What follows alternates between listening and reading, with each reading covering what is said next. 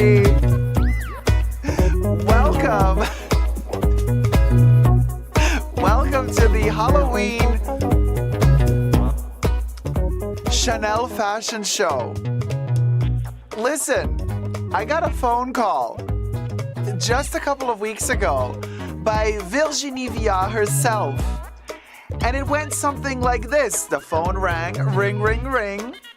I answered. Virginie's like, "Oh, mon cher Jacob, I want to make you an outfit for Halloween." I'm like, "Okay, girl, well, we'll go. She's like, "I will give you the outfit from the fall-winter 2023 collection, the one with the moldy camellia, yes?" I was like, "Honey, I'll do you one better. How about I dress up as the moldy camellia dress?" Yes. And she's like, unalived. Virginia hung up. She's like, "Oh my God, mon Dieu. Ta ta ta ta ta ta ta." And she was like, "Girl, we'll go. And I was like, "Yeah, we'll go. So let me show you what I is. For those of you who have no clue what I am, I know this looks like foam. No, I'm mold. Let me show you the dress. Let me show you the Chanel dress. Okay. So this is the Chanel Fall Winter 2023 Camellia Mold, as I call the Camellia Mold dress. This is the ugliest thing I've seen Virginie ever do.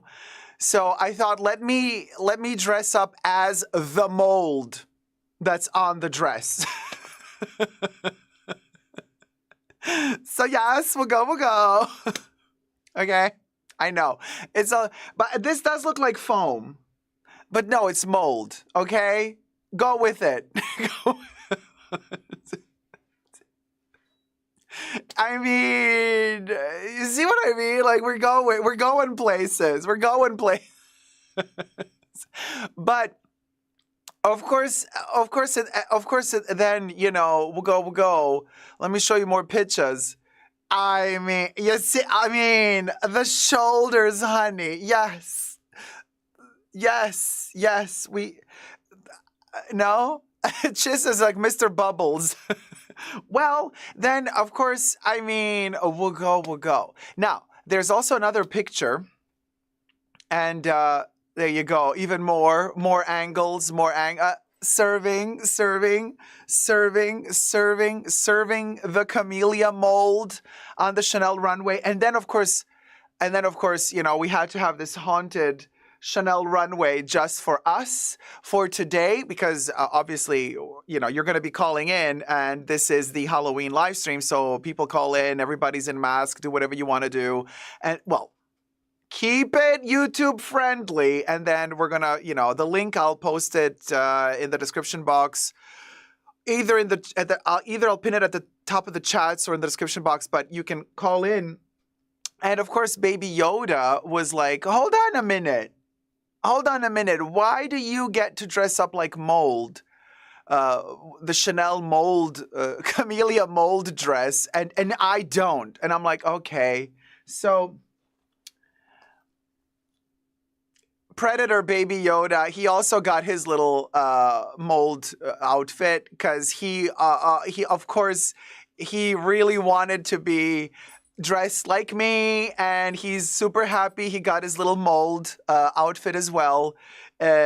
Obviously, we couldn't go without giving Baby Yoda, the Predator Baby Yoda with Arnold Schwarzenegger. He's, you see, semi-transparent. That's why we call him Predator.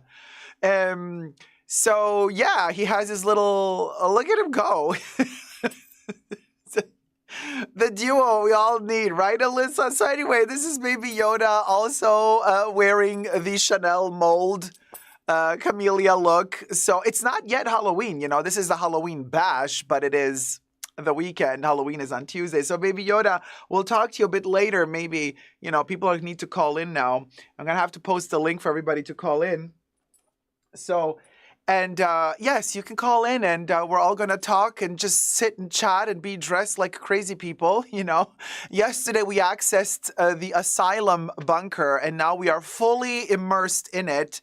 All right, bye, Miss Thing. You look like you need a cookie or something. You look very depressed. Very depressed. Classic for models these days on runways. They all look like they're going to jump off a bridge.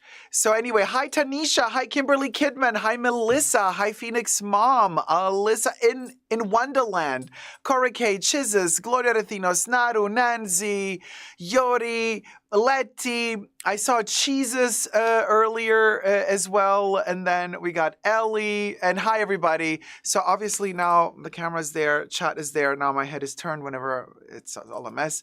Zmeo, hey, Teresa McGuire. How's it going, Terry? So, hi, everybody. And so where is my link? You can basically call in. And we're going to do the call-ins.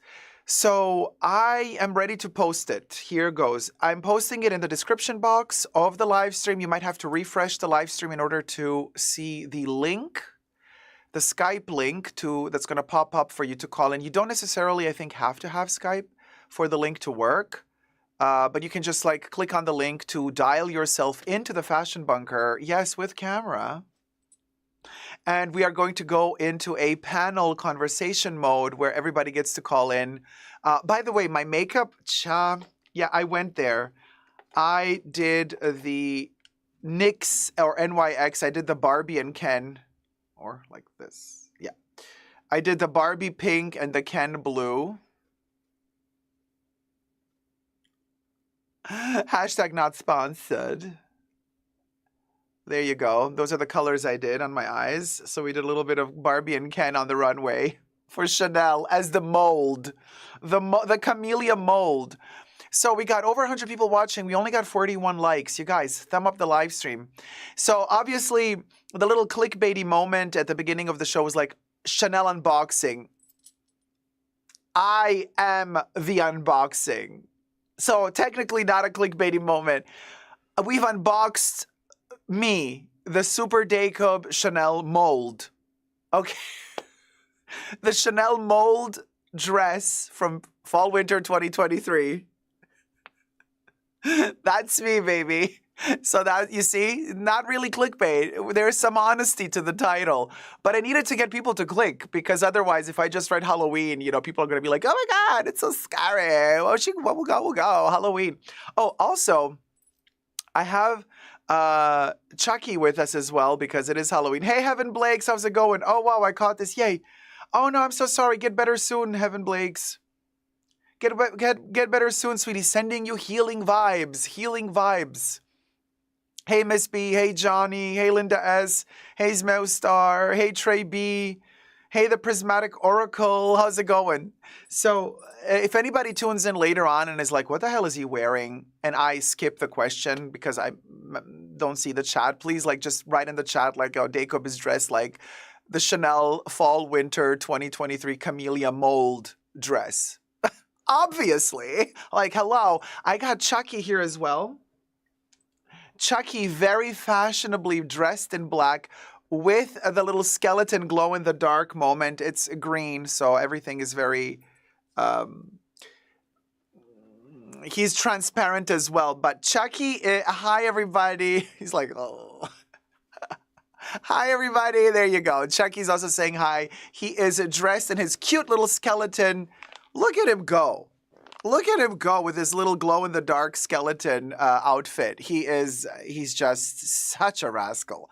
I mean, between him and Baby Yoda, I can't. And then there's a little Michael Myers as well. And Mikey is also like completely with his little knife, stabby all over the place. I can't with these creatures. So anyway, Chucky's Halloween outfit is the glow-in-the-dark skeleton.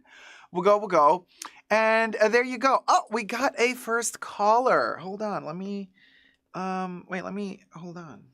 Oh, somebody's already connectamente. And one more thing I want to show you. Chucky, no. we got chizzes in the house. Let me show you. I also have huge props. Oh my god. We got a ginormous jack-o'-lantern.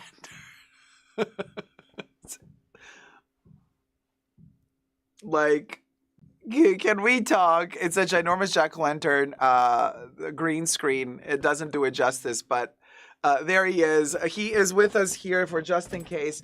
And then, of course, I also needed to prepare, because it is Halloween and you never know. And Chucky, between Michael Myers, and I have Mikey here, right? Between Michael Myers with his little, knife, between him, Baby Yoda, and Chucky, I mean, it's a mess. You can imagine how much knife activity is going on. So I've already prepared for later on, just in case, because these three together, with all the guests we're having in the fashion bunker, haunted fashion bunker, you never know. You never know. So just to be safe, I have prepared the body bags. Yes, I do have the. Here's already one of the victims. So anyway, I mean, we got the body bags. It's. This was Chucky's fault. Okay, to be very clear, this was not on me. This was on Chucky. So you can guess who's in here, but I. So just be warned, everybody. I've prepared a lot of these body bags just in case you need one. So when the party's over, everybody, be sure to take your body bag with you. Okay, it's like abandoning an airplane. Do not leave the body bags in the haunted fashion bunker, okay? As you exit the premises, please be sure to take the body bags with you, okay? Okay. All right, sweetie, you're a good, unalived thing. So there you go. Oh, and of course, since yesterday's first apparition in the Fashion Bunker live stream, of course we could not go without Camiller.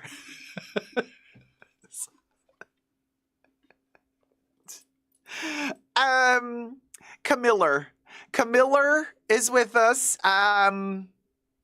Where's Prince Charles, though? One doth wonder. Well, anyway, Camiller is with us. Good girl. See you later, Camiller. So anyway, there you go. That's a little bit of the setup we're going to have today. Now, I do have to set up our Skype calls right now. So let's set it up. Headphones. All right, I got the headphone in and I hear. Okay, it says connected. All right, thank you, Bubbles. Hey, Jizzes. Hey, Kev. Oh. So for whoever's tuning in, I am dressed as the Chanel mold from the runway, fall winter 2023. So let's go in. Let's go in to the panel of the Fashion Bunker serial assassins. And then I'm going to be setting up just quickly, but at least you guys can see how this looks like. So we are at the...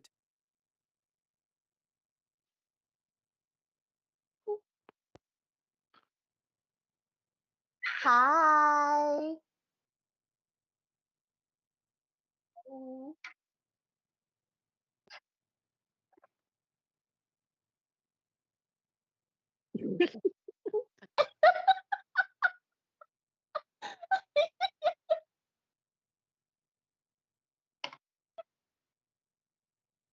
I'm living for it.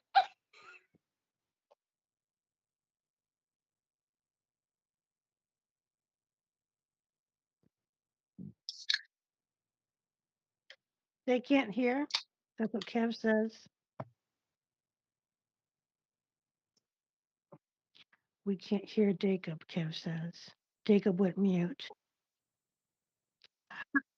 I'm reading the chat. I'm reading the chat.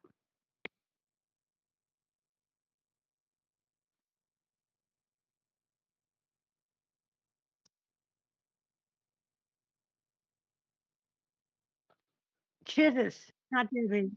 David does not exist. This world.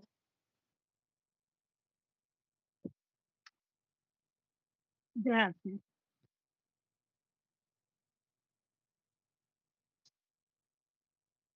that's right.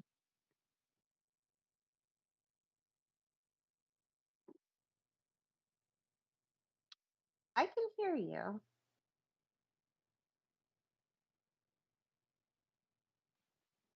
Mm,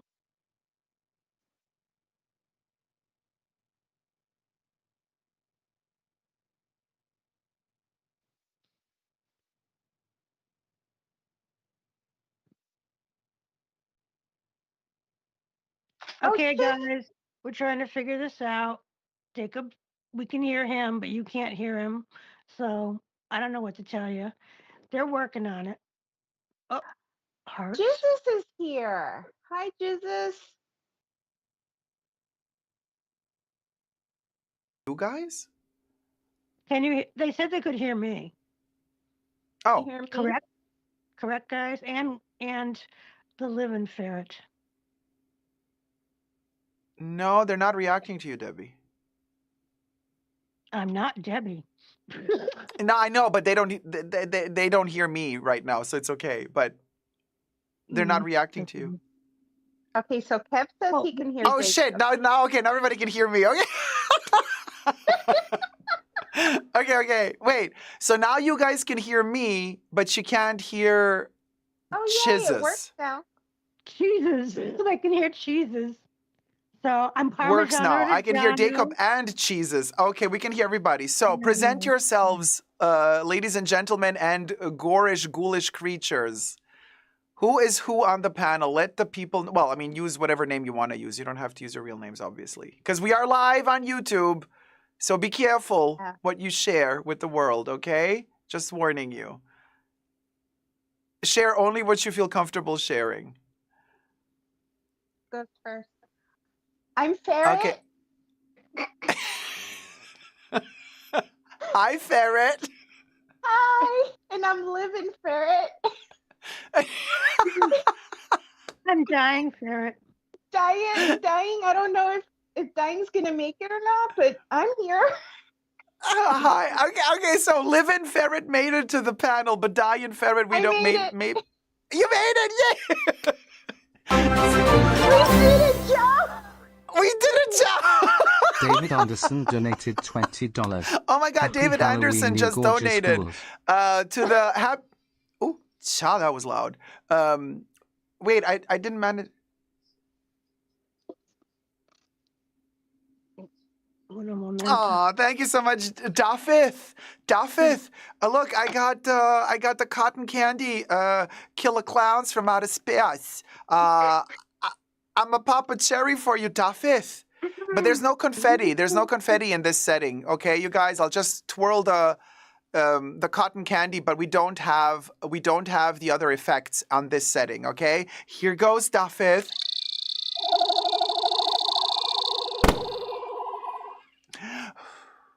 So there was the confetti, but there's no sound. I don't know what the. Anyway, thank you so much, Tafeth. Just the tip. Okay, we're back in. So, all right. So we got Live and Ferret on the panel. Then who's next? Who's beside Live and Ferret? Cheers. Chizzes, baby. And Chizzes is keeping it very minimal. Chizzes is like Chizzes. That it? Well, That's Jesus it. only All right. needs that one name. Right. Yeah, Chizzes. Yeah. 2 syllables and that's it. Chizzes. And that's it. Not to be And confused then with jizzing. who else we got here next to me? Oh shoot, I'm Please Sunfruit Gummy. You could just call me Gummy. All right, Sorry. welcome, Gummy. Hey, I'm a bunch of strawberries. Oh my God, you are a strawberry gummy. I've got the strawberry bag here. Teresa And McGuire the donated one- $100. The one thing I just Happy put Halloween, in it because, Jacob. of course. Oh I my was God, like, I Vivian need to- Westwood is there as well. Oh, that's Yeah. amazing, Gummy. We got So ourselves a she- strawberry gummy on the panel. And Yeah, Teresa but McGuire also- just sent us a tip. Oh, wait, we got a little ghost. It's like a strawberry ghost. My friend You had 3D 2 of them. Super 3 cute. of And we them. got all of the props, you guys. And Teresa McGuire just sent us a wonderful tip. Thank you so much, Terry. Bubbles actually just read Happy Halloween, Jacob. Thank you, Terry, my love. Thank you so much. Happy Halloween to you, too. And guess what, Terry? I got a little cotton candy moment with with Michael. Are you ready, Terry? Here goes the cotton candy. Wait, Mikey, what you want? Yeah, you want to do it, Mikey? Okay, yeah, Mikey's going to do it, Terry. Here goes.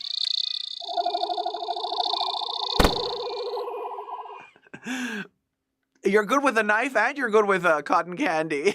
There you go. Thank you so much, sweetie. All right, let me go back into the panel. Oh, Phoenix Mom. Okay, we got one more. Hold on, you guys. Phoenix Mom donated $10. Been trying to tip with this method. Hope it works. It's working. It's working. Thank you so much. Mikey, are you ready? Hit it.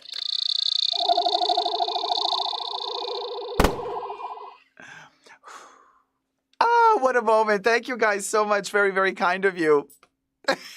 Here from the fashion show, from the Chanel fashion show. By the way, everything we say in this live stream is for entertainment purposes only, not rooted in truths or facts. Everything's alleged, okay? All right. Everything I say is the truth. Oh boy, here we go. Chizzes, be careful. We don't want a lawsuit. Against what? What? This is like, they can't find me. That's right. Good luck. Chizzes is hiding somewhere. Actually, we're very close to where Chizzes is here in the panel, the tip of a mountain. No, I'm not There's at a- the tip of them.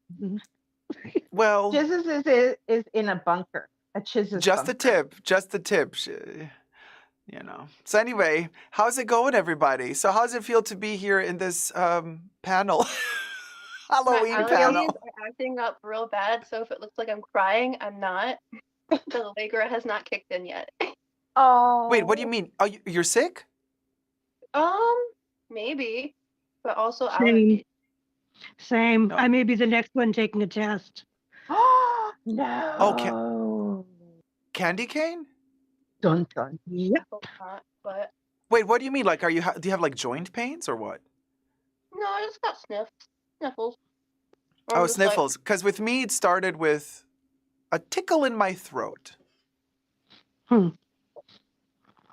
And then from the tickle in the throat, it went to joint pains. And then after that, when I got the joint pains, I got a bit of fever. And then I was like, oh, these symptoms look very familiar to what I had 2 years ago, candy cane.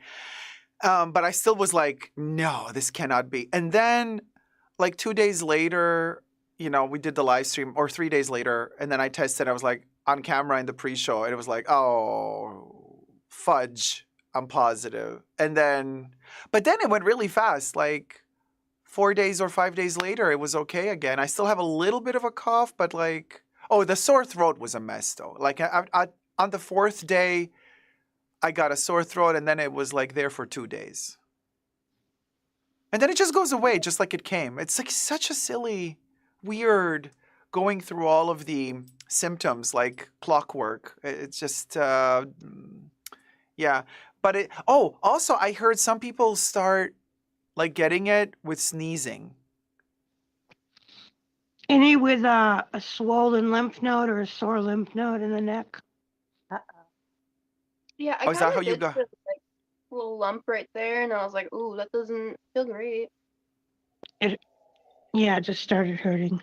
I took some Tylenol because I thought I was getting the shivers and the chills, and I have this feeling in my throat. Jesus just says, live in ferret, chizzes, super mold, and cummy. That's the That's funny. panel. Wait, what? Not cummy, gummy.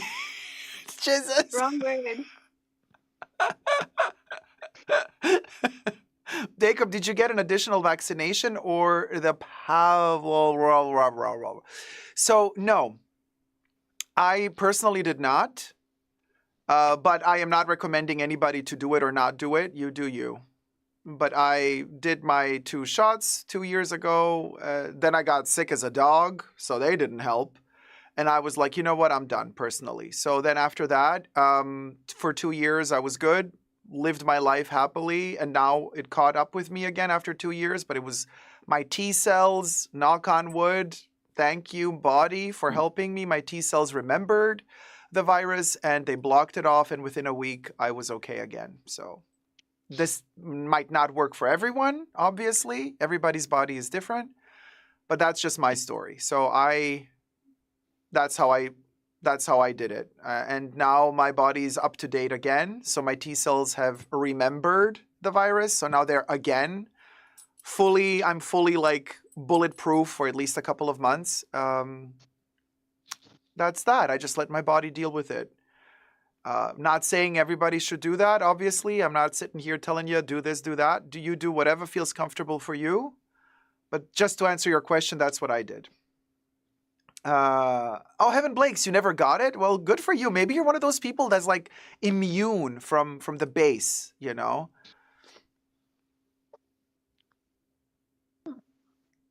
Oh, Heaven Blake says, and I ate after my son right from his spoon. And I guess your son had it. And you still didn't get it. Oh. They need to study. That is fascinating. Listen, I can totally see how some people might be completely immune to it. Why not? You know? Phoenix Mom says, second vax, I got HBP hospital. Oh man, hospitalized. Cha. What's wrong with us? We're like barely holding on, guys. It's like anyway, hi everyone. Hi Ash, Aid Paw. David says, hey, can I bring up perfume stuff? I saw an article on the dreaded Fragrantica about number 19 being rebottled. So David, yes, number 19, the Eau de Toilette got rebottled in the same bottle that now Cristal is in, but just with a silver stopper. Mr. Puppy, thank you so much. Happy Halloween to you, beautiful people. Oh, beautiful people. Thank you so much, Mr. Puppy. Hold on. Let me, I'm going to do the little moment here. Pulling the string says, I got the vaccine and got thrombosis. You see what I mean? You never know. To each their own, I say, right? Be careful, you people out there. The world is a dangerous place. Mr. Puppy, I got the cotton candy gun for you. Are you ready, Ferret? Hit it, Bubbles.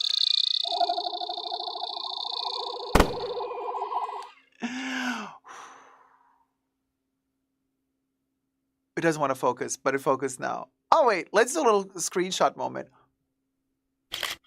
There you go.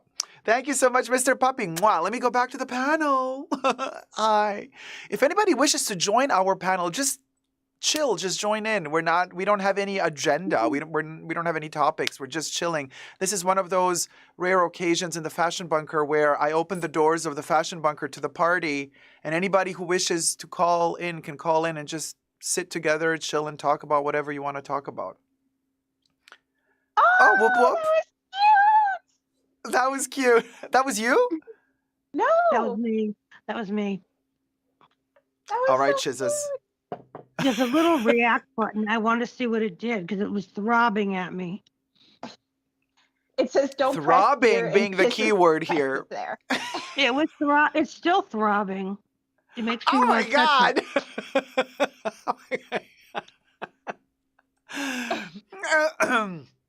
Oh my God. Oh my God. Jesus is throbbing. Well, it is. Look at it. Oh, hey, Tyler. Oh, Tyler seems to be throbbing as well. Pulling the string says, popped the cherry. Lucio says, tell a scary story. Well, Heaven Blakes is also talking about throbbing. I guess we need a throbbing scary story. I can tell you one. That mold is throbbing on him, throbbing. and I'm going to be moldy chizus in a minute. The scary story is the mold in my basement. Oh my God. You found mold in your basement? I mean, it smells like it. I don't know. Well, do you see it? No. It just smells like, well, it's probably mildew. I don't know. It's hard to tell sometimes. But yeah, that humid smell in the basement sometimes smells moldy, but it's not always mold. Spray some bleach on it. Yeah, gonna do some renovations down there and just vinegar.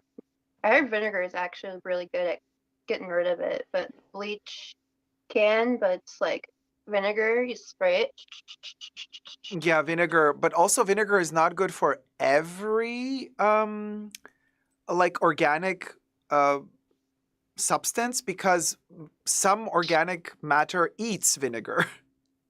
Mm. Oh, Yeah, because vinegar is good to get rid of a lot of things, but some things thrive off of vinegar as well. So just check that out. I'm really obsessed with the mold stuff. Like Pickles. what I do, which is insane because I just like suffocate myself when I do it. So I take a shower, right? And then like I pull the curtains in the shower and the whole bathtub situation, and I spray it with the bleach and with the anti-chlorine thing after, just like how to clean every time.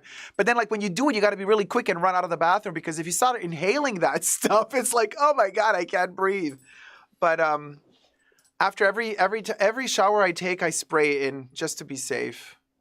Maybe I Wow. exaggerate a little bit, but yeah, Maybe. maybe just a little bit. Yeah. But hey, look, because I am the living mold. We know you are. Like I We're said, I'm going to be moldy cheese.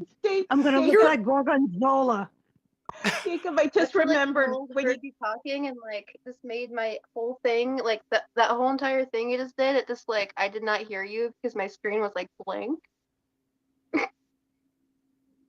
Oh, so wait, where did you lose me? I don't know. It was 2 minutes ago. When you're just kind of or a minute ago. Your whole thing, and then it came back to but then you're oh, I might be over exaggerating. I'm like, what though? Oh, And it's not okay. really, it's not really a basement that nobody goes in. It's like a crawl space. oh, it's a Crawl crawl space. space. Okay. Yeah. Is there any way to ventilate it to open? Is there some oh a window or something that you would be able to I don't ventilate? know. I need to go down there. It's creepy. I don't like it. Oh yeah. Well, the Wear a important mask. thing is that that you can somehow ventilate it. That's true. There is a dehumidifier down there that's giant. That's turned on, I think, but Yeah, important thing is to get some air flowing through it. Flow. Like it's the stale air that creates the issue. It has to keep it flowing, keep it flowing. Should we change location? Let's change location. Let's see. Can we do that layer that you do sometimes? Looks like an What This evil is layer. the lair. This is the evil lair. Oh. it's an evil layer. This and, is the evil layer. Oh. But we can also fly, or we can fly to the moon. I'm looking. There's nothing Let's go to the Halloweeny dark really. side of the mood. Oh, maybe the airplane. Yeah, let's fly. Oh, look at us now. Wow. First class. We are tiny. These are if only airplane chairs were this big, like Oh, I have a cup in front of me. yeah, you have a coffee. We're on the Concorde, Tyler, is even smaller. The Concorde was super, super tight. I sat in the Concorde, I didn't fly in it, but I sat at a parked Concorde in a museum. And they told us when we came in, they're like, yeah, this is how tiny it was. And very scary because as it flew so fast, it would also heat up and expand. So it's really creepy to be the Concorde as it kind of expands when it's, yeah, anyway. So we'll go. It makes noise, I bet. Hey, Patrice Marigold. Love your mold outfit. Thank you, Patrice. Regarding the mold problem, clove oil gets rid of mold. Plus, it's not a toxic chemical. Ooh, I like to smell cloves too. And Brian, Yeah, I love it. every time I smell cloves, clove cigarettes out in public, I'm like, a goth? Where? You know, oh man, those were the days. Right. Well, we're not. Okay, we're on YouTube. This is not the pre-show. So, we have to say smoking is bad for you. Don't do it. Yada yada. But I do remember the days when I did huff and puff a little bit of moods. Do you know the Of brand? who? Moods, the clove cigarettes. Mm-mm. I don't know. I don't know MO. what brand they were. Like the Yeah, black so packaging? they have like a gorgeous burgundy, very Chanel burgundy with a gold writing, and the actual like they look like little miniature cigars rather than cigarettes, and they had like that dark, they actually looked like brown, like dark green brown, and they had that scented clove touch. Yeah, Hi, but anyway, Dee. those were the days. Don't do it, kids. Don't do it. Don't do it. It's not worth a little tiny buzz. Stay in school, don't smoke. Yeah, don't do it. Look at us. Like we've been there, done that, and look at us now. Hey, Dee Dee Bean. How's it going, Dee Dee? Dee Dee says, hello, Jacob and everyone. I was sleeping, but I can't tell if I'm dreaming. No, you are not dreaming, Dee Dee. You are here with us in an airplane, and you can click on the link in the description box and just join the conversation. We are literally just chilling here. I actually should make a new tea. Not right here. Somebody come sit Anybody next can- to me. Yeah, come. Somebody should come here and sit next to Living Ferret or next to Gummy. So we'll go. So I need a breakfast, English breakfast black tea. Living ferret, living ferret, living ferret. Baby Yoda is moldy as well, by the way. Baby Yoda and I are both dressed as mold, just letting you guys know. Chanel mold. For those of you who are tuning in just now, I am dressed as the Chanel Fall Winter 2023 Camellia mold dress from the runway. Yes, and I also have the mold on the head. If you don't know what I'm talking about, as Madonna would say, look it up. Not just any mold, it's fancy mold. And not just any mold, okay? It is the Chanel mold. It's the mold of molds. Make it fashion. David, you can join audio only. I mean, David, so this is how you do it. You just join like with the camera, but then you just cover your camera. And then you can just talk to us. Of course, it would be better if we can see you because look at us. All of us are here, you know, showing ourselves. But you can, of course, also join us with the audio. You know, you just activate your microphone. You don't have to activate the camera. And so, yeah, I hope no one loses it in the plane. This is Evan Blake's. Who's flying the plane? That's a good question. Jesus. Oh, my God, girls. Jesus. Who's take flying the wheel. plane? I'll panic. Nobody's flying the plane. See? Don't they always say Jesus is the co-pilot? No, we always say, well, we do say, Jesus, take the wheel. Jesus, take the wheel. There you go. Jesus! Jesus. Oh, He's my God, the Jesus pilot. is Jesus the pilot? Jesus, take the wheel. Oh my God, Shunashi. And I'm telling you right now, that motherfucker over there is not real. Points at the ferret. Hey, Liz, Jesus is there. Jesus is gone. And I wanted to tell Jesus that I got the black honey almost lipstick. Living for it. oh my God, I have it here too. Where is it? Where we'll go. It's in my little tiny munchkin box here. Oh, actually, if we're doing lipsticks, I could bust this one out. Ooh. It's very little. It's kind of difficult with Skype because it filters us. So you always have to put the lippy in front of your Under your face, under your face. Yeah, there you go. Oh my God, the L'Oreal Chanel 31 Rue Cambon. Oh.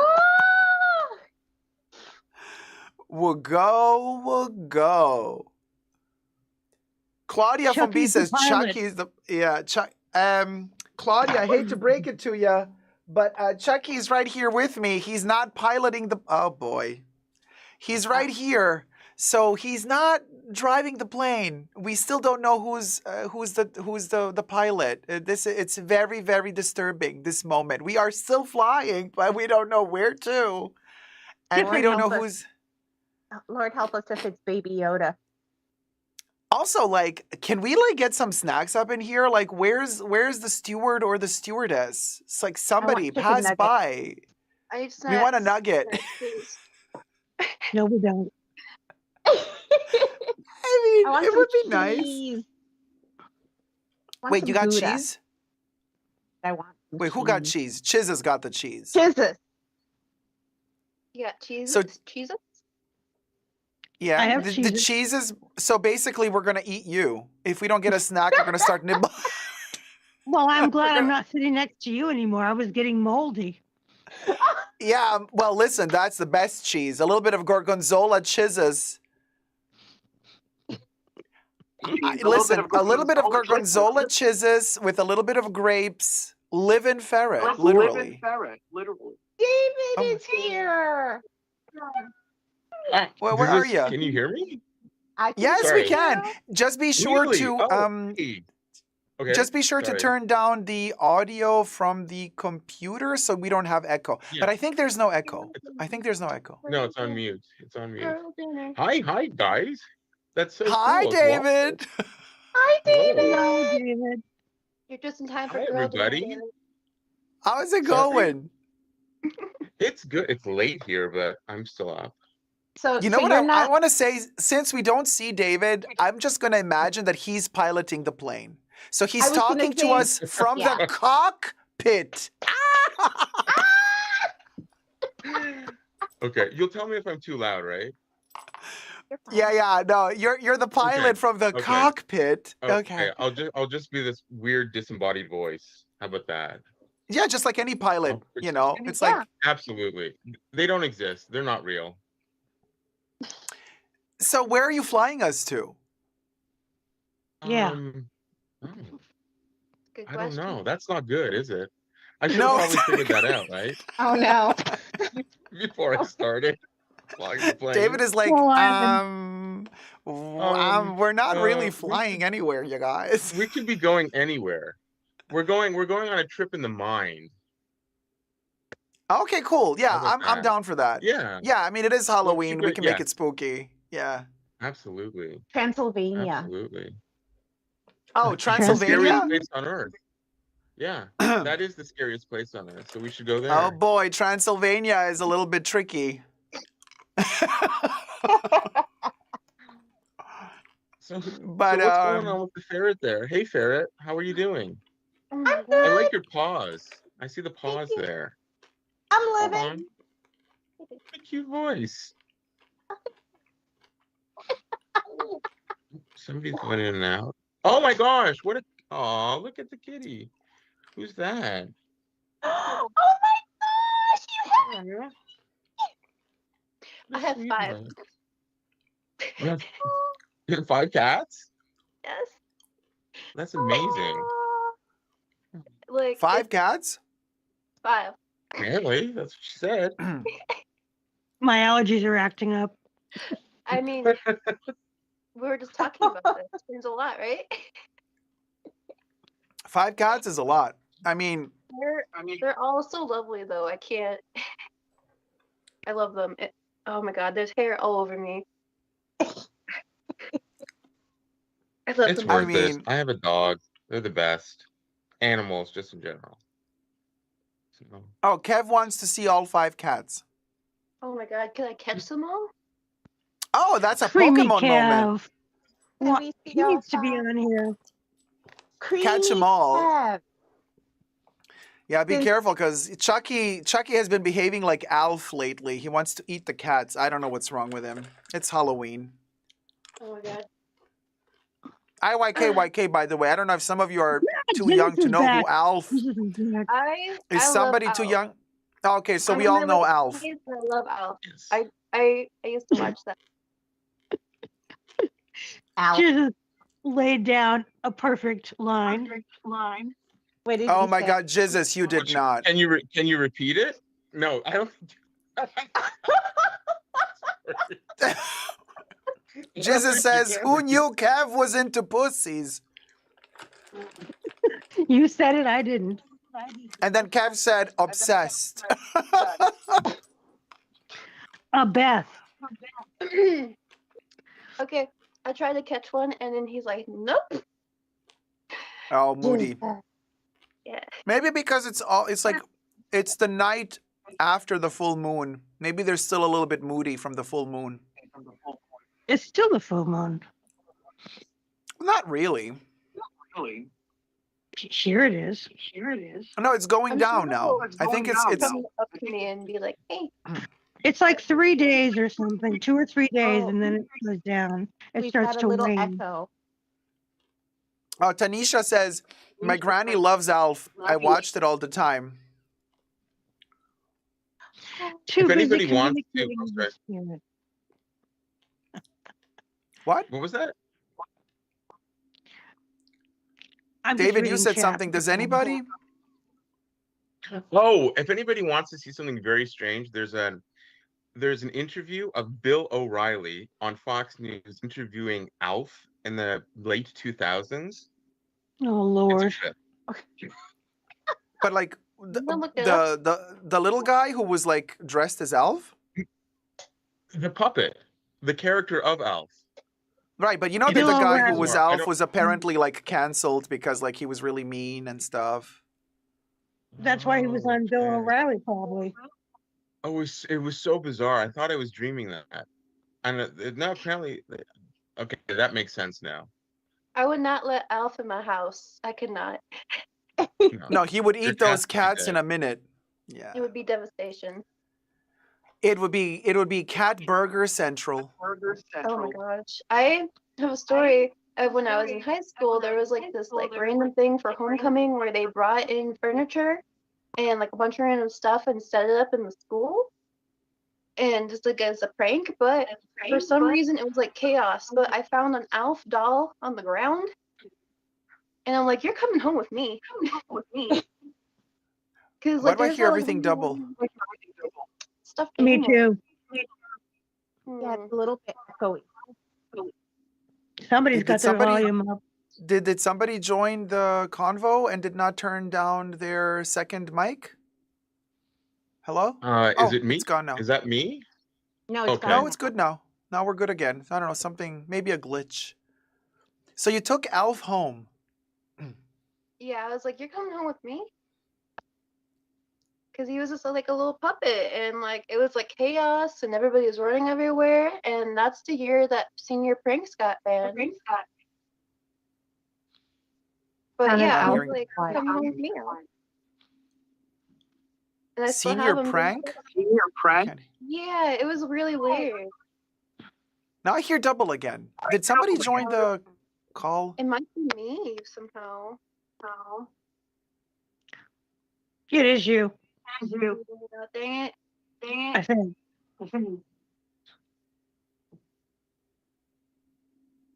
I don't know. I don't have. I Oh, it's a only have lunar one. eclipse. Tyler says I used to see Alf every once in a while on Nickelodeon at night, but I mostly watch Nick at Night for the nanny. Fran Oh, Drescher. interesting. Nay says she hears the echo. I hear echo from everyone. So Yeah, maybe- so That may there's be an a medical echo. issue, though. What's a medical issue? If you hear it from everyone all the time. Oh, no, just here. Oh, just here. Okay. No, like, just, I'll stop diagnosing. I'll concentrate on flying the plane. yes. I mean, Tyler's asking if we could you can be a switch doctor to and a pilot, multitasking and multi-talent. Hello? I'm back. Yeah, there's still the echo, y'all. I have everything on silent except my. I do too. I'm reading chat from my phone, and I have only this on the chat. So am I the perpetrator of the echo? It's the mole. So funny. I don't hear the echo. I'm just on the I just have Skype right now, and I don't hear an echo. We lost You Gummy. guys all sound pretty clear to me. Yes, we did. Maybe she's restarting. Okay, hold on. I'm muting everybody. Let me see if I'm the perpetrator. Test, test, test. Echo is gone. Okay, so I muted everybody. Now the echo is gone. Now let me unmute David. And now let's... No, wait, hold on. Oh, it's still muted? What the hell? Hold on. Oh, wait, David, you have to unmute yourself. Yeah, okay. Now Oh, David is... Okay, now do we have an echo, echo, echo? No. Echo, no. Oh, yes, we do. We do have the echo. David, it's coming from you. Oh, sorry. But okay. There, How do I echo. fix that? Hmm. I hear I hear myself double. So do you guys hear me double now when I talk in the chats? Oh wait, now it's gone. Cha. Ah, Tyler, good point. David, use headphones if you can.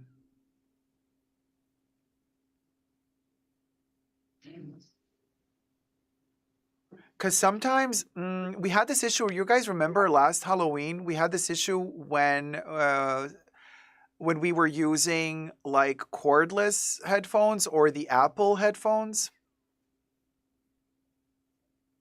But guys, everybody, I remember. everybody, please unmute.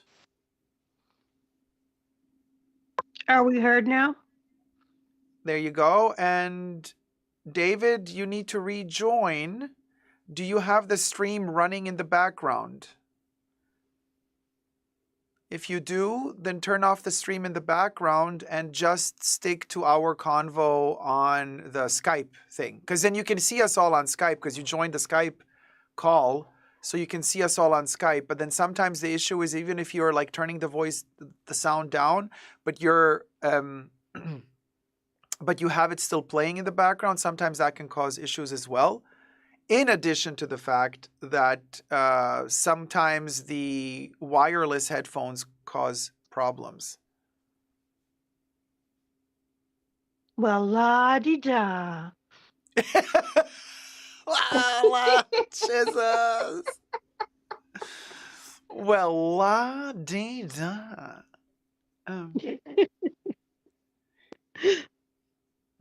Let's move to a bigger location so more people can join.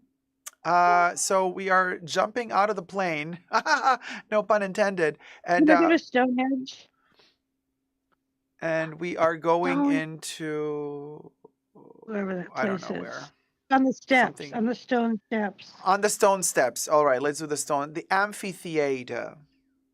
Oh, see, that's what I thought of the evil lair. Oh, that's the evil lair. Mm. There you go. We'll go. Now here we can have up to 50 people joining this place. Yeah, this is kind of nice because you see more. I'm eating M&Ms, Exactly. by the way. Hashtag not sponsored. I already ate mine. Oh no, you finished your stash? No, I finished the second bag. You have one more bag to go. Hmm. I wish it hid as well as some other things in my house. Oh my god. Did- The things oh. in the house. Mhm. Spookiness. Did you find out about the thing that was moving? Jesus, Chisses? You said something was moved. That something moved When? yesterday. You said, "Oh, I had an object here and it's no longer here. It moved."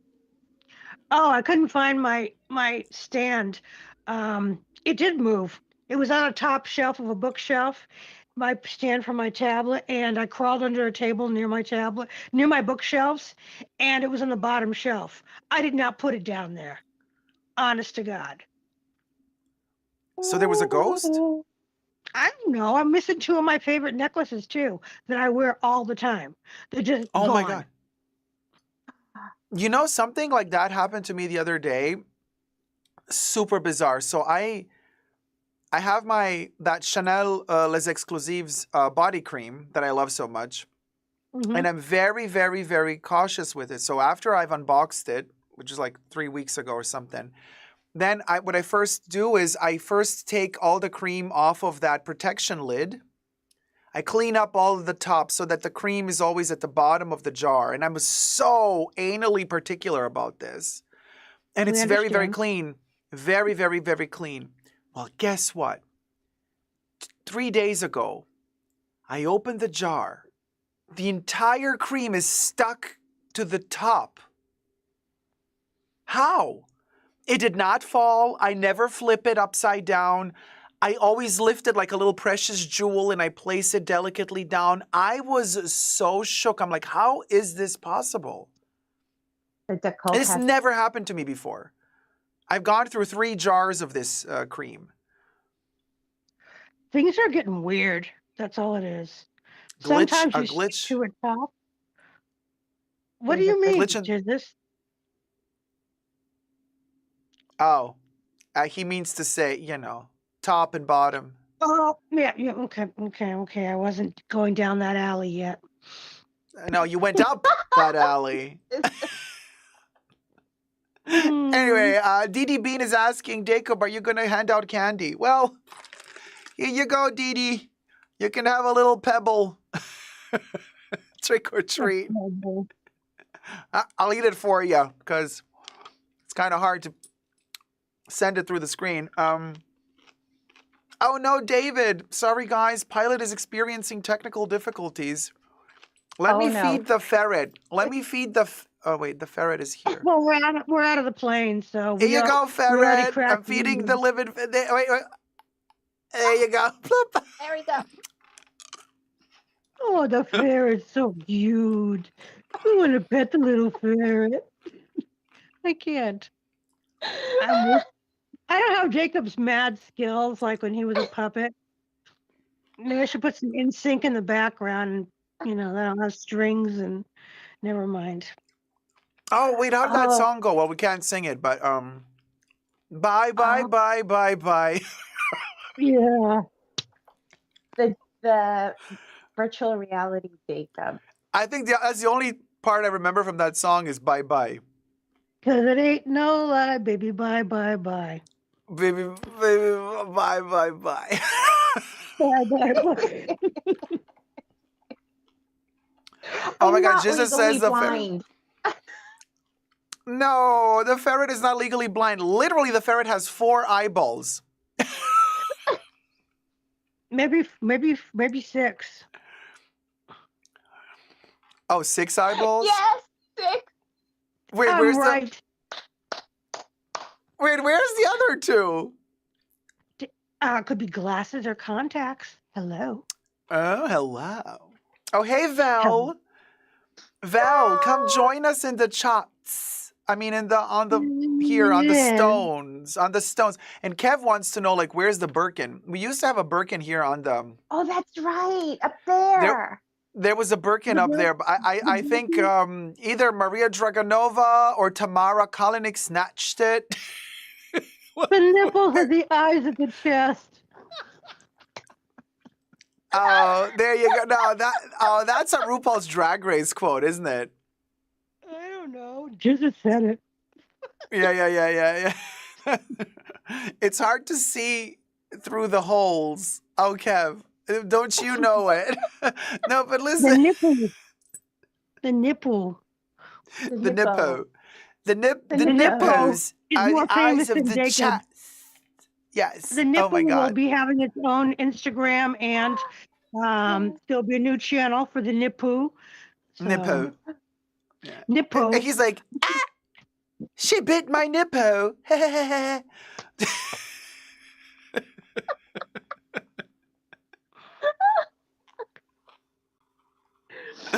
Anyway, Kev says Mel sold the Birkin to Cosette. Well, wouldn't you know it? And this is allegedly, but also now Chizes should say, well, la-dee-da. La-di-da. Okay. Ah, I have. Oh, who's Oh, that? hello. hi. Oh my gosh. I don't see who's joining us because I don't see Skype, so you have to Oh. present yourself. Hi, it's Heaven. Hi, Heaven. How's it going, sweetie? Heaven. Welcome. Welcome to Oh. Stonehenge. That's what we're calling it. Yes.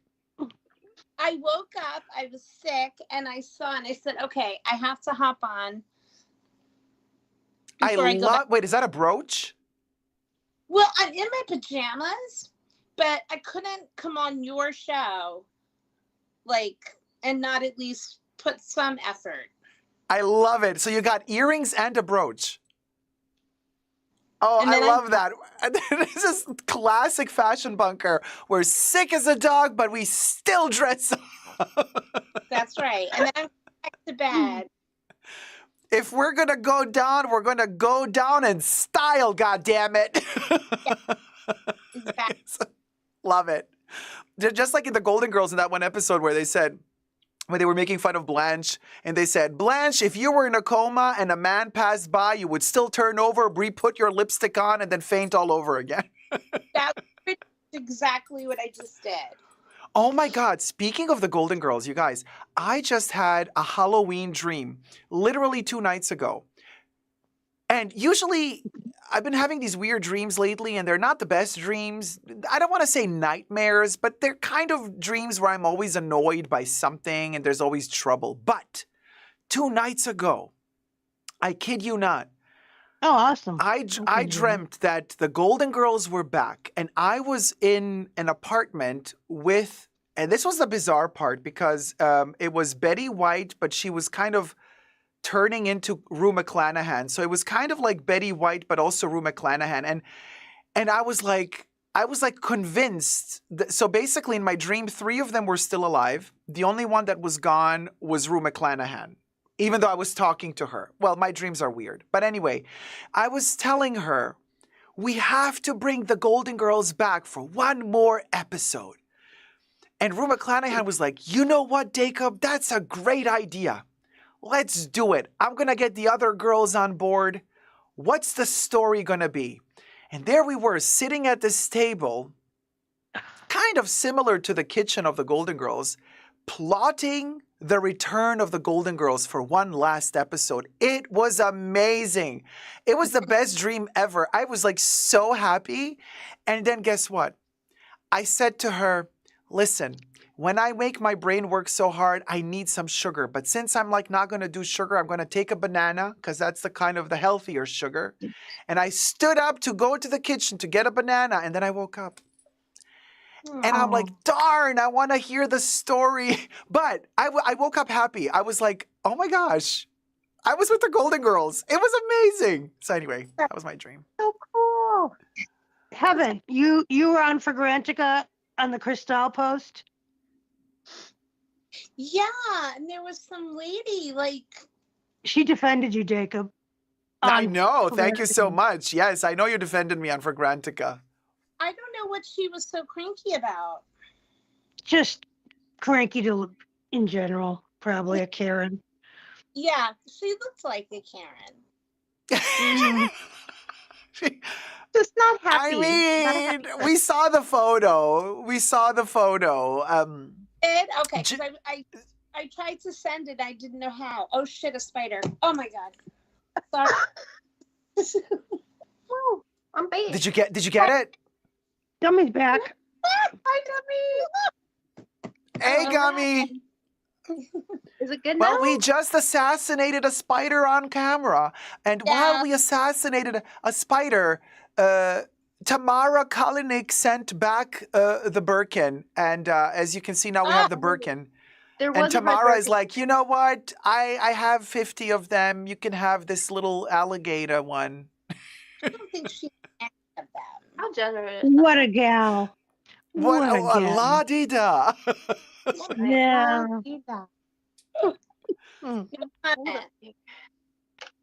Oh, hey, H.A. Good morning, beautiful people. Good morning. Kev says, oh, that red croc. Well, you know, Kev, you want to join us on here in Stonehenge with the crocodile? Come on, Creamy. Oh, Creamy. you know, Oh, hi, now Diego. that, Diego that Gold says, hi, everyone. 3 He's a.m. not here in gonna live that Uruguay, down. but I had to join. Come on, Creamy Kev. Oh, my God. Chizzes, you're calling him Creamy Kev? yes, and I'm so used to hearing that now. When I see Kev, I think Creamy Kev. Why do I want Alfredo hearing that name? That's so weird. It's sleepy time, he says. Yeah, it's creaming time. Oh, What- Oh, my that God, black rose, Chizzes. that black rose lotion, right? Or whatever it was. What's the black rose lotion? Ask Creamy Kev. We don't know. He said it. Let me just take my little M&M and yeah. He's slapping it on. See, Kevin is admitting it. He's slapping it all on right now. Oh, Kev is slapping it on. hmm Well, well. I told you I wasn't going to tell any lies. Chizzes is the Oracle, right next to the Birkin. Wait a minute. It's the Sicily cream? I don't know what brand it is. just as Oh, no. uncensored. Kev says it's the cream. oh. So it's not La Mer. It's not La Mer. We're one level higher. Ergo creamy. From Ergo. Sicily. Okay, it is Sicily. No, not Sicily. Sicily. Whatever. Picture it. 1942. Sicily. Yeah, picture it. 1922, Sicily. I creamed myself. That's right. And anybody who can see the picture, there's a Sicilian flag behind me. And that's how I met your grandfather. Yeah.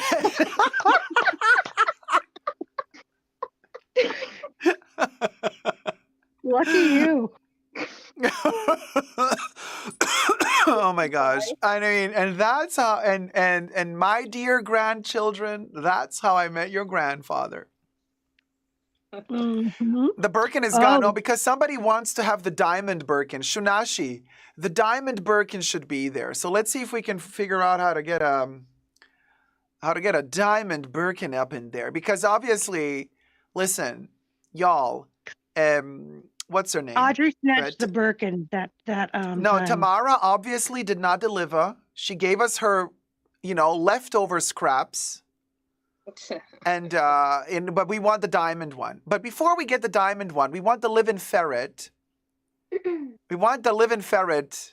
No, we don't. Oh, there it is. Wait, hold on. There can be a Birkin in front of. Hold on. Let's see if this works out. I don't know. We're working on something behind the scenes. Uh-huh. Moving.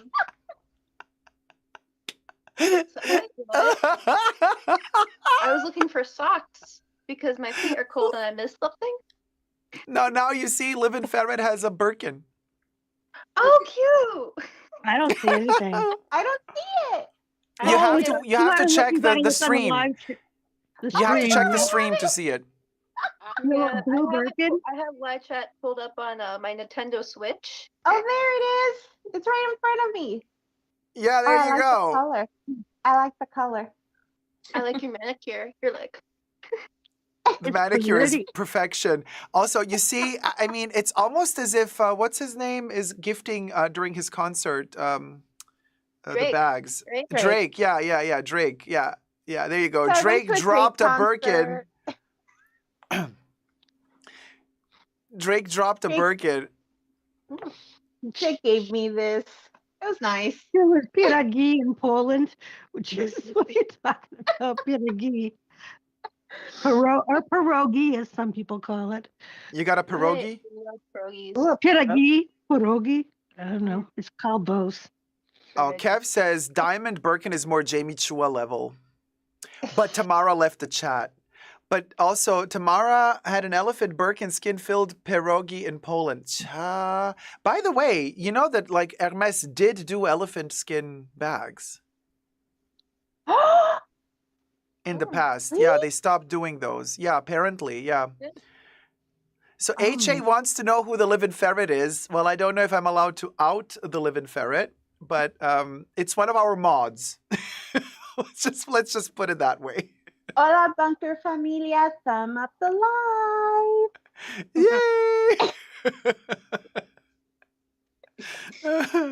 Dracacia. Jesus, Dracacia. Hey, Angela Y. How's it going? Oh, hi, Excel Tranquility, mashallah, super rich. Kev says, Jesus watches his Tamara. I wanted the Hermes Dalmatian Birkin, says Kev. Cha, the dog one? Deauville.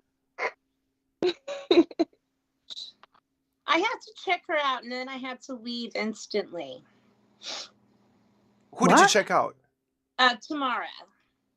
Oh, Oh, boy. Oh, Yeah, it that was was... that bad, eh? Oh goodness.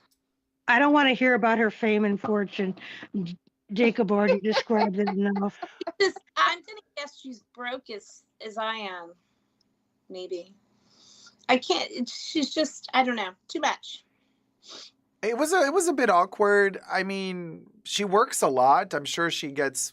I think she has the dough, but...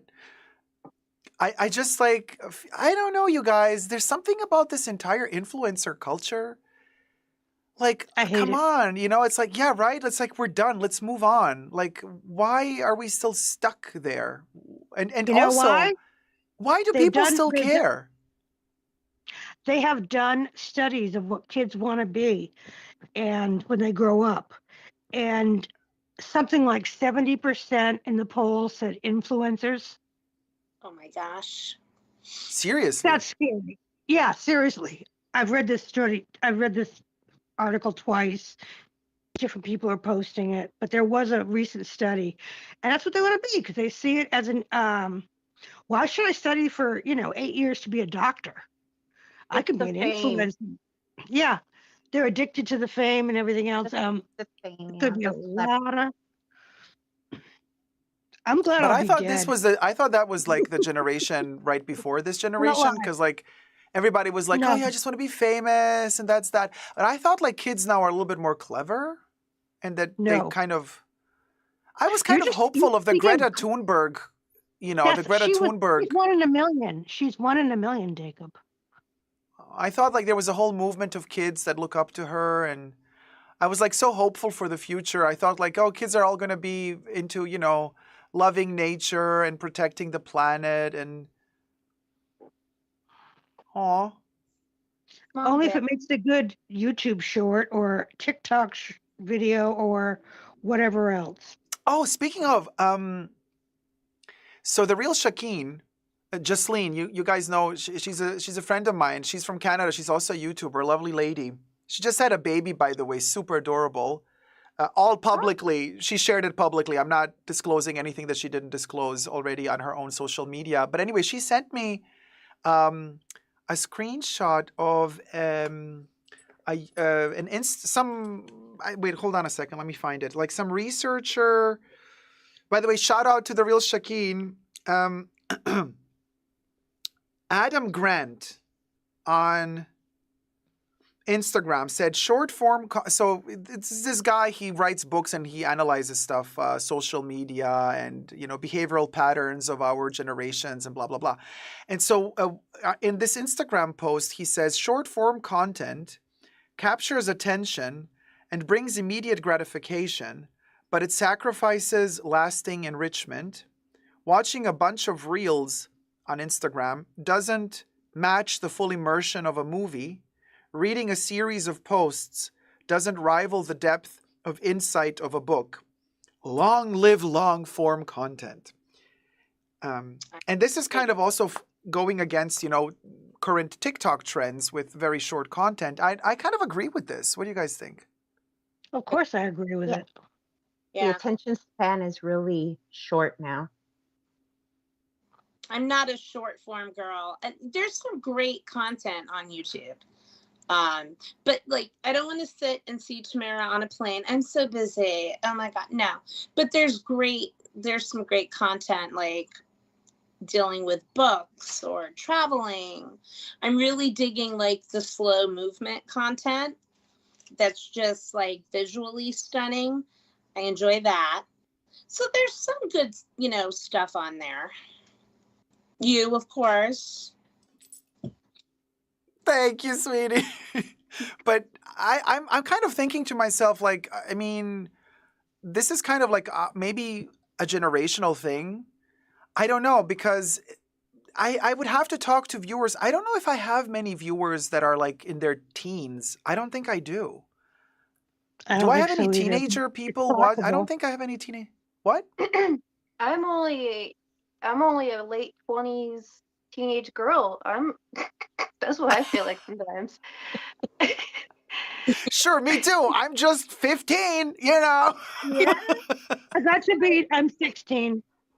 I feel like I can give a little insight to this because I was kind of sitting here thinking this whole entire time, because when I was in middle school and YouTube was becoming popular, maybe about, I don't even know how many years ago now, but like this was like 2008 or something, and I was just kind of like, I want to be a YouTuber, and people kind of like, my teacher was kind of like, who, what?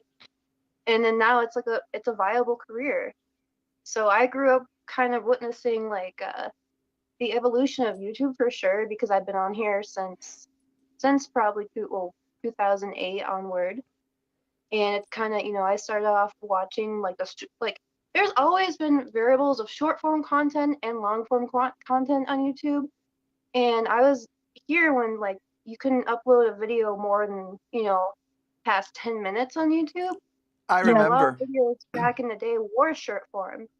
So now that we've gotten to like, you couldn't upload 10-hour videos on YouTube, now, and that was crazy to me when I first like, when that first came out. So it's like, I feel like it's just those who want long form content will like seek it out and find it. But like a lot of the short form content, it's here, it's in your face, and you're gonna like scroll and scroll, and it's called doom scrolling. You get caught in that. But like you kind of like, I don't know, I have to break myself out of doing that a lot, because I will just sit there and consume content like that. And it's like I'm self-aware enough to realize I am, but at the same time I do, it's like you kind of like you it's kind of what like you're in the mood for. And for like some people like me, it's like what I want to do, but then also it's like I'm like, oh, I'll tell myself I can watch some short form content for a little bit, just to kind of like fill in a gap of time before I need to go do something else. But if I know I have more time and I'm just at home or something, especially when I'm trying to get my house all back in order, I'll put some makeup on. I'll watch the live streams, like put on some perfume videos, like clean oh my God. So my closet too, I want to do a whole Vivian Westwood closet. So that's what I've kind of been doing. Like I'll like listen to Deka while I'll do that. So I mean, and that's kind of how I see it. So, but this is interesting because the way I consume entertainment on YouTube, at a certain point, somebody uploaded The Golden Girls, like full episodes on YouTube. Maybe they took them down now because, it was kind of like, I don't know how legal it was. But anyway, voices of people that I like or that are soothing to me, like I would just literally press play on the playlist, and I would have the Golden Girls running in the background, just like you, Gummy. I would spend the whole day doing my stuff, running my chores, whatever I needed to do at home, and I would just have them running in the background, and it would just make me feel like I'm not alone, make me feel at home, comfortable, safe. And to me, I know sometimes people tell me, "Oh, I don't know if this is like creepy." I want to tell you, like, sometimes I don't really watch you. I just press play and you're like talking to me in the background. And I'm like, no, that's a great compliment to me, because I understand that, because I do that too. The content that makes me feel most comfortable on social media is literally those videos I can just press play and fall asleep to. And that's a compliment. I don't mean this in a bad way. I don't want to say that those content creators are dull and boring, so I fall asleep to them. I'm like, no, I actually feel so comfortable with them and safe with them that I will allow them to kind of penetrate my subconscious as I'm falling asleep. I will play them. So to me, it's a huge compliment. When I started hearing for the first time people actually telling me, hey, Jacob, I love to play you in the background and sometimes I fall asleep to you. I was like, wow, thank you so much for trusting me so much to actually fall asleep to my content. And I can tell you here and now, I don't do any subliminal bullshit. I am very honest. There is no creepy messages planned out in my videos or audio. None of that. None Just of that. Easter I eggs. just Easter eggs on photos, yes. But so it's kind of like I call it like I see it. It's a flux of consciousness, and it's a stream of consciousness. And when I talk about a topic, I talk, and as it comes into my mind, I say it, and that's how I do my videos, and that's also how I do my live streams. And I'm really, really glad that some people kind of capture how organic they are because they just flow that way.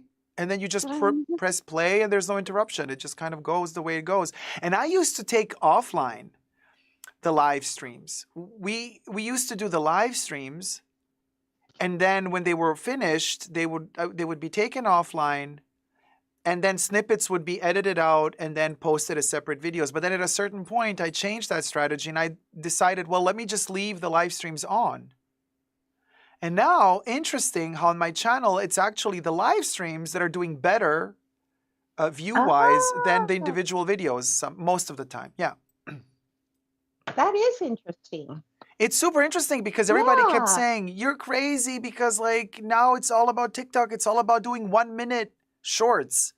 And I stuck to my guns and I'm like, no, I think long format is kind of more my strength as well as a performer. So I'm just going to stick with it. And yeah, like people are not scared anymore to click on a live stream of mine when they see it later. It's like 4 hours, you see the length, right? Like says like 4 hours or 3.5 hours live stream. People still click on it. They're not like scared like, oh boy, that's a commitment. I don't want to waste 3 hours of my life, So I think things are changing. I think we're going back to people are also understanding time in a different way. I don't know. I do believe that the pandemic, though, really did mess us up a lot in terms of time understanding and time management. And also I've noticed because I'm having these issues with a couple of people that I know, and we talked about it a little bit in the pre-show, so I'm not going to kind of talk about it now in the main show here. But there's quite a few people in my life, and I don't want to say I'm disappointed, but I'm really sad that I feel like the pandemic changed them in a way. Like they are now,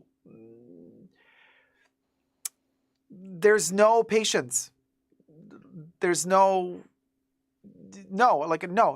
patience. I'm not going to find the time for you. I'm not going to listen to you. I don't want to hear any sentences that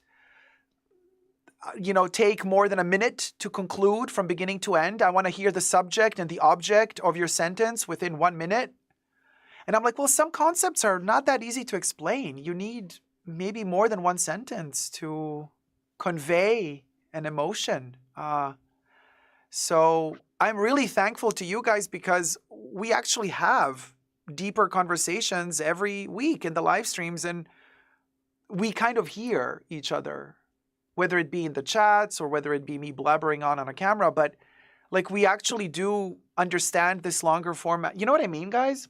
Anyway, it's rare. I'm just saying it's rare to find a community like ours on YouTube because nobody really cares nowadays.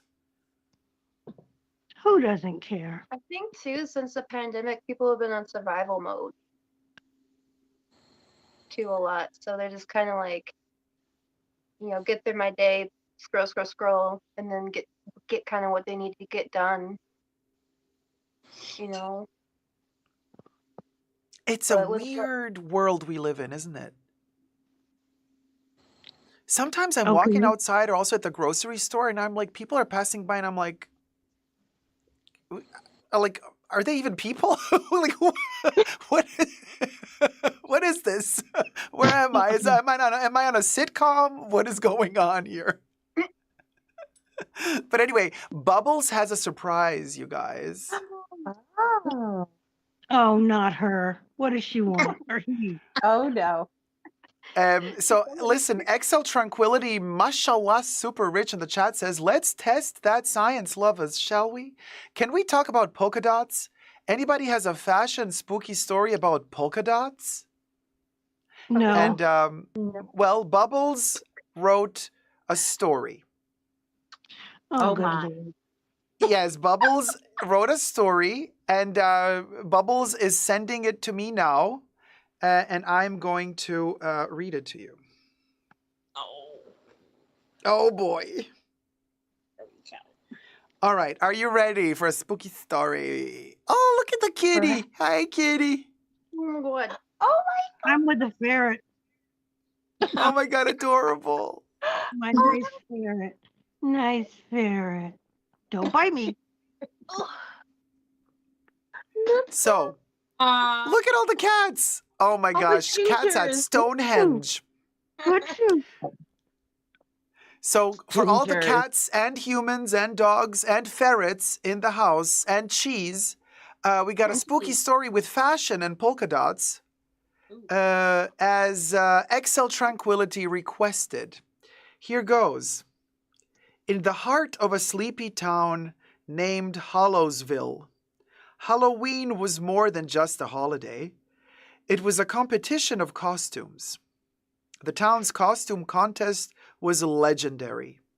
And this year, the pressure was on for Mia, a young fashion enthusiast with an obsession for polka dots. Mia had always been ahead of the fashion curve, and her choice of costume was no exception.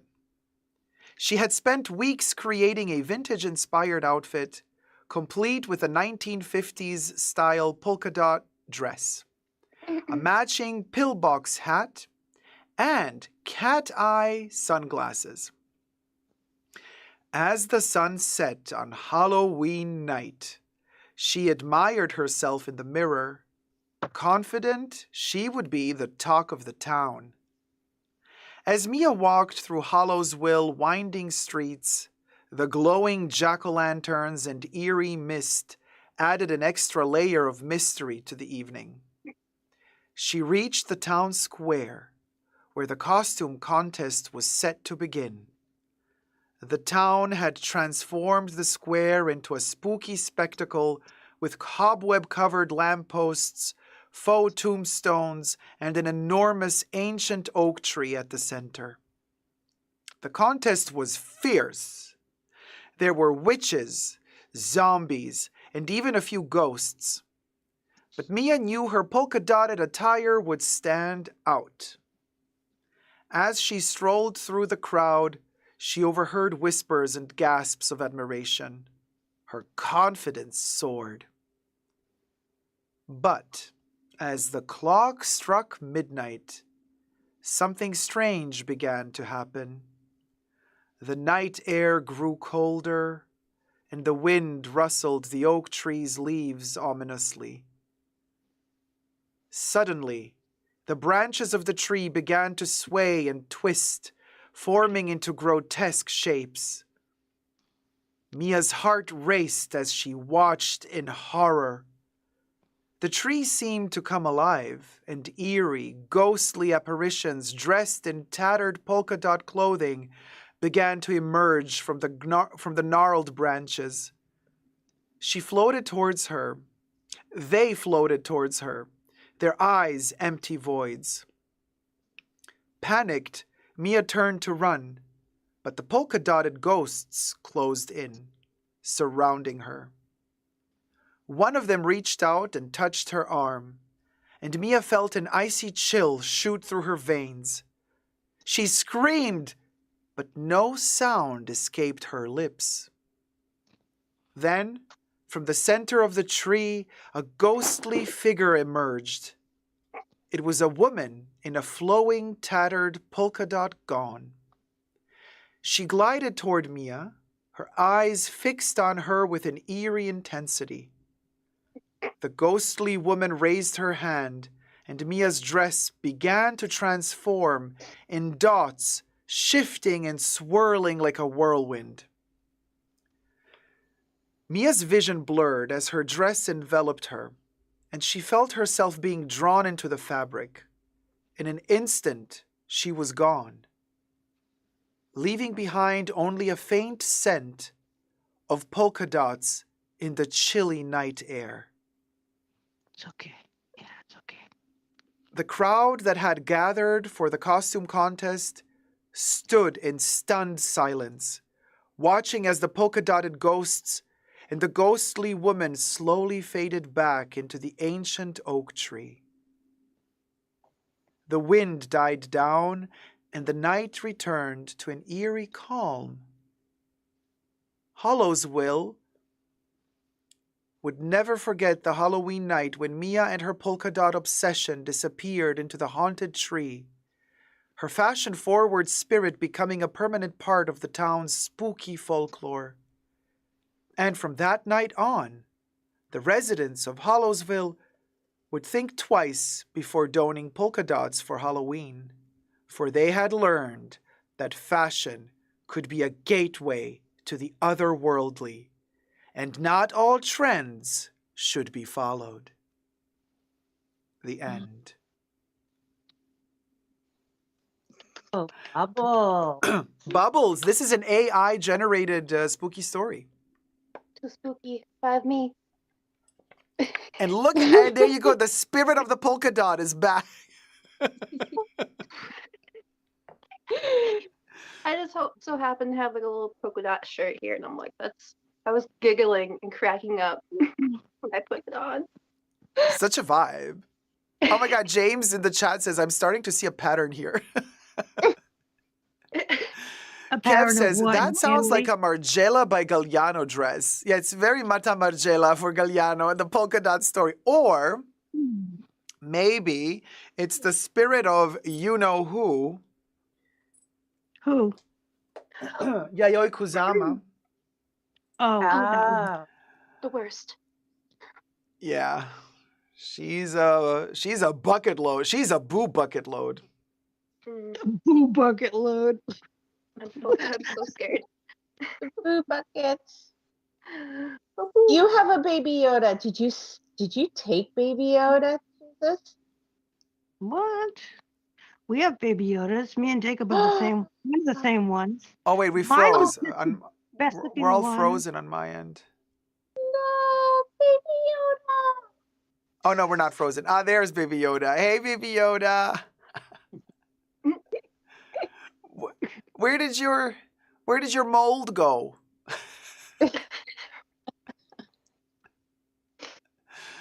Nothing. Mine doesn't have mold. Good for you. He's perfect. I designed 3 polka dot dresses. Says excellent, Excel tranquility, mashallah, super rich. Uh-oh, be careful. Carissa asks, will you be doing another live stream on Halloween night? Probably not. Probably this is it, you guys. This is our Halloween. Zach says, good morning, all. Good morning, Jacob. Happy Halloween. Here is Monday, and I'll soon start my Zoom work meetings. Also, sometimes spooky. Have fun, y'all. Thanks, Zach. Good to know that work is spooky. But yeah. It could be if you work in a haunted house. Oh, and Fred is listening to the live stream while hitting the gym. Good morning. Hitting the gin? Oh, the gym. Jim. Not a man named Jim. Do you want another spooky story from Bubbles? Let us know, because Bubbles can generate another one. They're selling those on Amazon, I'm sure, for 99 cents each. And they're made up how fast? Exactly. Well, you have to give. Well, no, but but no, you have to give her a prompt. So you have to tell Bubbles, listen, make it about fashion, about polka dots, make it spooky, and then you give kind of the ingredients, and then Bubbles generates the meal. anybody can do that, though, I'm saying, and then publish it and charge money for it on Amazon to download their AI created story. Oh, for sure. Yeah. But then there's like these weird apps that you can kind of filter a text through, and they tell you the percentage, like how much they think the text was ChatGPT generated or not. And apparently they can always guess if a human wrote it or if it's AI written. Oh, that's I don't know interesting. how. But Bubbles Well, already that's wrote good. another story herself. Every teacher should have that software to see if their kids did their homework or not.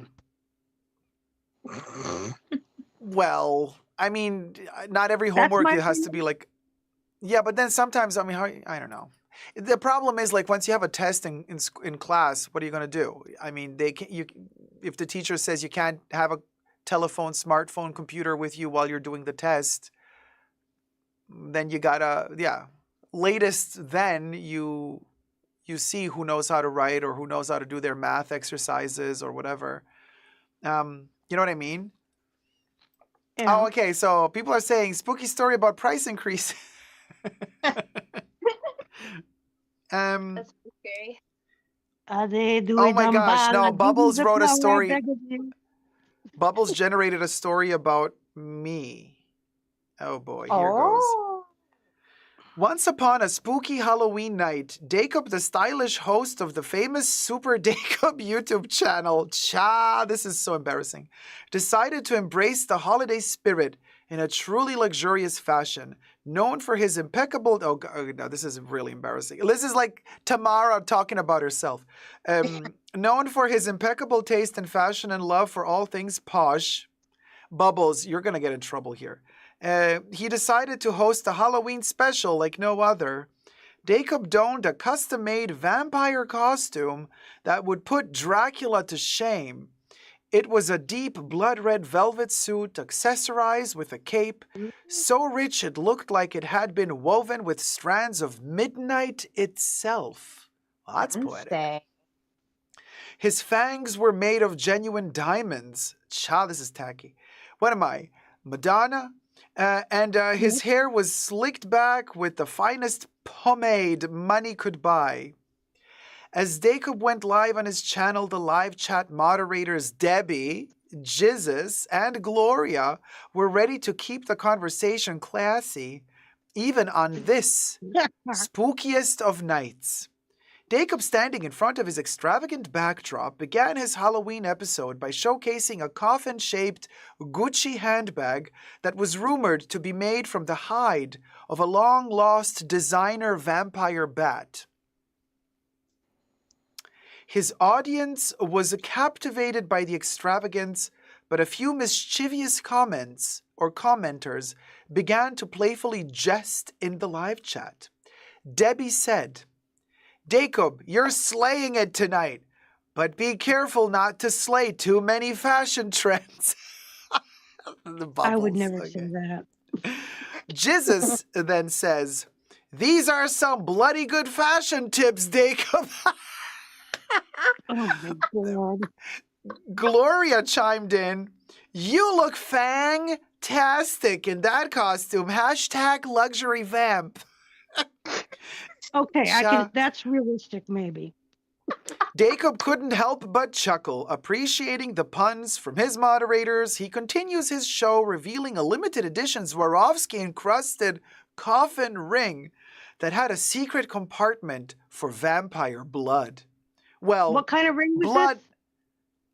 It was coffin a ring? limited edition Swarovski-encrusted coffin ring that had a secret compartment for vampire blood. Well, blood orange juice, actually.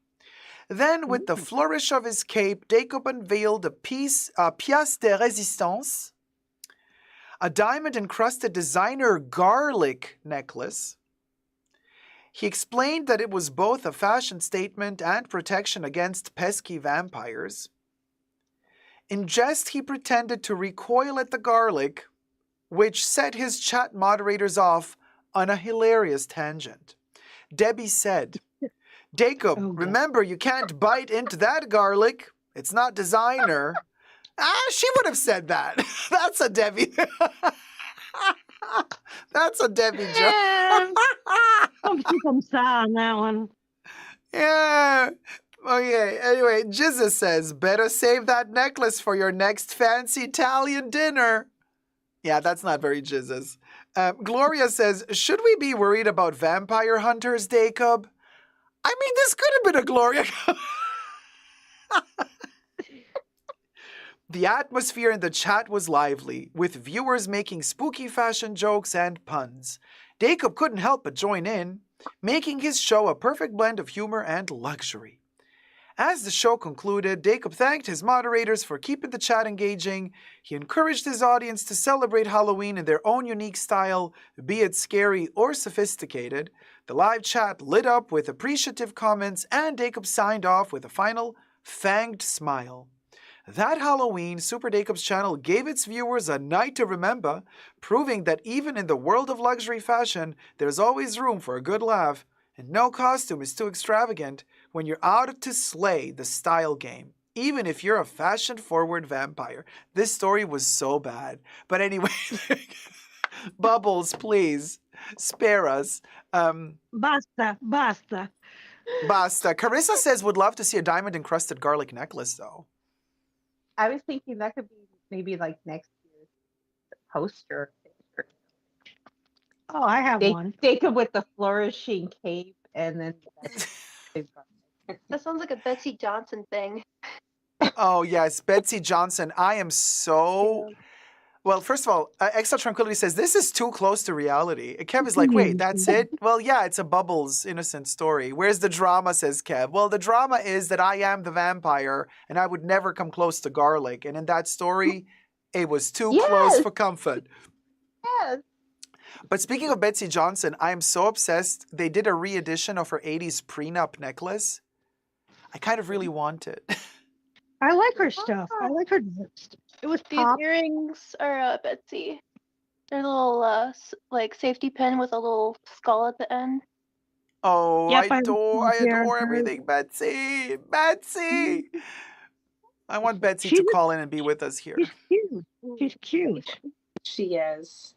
God, I loved her when I was growing up in high school. And Betsy Johnson, I think she still does the cartwheels. The cartwheel into a split at the end of her runway. Yep. And I'm so scared because when she does it, I'm like, Betsy, Betsy, don't do it, Betsy. Don't do it. We want to have you with us for another 100 years. We don't want to lose you to a cartwheel. She's better on her feet than Madonna. Yeah. Oh, my God. Yeah. Oh, boy. Madonna really, that knee, though. That was a leg brace. That was a whole leg. Do you think she'll finish the tour? No. I don't think she'll finish the tour. She's going to break a hip. We already know this. I don't know about a hip, but I'm like so scared. I think like every day they're going to announce it like, oops, we had to cancel a couple of dates because she's not feeling well. I mean, I hope she manages to do I counted the dates. I think it's like 70 or 60 concerts. It's a lot. Over the course of how many days or a year? No, less than a year. So she started, like end of September or early October, and it's going to go all the way through to April or June. Is it just me? Does she not seem...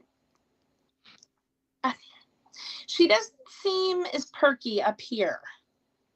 She seems kind of out of it. Like... Yeah. Is it just me? I don't know. I mean, she lives in her own world. I think there's nobody there. It's all yes people around her. I don't think anybody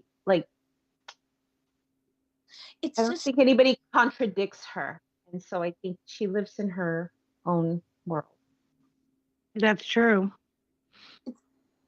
It's weird. I don't know, like it's just from because I didn't go to this tour, but like just from the clips I've seen, I don't know. It's just she doesn't seem like herself.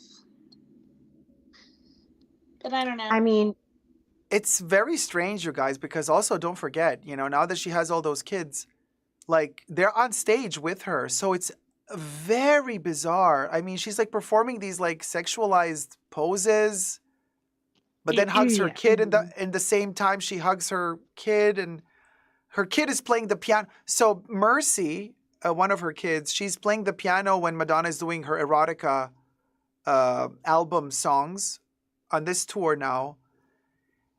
And I mean, it's yeah, it's. I mean, for me, it's awkward. I guess it's fine.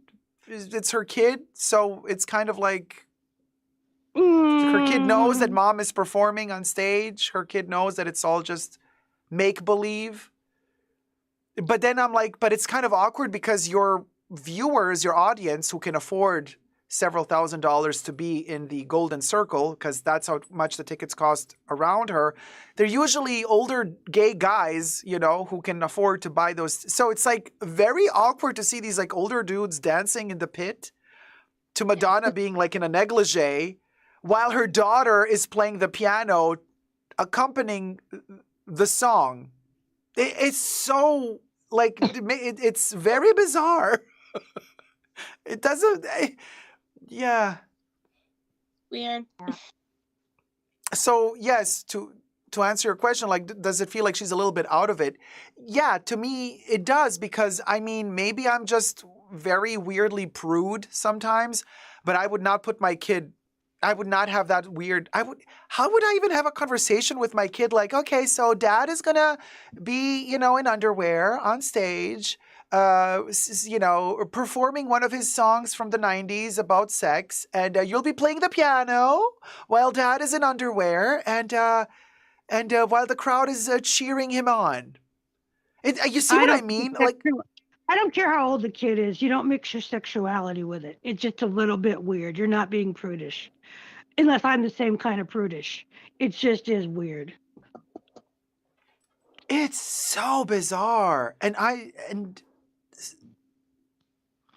just maybe I'm too square to get this. Maybe I don't get it, you know? Maybe I'm just maybe I'm the boring one who like doesn't like, you know, go with the flow, grandpa. Like, get with it. Maybe I'm the one who's too old in my head to kind of see the amazing innovation in all of this. I don't know, you know? I mean, Then we might as well give a pass. what to do I Beyonce know? and What do I know? I'm just a bit of Chanel mold sitting on a stone staircase. Yes, okay, her daughter's over 18, you're saying. Yeah, but still, it's still kind of creepy. It's awkward. Oh, Grace Chen, it has nothing to do with the age. Just to be very clear, I wasn't saying like, in fact, if you notice when I was explaining this story, I never said that the daughter is very young. I never mentioned the age. It's not about the age. It's the fact that it's her daughter.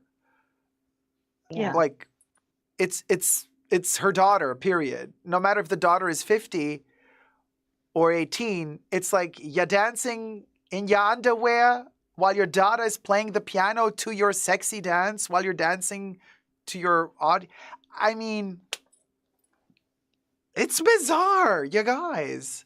Oh, am I muted? No? No, don't I know. can. Holly Grace says I'm muted. But hey, I wish her all the luck, you know. And also for all the people who didn't see Madonna ever live in concert, I'm telling you, it's great to see her live. She has great stage presence. I've seen several of her concerts. I mean, she really can.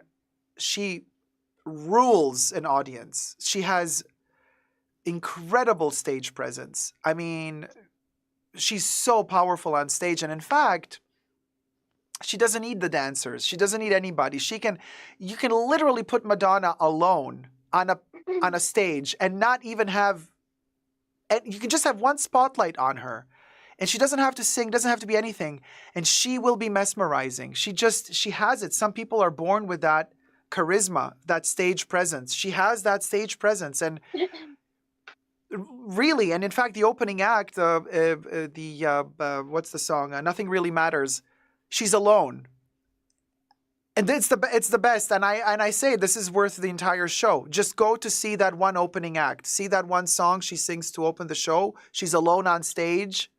She blasts you out of your seat because she's amazing when she's alone on stage. And then it just goes downhill from there for me, the concert. And I'm, that opening act is amazing. And this is, I don't know, I guess she, maybe she just needs to let it go and just accept, gracefully. Age is a beautiful thing, you guys. It's not a bad thing. We're just so indoctrinated to think it's terrible to age. Well, it's a part of life, Yeah. and it's so beautiful to also have to discover new nuances about yourself. I think Being like lucky. once she I mean, she's had the world. I mean, I think I would have done like the Bridget Bardot thing where I scoot off to France and hide. Like, I don't know. It's sad to see her try so hard. It's like you did it. You did everything. You accomplished everything. And then you want to just, do all this to your face and your body, to stay relevant. Like, I don't know. I would just want to go and relax somewhere that I'm in and travel. It looks too desperate right now. It's been looking desperate for a couple of years. It looks desperate. And when I said it, I'm like, I don't know if it's my intuition because I have like really good intuition in a weird way. But I was like, she looks like she's either on drugs or sick. Allegedly. It was just the clips that I saw. It wasn't the last show I saw was, I think after she had Rocco. And I think that was the last time she could really give it.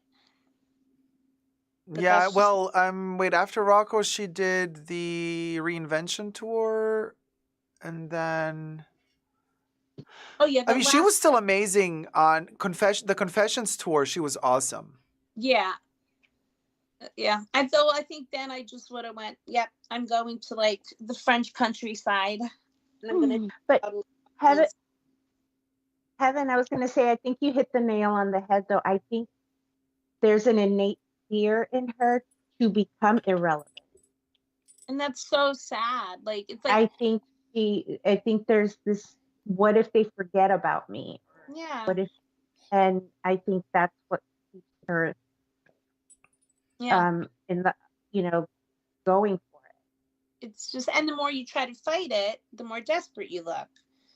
It's, yeah. Mm-hmm. She can't be happy inside. That just stinks.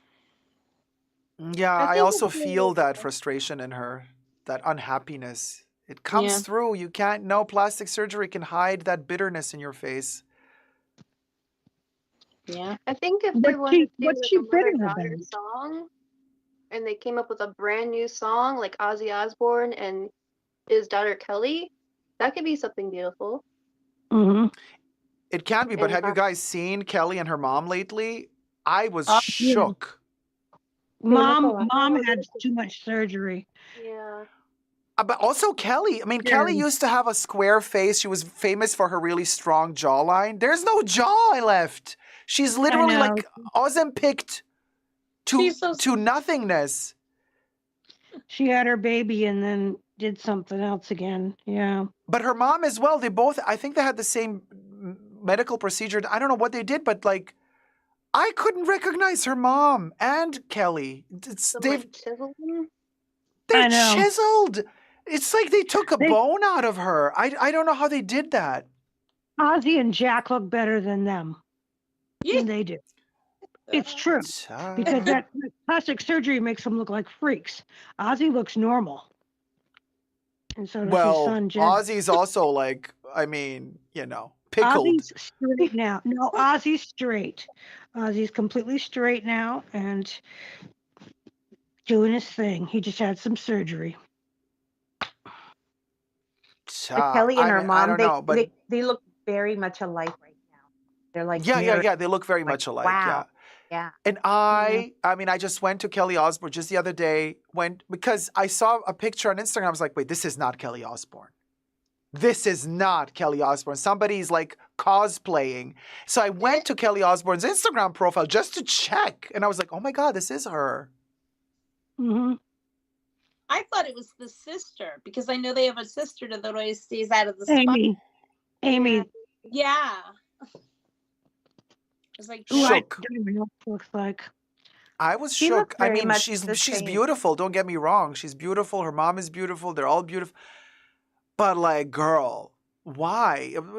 Like, what are we doing? Oh, and then, me, I'm not a fan of the starlet, okay, who shall remain unnamed. She is literally just like Voldemort for me. But somebody posted 2 pictures. One of her from the beginning of her career, like 2007, 2008, and today. Wow. That's another one of those transformations where I'm like, you just ruined all of the character you had in your face. It's gone. Who? The Oh, I didn't know starlet that. I haven't seen. The starlet. from, you know. That tried to be Italian, but it was Russian. I'm having a brain fart. Uh, She did what's that movie with her House with of- the Cooper, House of Bradley Gucci Cooper? or Yeah, she did Star House is of Gucci Born? as well. Born? American Star Horror is Story. Born. Hell, wait, are Oh, we man. Gaga or Jennifer Lawrence? No, the first The one. first The one. first one. Oh, We don't use the word her name. I got you. It's kind of like fall. It's kind of Okay. like fall. Yeah, Agreed. kind of like fall. So, did you see like the difference? So, when at the beginning of her career, she was like all round, the chubby nose, the potato nose, and the round features, and there was a certain voluptuous vulgarity about her shapes, which I Yes. really enjoyed. There was something very, yeah, baby, very that, and I kind of liked it. And now she's turned into this, oh, dear, it's like, and I'm like, whoa. From the gutter to the stars, but like in a very posh way. And I just, yeah, it's a pity. It's a pity. You lost me there. Listen, Jennifer Grey, big example. When she operated that nose, she lost me. Exactly. Yep. Not only That was that, but she insane. lost her career basically. Nobody knew who she was. Yeah. It just it stunted her career. Jennifer Grey's nose was incredible. It made her whole face so special and magical. And I mean, yeah, guys, still to this day, if Dirty Dancing is on TV, I do not change the channel. I stick like a fly to shit. When that movie plays on the telly, you best believe I'm gonna drop whatever hot potato I got in my hand. I'm gonna be like this. Oh, she was amazing. Well, Patrick Swayze was too, but that movie, magical. Seriously, I love that movie so much, and she was incredible. And then after that success, she's like, yeah, let you what, girl? Enjoy your fame. Thrive. You give us more of that. That's why you were successful. No, let me take the nose off. Let me give myself a random nose. And there, bam. And then she lost us. And then what Who do we else did remember that her with from their any movie eyes? after that? I don't. Who did that with their eyes? What's the one that it was in Bridget's Diary or whatever? Renee Zellweger messed with her eyes Yes. all of a sudden because her eyes were unique, and then she had a plastic surgery and she didn't look anything like herself again. No, Renee yeah, you're Zellweger right. is a very bizarre case. She oh, I was just she thinking did about the movie something. she was in, Case 39, where she's like screaming at the child that's demonic, and she's like, ah, where are you? And do you remember that she changed her way of speaking as well? Yes. She would And purse that her lips a really certain way. freaked me out. And then when she started the whole baby talk, with the lips like that, and I was like, what is going on here? And then like she stopped doing fillers and stuff for a while, and then she came back. Was it like during the pandemic, right before? She looked like a different person. And I was like, wait, wow. And she's like, yeah, I'm, and then the voice was normal, everything. She's like, yeah, I'm not doing all of this anymore, blah, blah, blah. And I was like, wow, good for her. Like, I don't recognize her anymore, but this seems to be like a real person now again. And then something flipped again, and she got cast for Judy Garland. And she went Yes, back I remember that. and then she went back to her old self, and then she won the Oscar, and then the puffy cheeks came back, the Renee that we know from right after the Yeah. Bridget Fonda Jones, whatever diaries, Bridget Jones diary, or what was it called? And I was shook. I was like, Renee Zellweger is a very fascinating example of like voice change and face change. That was weird. Somebody in the chat said Courtney Cox. Same, Gabby. Same as Courtney Cox. Yeah. Courtney Cox, I feel, also went through that phase where we were losing her look-wise, but then she kind of reined it back in. Demi And I Moore. think got Demi that Moore also, we beautiful- lost her for a hot minute. She was also like not recognizable, but now I feel like she's kind of back. Maybe I'm You know, wrong. the What do you guys? first- I feel like Meg Ryan never came back. Oh, Meg No. Ryan never came back. Never. I don't feel like she ever came back. I don't even now. I can see glimpses of her, but she looks very different. Yeah, the lips, I think they botched. Allegedly. Allegedly. Then Yeah, you have Krabby Jamie says Lee she looks Curtis. better without the fillers. Courtney Cox. Yeah. Yeah. Shinaji says Meg Ryan also the mouth. Yeah, problem. Kev says, did she win for Judy? Yes, she won the Oscar for Yeah. Judy Garland. That was such a sad movie. Yeah, was such a sad life Yeah. story. You know, Judy Garland was very, very special. But another classic American story, addiction to drugs, you know, because the system makes you addicted. It's like, here, and more prescription, and more prescription, and here, swallow more pills, and more, and more. You know, terrible. Okay, I'm gonna go now, guys. Okay. Aw. Evan is like, you know what? Child, let me go. No, it was fun. Thank you for having Sleep me. well. Thank you so much, sweetie, and I'm wishing you a super speedy recovery. Get well Thank you. soon. Bye. Hydrate and sweat it all out, I say. Sleep well, sweetie. Bye. Bye. We sweating Since it she up in was- here. Oh, yeah, it's how is the heating on? No, I turned it off. I turned the heat off, but I've got my cheesy looking what do you call this Cheesy? darn thing? A This is onesie? no, it's not a onesie. It's that A cozy? Snuggie? what do you call it? Whatever. It's not a snug. Snuggie? What is it called? It's not a snuggie. It's the newer ones with the hoods. What do you It's Cuddly? a call it? it's a negligee from the hood. Oodles? Wait a minute. What is on it? Is that grilled I think cheese? well, I'm calling it grilled cheese, but I think it's really garlic toast. Ooh, either way. So Go, go. it was the only yellow thing I owned in these sunglasses, and and this thing And the for my hair. hairpiece. Yeah, the Yeah. hairpiece. So I don't own I one want to yellow. say, you know, we're on a journey, you guys, as always on Halloween, spooky. Let's change location. And now we are going from Stonehenge to, and anyway, and you guys join us. Yes. Call be right in. Don't back. be shy. We don't really I'm gonna bite. give you the crazy eye. I will be right back when we get to a new location. I just have to go. I'll be back after these messages. All right, sweetie. In 2 and 2. Here we are. Oh, I'm under the sea. Now I can be Keep Ursula. on swimming. Keep on swimming. Don't be shy, guys. You can call in anytime. Yeah, and you can come on Do here another and be story before you crazy. guys start getting sleepy, says XL Tranquility. Well, the last story was terrible. I'm not going to read another one if it's that bad. I wanted a story with Chizus and Jizus.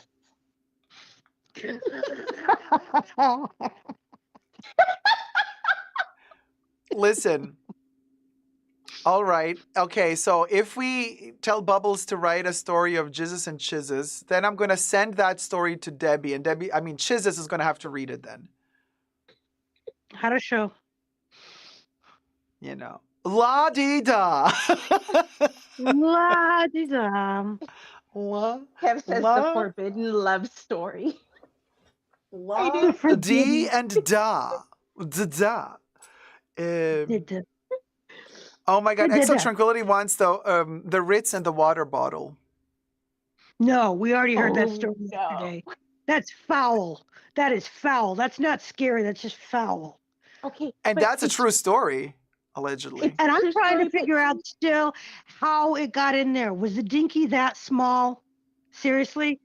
Was it that she small? recognized what it was. Oh, Well, That's yeah. in the middle of she the night, she woke up in the middle of the night, she tasted it, and she immediately is yeah. like, uh-huh. Because I read the article and she said that she tasted it in the middle of the night. She goes, something's off. She woke up her husband and said, something's off. And then she thought about it and she goes, I know what it is. It was her husband then, I believe. He Just probably like, has his own special flavoring. Oh, she recognized hubby's Flava Flav. Mm-hmm. Mm-hmm. wait, I'm that thinking. means that means when she twisted the bottle, she didn't hear the.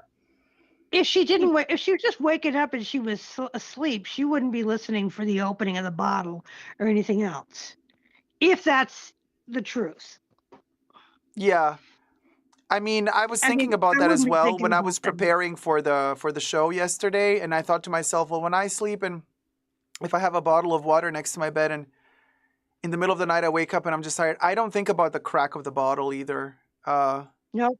It's Or not if I have something a I would can kind of like water. remember, not necessarily, but I mean, would you, the first thing that comes to mind, like while you're like still asleep, you would like the first thing like, jizz.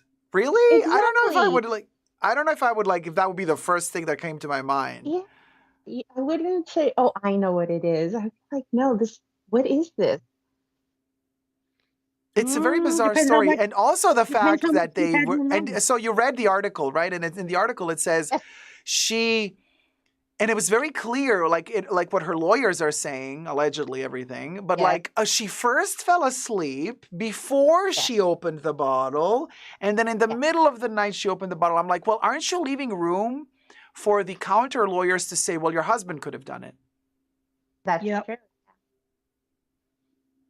True. Oh, Grace In Chen the is trying to bathroom join with in on the turkey Skype baster. link. Ah, Grace Chen, if it's not working, maybe you have to update your Skype because I had to update my Skype to the newest Skype to set this up today. My old Skype wasn't working. So in case you cannot join us right now, it might be because you need to update Skype. Just saying, it I- might be. I had to update mine. Oh, you had to too? Oh, yeah. Mm-hmm. Mine goes through MS or Microsoft, so I don't think mine did have to update. I don't know. I It So let me I'm just choose my saying, name. what if the husband, but then like, really, would the husband, like, why would he do, like, why? Why not just do something else? I mean, your wife is right It could next have to been you. pre-planned. Well, but if they take a DNA though sample, he's busted. Well, Well, this is the point. No, that's why they don't want to give them back the bottle. They're Allegedly. not returning the bottle. They're not They're returning not. the bottle. Now, if I were the wife, I would have kept a sample. I would have poured a little bit out into a little container for me, and I would have given you the rest of the bottle to the Ritz, and then the Ritz sent it off and blah, blah, blah. But I would have kept. Mm-hmm. I would not have You given would have them. kept the jizz. Yes. I would have in kept the the bottle. jizz. I would have not given them the entire. Well, it's evidence. I wouldn't given them all the evidence. But then they could claim that you tampered with it. Well, you tampered That's with true. it the second you drank it. Look, to be honest Period. with you, okay, so let's just hypothesize here for a second and make a really disgusting hypothesis. Let's just say she was having fun with her hubby right before she drank the water. Oh, hey, Grace Chen, how's it going, sweetie? You need to turn off your sound for your live.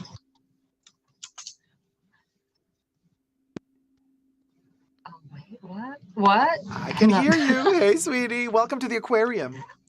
She needs to turn off her live stream volume. No, I think we're I good now. think. Okay. Say something, Grace. Hi. Oh, can you hear me? Yes, we can. Hey, sweetie, welcome. So you literally just kind of came in the most ratchet moment, darling. So anyway, I was just saying, could you imagine if the wife? Okay, let's just listen. We're all grown ups. We're all adults. Okay, so I'm still gonna try to keep it classy. So let's just say. Let's just say that for sake of argument, okay, let's just say that the wife, Camilla, random name, and Charlie, let's just say she had fun with Charlie, and let's just say they had fun in the middle of the night, and she had a mouthful of Charlie. And she's like, let me take a sip of water now to just freshen up the palate.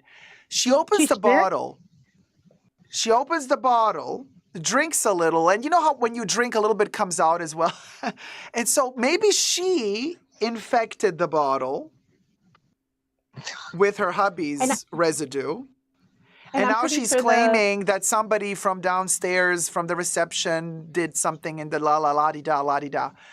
And this is because, I mean, worst case scenario for her, if she's trying to sue them, I mean, this is how she can lose the case. If the Ritz does a DNA test, of course, they can't have her husband's DNA unless the husband doesn't agree to do a DNA test. But I'm just saying, she could have also made the water dirty by tasting it after she had some fun with Charlie.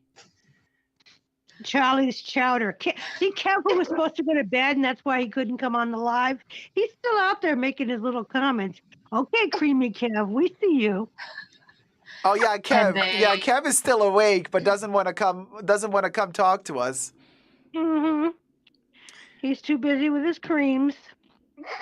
XL Tranquility says, I bet she spit. Allegedly.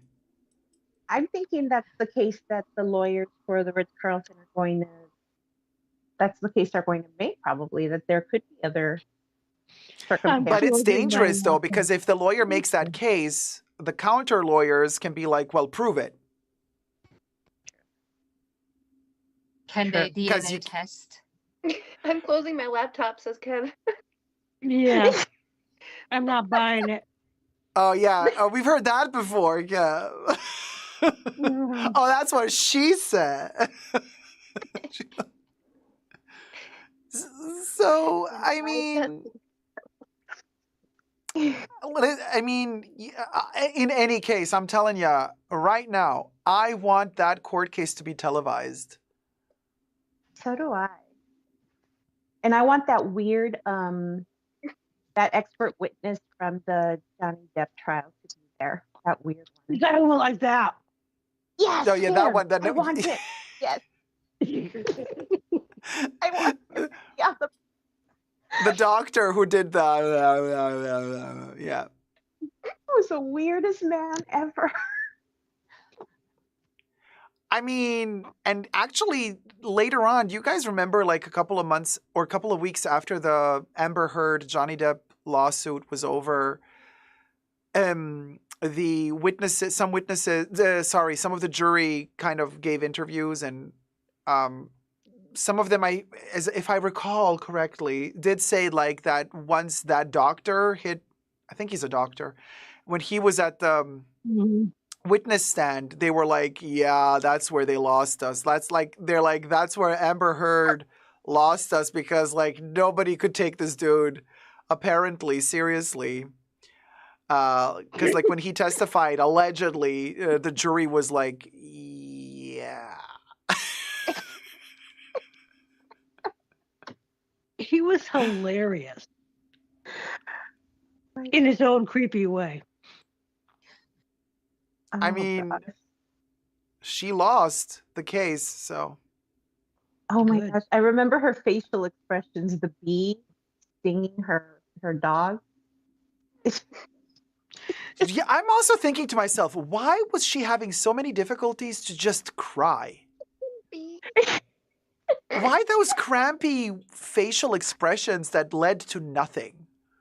Yeah, those expressions, I remember. She was like, and the bee, and I'm like, girl, either fart or cry. It's coming out of some orifice. I don't know. Like you're cramping up in here. Like what's going on? Did somebody like cut the crying in her cheese in the nipple. courtroom? like, and she's such a bee. It's a tree. Audrey, come up, Audrey. Audrey, how's baby? Audrey. How's Chippy? Oh, Chippy. Good morning, Chippy. Chippy and Audrey. Kravi, I think that Johnny Depp wanted it to be televised. Yeah. I think it was all like because he lost already in England, and he's like, we're gonna do the court of public opinion. I think that's what went down. And also, I don't know. I feel like, well, Good. He's feeling good. he's better now. Yeah. Oh, thanks, Audrey. We look gorgeous. Well, we try. So, Grace Chan, tell us, what gives, girl? No good. Nothing much. I'm kind of doing data entry at the moment, so I'm just like, Oh, wow. boring. So, like filling out like big file, like Excel files and stuff. Yeah, and also I'm just like transferring something from my external hard drive to like another drive. So I'm just waiting one folder at a time. Oh. Okay, I see what you mean. So that takes time yeah. Yeah, so I have lots of time. I mean, like, waiting time. Yeah. There's like the in-between time. Yes, I know. There's Some of my nothing cute in folders that are little not ferret. transferring. Sorry? I'm sorry. I was just looking at the little ferret face, and I said, "There's nothing cuter." Just patting it. Let me tell you, when I went to FedEx and I said, I need this on a hard cardboard paper, the man just looked at me. He was like, Okay. But you still had the Okay. excuse for Halloween. Like you had the excuse to say like, no, it's for Halloween. Don't worry. Exactly. But he I'm just not came going on to the and gave me Ritz-Carlton with my hubby asking for a bottle of water. This is for something else. Or a Yeah. banana. Yeah, he's like, okay, let me see what I can do. I was like, okay, thank you. Thank you. Very kind of you. It's awesome. It's awesome. It's so cute. It translates large. It translates small. It's perfect. It's so cute. It's one of the cute little ones. Oh my God, they're so cute. They're all Hi, so Jenny Young. Jenny Young in the house. Hi, Jenny. Welcome. Oh, who's the ferret? Asks Audrey. Well, it's one of the mods. That's all we can say. Hi, Audrey. Because Audrey the other day, she's like, oh my God, Jesus, are you Jesus? Well, no, that was Blonde and Chatty, but Audrey thought that Jesus was jizzes. It's more than one person has, rather. Yeah. Is it May? Is it May? What? We never had a mod named May, did we? Who's May? May, June, July, August, and September. Remember that November. No, and wait. May. No. Wait, Jesus, we did have May like years ago from No, Texas, really? and she disappeared. Not May. Was there a May? No, there wasn't a May. Well, who was the lady from Texas? I don't remember anymore. Yeah, I but it remember wasn't May. I remember Audrey. Yeah, I remember May. Yeah, but like Audrey, like. Oh, wait a minute. Okay. Out of Yeah, the blue, she's like, "Is this May?" Oh, the one that was a photographer. Yes. Yes. Okay, got it. Audrey's like, she just disappeared. Yeah, that's what Audrey, happens. how many people They always come disappeared back. from the They fashion always come bunker? back. We know this. It's like insane. But then life happens. And this is something I was like thinking just the other day. I'm like, also with like friendships and stuff like that. So sad. But then like, yeah, people move on. People find other interests and other things that they like in life. And Always remember No le pidas pan al hambre. Oh, wait. Sorry, it froze. Hold on. Oh my God. Oh. I'm freezing You're with the closed frozen. Oh yeah, eyeballs. you're frozen. Frozen. Okay, No, now you you're can say not. it. We're back again. Oh, no, I was gonna say, just remember what my mom would say, Senior, no le pidas pan al hambre. Yeah, don't ask hunger for bread. Don't ask. Anda, Okay. nena. I am still there. Huh? There you are. Yeah, I think it's because of the Skype app. It cuts out the face, and I think because of the glasses, it doesn't always recognize it as a face. So sometimes you Who? kind of glitch out. No, not me. I'm reading the chat. Velasquez says she's still there. And I don't know what that means. Does that mean is that me?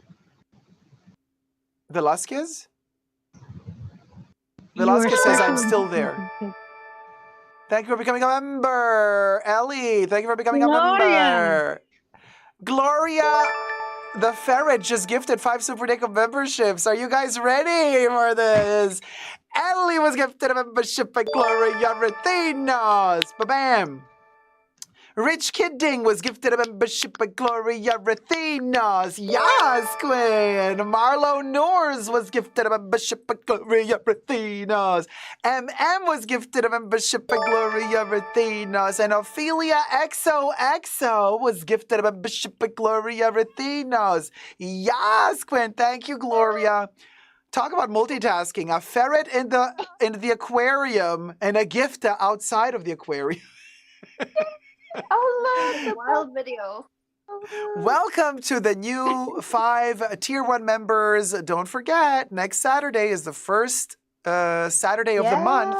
So Yes. Tier 1 members also all have access to the pre-show. And we get down and nitty-gritty in the pre-show. We get very ratchet in the pre-show. So just letting you guys We get know. very ratchet at the end of the live stream. Let's be honest here, okay? Yeah, we get right, but we don't say certain. Well, Yes, we do. We say even worse. We say even worse. well. Well, mean- don't even well me. La-dee-da. Allegedly. Oh, Bubbles wrote another story. Oh my God, really? Okay, so guess what? I'm gonna, if it's cha. Ja. Oh my God, this is a bad one. We have Tamara in it. We got Oh, wow. Sophie, Cassie, And this is Maria, supposed to be a- Annabelle. Here's this one. This is a Guess real not. horror story. Okay. Not Like nobody laughs except me. I am so terrible. Take me to jail now. So anyway, we'll go. This is how the story will go. On a dark and ominous Halloween night, the luxury YouTubers Jacob, Tamara Kalinick, Sophie Shohed, Cassie T, Maria D, and Anna B decided to pay a visit to the prestigious Chanel boutique. Drawn by rumors of a massive price increase, the group of fashionable influencers dressed in extravagant costumes, emphasis on costumes, ready to document their shopping adventure for their adoring followers. Jacob, dressed as a dapper phantom, led the way with an air of elegance. His attire, though ghostly, was impeccable. Oh, cha! As he stepped into the boutique, the group noticed a haunting ambience that sent shivers down their spines. The once entrancing and glamorous Chanel boutique had taken on an eerie and unsettling atmosphere. Tamara K, dressed as a self-proclaimed queen of the night, looked around with an air of confidence. I wonder if they're prepared for my royal presence, she mused, thinking herself the most famous among the group. Sophie, a savvy shopper in her spooky witch costume, eagerly approached the group. Don't worry, guys. I've got a coupon code. No way, Bubbles. Don't worry, guys. I've got a coupon code ready for our fans. No price increase is too scary when you have a discount code. Maria D., always in search of a good Chanel sale, eyed the merchandise with a mix of anticipation and anxiety. I hope they have some discounts left. A good Chanel sale can make my day. Anna B., exuding elegance as a regal vampire, stated confidently, "It's clear that I'm the most elegant and affluent among us. Let's see if Chanel can meet my standards." As they explored the boutique, the group encountered a sinister sales associate. The atmosphere grew more chilling, and the mannequins seemed to come alive. Their eyes were following the visitors. The sales associate approached Jacob and said with a sinister grin, "Welcome to Chanel on this fateful Halloween night. Be prepared for a terrifying surprise." Jacob, intrigued and not easily spooked, inquired, "Well, what do you mean?" The sales associate revealed, "This year the price increase is not measured in currency. We seek something far more valuable." Tamara K., believing herself the most famous, stepped forward confidently. "Well, I'm Tamara K., the most famous influencer here. Maybe my fame is what you're looking for." The sales associate's eyes sparkled with a malevolent gleam. "Yes, Tamara K., your fame will do quite nicely." Sophie, ready to provide a coupon code, suggested, "Would a discount code work instead? My fans would love it." The sales associate's laughter echoed through the eerie boutique. "Coupon codes won't save you this time, Sophie. We want your influence." Maria, always seeking a sale, offered, "What about a discount from a good Chanel sale? Can we make a deal?" The sales associate's smile grew wicked. "Maria, your love for sales can't buy you out of this one. We seek your loyalty." Anna B., exuding elegance, inquired, "Perhaps our elegance can be the currency you seek." The sales associate agreed. "Indeed, Anna B., your elegance is what we desire." As the clock struck midnight, the luxury YouTubers found themselves trapped within the boutique. Their costumes became their permanent attire, and their personalities were forever intertwined with the Chanel store. Tamara was indeed the queen of the night.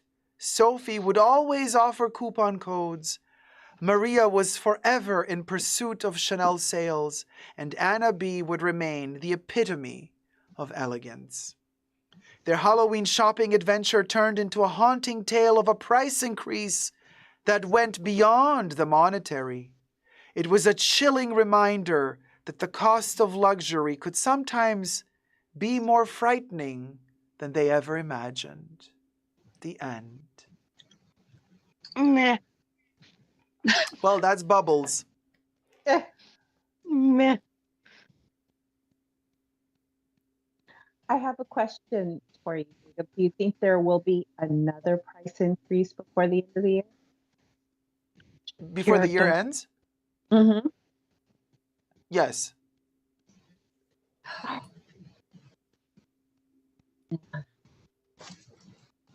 Buy your peeling leather bags now before they go up in price again.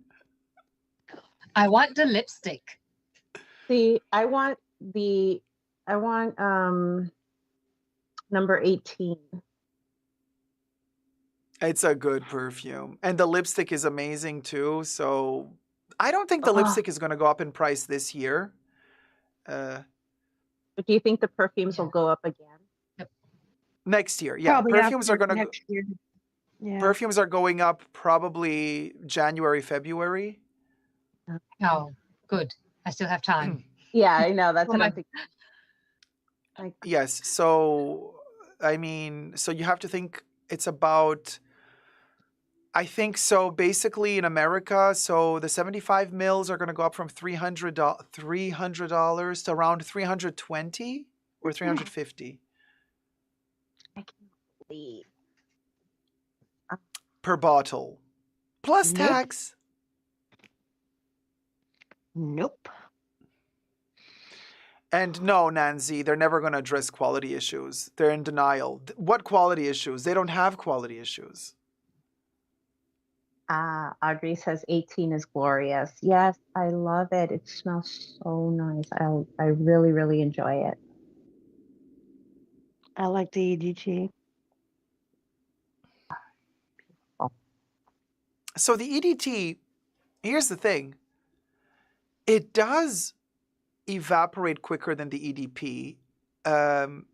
So when I wear it, it starts off way more sophisticated than the EDP. The EDT is like this glorious potpourri of brandy and dried fruits and spices, and it's very, very crystalline, like a diamond. Like every facet of this perfume, you smell it in its own cold, separate room. Mhm. The EDP meshes it all together. The EDP is a bit more mixed. Mm-hmm. And that's why it's also a bit warmer. So it's less perfect, but that warmth makes it last longer. So the EDP actually really goes on for many hours on me, while the EDT is gone relatively soon. So there's kind of like a price to pay in you know, pros and cons, but I love both. I really do. So yeah, I don't know. I mean, you know, See, unfortunately, my little set of all those Chanels is before they improved the EDPs. So yeah. it's the lousy version of Sycamore, the lousy version of all the EDPs that you wouldn't buy back then. You know, that's what I have. So there's no sense holding on to them. I mean, they're No, I think they're historically important. I not wouldn't for say me, don't. not for my collection. I mean, I'll be dead in 10, 15 years, so use Oh them my up God! or, Here we you go. know. There we Yeah, I go. already No, told you. don't say that, and also don't say it on YouTube. I'll be unalive. Oh my God, Debbie. This is what my grandma says to me every phone call I have with her. No, Gummy. This is literally the conversation we have with Debbie on a daily basis. Debbie, My She's no, grandma- always like, "I'm done." Live forever. Shh. Dummy, my grandmother would say that to me too at night. I would say, "Good night, Grandma." I would give her her kiss, and she would say, "God willing, God gives me one more day." Like, oh, I'ma cry. Grandma. Oh my gosh. See, I don't say I'm going to die tomorrow. I never say anything like that. No. But she just reminded me of my grandmother. Gummy. That's my grandmother would do that too. God willing, I have one more. I I'm going to mean, be reborn into something and still come back to the bunker, but I'm going to actually physically be in the bunker. you're gonna I might turn be into one of Baby those- Yoda. I might be one of those fruit flies you kill, and then I'll be reborn again and come back as a spider. You never know what you're killing. Oh my God, Debbie. What? That would Tell be them the good. truth. Come back as a mosquito. Would you still love Mosquito. me if I was a worm? Wait, who came back as a worm? Would you still love me if I was a worm? If I was a worm. Oh, I mean,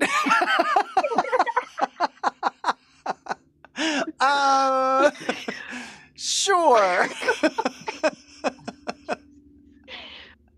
I watched a video of some guy. He was on like was it the lie detector test? And his girlfriend asked him that, and he's like, yes. And then the lie detector is like, That was a lie. Oh, it sounds like a She's Maury. like, Is it Maury "She on doesn't love Maury? me?" And then he's Well like, then, "Well, babe, how would we make it work? You're a worm." they should have asked. They should have asked him outright, like, "Do you love her? Do you still love her? You love her right now. Yeah. Yeah, do you love her now?" And then he would say, "Yeah," and like, lie. Oh, dry those tears. Let me collect them. Let me collect my teardrops. Here, let me just get like That a sounds like empty Cartman. bottle and just be like some Victorian morning stuff. Grace, which lippy do you want to get? Which color of the 31? 255. Oh, Awesome! That's my girl. And because my birthday is like 2 days before Christmas, so Oh. so I was like, because then I want to go into the boutique and have a good look. You know, I want to choose the colors. I want to see all of the colors and see, and then I want to try the perfumes. Because the last time we walked in, we got so intimidated. We walked out. Don't let Yeah, them it can intimidate be you. it can be Oh. intimidating. No, I totally understand. It can be intimidating, and some sales associates are just like not it. And they can also make you feel crappy. Yeah, so I don't know. So, but I think I've been told which counters have the lipstick, so I might try like a beauty counter first. Just yeah, I don't know. We'll see. But I mean, I do want to see the boutique because in Perth we have a new one. They've changed. They've moved from one street to another street. So yeah, and last year I just walked past and said, oh, they're like open. It's at night. Usually I thought they shut at 5, but so we walked in. And I sort of wanted to go upstairs and see the clothes, but it was just so there was a lot of people. There was a line outside. We had to wait. Mhm. Wow. Yeah, So, and yeah, the waiting. yeah. Ugh. I know the waiting. But But wait, they but was know this that this was a name. but this was a fashion boutique. Yeah, no, the store, Chanel store, not boutique. Yeah, is that what you call? Yeah, the shop. You know. No, but I mean, The, like you said, it also has clothes, so it was a fashion boutique. Well, yeah, I would recommend yeah. you to not buy the lipstick in the fashion boutique. Buy it in the beauty boutique. Oh, okay. Very important difference. The beauty boutique will give you samples and freebies. Fashion will give you nothing. Okay. Find a I beauty think it's boutique the that sells okay. the lippy. The Chanel beauty boutique that sells the lippy is the way to go, because you're gonna get a nicer experience. Also, because for the beauty boutique, that's a lot of money. For the fashion boutique, it's peanuts. For them, $200, $300 is nothing, because they're used to people spending $50,000 on dresses. So, but in the beauty boutique, the $200 or $300, that's the most expensive thing they have makeup wise. So they treat that as a bigger purchase. So they give you Is it also a more different laid back service. as well? Is it better? I mean, the atmosphere. The atmosphere depends which boutique you go to, but yes, it can be better. Oh wait, I froze again. Hold on. We've got somebody biting their thumb or Yeah, nipple. Somebody's here as a guest, and I don't know who it is. And Lucy says, my hubby just said if I returned as a worm, he would just feed me to the fish. And no, he wouldn't love me. He answered so fast. Who is here? And I made a face. I was like, oh my gosh, who was in the It's a corner? guest user. Who is here? So somebody joined and then collapsed out again. No, they haven't collapsed. They're still here. Oh, They because had the an screen animal that was- because the screen became bigger and then it became small again. So I thought they fell out. No, they were feeding some kind of creature. It looked like some Krabby kind of a says, did lizard, I just see a turtle? a lizard or something. I can Somebody's hear, typing. like, tapping. Yeah. See, somebody's here. Oh, Nancy. Nancy said, damn, I tried to get Rover, my turtle, on, but I couldn't hear what was going on. Aw. Okay. And Audrey says, don't bite your nail. What is that? So, Don't bite Nancy, your- yeah, you can come on. We saw you for a second. You appeared, but then, like, you disappeared. Oh, my chat stopped. Audrey, sort of out, Deb. Hi. Hello, What's up? hello, Hello? Nancy. That folder Hi, Brenda. 326. Yeah. Now we got Yeah, somebody else. Three, Here. three, hang Oh, there's the on. turtle. 338. Oh, there's so the turtle. cute. The Oh, turtle wow. bit Okay, I think Nancy. 338 It's a is snapping that's turtle. already in the It bit comment the drop. nipple. Right. The If we can just nipple. get a 2023 quick. Yeah. Oh, hello, Rover. Assistance again. Aw. Final. What He's fun so little cute. Rover is Just showing me hungry. a question. And Somebody literally else is perfect. here now, Rover at the too. bottom of the ocean. Marking Where else key. would a This one? turtle be? Exam roster. I'll just have a look at that. Oh, that's the exam. No, that's not what I needed to look at the technique marking. So if you Jacob, take somebody it- else is here. Key. One. Yep. Oh, it's open. Let me just shut it. I think I have too many things Um, open. It's No, that's cool. Also, Grace, we're hearing your business talk. Maybe you don't want to share that with the rest of the world. Just letting you know. Somebody else came on. Oh, really? Oh. Another Oh, guest yeah, user, yeah. Yeah, there's another. yeah. Past my time. So, well, Grace kind of like literally just like all Oh, the so wait, business hold on, secrets hang on. are being revealed. So, wait, who There's too many joined? things open. Let me just mute Grace for her own good. Yeah, and then Yes. Grace can unmute herself when she's back. Okay, there you go. I just want to protect her privacy. And then let me see who else joined you guys. They're not revealing themselves. I don't see. I No, it's saw fine. The aquarium there's is another kind of guest okay. Oh user. no, okay. Well, here we go. We'll go. We are in. Oh my God, the turtle has an outfit. Rover has the cutest little knitted. Dinosaur. He's a dinosaur turtle. He's a dinosaur. Oh my God, that is so cute. No Oh. way. Rover has an outfit. Oh wait, let me unmute Grace. Hold on, let me unmute Grace again because. Okay. Wait, Rover no, is don't you worry, are Grace. silent. We just muted you because I didn't want anybody to hear your private business talk. So let me go back to Skype and unmute. Oh, you have to unmute yourself, Grace. You have to unmute yourself. Can you do it, Grace? Can you do it? Guest user left. Now they both left. What the No, heck Grace is is going here. on? Grace, say something. No. Hi. Okay, perfect. We hear you again. Okay, Hi. great. Yeah. Okay, good. You're back. So, Yes, we did hey, still Brenda had John Grace. Romero. How's it going, Brenda? Good to see you too. So, Rover's outfit, I've never seen something that cute. A turtle dressed as a tiny dinosaur? that was Can we see it? It was like a stegosaurus, but it could have also been Bowser. It could have been Bowser. so It could have been a Super cute. Mario moment too.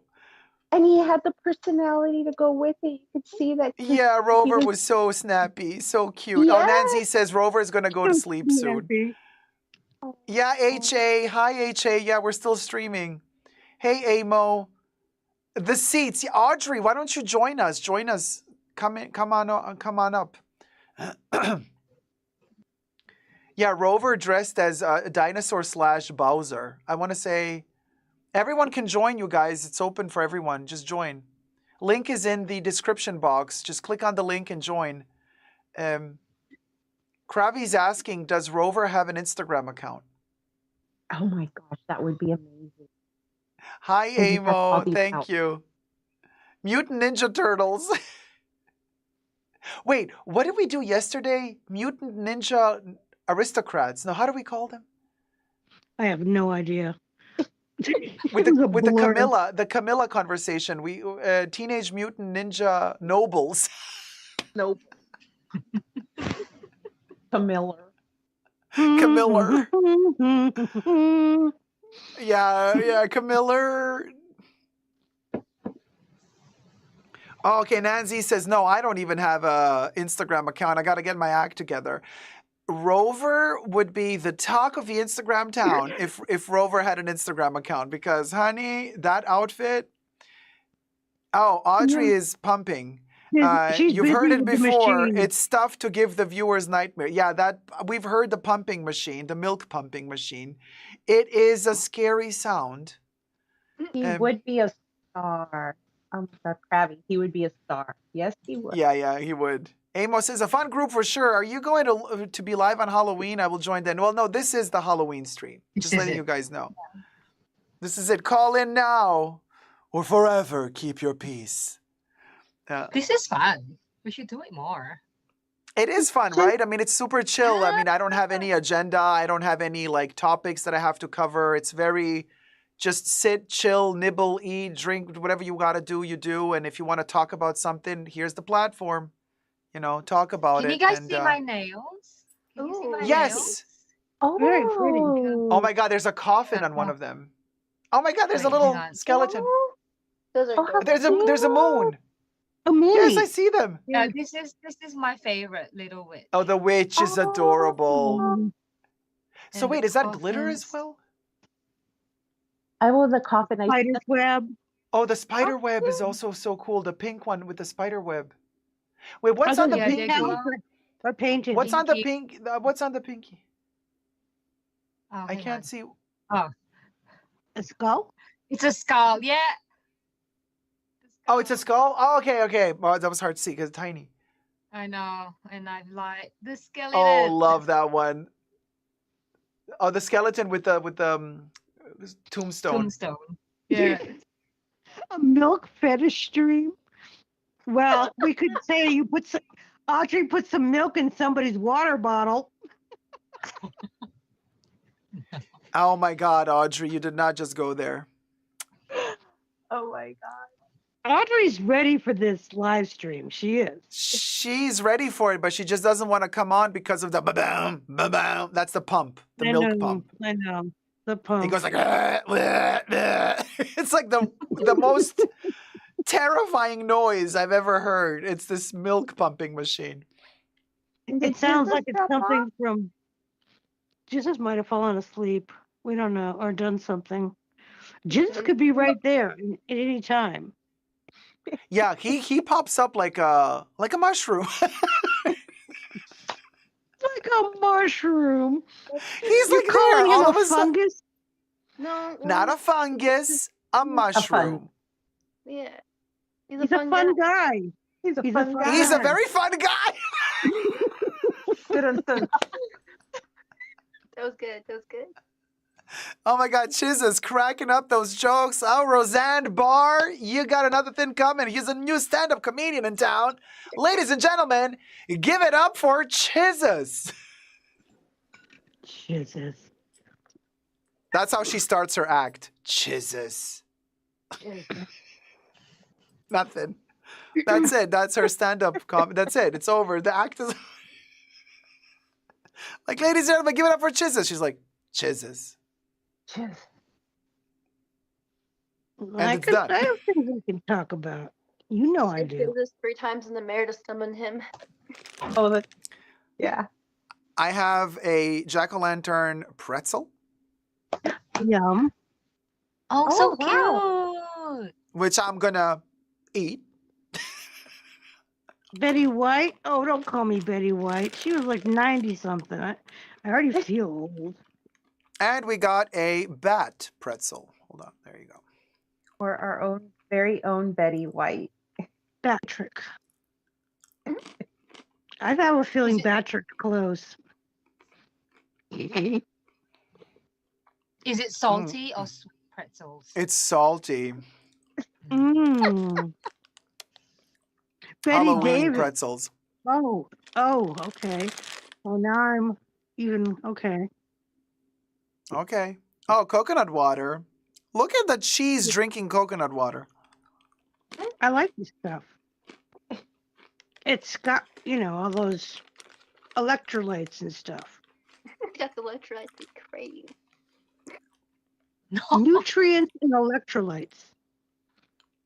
That's what she I put the said. coconut. I put the coconut milk in my coffee, and I drink the coconut water other times. Got strawberry And she water. makes sure it's sealed before she drinks it. Oh, hell yeah. Very important. There Well, is no who's gonna come in? receptionist. There's no receptionist delivering her water. No. That's what Cheese said. Cheese said. You see what I did there? She's going to pull the cheese out of the fridge, and you're going to have to choose. Polio string cheese, baby. It won't be. It'll be hard cheeses. Hard cheeses. Hard Wait, but so cheeses. I mean, okay, can we talk cheese just for a second? Please, always. Always. Okay. Love. I really like, I mean, I have a lactose intolerance, so for me it's difficult, but Oh my gosh. gorgonzola too. I can eat because gorgonzola is already kind of, it's kind of the most friendly of cheeses for lactose intolerant peeps like myself. But I like the young gorgonzola, the one that is very liquidy. Because as gorgonzola Never had ages, it hardens up. But when it's a very, very fresh gorgonzola, it's kind of very liquidy, That's my favorite cheese.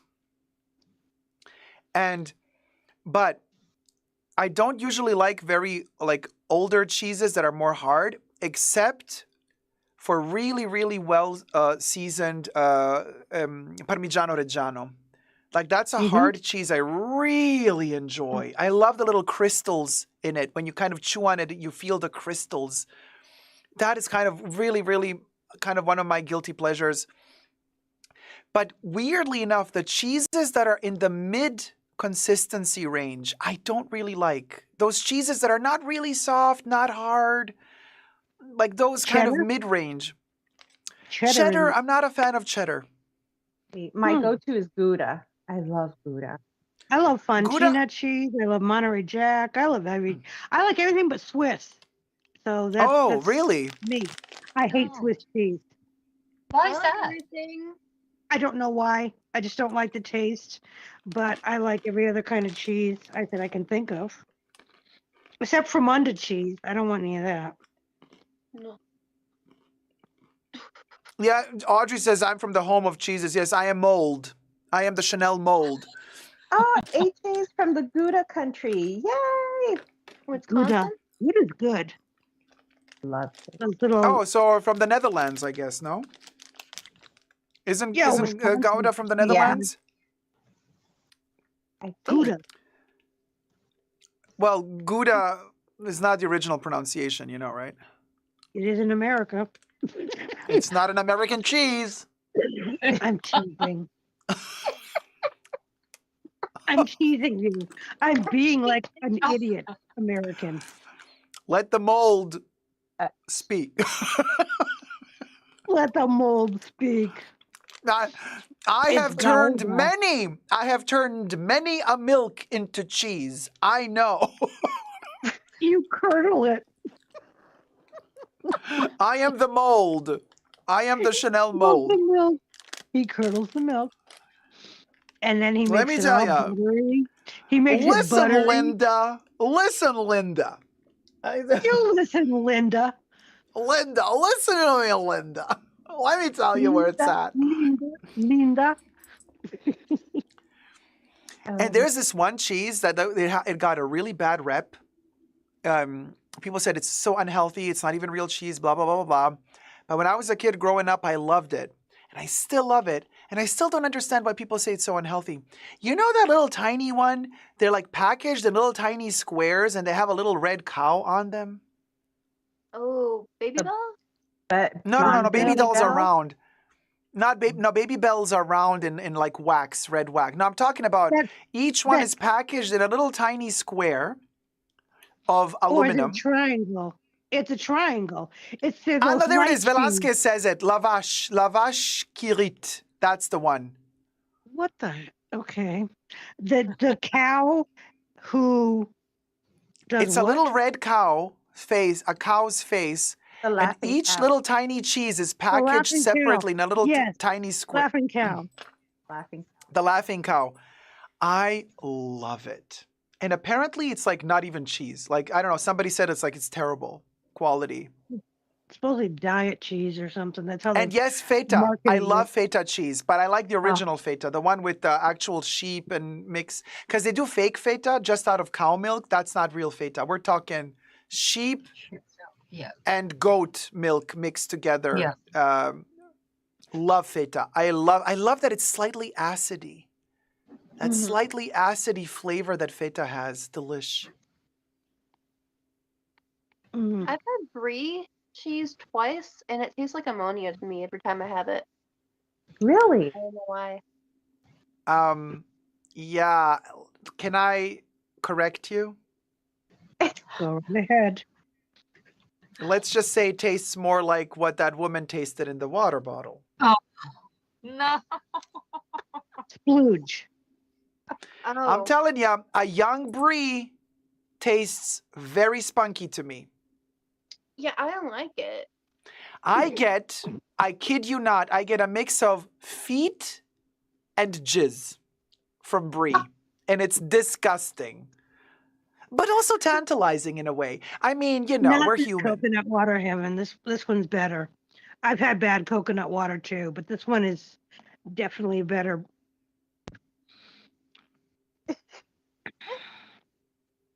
I'm just saying, am I the only one here who thinks that brie has that slight I like It's brie. Now been a that I long go time back since in I've tried brie. my that flavor spunky memory, aftertaste? yeah, yeah, Yeah, right? yeah. Once you know, you cannot unknow. No way. Oh. There's just something about it. Oh, there you go. Heaven Blake says, I had it once. I spit it out. Really? They're talking about this. Oh, the coconut water? Yeah, and it doesn't taste. I've had coconut water before that did taste disgusting, that I would never drink again. But this brand is different for some reason.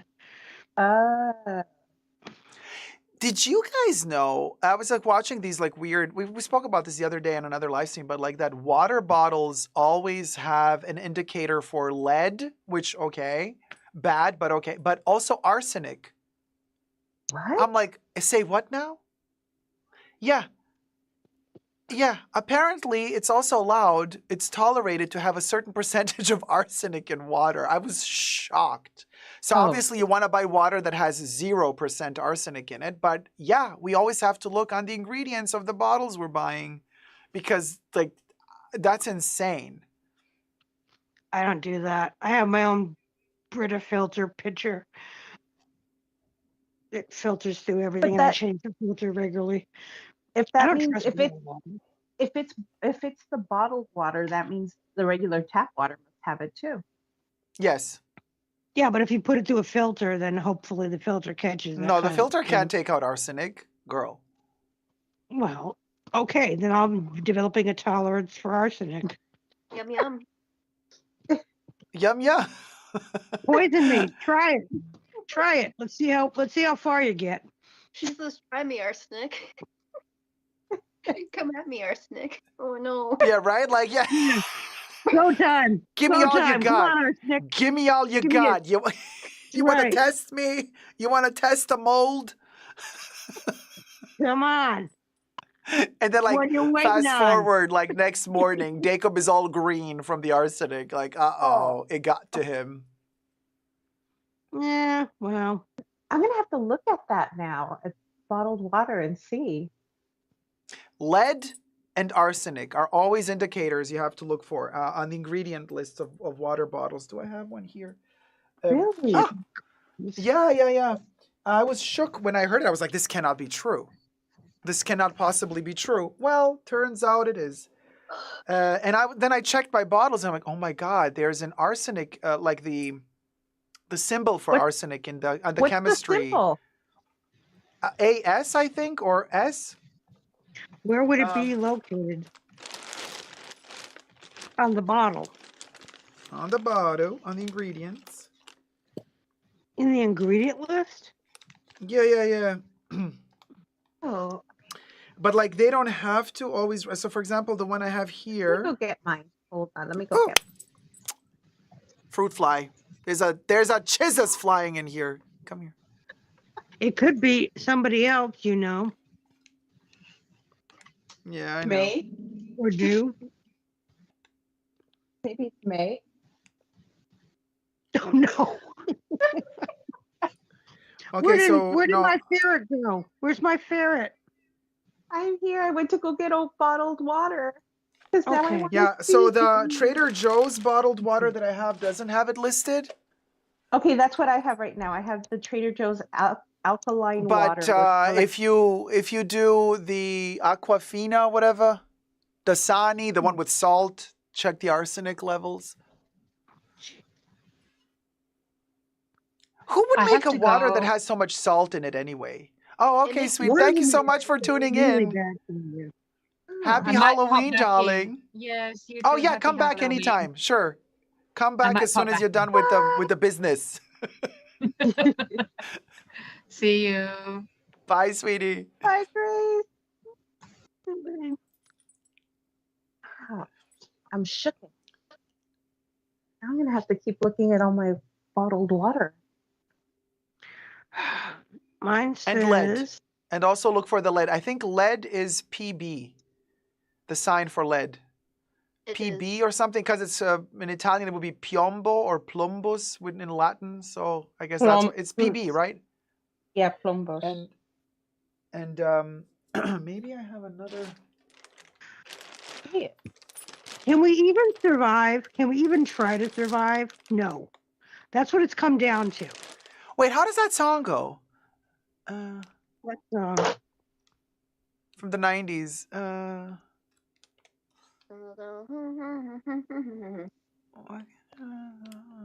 And we're never gonna survive unless we get a little crazy. How did that song go? Do you know that? What was that song? And we're Seal? never gonna survive unless we don't get a little crazy. Was that who sang that song? Oh, Seal. Seal, Seal. yeah, Seal. See, a Seal, ferret knows. Seal. Seal. The ferret knows, Knows because the seal. ferret knows a seal. Audrey Jane knew. Yep. An empty, whatever that says. From mammal to mammal. Oh my gosh. I just think of that. What was it? Meet the Parents or whatever. And De Niro goes, "You're going to milk me?" Because he was talking about milking a cat or something. Milking the Yeah, I cat have. And you're going to milk me? Anything. with the tiny little nippo. Yeah, with a Nippo. nipple. It all goes back to the nippo. Jacob's running a post basically on Instagram. It is only because of his fever-induced comments that this post is going viral. The No, nippo. this is the sad thing though, Debbie. Another comment got 15,000 likes on that same reel. Oh, And you're in it competition? and it's real. Mine at least had that kind of let's make fun of the accent and the aristocracy of it all. But the other comment, hold on, we'll go. Okay. The comment that got 15,000 likes, 16,400 likes is really so sad that this one. You see how this shows you It's gonna what be the even more masses are. stupid, isn't it?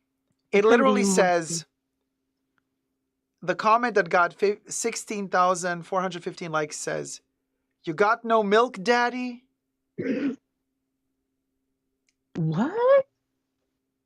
Because Sounds something great. bit the what bit the nipple?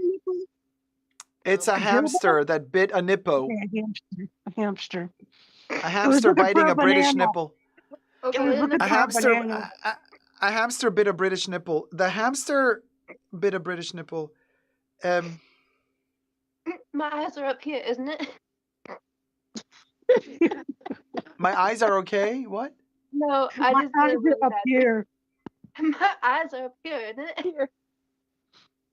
This is a really bad British accent. Wait, I didn't understand. Say it again. My eyes are up here, isn't it? Sorry. Oh my god!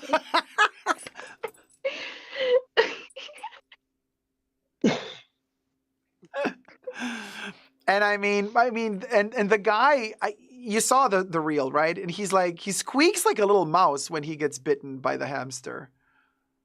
And he goes, I ah! didn't see this. This like huge dude with like tits the size of, the Incredible Hulk. And the hamster just like bites on the nipple and he goes, ah!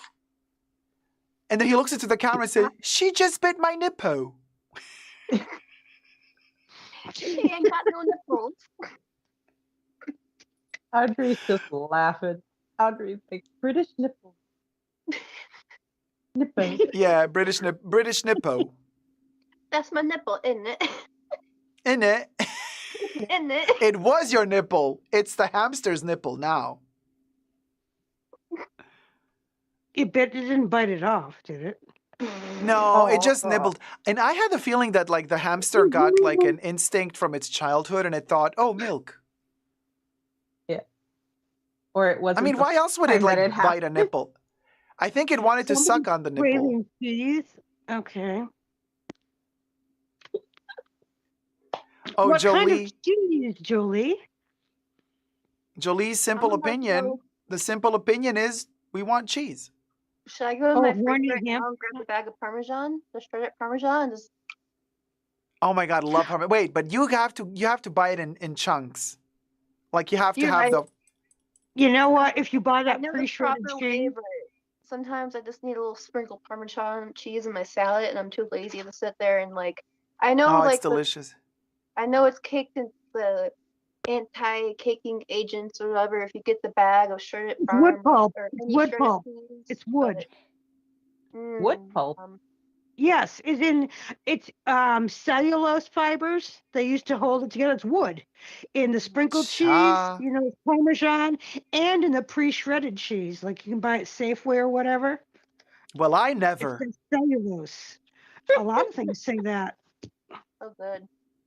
Welcome to Coffee. Cheese Talk with Coffee Jacob. does Well, that you never know too. what to That's why I only listen. buy beans, because You the never know what coffee- to expect from the Fashion Bunker. This is a Halloween stream, but yes, we are talking about cheese. Wake up We'll to talk And cheese. about wood. anything you want to. And coffee. Pre-ground coffee, don't trust it. Why not? Same thing. You want to have Wood. wood chip. Basically, looks like pencil shavings anyways. Yeah, it has cellulose too, and it's a lot of them. Huh.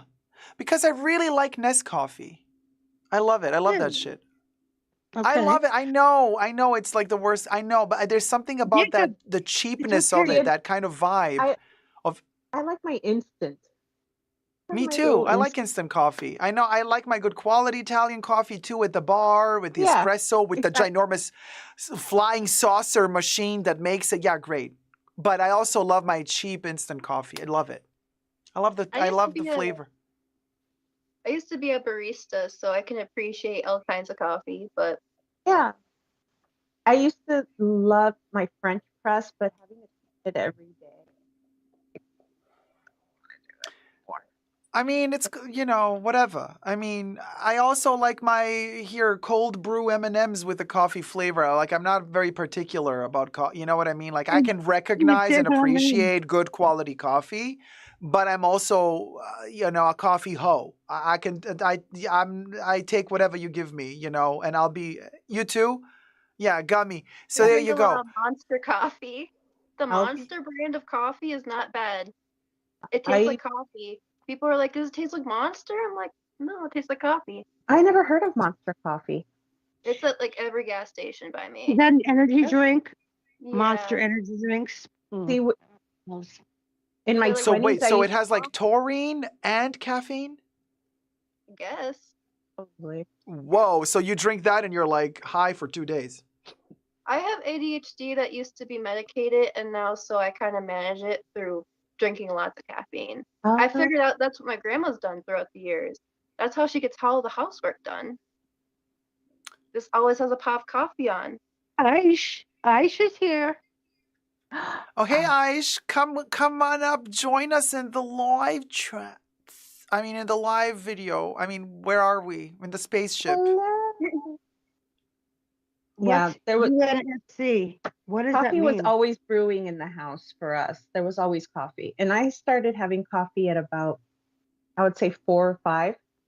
I would start Mm. having coffee because I would take coffee to my father. My mom would make coffee and say, "Here, take it to your father." So I would start sipping it on the way down the hall. And That's early on. We were and then allowed coffee milk.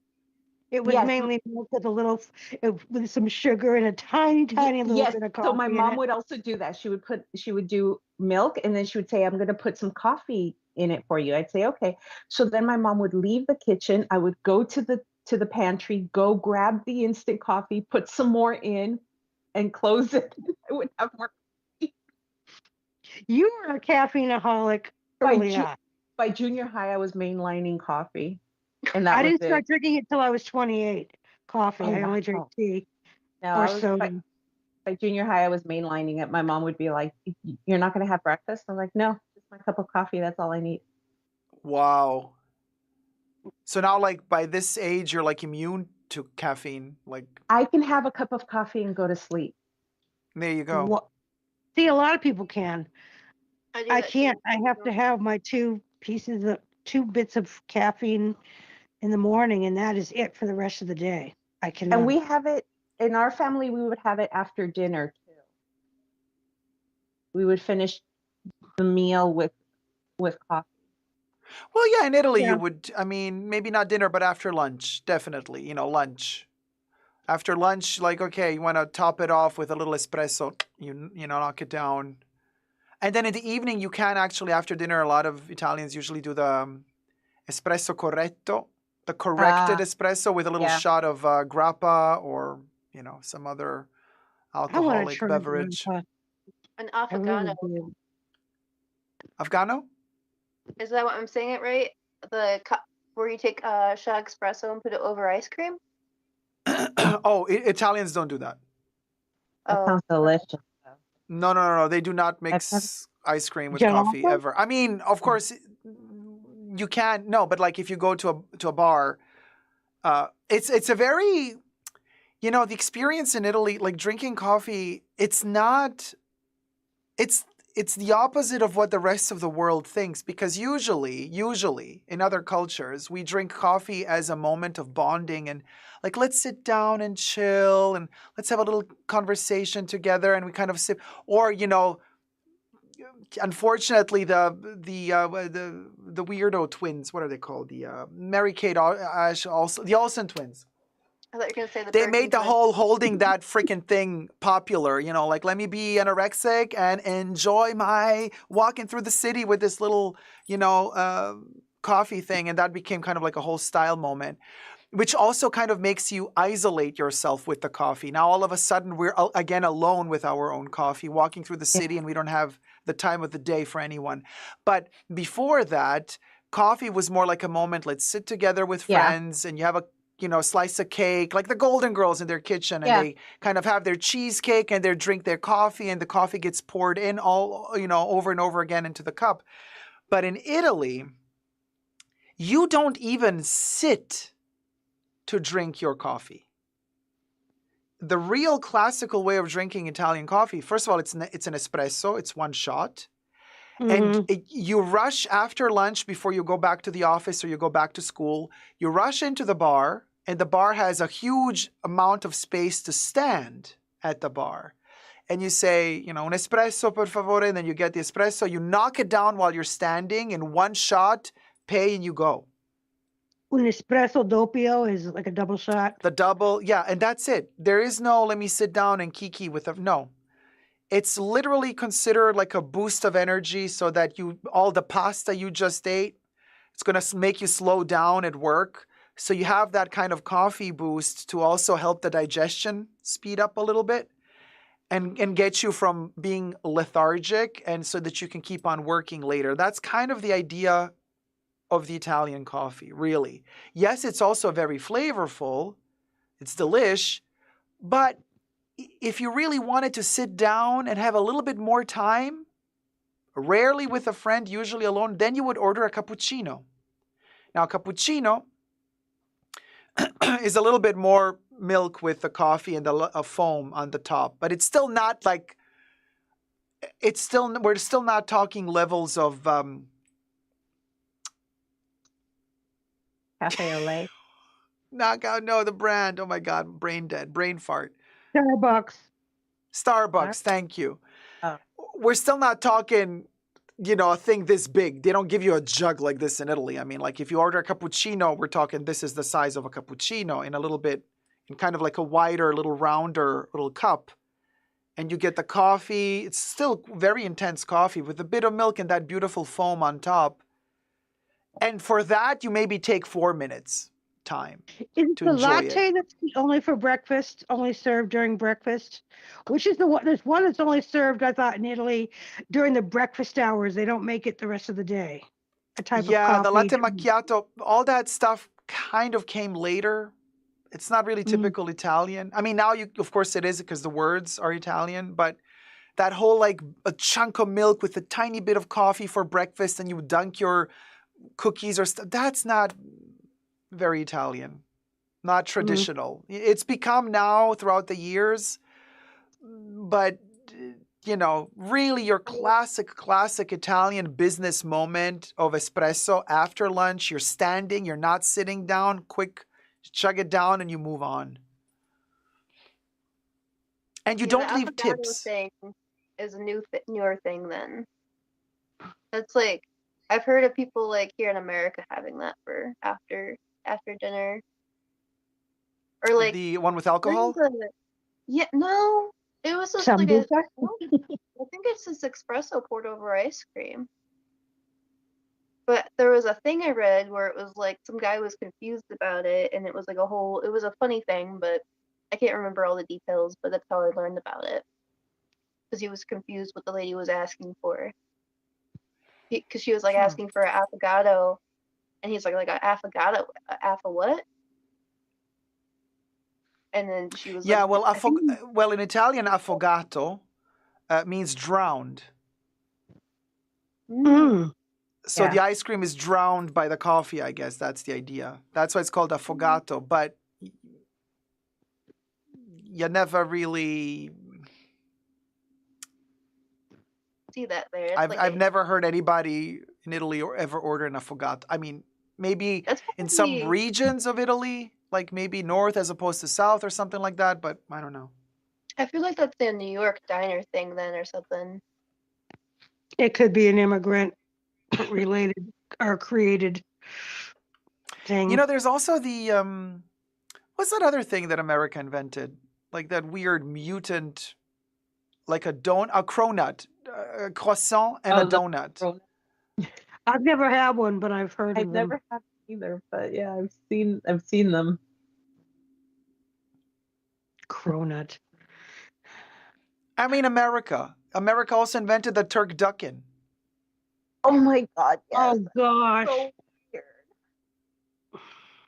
weird. Happy Thanksgiving, y'all. You No. open the booty hole of a duck, you find a turkey in it. You open its booty hole, there's a chicken inside of that again. I mean, it's gross. No, there's no Thanksgiving. It's Indigenous Peoples Day. Well, there you go. Now you know. Now you know how it went down. So disgusting. Leave the birds alone. Leave the... Are you vegan? No, but that's still not right. I know. It's like it's like eating meat a whole other level further. Like, let me violate a chicken. Okay, and a Dahmer. turkey and a duck. Like, how can you make this really nasty? Like, stuff one in the other. Frankenstein turkey thing or something. Oh, Excel Tranquility says, I love it. Super delicious. Oh, best invention ever. Give me a piece. And Naru says, I found out many types of coffee after I came to Japan. Oh. Leave the birds alone. Yes, I agree with that. The birds are my friends. Oh boy, here we go. Oh, don't even. I left them raspberries. I'm mad they didn't come and get them. I left them she's fighting with the birds. It's the raven. It's the raven. It is the ravens. The ravens and the little ones too. And the little baby squirrels are so cute. I put up these rainbow window clings on my windows to keep people from seeing inside. Because live like next to where people could see inside. And Mhm. birds have come and like crashed into my window like in the morning when it's like super bright, and it's like Yeah. super bright, and they're like donk, and I'm like, oh shit, what? Like they're just, I don't know, They birds, do man. that when after I clean my windows, so I don't clean them off. It's Birds like will the window run through. commercial. They do. They run into the windows. It looks- Thousands where they're just like, hey, I don't know, they're like two birds talking to each other, and then like on a fence or something, and then they're like, I bet you can go just right inside that window or something, and then it tries to, and it honks out. And they laugh. The other birds laugh or something. Oh yeah, Yeah. they're like, dumb it, you know, don't you like? And they just kind of like hit the glass. Oh yeah, you can. Birds are I like, know when one's hit because usually feathers are left on the glass. Oh. You know when something's hit. yeah, it was a commercial. But I wonder, because that's bizarre, because like usually, isn't it like when you have that rainbow sticker or something, doesn't the color make them scared to fly in that direction? Not those birds apparently. Huh. They haven't done it in a while, but just occasionally, like it happens once in a great while now. It used to happen a lot, and I think it was one bird, or one single bird. That was real dumb. I don't know, but like, We have it hasn't happened in a while, but it used to. Who's our guest user that just came on? Hello?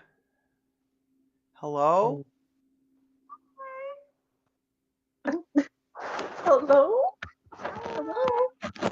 Hi. Who are you?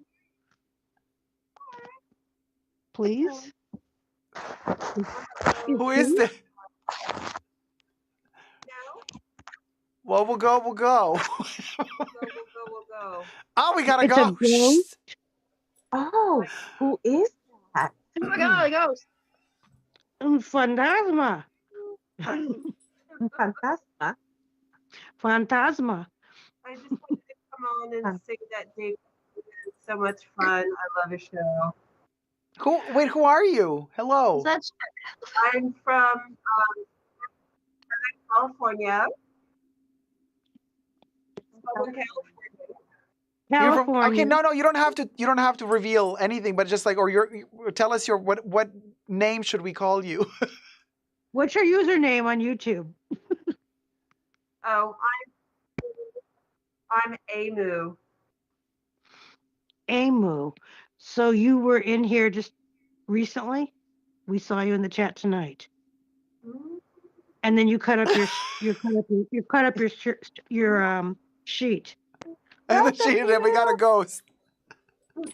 Well, hello, sweetie. Welcome to. I mean, I don't know where we are. Maybe a space shuttle. I think we're in a spaceship. Maybe we're in a tank. You're Duncan. I feel like we're in the I don't want to be in a tank. on the I spaceship just wanted to say Enterprise. Oh, are we on? Okay, so we're doing Star Trek now. All right, I'm down with Star Trek. Oh, I really enjoyed Picard. Oh, that Star Trek thing you sent me the other day, or you sent our chat. So no, wait, With Picard. the But I think it's like 3 Blackbeard? seasons in, and I don't think a lot of people like it, but I really enjoyed it. We've only seen the first season, so it's good to know that the other two are pretty good. Yeah, liked him. it takes a minute to get into every, because I guess because he's not the youngest anymore, so they have to kind of like everything has to be very slow. He can't like jump, run, and so. But Jump run. yeah, it's not like an action science fiction thing anymore because he's older now, so everything is more psychological, and I don't know. I enjoyed it. I thought it was. I was actually surprised that they would greenlight something like this because it's not your classical. I liked it. Why not? Where'd the ghost go? I don't know. I mean, She ghosted us. that's we all saw what you did there, Gummy. Don't think the mole didn't notice. I might be just mold, but I know stuff. The cheese stands alone. The cheese stands alone. Find who the dairy. The cheese stands alone. She's still here, though. I hear her. Well, Jacob, you always hear the spirits. Where's my cookie? Oh. I'm looking for a cookie. Oh well, hold on. Maybe I can. Your baby oh, look! biscuit? I got our. Oh, look! I got our the famous bucket. The boo bucket. Boo bucket. Patrick saying boo bucket over and over again. I noticed in the second time you guys went out, he was asking for the Halloween buckets because every time he said boo bucket, the person would go, the what? The what? The drive-thrus. You know I don't know if it was in the video or not, but I had a conversation with him. I was like, "Stop saying boo bucket. Nobody knows what it is." Deleted that. I think you deleted that. Yeah. And I said, I know "Stop the it!" second And then the time. next day, he's like, "Do you have the Halloween Happy Meal Halloween bucket?" It was funny though, hearing him say boo bucket over and over again. I know, and I'm like, "Stop it! Nobody knows what it is." Even though they have posters all over the place. Do you have the boo bucket? He's like, "Sorry, I don't understand what you're talking about." The boo bucket. But he keeps going with the boo bucket. I'm like, if the person doesn't understand what you're saying, change the word. The bucket. The bucket. The spooky bucket. The Halloween Happy Meal bucket. Whatever. No, boo bucket. Seeing Patrick driving around reminded me of like so many parents, like fathers, that they're driving around trying to get something for their kid. And he's like driving around. I'm like, God, that's like a dad move.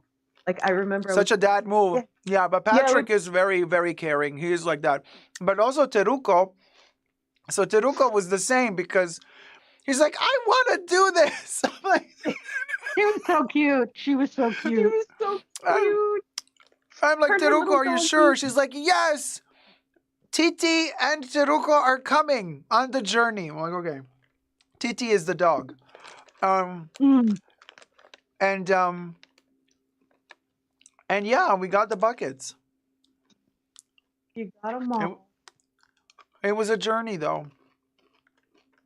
It was. Honestly, I don't know. I liked this more than a haunted hayride.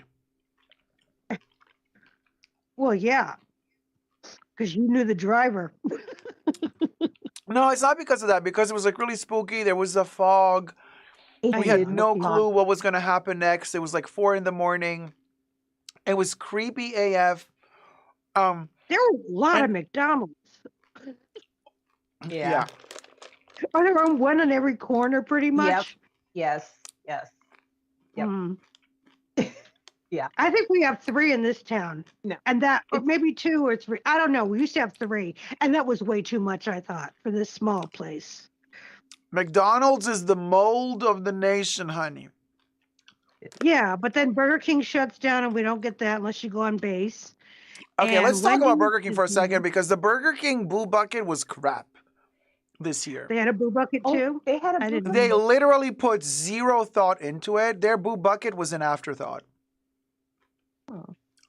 Well, It was ugly. if Look, the at other least one these goes little down. guys, wait, hold on. These little guys, they have a face, they're cute, they change their character.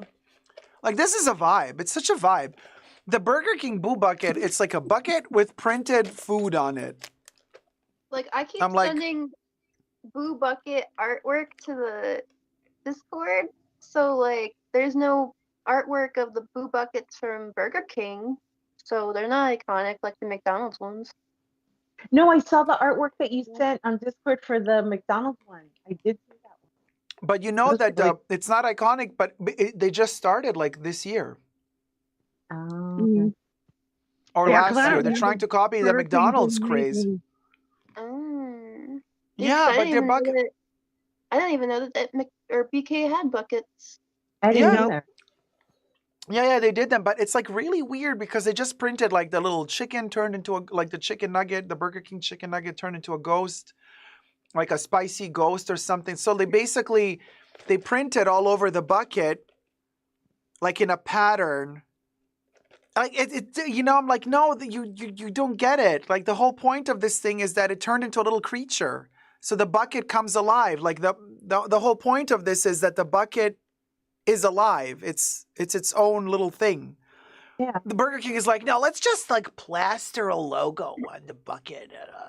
I'm like, They should have put the Burger King on it. He was creepy. He was Oh really my scary. God. During He those, was yeah, so creepy. He was knocking the And he- girls and- off the bike and getting on the bike in the tunnel. All those No, he's- commercials they had. he's creepy. And the Burger King, I've he got a also has that pillowcase with like, him. I yeah, have and a the whole pillowcase with vibe. Like him. every time, even when they draw him, he always has that face like, come to Uncle Burger King. And you're like, oh my God, no. My All uncle those showed me that commercials he were had sick. tacos at Burger King. Yeah. No, do they? Oh no, Yeah. that's Xbox. No, they No. do. Who Oh, has it's like Burger King? Certain places have it. Certain places And do. they're good. What? I didn't hear the first part. Who has Burger King? There's Burger Tacos King from Burger tacos. King. Okay, didn't know wait. that. Okay, I need just Gummy to say it again because when two people talk, I hear like. There's tacos at Burger King and they're not bad. Oh, okay, now I understood. Okay, tacos. Yeah. They're like they were only- a hidden menu thing, but then they actually came out with them as like an official thing. But I think they might be like a not really on the menu anymore. I don't know. That is Maybe they're on the interesting. Tacos. menu. Yeah, that's why I was saying I know Jack in the Box has tacos and they're pretty. They're similar. I've heard to Jack in the Box. Jack in the Box. Now you I see. haven't had that since Vegas. Yeah, I also haven't had Jack in the Box for a while. And also, what's up with Wendy's burgers? They're the most gross burgers I've ever had. Yeah. Wendy's is a weird place. It is Like, weird. why is it still alive? Like, why is it so successful? Why do people enjoy their meat? Is really bad, in my opinion only. Obviously. I don't know. Their nuggets are like deer ankles. Yeah. Ooh. Oh my Deer God. ankles? Yeah. Like cartilagey. Yeah. Ew. The lemonade's good. Well, you The can't the base a fries. business The off fries a are okay lemonade too. stand. If they're Mhm. hot and fresh Fries. and salted. Ah. If they're But not you know what fresh, I've kind of and salted, rediscovered they're for bad. myself? My love for Papa John's pizza. Ugh. The take and bake? No, just Oh the no, regular, Papa John's isn't the take and bake. but Yeah. with the believe it Papa or not, with Murphy's salami taken and, in. and pineapple. Pineapple. I like me some Yeah. salami. Salami, Nice big chunk of pineapple, salami. mozzarella, and tomato sauce. I used to live with Papa John's managers, and they would bring home pizza all the time. So I'm just Papa John's out. I Oh won't yeah, you buy can't it. anymore. Yeah. No. I think it's good. I mean, I A it's friend of decent. mine used to Shredding. work for Burger I'll eat King, it. and we would have Burger King all the time. Oh, we had to throw when I worked there for one summer in college, because I couldn't get any other job. They were all taken by the time I got home. I worked for one summer, 3 months maybe. They would not give us free meals. We had to pay 50% off of the free meals, and we had to write the time on each item, and they had to go in the trash after 10 minutes. We always only served fresh food. So if a hamburger sat there, you looked at the time and the clock, and if it was 10 minutes past that time, you chucked it in the trash. They would not even give it to the employees. That's wrong. Throwing Yeah, away food. that's the way they were, though. I mean, yeah. But, that's what they That's were really like. bad. Yeah. It is. But everybody had fresh food. But, they wouldn't even give it to the employees. Make the employees pay 50% for their lunch. You still had to pay for your lunch, half price. They could have just given that to us. We would have eaten it, thrown it in the Are they- microwave and had it. But that was back in the day. Do you think like now because of laws and sustainability, blah blah blah, you think things have changed a little? I think, well, all these fast food places, they're owned by there's two different ways they can be owned. by the corporation or by a strict individual who might own them all in that state.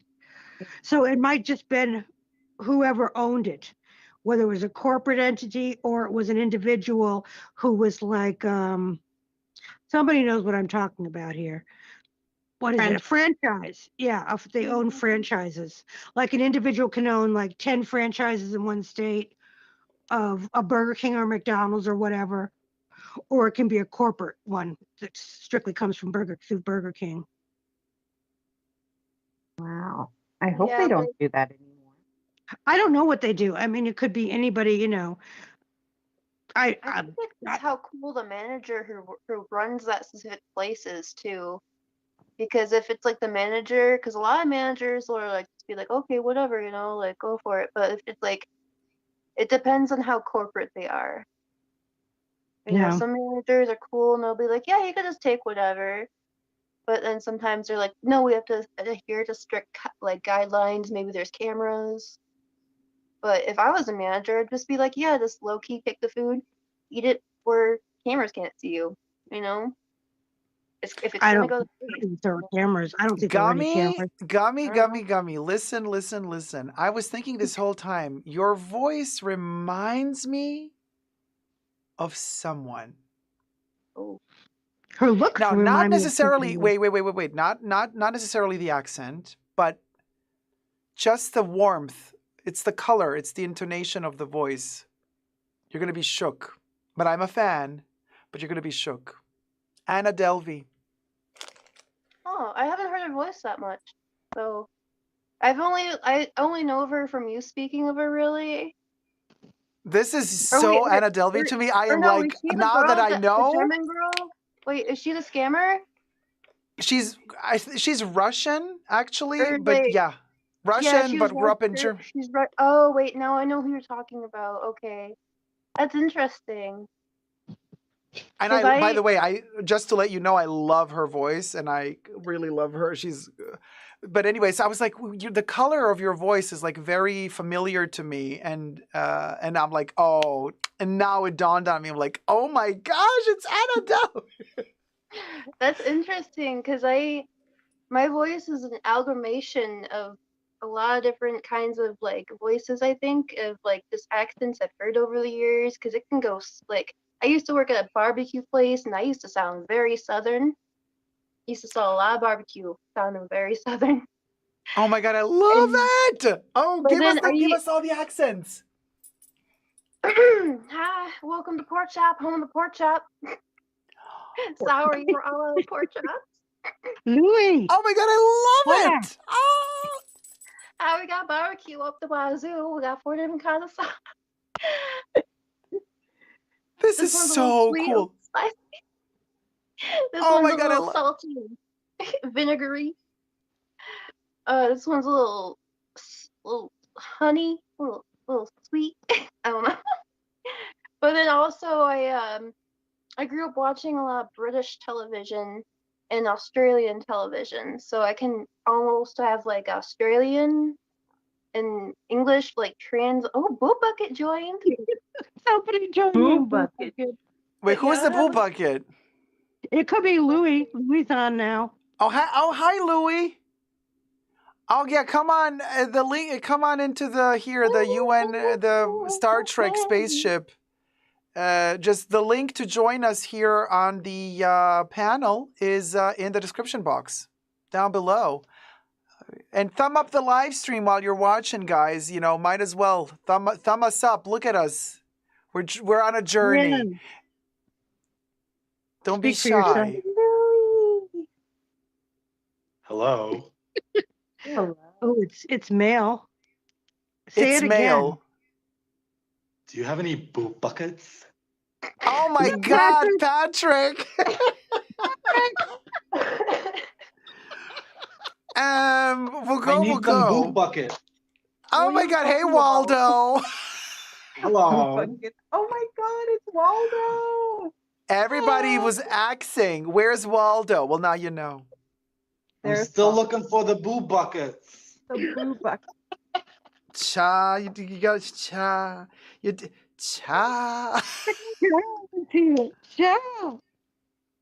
Oh my God, But how's I it wanted to going? say, Oh, they call them boob buckets, so that's why I want to call them boob buckets. It's no fun if you have to say like Halloween bucket. Then call them Halloween bucket, you know? I mean, I told They you. should know what they're selling. Yeah, but I I was. agree. Yeah. Yes, They but didn't. in No. their defense, they are probably paid minimum wage, and we were begging for those buckets before the official launch because they were going to launch that morning, like 11 in the morning or No, 10 no, in the no, no. morning, It and we was were there after 4 midnight. They a.m. said after midnight. I Okay, think they well, didn't say what time, no? you I can't don't. win. You can't win with Patrick. So he's. I don't know why I'm so bright. You're overlit, Patrick. I know. I don't know what's going on. I'm going to do the 255 while you guys are talking. Let me switch to the 255. And then I don't know if it was you, Jacob, or if it was Patrick. They're like, look, it's right there. They have a picture of it. They should have it. They both said that at one Sounds point or like another. something Patrick would say. No, you were actually taking actually the pictures of the pictures. So you love the posters. The posters on the windows or the posters that were on the signs. They On were the all menu. screwed up. Everywhere. Well, we're lucky we got a few. They're overlit, but boo bucket. Oh, Mhm. green. Ooh, the green Yeah. screen. Yeah. There was But one. they seem to be all gone now. It's not even Yeah. Halloween yet. There was Well, they'll have to go to Burger King and get the lame one then. The poor I don't kids. know. It looks kind Or of use a lame. pillowcase. Or use a pillowcase like I did when I was a kid. The lame bucket. The burger bucket. The So you had a boob pillowcase full of burgers. No, a pillowcase full of candy, and then dumped Yeah. it and went back out and got another full pillowcase of candy. Because that's back when they used to give you the full size bars. Yeah. They would give you a lot of. Burger need to King go has back. snack wraps. What bars are we talking about? Like the slava? Candy. No, Candy Oh. bars. Candy bars. Oh, Lord, Jacob. Sorry, I'm just a bimbo. Once I activate my lippy mode, I don't listen. Remember? Oh, thanks. What? Remember? We would be out all night. It would be a whole night thing. It wouldn't just be like 8 o'clock, 8:30 now. It's kind of over. No, it would like go on and on and on. And you would just go to different areas, and then you would, and it was like a bunch of you. It was a bunch of us. The smaller kids did have the parental went out. escort, but the older ones, no, you were left free to roam. My dad dressed all in black and would hide behind a tree, even when we were a little older. So that's just what he did. You know, he wanted to make sure we were safe. I think But it's good, Dad. yeah, but he was all in black. I remember his black bomber jacket, black jeans, black T-shirt, had black hair. So At night. All black at night. Yep. He didn't have black face though. Oh, very, very kind. That's good. Yes, he just dressed all in black and hid behind a tree while we went up to the different houses. And if there was everybody ever gave us an apple, he'd smash it in the street because the whole thing about the razor blades and the apples or whatever that went on, you know, there was that. I remember that. Yeah. Actually, but my dad used to take my candy and he went to go get the candy x-rayed before I was able to eat it. Yeah, Oh, wow. a lot of people did that. They had the emergency rooms open. X-rayed. My dad just said, chew on it. I'll be right back. Oh, you're not bleeding? Okay, it's good. We can all eat it. My mom would Yeah, just they take mine looked and through take all it. the Snickers out of it. And just like, she's like, I have to inspect your candy. And she'd pick her favorites. we got Oh, another kitty. clever. No, I'd share So with her, she though. snatched the best candy from underneath your nose. Well, no, she'd leave me the Reese's. Those are my favorites. So she would take the Snickers. So, Oh, but that's interesting. So, but both are peanut based. but like, One's peanut butter and one's peanut. Yeah. With nougat, that mysterious ingredient. what is nougat? That's a good question. Nobody knows. Nobody knows. Nobody knows what. What? Nobody knows what? What What nougat is? nugget is? Nugget. Nugget? No, hazelnut. That's hazelnut. Hazelnut. No. Hazelnut, a lot of Nougat. fat, a lot of fat. Hazelnut, a bit of milk, and a tiny amount of cocoa.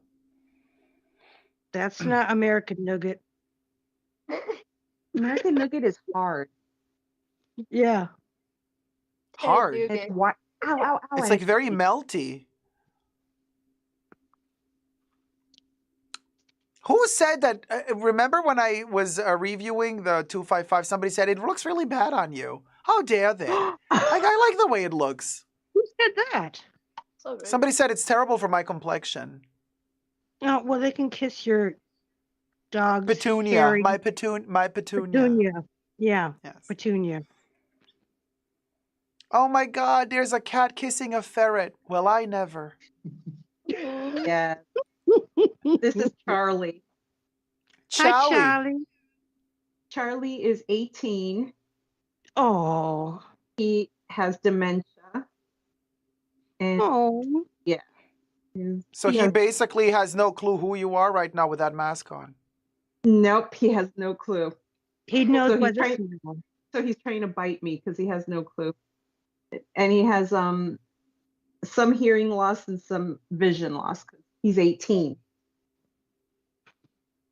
It's so classic. Usually the ones with Alzheimer's and dementia, they live the longest lives because they don't have a care in the You're world. telling me. Right now that that motherfucker over there is not real. I mean, it started like a year ago and it's been a process. And then I saw on IG the other day somebody wishing their cat a happy 24th year. I can't. I'm like, oh my God. I was like, no, I love you, but no. Wow. Like not 18. The dog that just lived to 30.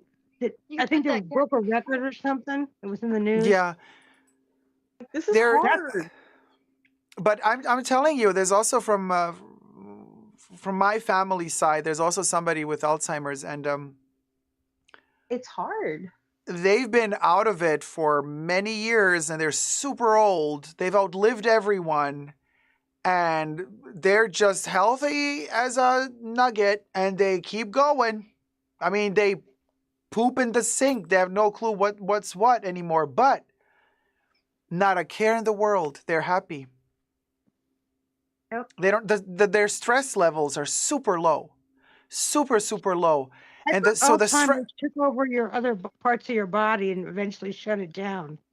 It does at the end. But that can take a long time. I mean, you know, your brain capacities are at a certain point. You don't recognize people, you forget where you are and all that stuff, and you can get quite aggressive when you feel lost. That's the moment when you kind of become aggressive, when you feel your surrounding, you can't recognize it. So that's a bit of an issue. But you know, the nurses also and doctors, they know how to deal with it. I mean, it's a disease that you learn more and more about as it progresses, but also as people are researching it. And what is interesting is, in the right environment, your stress levels are very low. And when the stress levels are very low, you're actually healthier. We always say stress kills. Well, yeah, it does. And if you manage to avoid being stressed, you can live a healthier, happier life. Now, obviously, I'm going the to side stop effect. learning stuff then, and let the Alzheimer's that runs in my family take me. No, don't let it take you, because obviously a bad thing is to get Alzheimer's if you're alone and you're not in the right environment. But if you have somebody to protect you and to be with you, that's another story. But if you're like alone, different story. Baby Yoda will watch over me. Baby Yoda. Baby Yoda. Or yeah. I learned through the vet and with Charlie that it's very similar in animals. It's very similar. They do the pacing. They get the aggressiveness times because they don't understand. It's the confusion. It's very similar. Oh, very similar. I'm like, wow. I'm like, okay. But does he like know where Does he know where to poop and pee? Yes, yes, he knows that, and So he hasn't lost that capacity. no, but like if I'm in the bedroom and he's in the living room, like he doesn't know where he is, and he'll start crying, and I'm like, we don't live in Versailles, we don't have wings here, we just, You can I'm just in literally the- just turn around and I'm here. Yeah. I'm right there, mister. He starts crying like, yeah, like I'm like, we're not in Versailles, dude. I'm right here. And then sometimes like if I go out for the evening and I come back, he'll look at me like, oh, hi. And then it'll take like 30, 40 minutes. And then he'll look at me like, oh, I know who you are. And I'm like, yes, now you know who I am. Okay. You Takes owe him, me like, $50. It takes him like 30 minutes to get to the, oh, it's you. I'm like, yes, it's me. He's like, oh, This is hey. Charlie, right? His name is Charlie, you said? Charlie, yeah. Charlie. So, yeah. Charlie. Yeah. I mean, I forget stuff. I mean, in a different way, I'm the one who'll be running through the fashion bunker for 20 minutes straight like a lunatic looking for my iPad while I have it in my hand. Oh The my whole God. freaking time. The whole freaking time. And my mom the other day, we were on the phone and then she's like, where's my phone? Where's my phone? And I'm like, and at one point she's like, oh my God, I'm holding it. I'm like, Mom. Oh, Mama D. You're holding it, but you're losing it. I did that when I was a kid when we rolled up to the house and I was like, where's Mom's car? And then my dad's like, we're in your mom's car right now. Oh my God. Another piece of the puzzle, and this is why they call her Gummy. Gummy. That's a cute name, Gummy. Please send fruit gummies. Yeah. What kind? Oh, do you know what they're starting up here in Alaska? They are starting a try before you buy in all of their shops. What? Like clothes or food? Like marijuana. Alaska is learning to try on clothes before buying, y'all. It's evolution. No, I said marijuana. Oh, really? Yeah. Or gummies or whatever. They have tons of gummies. shops everywhere. And now it's going to become law that you can try before you buy. Yeah, I'm you thinking, can- oh, great. So what's going to be on the streets? I mean, Gummy. But why do they call it try before you buy? You can get a little sample. A little you, sample. you taste, you try, you smoke it, Like and if you like it, you buy some. Or if you don't like it, you We'll smoke another go. one. Okay, we'll go. Okay. We'll go. Yeah. I do like that idea though for everything else. Not just marijuana, but can they add that to like, food and stuff? Bless and, you. Yeah, well, that's Costco. They always have those little people sampling stuff. I think Apparently, the marijuana shops are going to be that way. I think Whole Foods Yeah. does that. If there's something on the shelf that you want to try, you can ask an employee, and they'll take a package off the shelf and let you try it. I've heard this. I heard that about on Trader Reddit Joe's. But somewhere. Yeah, that. I too. heard that about Trader Joe's, but I don't know. I feel weird trying it. Like, Yeah, hey, it can would you be. just open this for me to try? I guess the employees has to get to have the package after from whatever too, so that's kind of nice. Oh, that's good if they're not throwing it out. I mean, Wait, but who eats it after? The employee who opens it up for the customer to try. they put it in the Oh. break room or whatever. I mean, like a nice I wish that was like, I would work for Chanel if they did that with perfumes and makeup. Like, I would like to try number 18. Oh, sure, let me open up one for ya. Oh, you don't want it after all? That's okay, honey. I'll keep it for free. In my opinion, 1.5 mils is not enough to decide whether I want to purchase a perfume. Well, it used That's to be not 2 mil. It used to be 4 mil, and they keep I reducing, saw an 8 reducing. mil. I had an 8 mil sample that I got off of eBay once of number 19. So I don't know how old that one was. 8 mil of 18? 8 mil of number 19, sorry. Number 19, yeah. Number 19, I also saw weird, like, 18 mil. Well, you give me 8 mil, I'll know if I want it or not after using it. But you Yeah. give me 1.5 mil, it's a toss-up. And you know what the weirdest thing is, y'all? It doesn't What, cost y'all? them I mean, y'all. Not Y'all. because y'all. Not Y'all. because it's y'all. Y'all. What's up, y'all? Want some barbecue? Boo bucket. I want some barbecue. Boo bucket. Boo bucket. We triggered the boo bucketer. Boo bucket. But I don't know if Audrey's still with us or if she's doing titty bagging. But Boosh, this one's for Audrey. Boosh. Wait, what was I talking about? Oh my God. You are going. You are going. I said y'all, and then I wanted to say something. What was the So sorry. topic? No, don't worry about it. What was the topic? Chat, help us out here. Oh gosh. ADHD is real. Perfume samples. Oh, yes. Yes. Thank you, Patrick. Oh, yes, y'all. Okay. It doesn't cost them less to make the sample. So what I want to say is they do this on purpose. The little vials of glass that they make, plus the little piece of paper, the cardboard to put the vials, the little spray vials in, that's not cheaper now than it was 10 years ago, but they still decided to give you less liquid in it.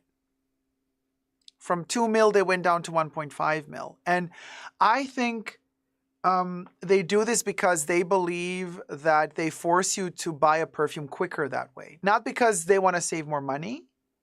They're wrong. Yeah, wrong, In my right? Because opinion. I In know my that my opinion. sales associate ends up giving me several samples because I always say, listen, 1.5 mil ain't enough. That's right. And then they throw in a couple more, like, okay, here.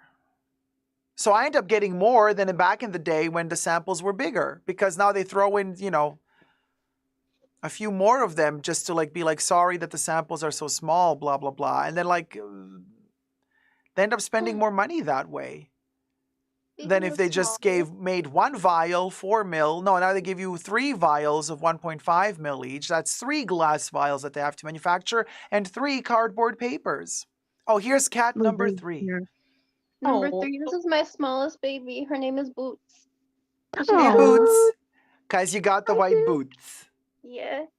She's so small. Hey, Boots. What's good, girl? Jacob, have you made friend with the Great Dane next door? No, it's a Doberman. Oh, Doberman. No, no. I did not make friends. I think it's a pup. I did not make friends with a Doberman because it creeps the hell out of me. It's bigger than me at this point. I'm a tiny person. You are not.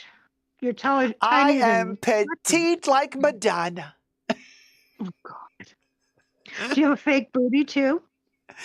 And tits. No, I don't. Mm. No, So I have not padded that tush. Not this year, at least. No, not this year, no. Maybe next year. Maybe next. I thought, 2023. It's like, it's 2023. We'll talk about it in 2024. Let 2023 simmer and linga out first because 2023 has been a doozy. It's been a tough year, y'all. I'm not going to say there were some cool moments, but there were also some ratchety moments. 2023 was just it never ends.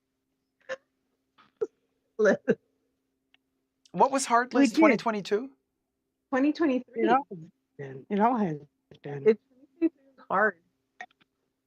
Hard or heartless? Both hard and heartless. Both 2022 and 2023? No. 2023 was heartless. Oh, yeah. Okay. Heartless. Yeah. Exactly. Well, the Dobie's still a puppy. Make friends with it now. That's what I meant. Phoenix mom saying. Oh, because why? If I don't zoo it, what's going to happen? Well, I make friends with it now while it's usable. I mean, well, not so usable, controllable. So a Doberman is not controllable once they grow up? Well, they can be a little bit rough. Our drummer had Adobe, and he scared the hell out of a lot of people. But he would play fetch with me.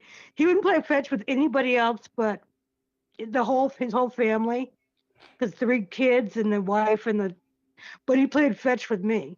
We had a ball, and he actually would. But he was scary because I asked him once, "You really want to get that cat, don't you, Bo?"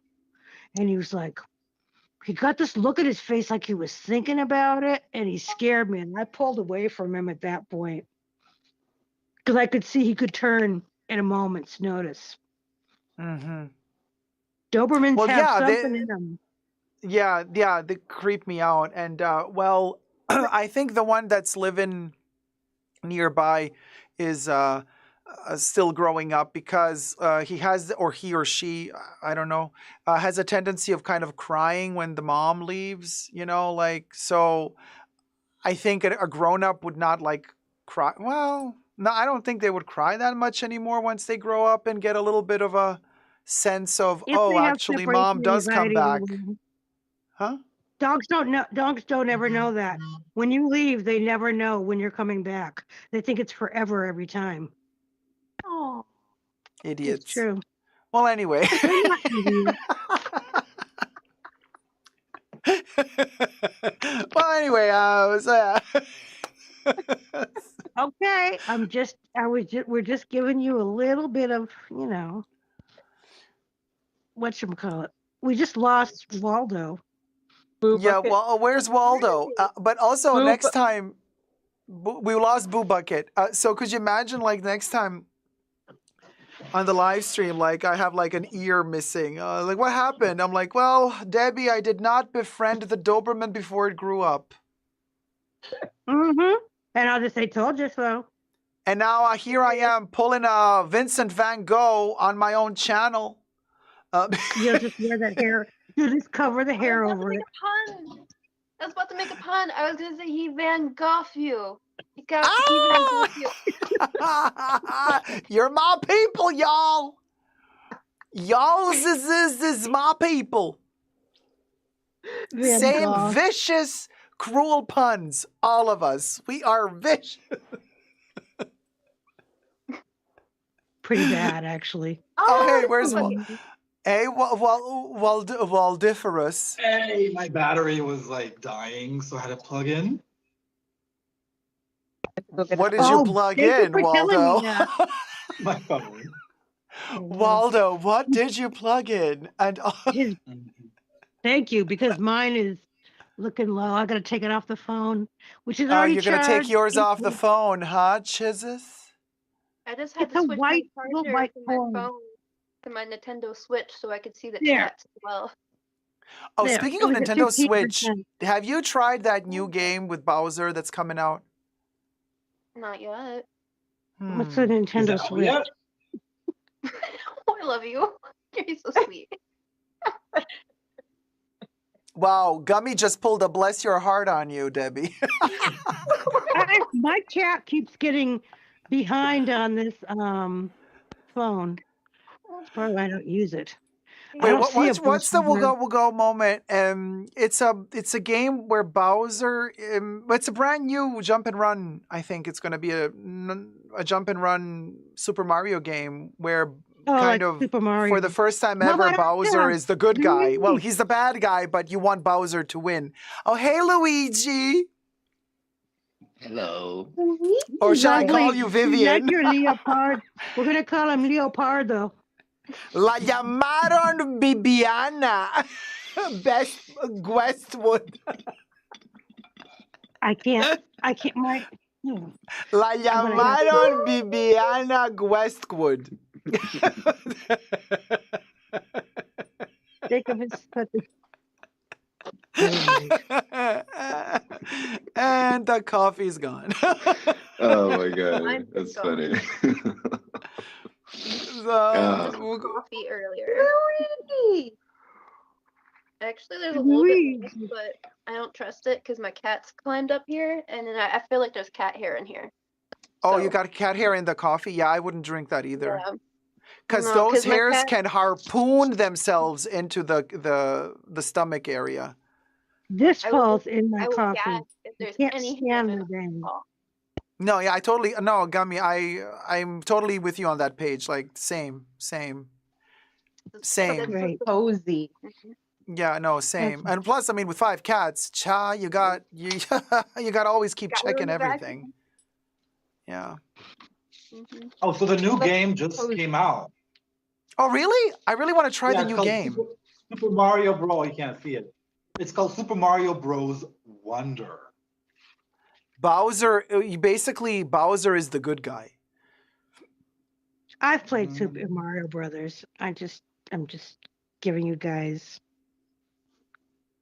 crap.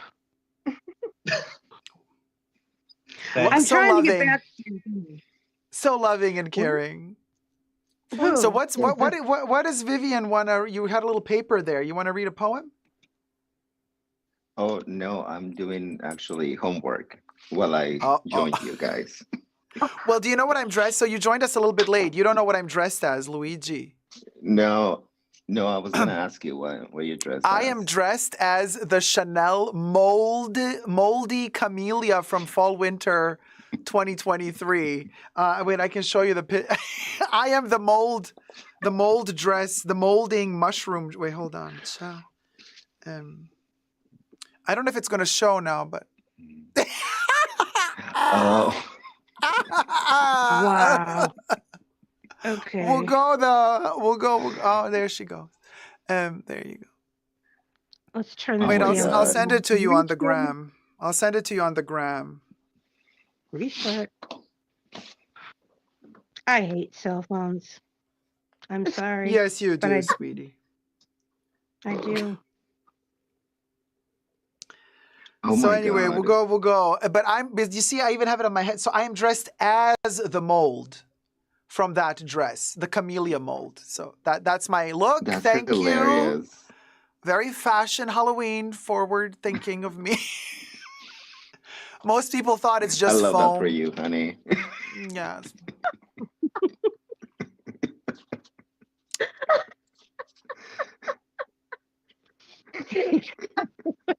What's that face? What? What's that Yo. face you're making back there? Pouting. What are you pouting I'm just about? saying, yeah.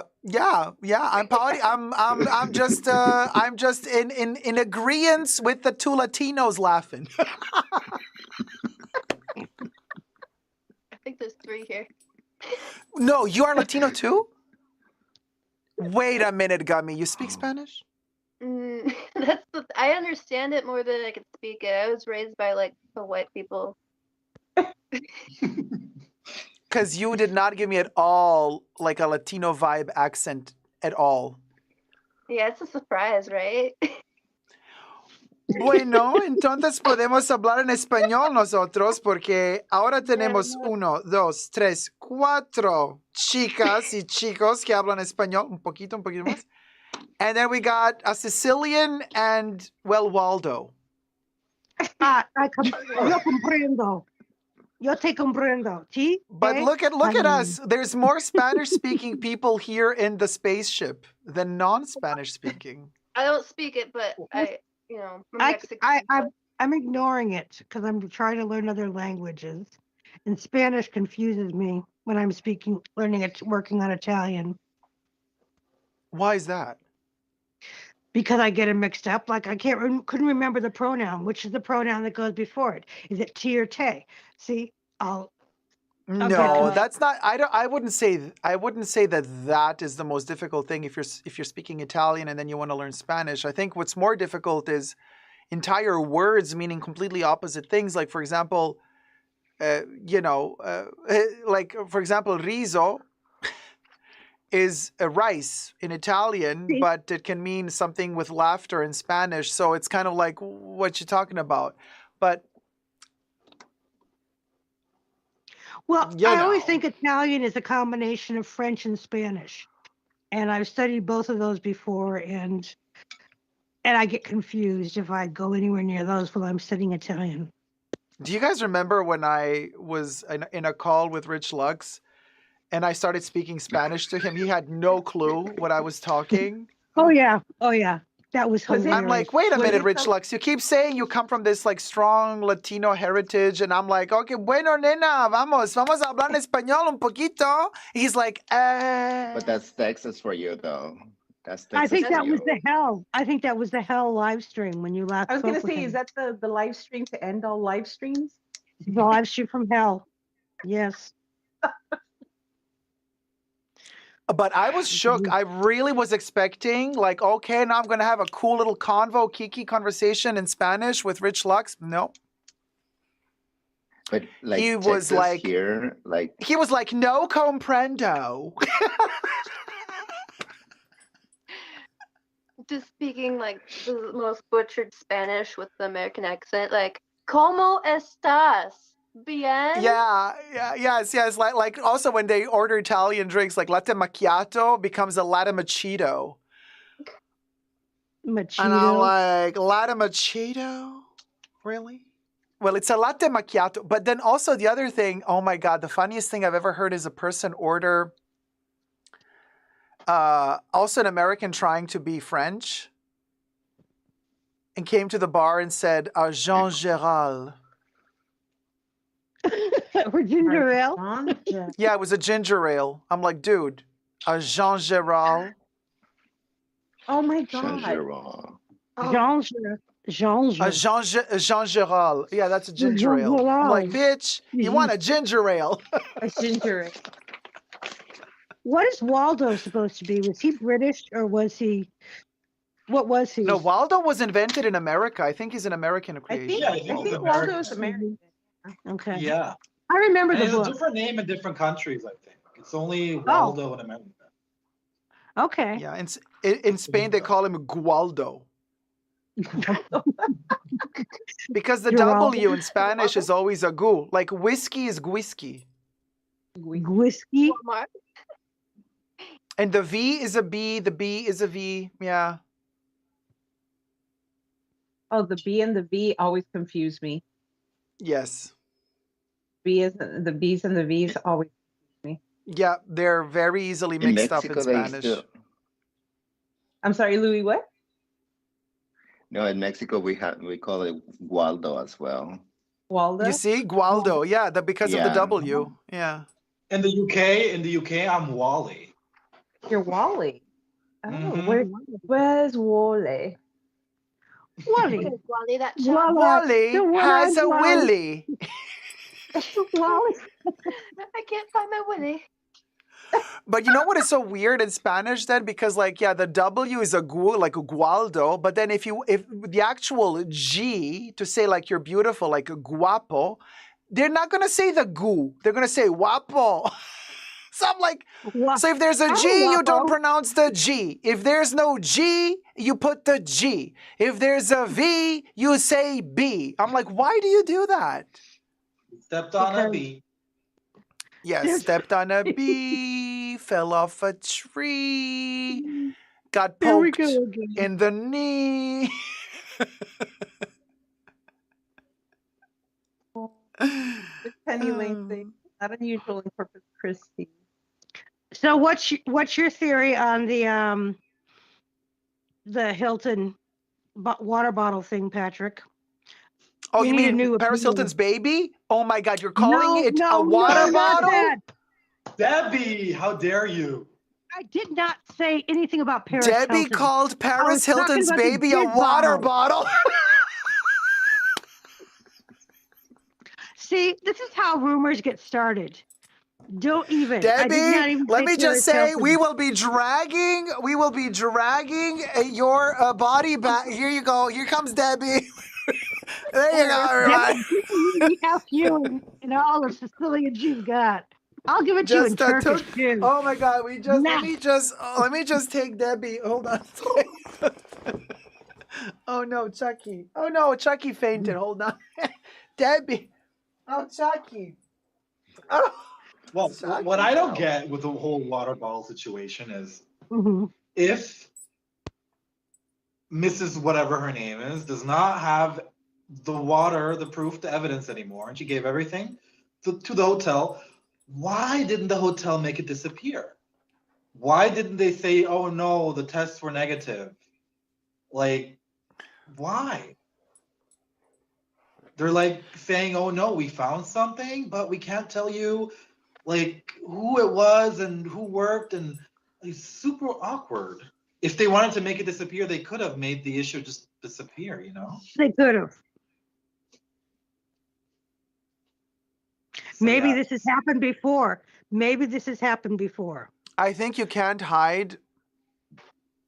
I think you can't just send off to some random lab water to test for jizz. I think if you test for jizz, it has to be some official capacity. So those are documents that cannot just be destroyed after you test.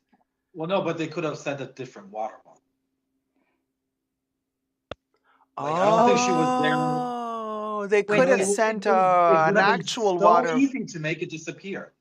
So they wanted it to show up. So maybe they're trying to either frame somebody. I don't know how you could frame somebody, but they're trying to get rid of somebody. That's what I feel like. Well, Chucky heard get rid of somebody, and he's right here. He's like, give me a list. I'll get rid of him. I'll get it. Chucky. You disappeared, and then he just was there. That's weird. Yeah. What, Chucky? Well, nothing again. You have to like cover your face. How did it happen before? For momentarily, it did.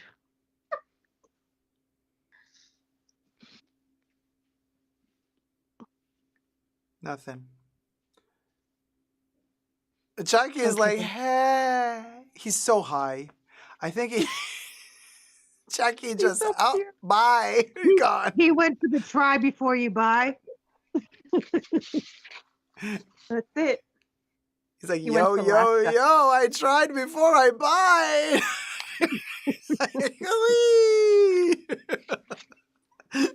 Chucky, how's that gummy? How's that fruit gummy? He's like, yeah, oh my God. So, who's the hot chick? Who's the hot chick with the cleavage? Chucky, you're terrible, dude. He's like, yo, check her out. Can I tell you guys? He thinks you're Tiffany. He thinks you're Tiffany. Sounds about right. I used to have recurring dreams where I used to fight Chucky until one of us would win. It would be me, and then I'd wake up. That's kind of, I like that. I mean, yeah. I don't know if that scared you, but I like dreams like that. I kind of, I used to dream that like Freddy Krueger tortured me. Did you enjoy it? Well, I was happy because I always survived because, I'm still here. So I always felt like, wow, I actually defeated Freddy. This is so cool. Yeah. That's why I felt like, I was like, damn, if, dang it, if it really happened, I could, theoretically, I've already lived out my dream, it's like, Chucky Slayer. I would win, But I can tell you, sometimes I wake up and Chucky's like in my room, like looking at me and I'm like, oh boy. Oh, can I show you my creepy dollies? Yes, please do. I mean, it is Halloween after all. Tis the season to be creepy. But so yeah, I just like wake up and he's just like that look, like he's like, hi, and I'm like, oh boy. Oh my God, that's adorable. Oh, a little zombie baby. Love her. I used to draw these when I was a kid. Like these Living Dead dolls. I got this at an anime convention. Oh, Chizz's left. Bye, Chizz's. Oh no, she'll be back. Oh wait, that's a good one. Wait, that is a Living Dead doll. Oh. Is that from Mesco? Yes, she glows in the dark. Her name's Reverent. Wow. I used to draw her when I was like in 3rd grade. Try to put it under her chin. Wait, but how did it? Oh wait, battery low. Oh wait, hold on, my battery's low. Hold on, let me just. Sorry, let me just switch my things. I'll be gone for a second. Okie dokie. He is a little creepy. Yeah, creepy. Okay, I'm back. So wait, so you drew the doll and then Mesco made it? No, Mezco made it and then I drew it. Ah, okay. I used to 'Cause I dream was about like, owning wow. this doll as a child. That is so And cool. I saw this man, this old dude, like this old gentleman at the anime convention I was at, and he was selling it. And I he was like, I said $60. I was like, I got $60. Here you go, right away. And so that's how I got her. But I actually, I had the drawing. Feel I could find it maybe in a second. Like I have some from high school that I still drew of her because I drew her for like years. But then here's my other one I have. Her name's Sin. Oh wow, she's so cool. Yeah, she got like she's opened. I'm not gonna open the other one because she's not open, but she's open. It smells so good. It smells like that plastic doll smell. I love I that really smell. like it. But Man, she's she's super so cute. And you see, this is the thing. I love like stories like these, but also like how we're connected to these objects and they have so much power with us. And especially I don't know about all of y'all's, but I mean, I can talk about myself. I've always been the outsider and the freak in the classroom and blah, blah, blah, blah. And for me, like horror movies and also like these like creepy dolls have always been not scary. They've been like, I felt like like them. I feel like I'm them. And so I can concur with that. I grew up in a bedroom full of porcelain dolls above my bed every night because my grandma and my mom would get them for me for Christmas or my birthday. But I don't know, every time I had friends over, they'd be like, how can you sleep here? And to you, it And was I'm just comforting. Yeah, I'm just like, they're just there, you know. Yeah.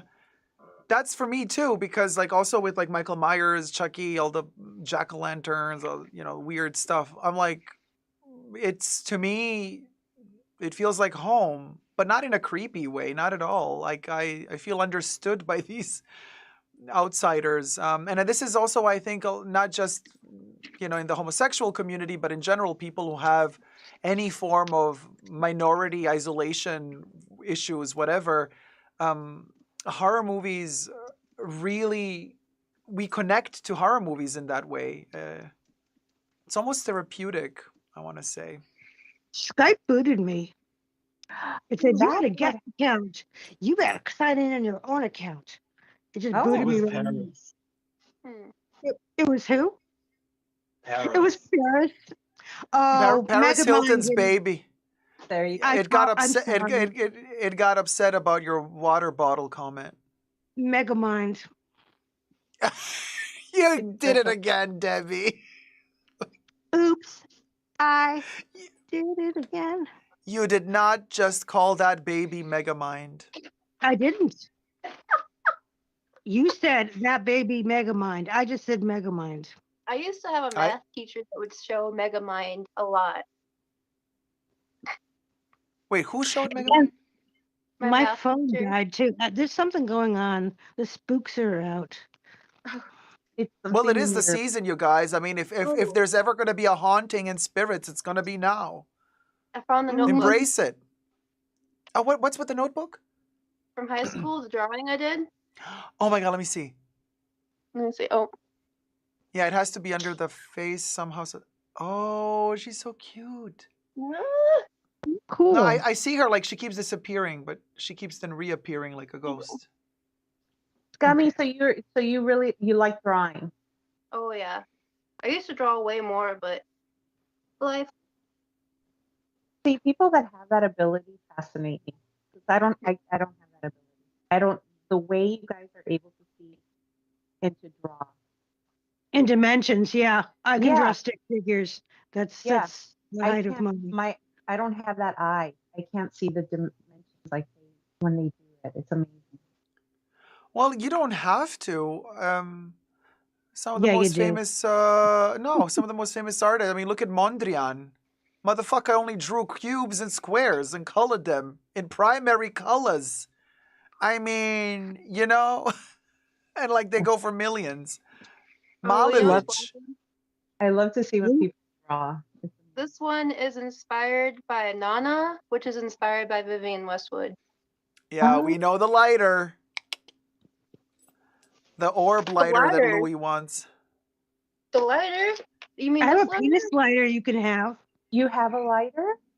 Oh my You God! have a lighter. Shut the front door, Louis. Okay, there you go. Louis' Vivian Westwood horns just got erected. I knew you were wearing the coat and the horns, and then I was gonna bring it up. I was like, wait, they're wearing Oh, Westwood. cool. Yeah, no. Louis wearing Vivian That's Westwood horns from World's End. amazing. Yeah. Wow. Yeah. You have the You got my Nana. attention now.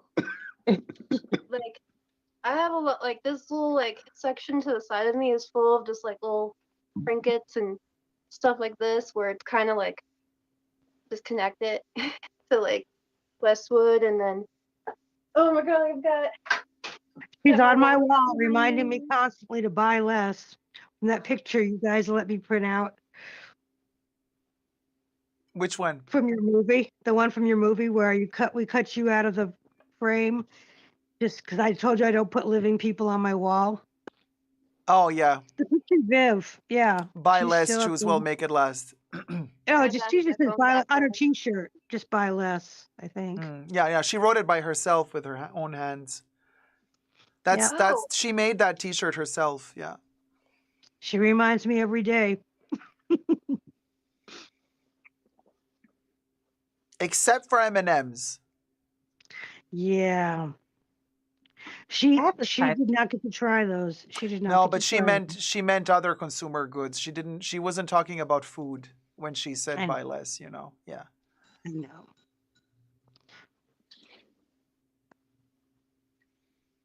Thank goodness, because I have a lot of lentils. So what are your favorite lentils, Debbie? They called her Huh? Machine Gun Kelly. After she eats those lentils, she be popping. Lentils are Okay. wonderful. I have so many of different varieties. 13-pound bags of them, freeze Oh my packed. gosh. Debbie This has heats been up my, her own apartment. I do my not. daily driver for a bit. Oh, I remember that one. That one was from a couple of years ago. Yeah, I found it for a really good deal, and I was like, oh, snatch. But then I gave it a little chain because it needed one, but I might get a different one in the Yeah, future. But Anglomania. This was from a yes. couple of years ago when they still did Anglomania bags because they first stopped doing the clothes, but then they still kept doing the bags. And then they stopped also with the Anglomania bags. And then What's the last thing you guys see in chat? What's the very last thing you see? Oh, I don't see the I chat like at all. her. Yeah. Because It it stopped appears working me for me and goes a long away. time ago. Oh, me. Audrey Me. Jane said me. Okay, it's working now that I restarted my phone. Okay. This is something special I have too. Oh, Red Label. Art Lovers Unite. Oh my gosh. This is so old school. I love it. Oh, this is beautiful. And the Red Label also doesn't exist anymore, by the way. Why can't I show mine? Okay. This is one of my piece de resistance. Oh man. So when, because this is not a question of if, this is a when we premiere the movie in America, North America, you better come, guys. I have so much merch from this movie. This is my pillow I'm trying to show. Debbie is struggling with Megamind. It's the pillow. Oh, Art Lovers Unite pillow. Oh, thanks, Debs. Debbie got the Art Lovers Unite. I have the backpack. I have the pillow. I have the T-shirt. I have the Super cherry rare shirt. merch, by the way. This stuff is gone now, y'all. Is it really? Oh, really? Yeah, most of it. Yeah. It was a one-off thing when the movie first premiered, and now it's gone. Yeah. I think we only have the T-shirt. Wow. I have a gray T-shirt with the same floral logo on the front, and it says the White Art Lovers Unite in the back. A long sleeve gray T-shirt. Who told me? Somebody, was it Kev? Somebody said that somebody on eBay was selling our merch. I was like shocked. Oh, you gotta be kidding me. somebody was like, and for a huge markup, the Art Lovers Audrey Unite has the merch, case. The case. What case? the These pencil random case. people Oh, who the pencil. own Oh, like I have that too in my purse. I the have pencil that case. canvas bag, and I haven't stopped using that since I got it. It goes from one purse to the next. It's so tough and big. I love it. Yeah, it's a good quality. And because we got permission from the museum to take photos, so we own the rights to those photos, which is like insane because the painters are dead. You know how copyright law, after you're dead for 70 years, it's free to use, but the museum has the right to allow you or not allow you to take photos. But the museum gave us permission to photograph those artworks. So that footage is actually our copyright, so we can make merch out of it, and we did.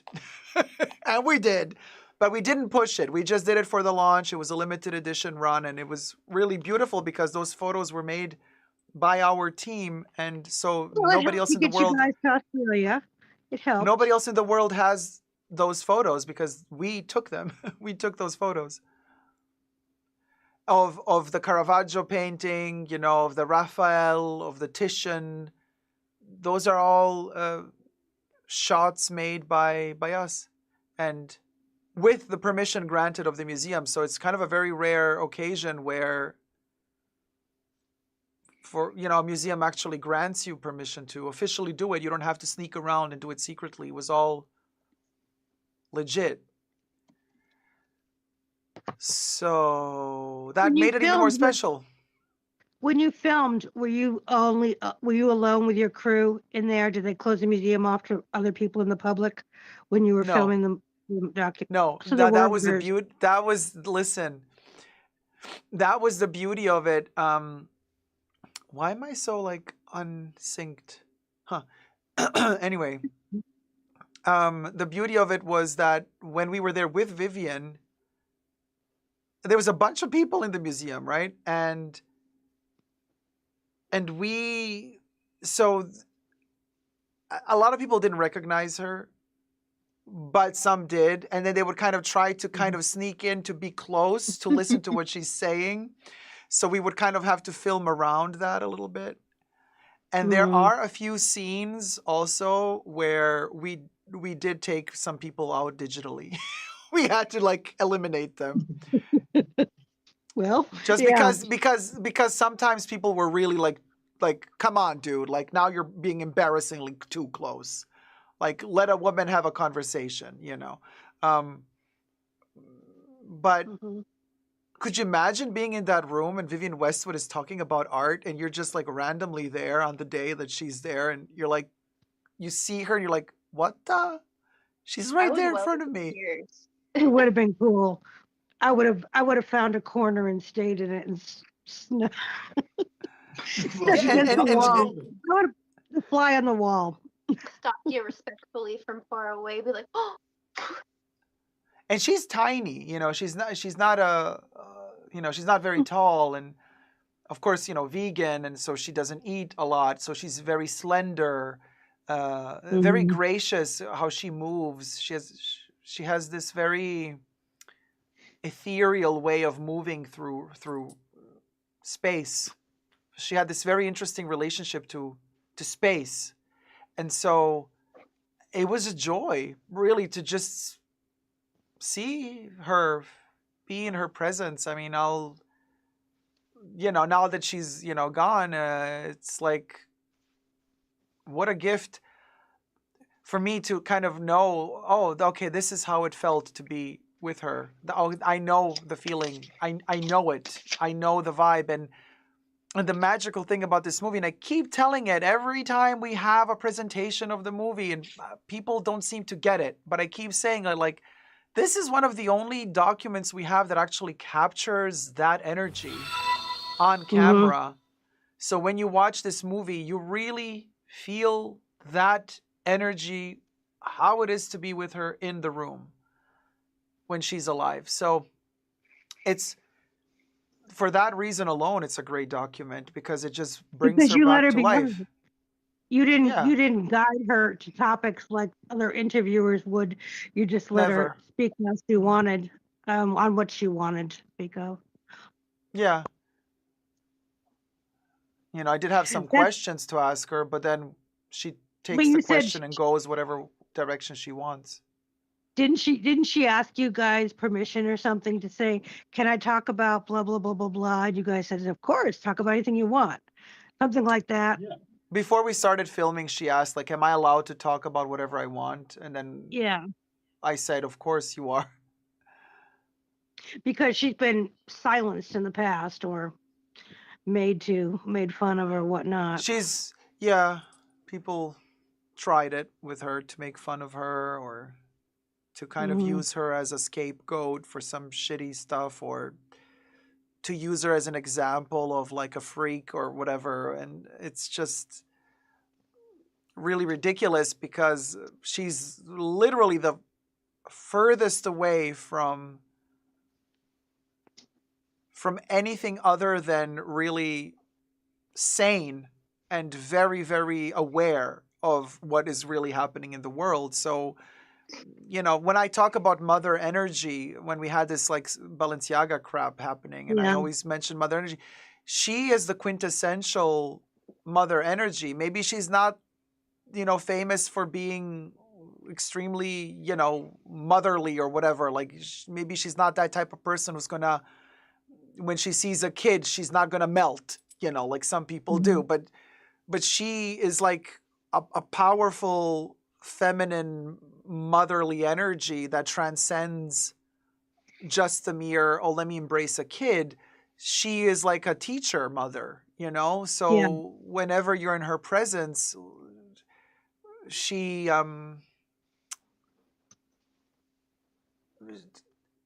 she's like this, it's hard to describe, like her presence is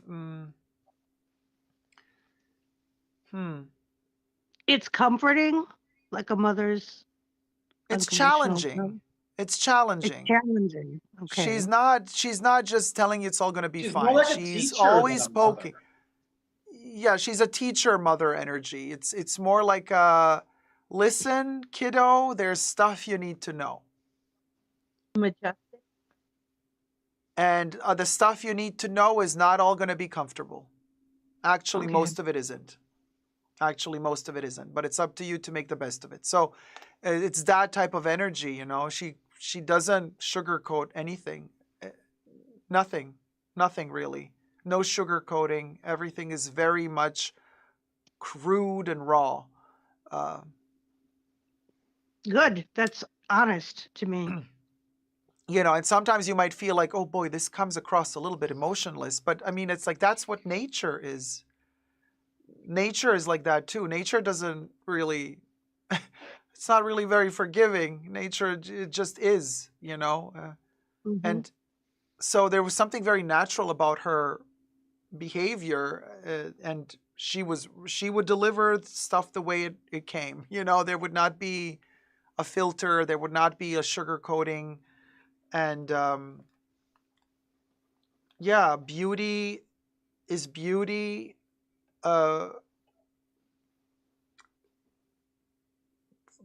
She has a sense of aesthetics and proportions for clothing, for art.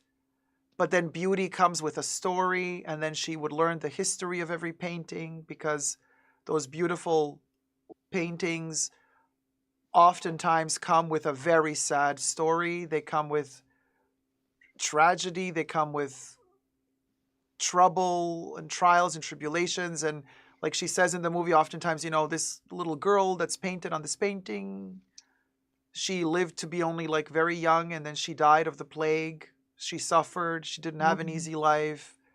But look how beautiful she is on this painting.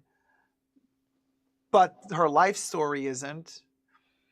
And so, yeah, very like sober, very, very sober approach to life and aesthetics, which you can't really say of a lot of artists out there.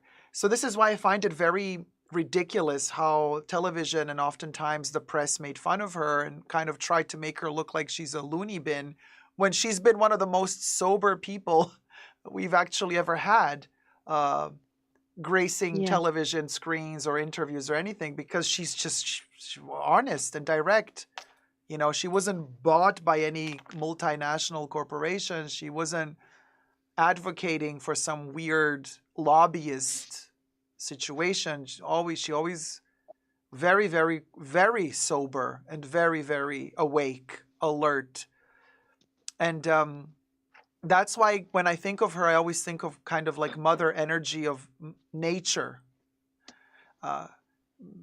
you know. And so that's why I'm very grateful to have had the opportunity to work with her, to kind of feel that sobering energy. What she was all about, really, inside. Yeah. Patrick, I have a question for you. Sure. Okay, Jacobs mentions on more than one occasion that you were in that series with Lisa Kudrow. Hmm.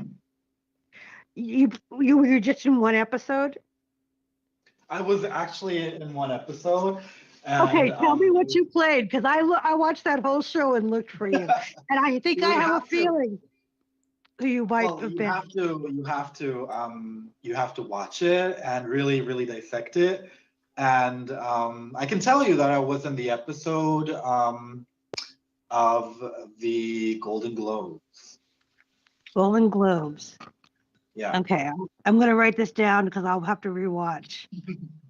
But I thought you were a fast food worker, because I kept watching this whole thing. Where's Patrick? Where's Patrick? I actually went to the fake Golden Globes with Lisa Kudrow.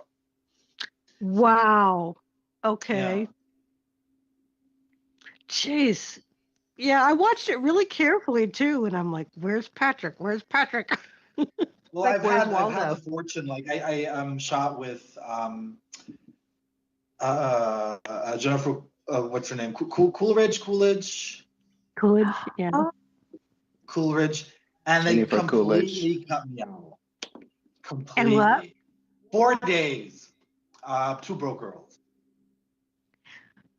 Wow. And they completely cut me out, and it just happens. It happens a lot. It happens to me. It happens to my friends that are actors. They shoot projects that never come out, commercials. It's just a part of the industry.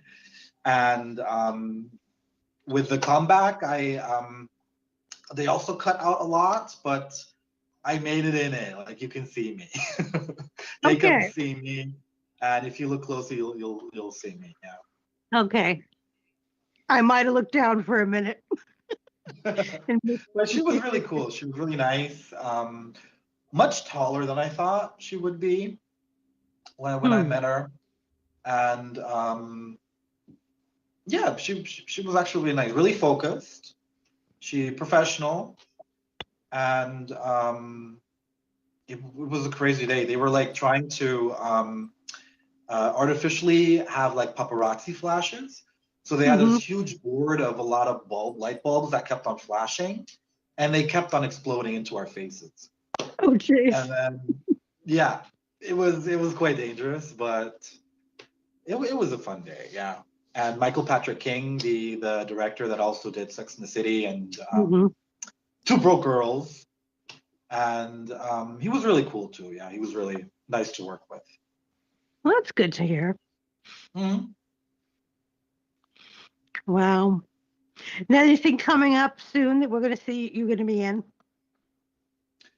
That you can share. There's more things in Europe right now. In the US, I don't really. In Europe, I have a commercial that should be coming out in like the summer. A bug spray commercial, very glamorous. It pays the bills.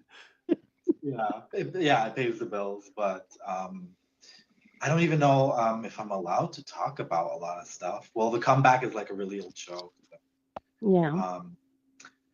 But yeah, it was a fun day. It was a fun day with the comeback and Lisa. Well, thank you for letting me know. Now I can go back and say, okay, now I found it. Yeah, check out the Golden Globe episode. I don't know if there's multiple episodes that there's kind of maybe an episode leading to the Golden Globes, but the actual Golden Globes event, that's the episode I was in. Okay. Thank you. Season 2, episode 1 or episode 2. When Yeah, she's season 2, like season one was like, season 2, episode 1 or episode 2, where she's a guest. She's not nominated yet. Not the end of the season where she's actually nominated. It's the beginning of the season. And now I knew where that saying came from that you used to use all the time. I don't want to see that. Because I walked around saying that. After watching that show, I walked around saying it to different people. I don't want to see that. Yeah, that's Lisa Kudrow. Yeah. I mean, she has a bunch of like really, famous kind of zingers. But the one that was kind of the least earwormy to me, somehow RuPaul caught it and started using it for RuPaul's Drag Race. So whenever he enters into the working room the first time, he always says, hello, hello, hello. And that's actually Lisa Kudrow's comeback. That's Valerie Cherish coming on set every day to shoot the comeback. And she would say that to all her co-stars. And then Ru took that and, snatched it and made it his own. He's stolen a lot of things, hasn't he? Oh, yeah, he stole Elvira's, how's your head? But he told her that already in the 90s. They had an interview, and he's like, so how's your head? She's like, never had any complaints. He's like, I stole it. She's like, I know. She'd be cool to meet. She would be really fun. He did a documentary with Cassandra. I would love to. Hello? Hello. Oh, okay, no, it's back. Okay, I thought my earphone. With Cassandra, I would love to. I think she's a hoot. I think it would be more fun to hang out with her than to actually work with her, kind of. For what reason? I don't know. she'd I've seen be like difficult? interviews, and yeah, she's been through a lot. She's been, used and ripped off and everything. So I don't know how protective she is. I think she's very protective and hard to, feel comfortable. We would have to really do a lot to really get her trust and make her really feel really comfortable. And that might be really hard to do. Same with Vivian. I mean, it took a while to do that too. Yeah, Vivian,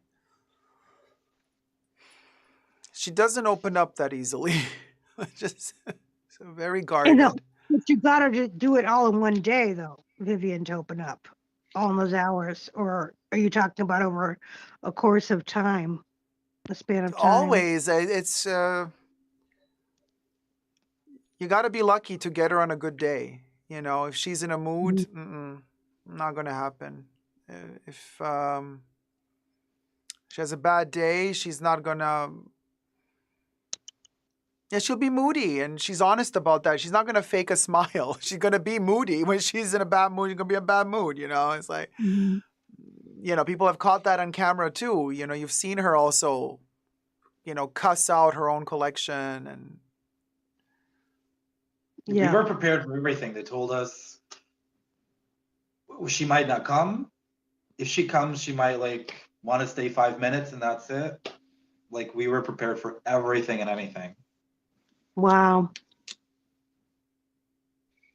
But it's interesting to Thank how goodness people, it went the way it when they did. become so famous and so powerful, and Vivian didn't really use that power. I mean, she would always ride around with a bicycle. She wasn't she didn't care for being chauffeured around with bodyguards and shit like that. She didn't do that. You know what I mean?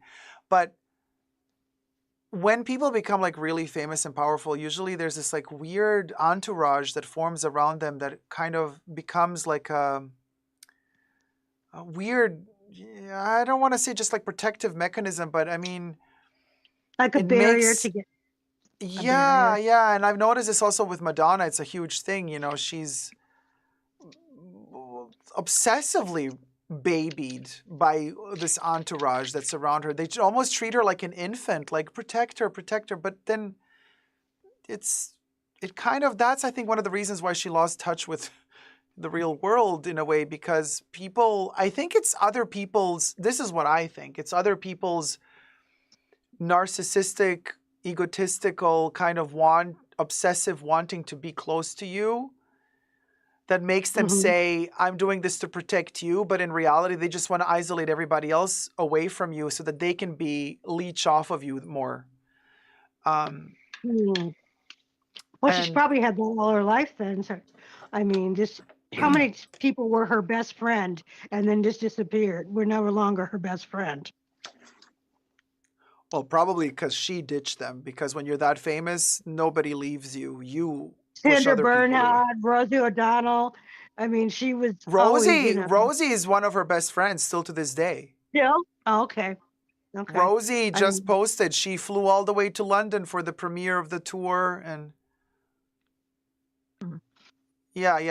but Sandra is an issue because of the lesbian aspect of it all, apparently, and because Sandra was dating that chick, that when the chick got close to Madonna through Sandra, then she ditched Sandra for Madonna, allegedly. You know what I'm reminded of? Selena and Yolanda, where it's just like such a fan gets so close to the famous person.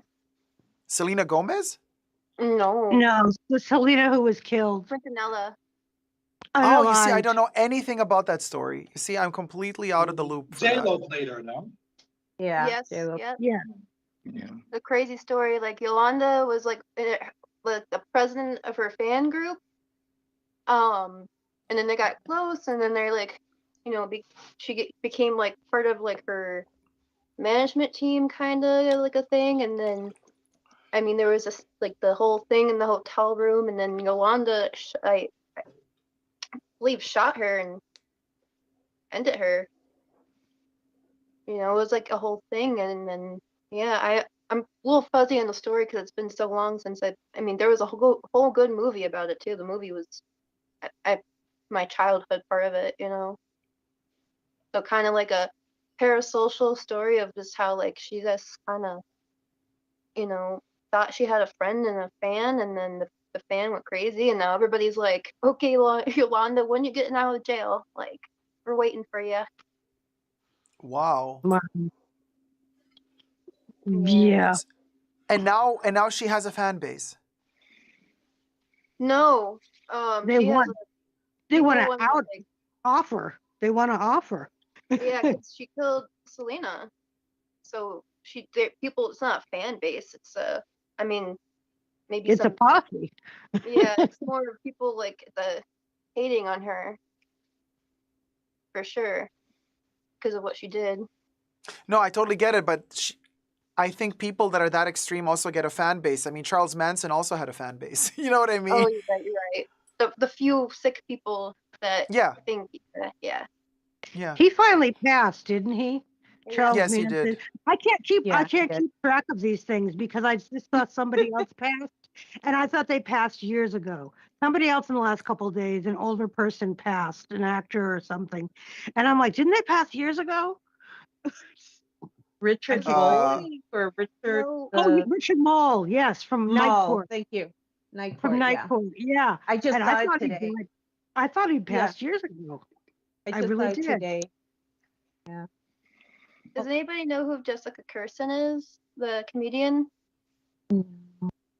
She's on like YouTube and like Facebook Shorts a lot, but I went to go see her last night and she made a joke that was pretty funny. She's like, she kind of looks like Kirstie Alley, so she's like, and a lot of you thought I was Kirstie Alley, but you know, I'm here.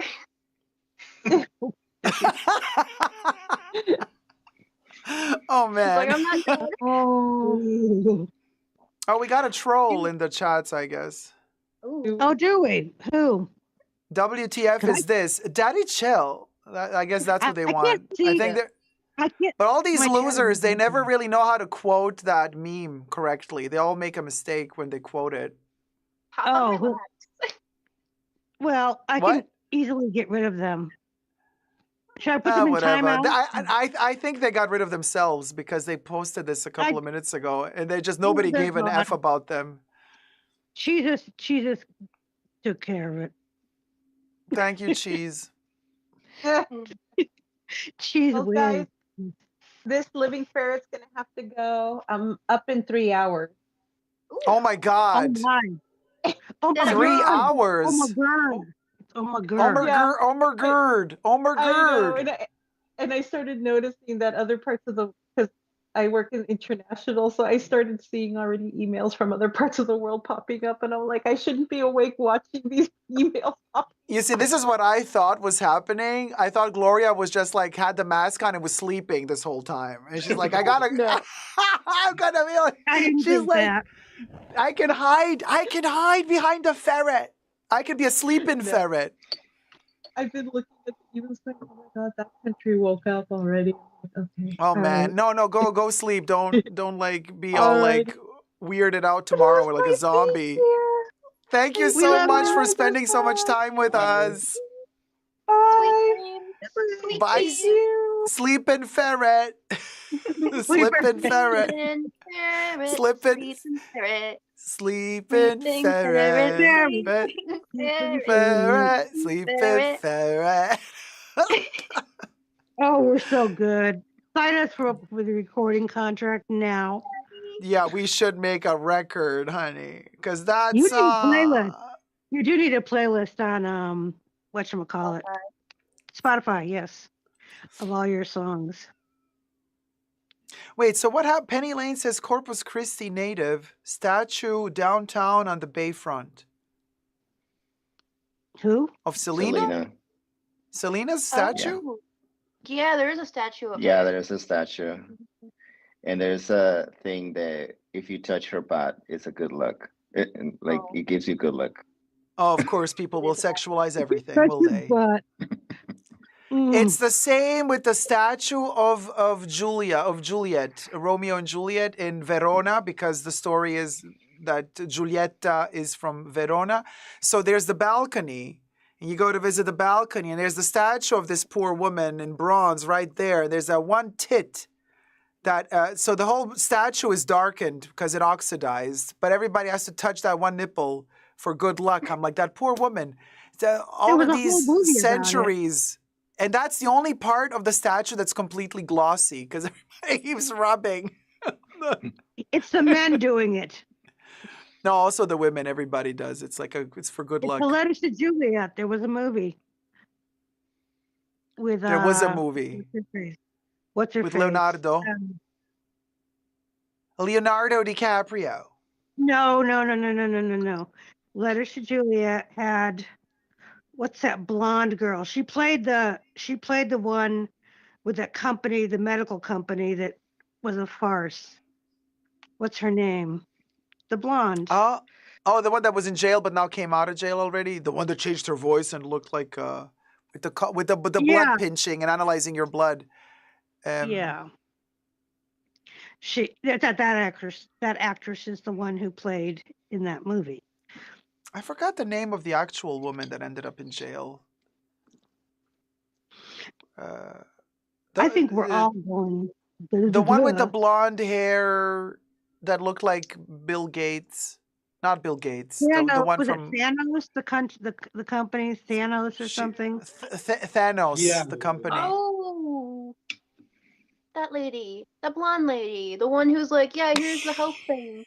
Yes, she's like, here's the blood test or whatever. It's like a super like high tech blood test that's not even actually real.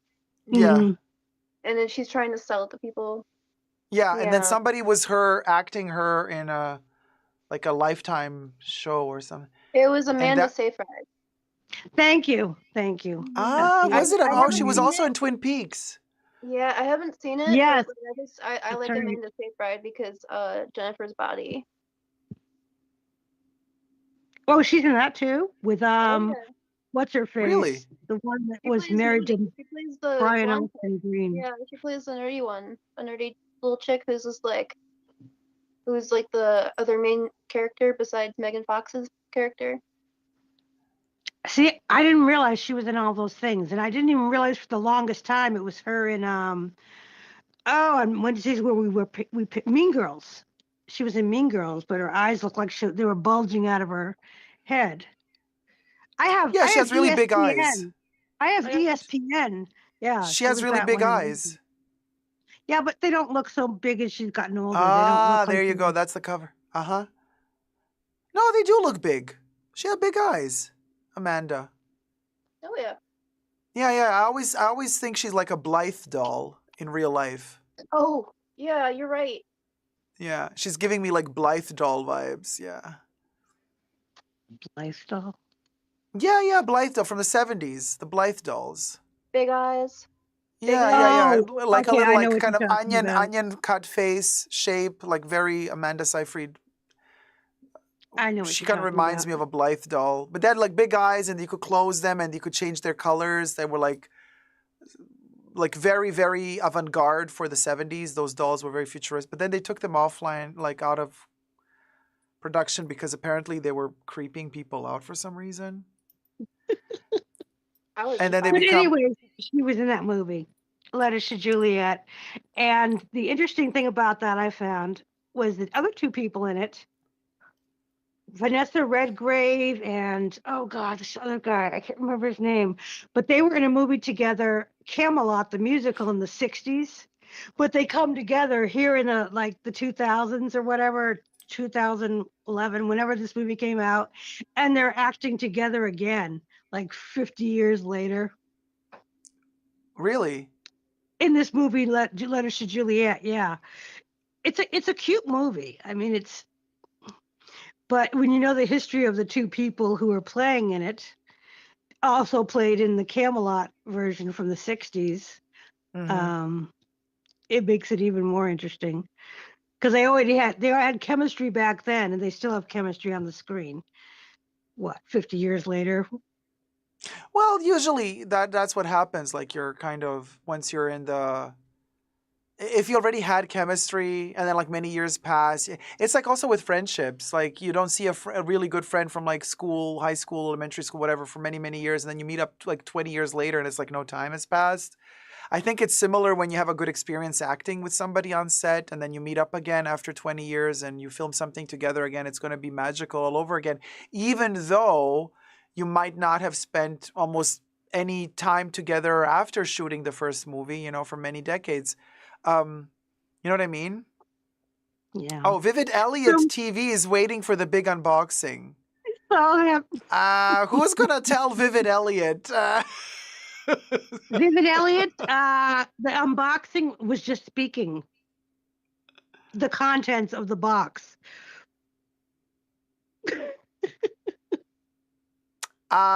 Vivid Elliott, how to put this? I am the unboxing. I am the Chanel. Let me show you, Vivid Elliott. So here, this is, you see, this is my costume. Let me blend in there you go. It's the Chanel Fall Winter 2023 mold camellia dress. So we had the unboxing of me. I am the mold camellia dress. That's the whole shtick. That's the Halloween shtick. There you go. I am the big unboxing. That was the joke. All right. So anyway, I hope Elliot is not like, oh, let me unsubscribe now because this was trolling. No, it's fun. It's Halloween. What do you expect? Oh, yay. Wait, we lost Waldo and we lost Bibiana. Where did Waldo and Bibiana go? Blue Bucket muted himself. The phone died, I guess. Oh, Vivid Elliott is like, no way. Luigi. I mean, yeah, Bibiana is Luigi. Yeah, Louis, I guess also the phone kicked the bucket. Mamaracha, yes. Mamaracha. So, Vivid... Yes, Vivid Elliott. We're not joking this time. I am the moldy Chanel dress, you know. And He is the box. He is the island. and also at the beginning of the live stream, I do explain it quite briefly. We'll go.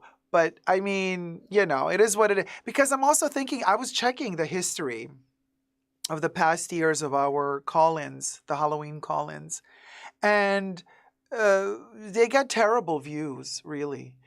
So you know, so now I thought to myself, well, this year, let's give it one of those other titles that people actually click on, and then maybe they're going to stay and hang out with us. That's why I did that.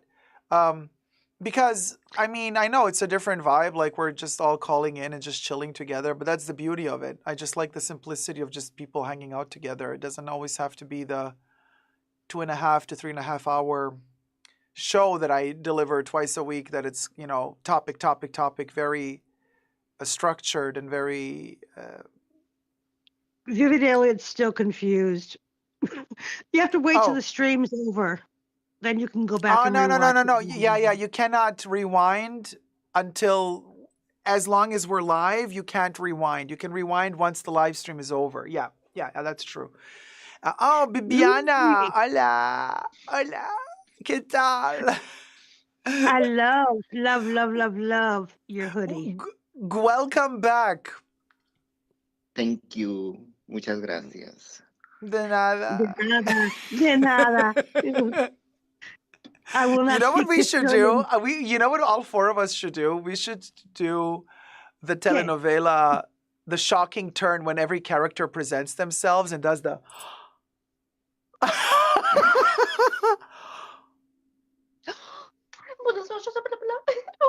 Okay, wait. We gotta pause. Wait, I'm gonna do a screenshot. Okay, so freeze, and then we're gonna do a screenshot.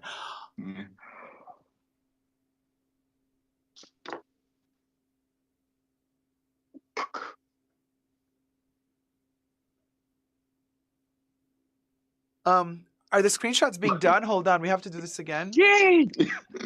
No, okay, no, because I didn't hear it clicking. I didn't hear it clicking, but it happened. Oh, yes, Gummy. Oh, she is serving us steak and $1 billion platinum ring at the same time. I am living.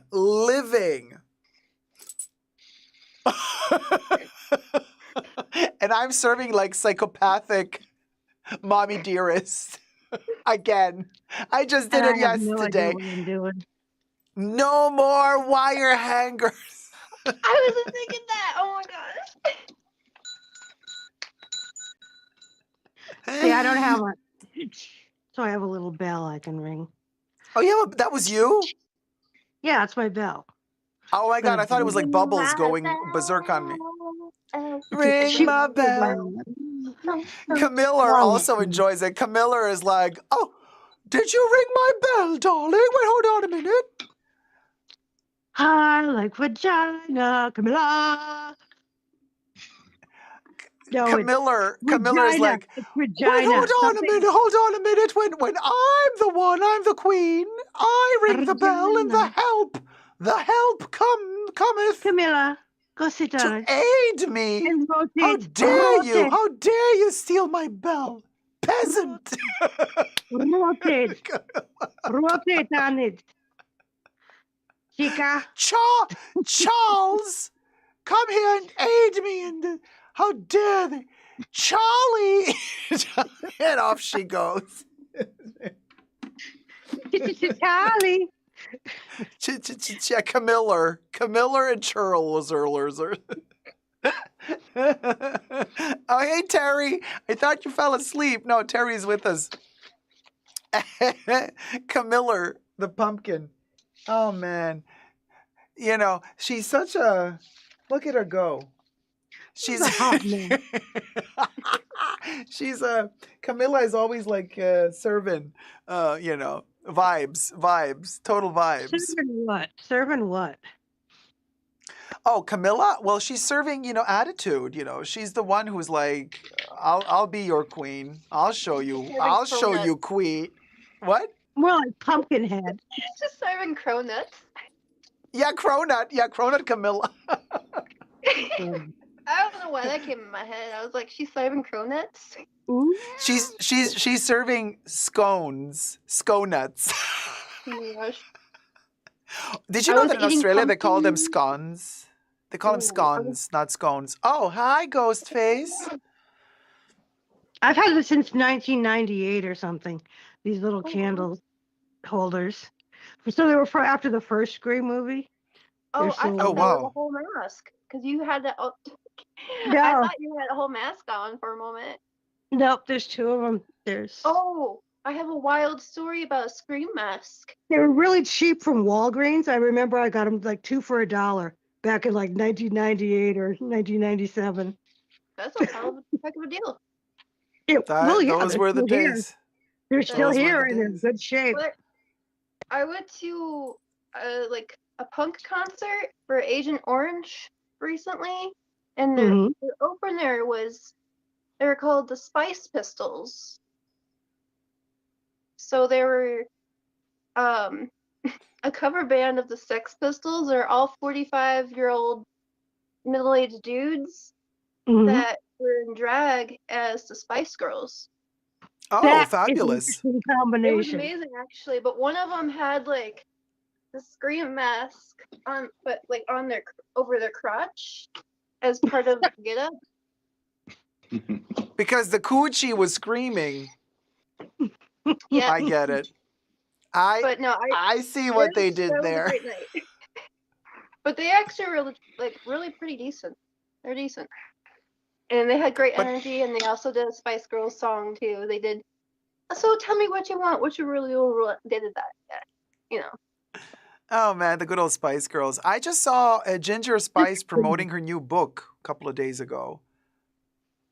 I couldn't Love recognize them, her. David. She's very posh. Like I was like, wait, Ginger Spice is now Posh Spice? What? That's a different girl though. No, it's literally her, Jerry I Halliwell. know. She I she know. wrote a she wrote a new book and now she's very posh. But there's Posh Spice, right? Yes, that's Victoria Beckham. Oh, Yeah, I don't know my that's Victoria. spices. Victoria Beckham is Posh Spice. Jerry Halliwell is Ginger Spice. But now Scary Victoria, Spice, Sporty Spice. yeah, now I don't exactly know. Shunashi. She's now Ginger Posh. yeah, That sounds like a vape. they're like blending all into one. All of the then there's from Ab Fab, baby Spice, and then like Edina Monsoon always forgets her name, and then she's like baby, because her name is Emma Bunton. Baby Spice is Emma Bunton, and then she's like Emma, baby Emma. Baby Bunton, Bubby, come here, come here. And Emma is like, my name is Emma. Emma.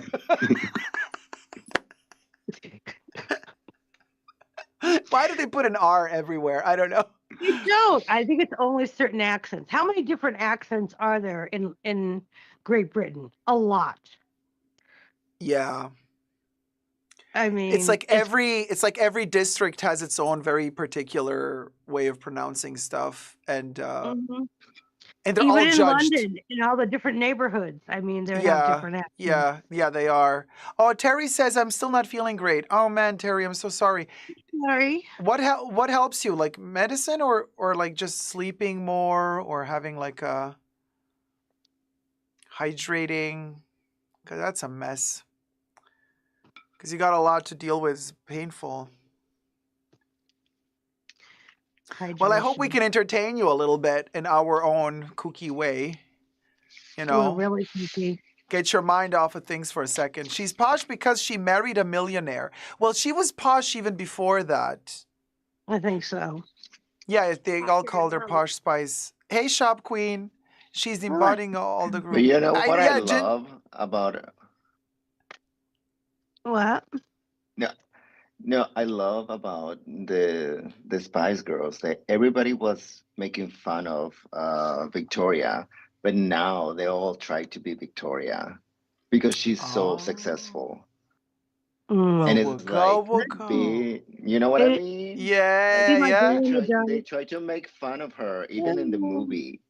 They can't bend it like But Jenga. she's the most, yeah, she's the one that has the most followers. She's the one that has this, ooh, she's like the girl boss. I hate that term, but like, you know what I mean? Like, she Yeah, is yeah, yeah, the yeah. girl.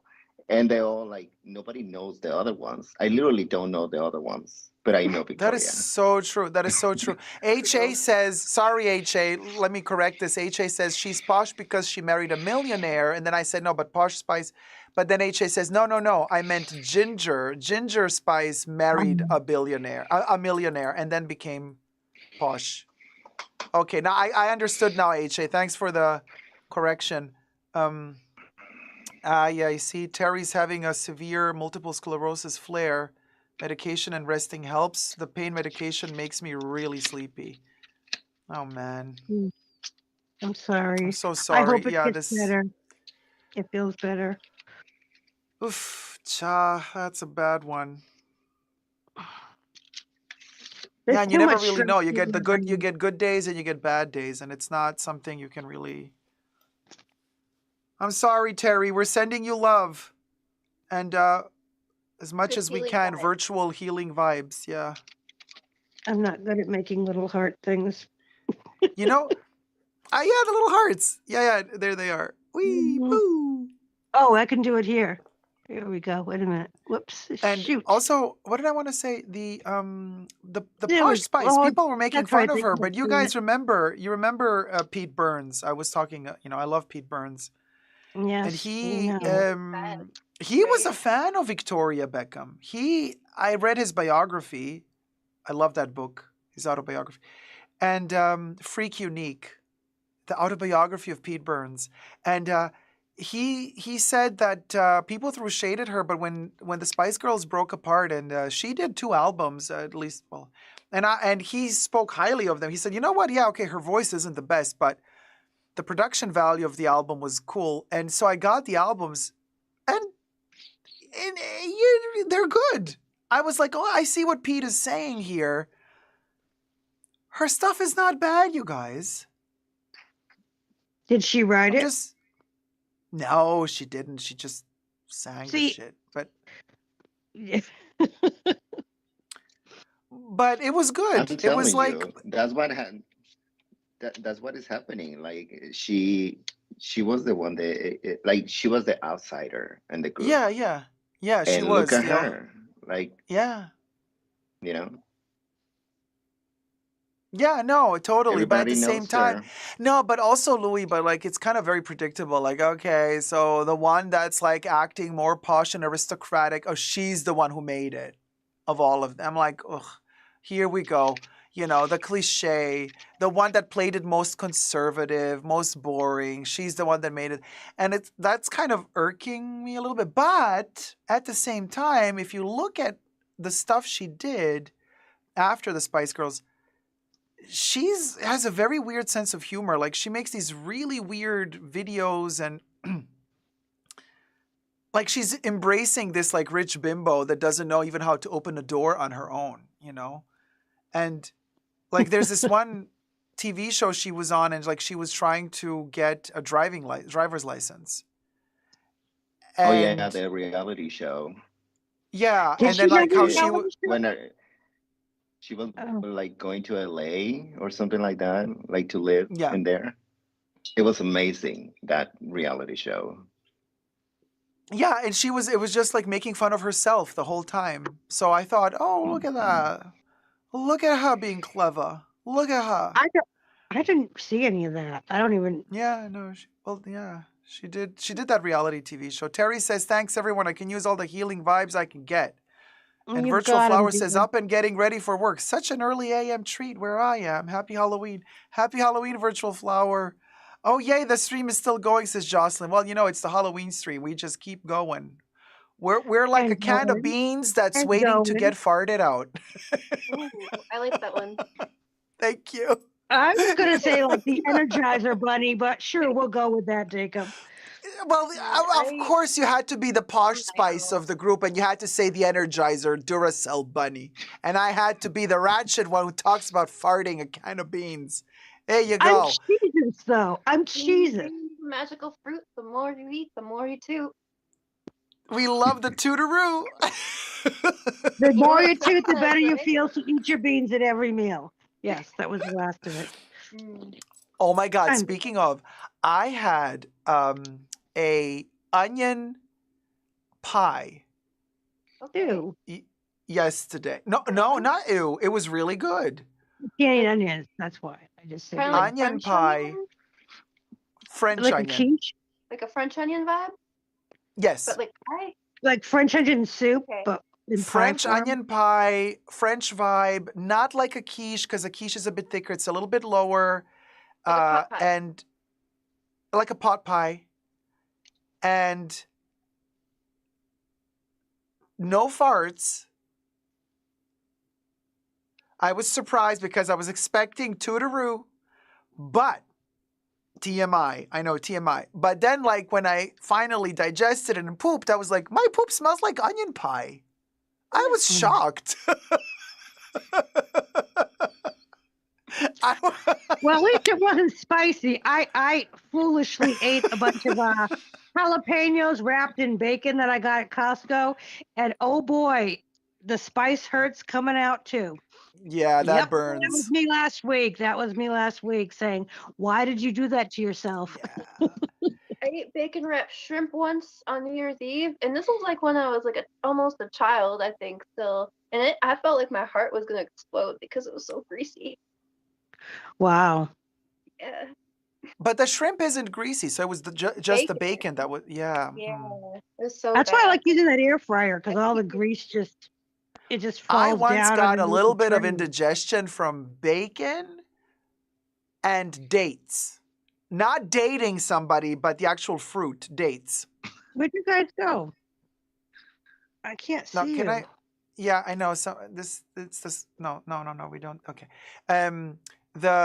So basically, you twirl bacon around dates I and you have put it in the dates. oven and you kind of bake them. And so the bacon becomes all shriveled up and crispy.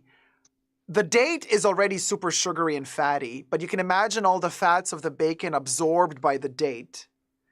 They Oh are my goodness. addictively delicious because it's sweet and salty and crispy and fatty. So you just They they're like snacks. They're little.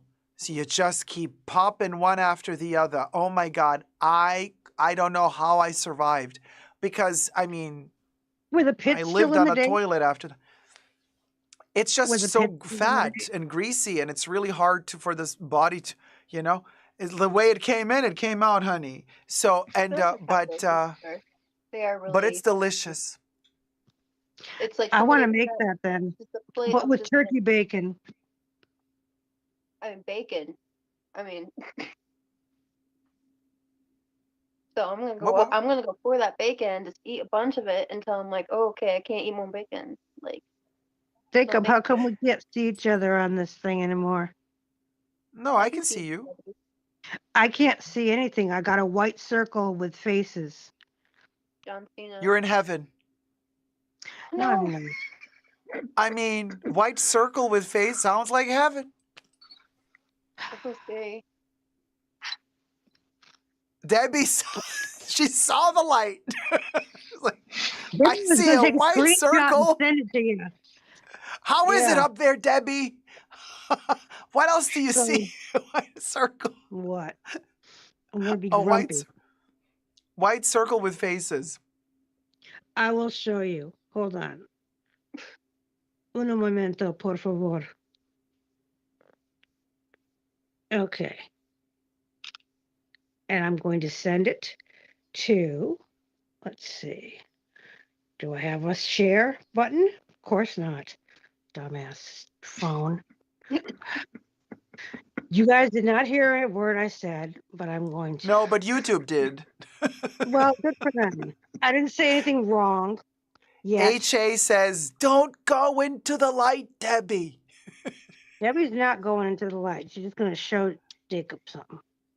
Did- Okay. So I have to check on that. Okay, hold on. Let me get it. Let me get it in there first. Whoops. Shoot. Let me get it in. I'll show you. All right. We'll go. Here's a picture, and I'm putting it in the chat. There. So that's what I see instead of, are you in the flood? So maybe you hung up. I didn't hang up. If I hung up, we would be, you couldn't hear me or see me, right? We can see you. I can see you.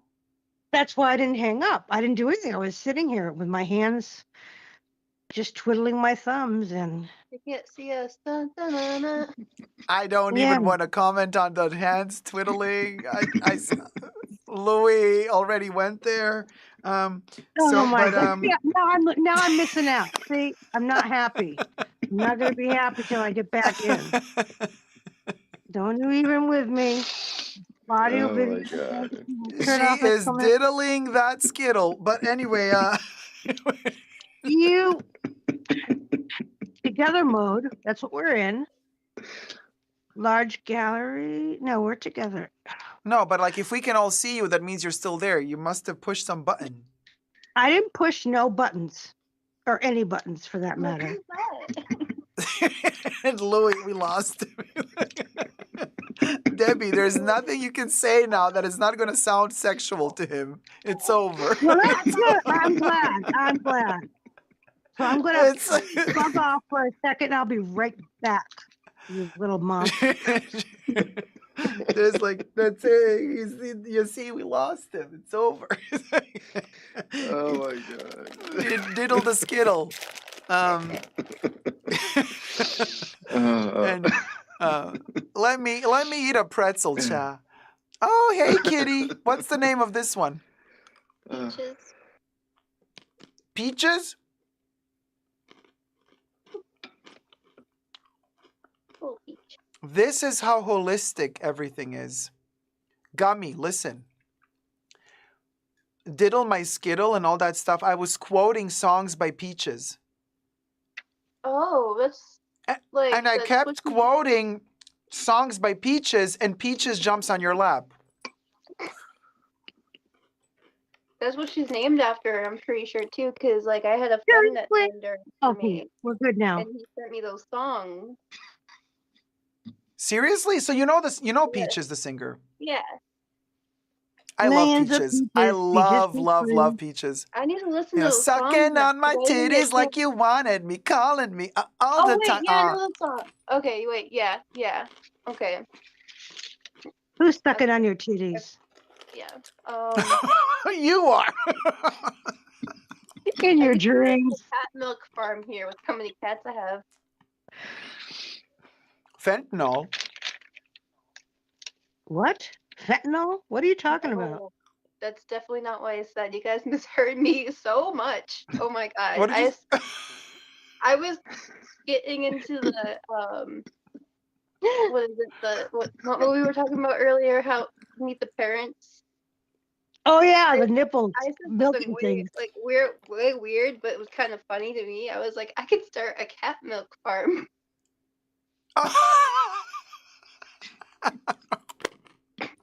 Yeah, that's what I said. I didn't say anything about the other thing. We were talking about Jeffree Star having I said what was it? something else, Camel like, milk really- I'm yesterday. gonna put Peaches Camel down. milk. She got scared. Yak Camel milk? milk and camel milk. Yak I said meat cat and milk. camel meat. No, I know. But thought it was yesterday we were milk. talking about Jeffree Star. Yeah. I thought it was milk. What's he doing? No, he with sells meat. Oh, Yak that's- meat. that? I would But the never. milk, I thought it was camel milk. I thought he was milking camels. Oh, honey, he's milking something. yeah, I didn't know that about him. New thing learned. That he sells yak meat? Yeah, I didn't know that. Yeah, he gave it a special name. Because he needs what's the more name of his? He needs more money. I'm kind of scared to know what the name is, but Yeah, his okay, name. great. Louis, do you know the brand? It's like some twist on his makeup. Jeffree Star Yak or something. Oh, Star I Yak. don't know. Star Yak or something. I don't know. Yeah, he sells yak meat. And he said, like, oh, I'm starting a yak farm. It's going to be amazing. Love my animals. Would never kill them. And then, like, 2 months later, hey, y'all, selling yak meat. That's so weird. I haven't How can followed you him have? in a while. I haven't ever really followed him. Like, I kind of would. I don't know. I think him and then just Shane and that whole group just moved to random places in the U.S. and they just all got farms. I don't know. You got that much money? and Why not? Shane. I think thought to Shane save was in Los money. Angeles. No, I think to save money because California, you got to pay more taxes. I think Shane moved to where? Colorado? Oregon? No. And Maybe they're all Col- living, they pay way less You're from taxes the East there. And Coast. property We're coming taxes are from the not as East high. Coast. California property taxes, forget about it. I mean, The way she said Oregon, I know she's from the East Coast. No. Midwest? Like I've mentioned, like yeah, like You're not yeah, from the West Coast. You're not from the West Coast. no. Because you wouldn't have said Oregon, but that's how they taught it. Because I'm originally from Massachusetts. That's how they taught us to say it. Oregon. Until you meet somebody from Oregon and they say, no, it's Oregon. Oregon? Oregon. yeah, like Yeah, you don't you say got an organ Oregon. for me? An organ donor? Oregon. Not Oregon. Oh, here she Oregon? goes, Come Oregon. again? I'm just So telling you what I was taught first base reality. I want to know something. Sure. Why, and I know people have asked this 1,000 times before, but why is it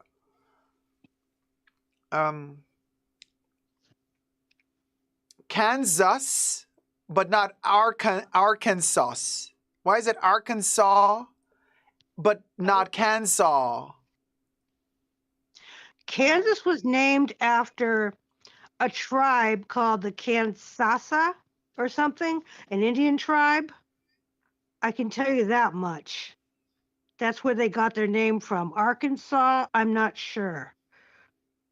But I know the name Kansas comes from an Indian tribe that inhabited that area at the time. Okay, and why isn't it Arkansas? Don't know. I just told you what I knew. Use Arkansas Google. sounds like a Use continent. Google. Back to square one. Well, I taught back you a to little bit. back to square one. Back to the roots. Penny Lane says in the Midwest we pronounce Oregon. Oregon? Oregon. It's Oregon. Oregon. I lived there for like a couple years. Oregon. Oh, I thought that was gin. Oregon. Oregon. God, I say Oregon. Oregon. Yeah, that's wrong. Completely wrong. Arkansas? I say Arkansas. I don't say Arkansas. Yeah, that's Arkansas. Although it's sus that it's not Arkansas. Applesauce.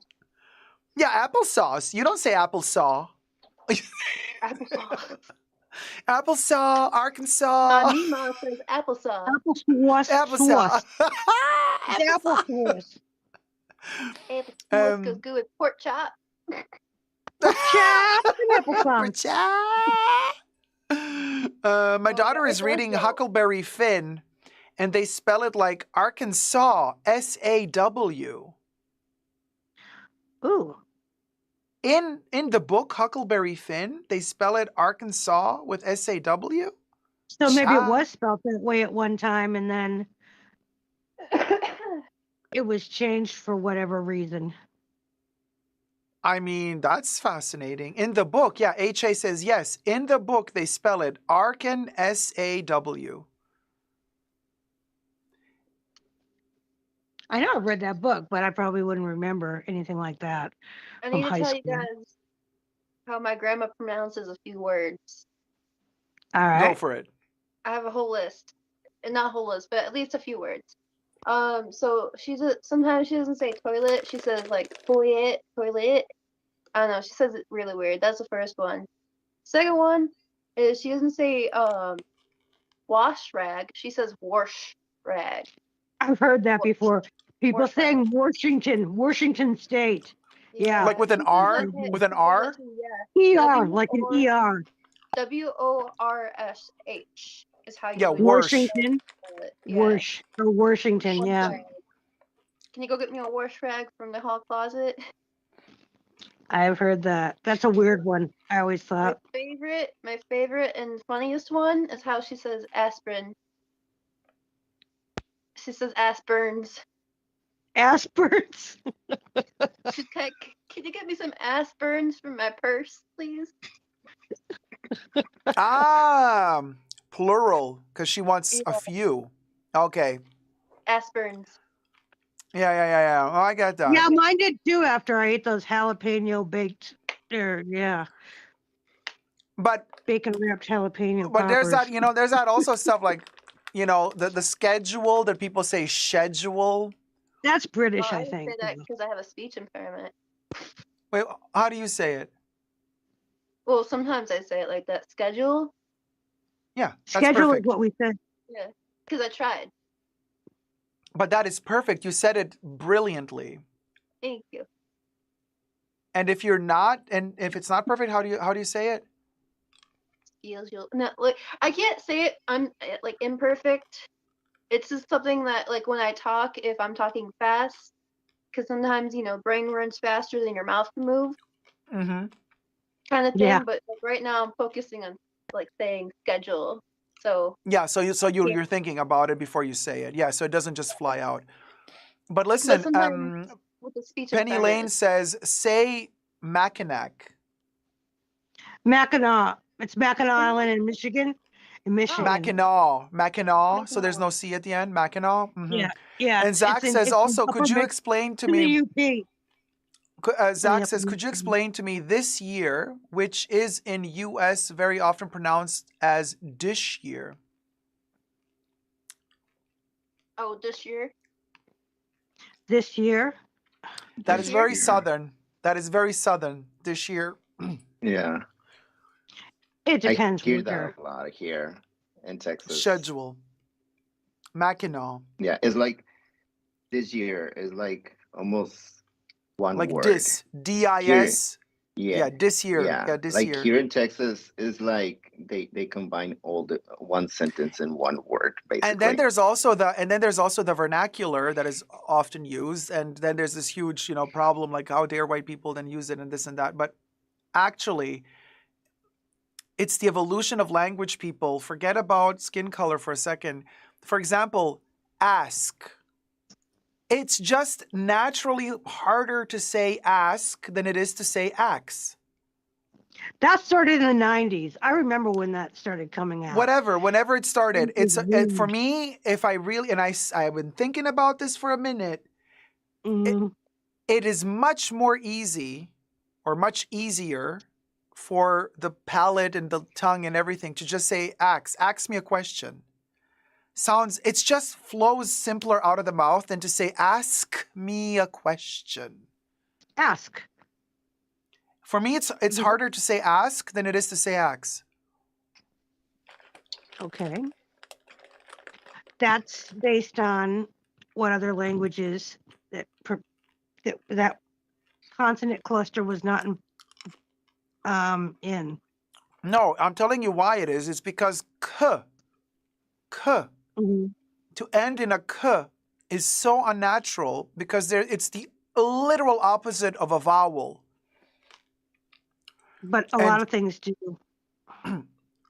But axe, it ends in a s, and the k comes before the s.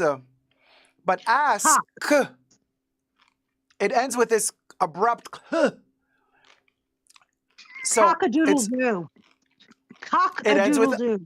No, but cock-a-doodle-doo, it ends in a vowel. Cock? Caca? A doodle-doo? No, it's it's Ends in a caca. K. Caca. Doodle-doo. It's cock. A doodle-doo. I went to a No, very but you don't say cock.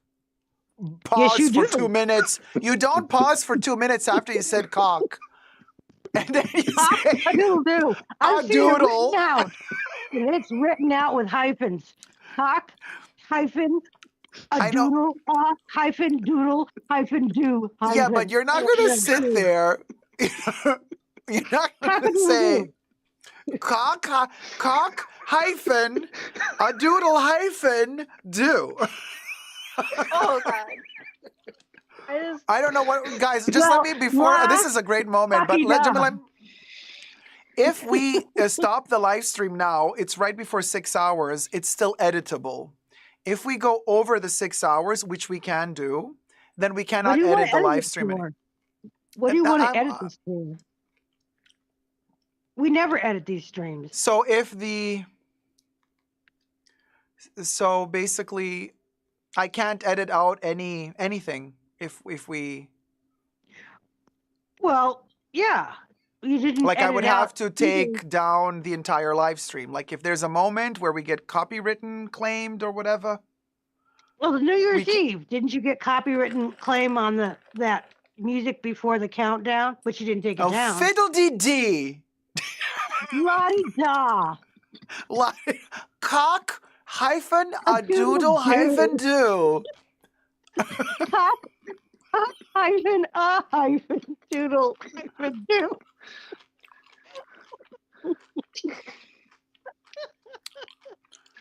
No, but I mean, yeah, no, if something happens, we can take down the entire live stream and re-edit it because the chats are like moving at the pace of a snail.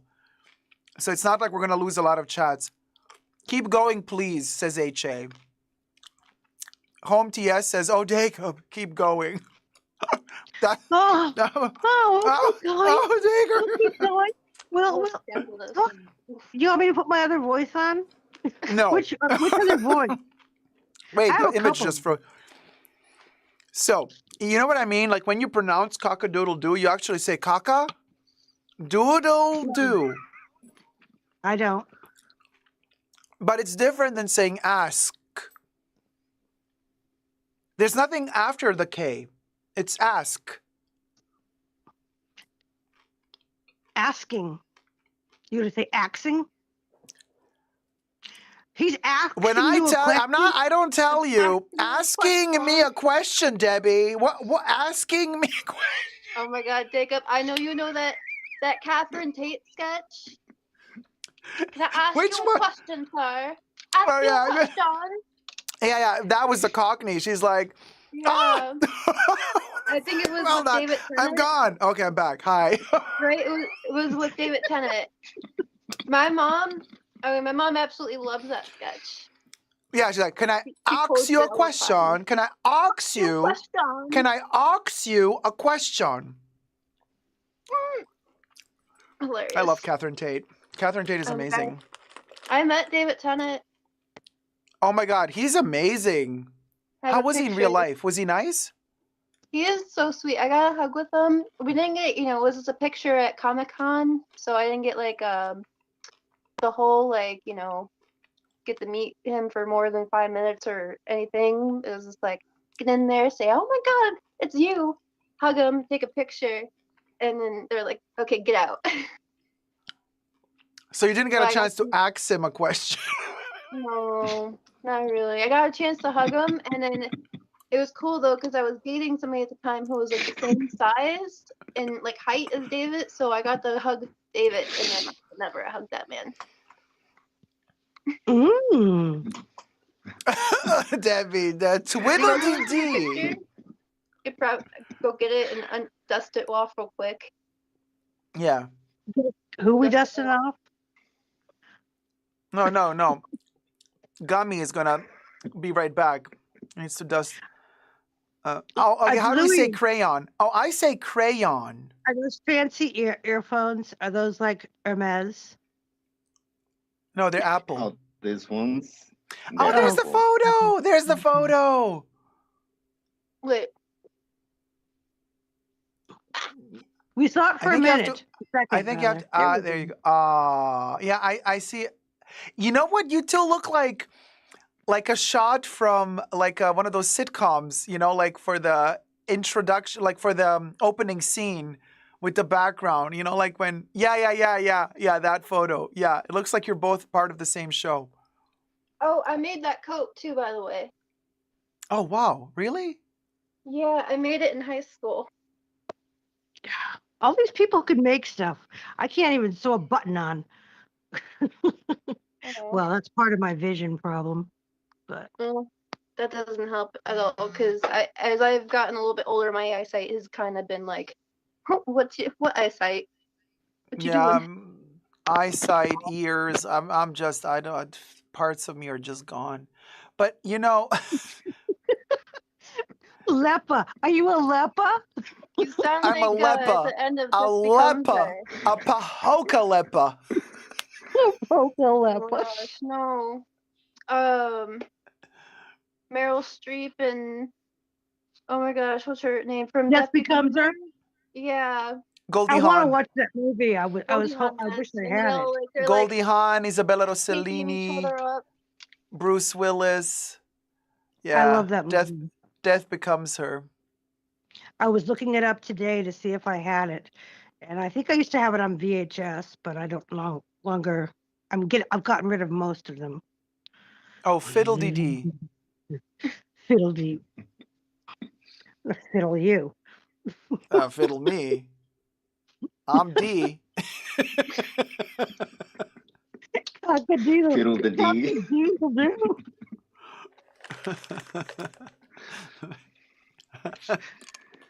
Are you eating those? Are you eating those coffee things again? What's in your boo bucket, baby? The coffee beans. Oh, okay. The cold brew. What's in your boo bucket? What's I in don't your have boo one. bucket? I have an empty package of.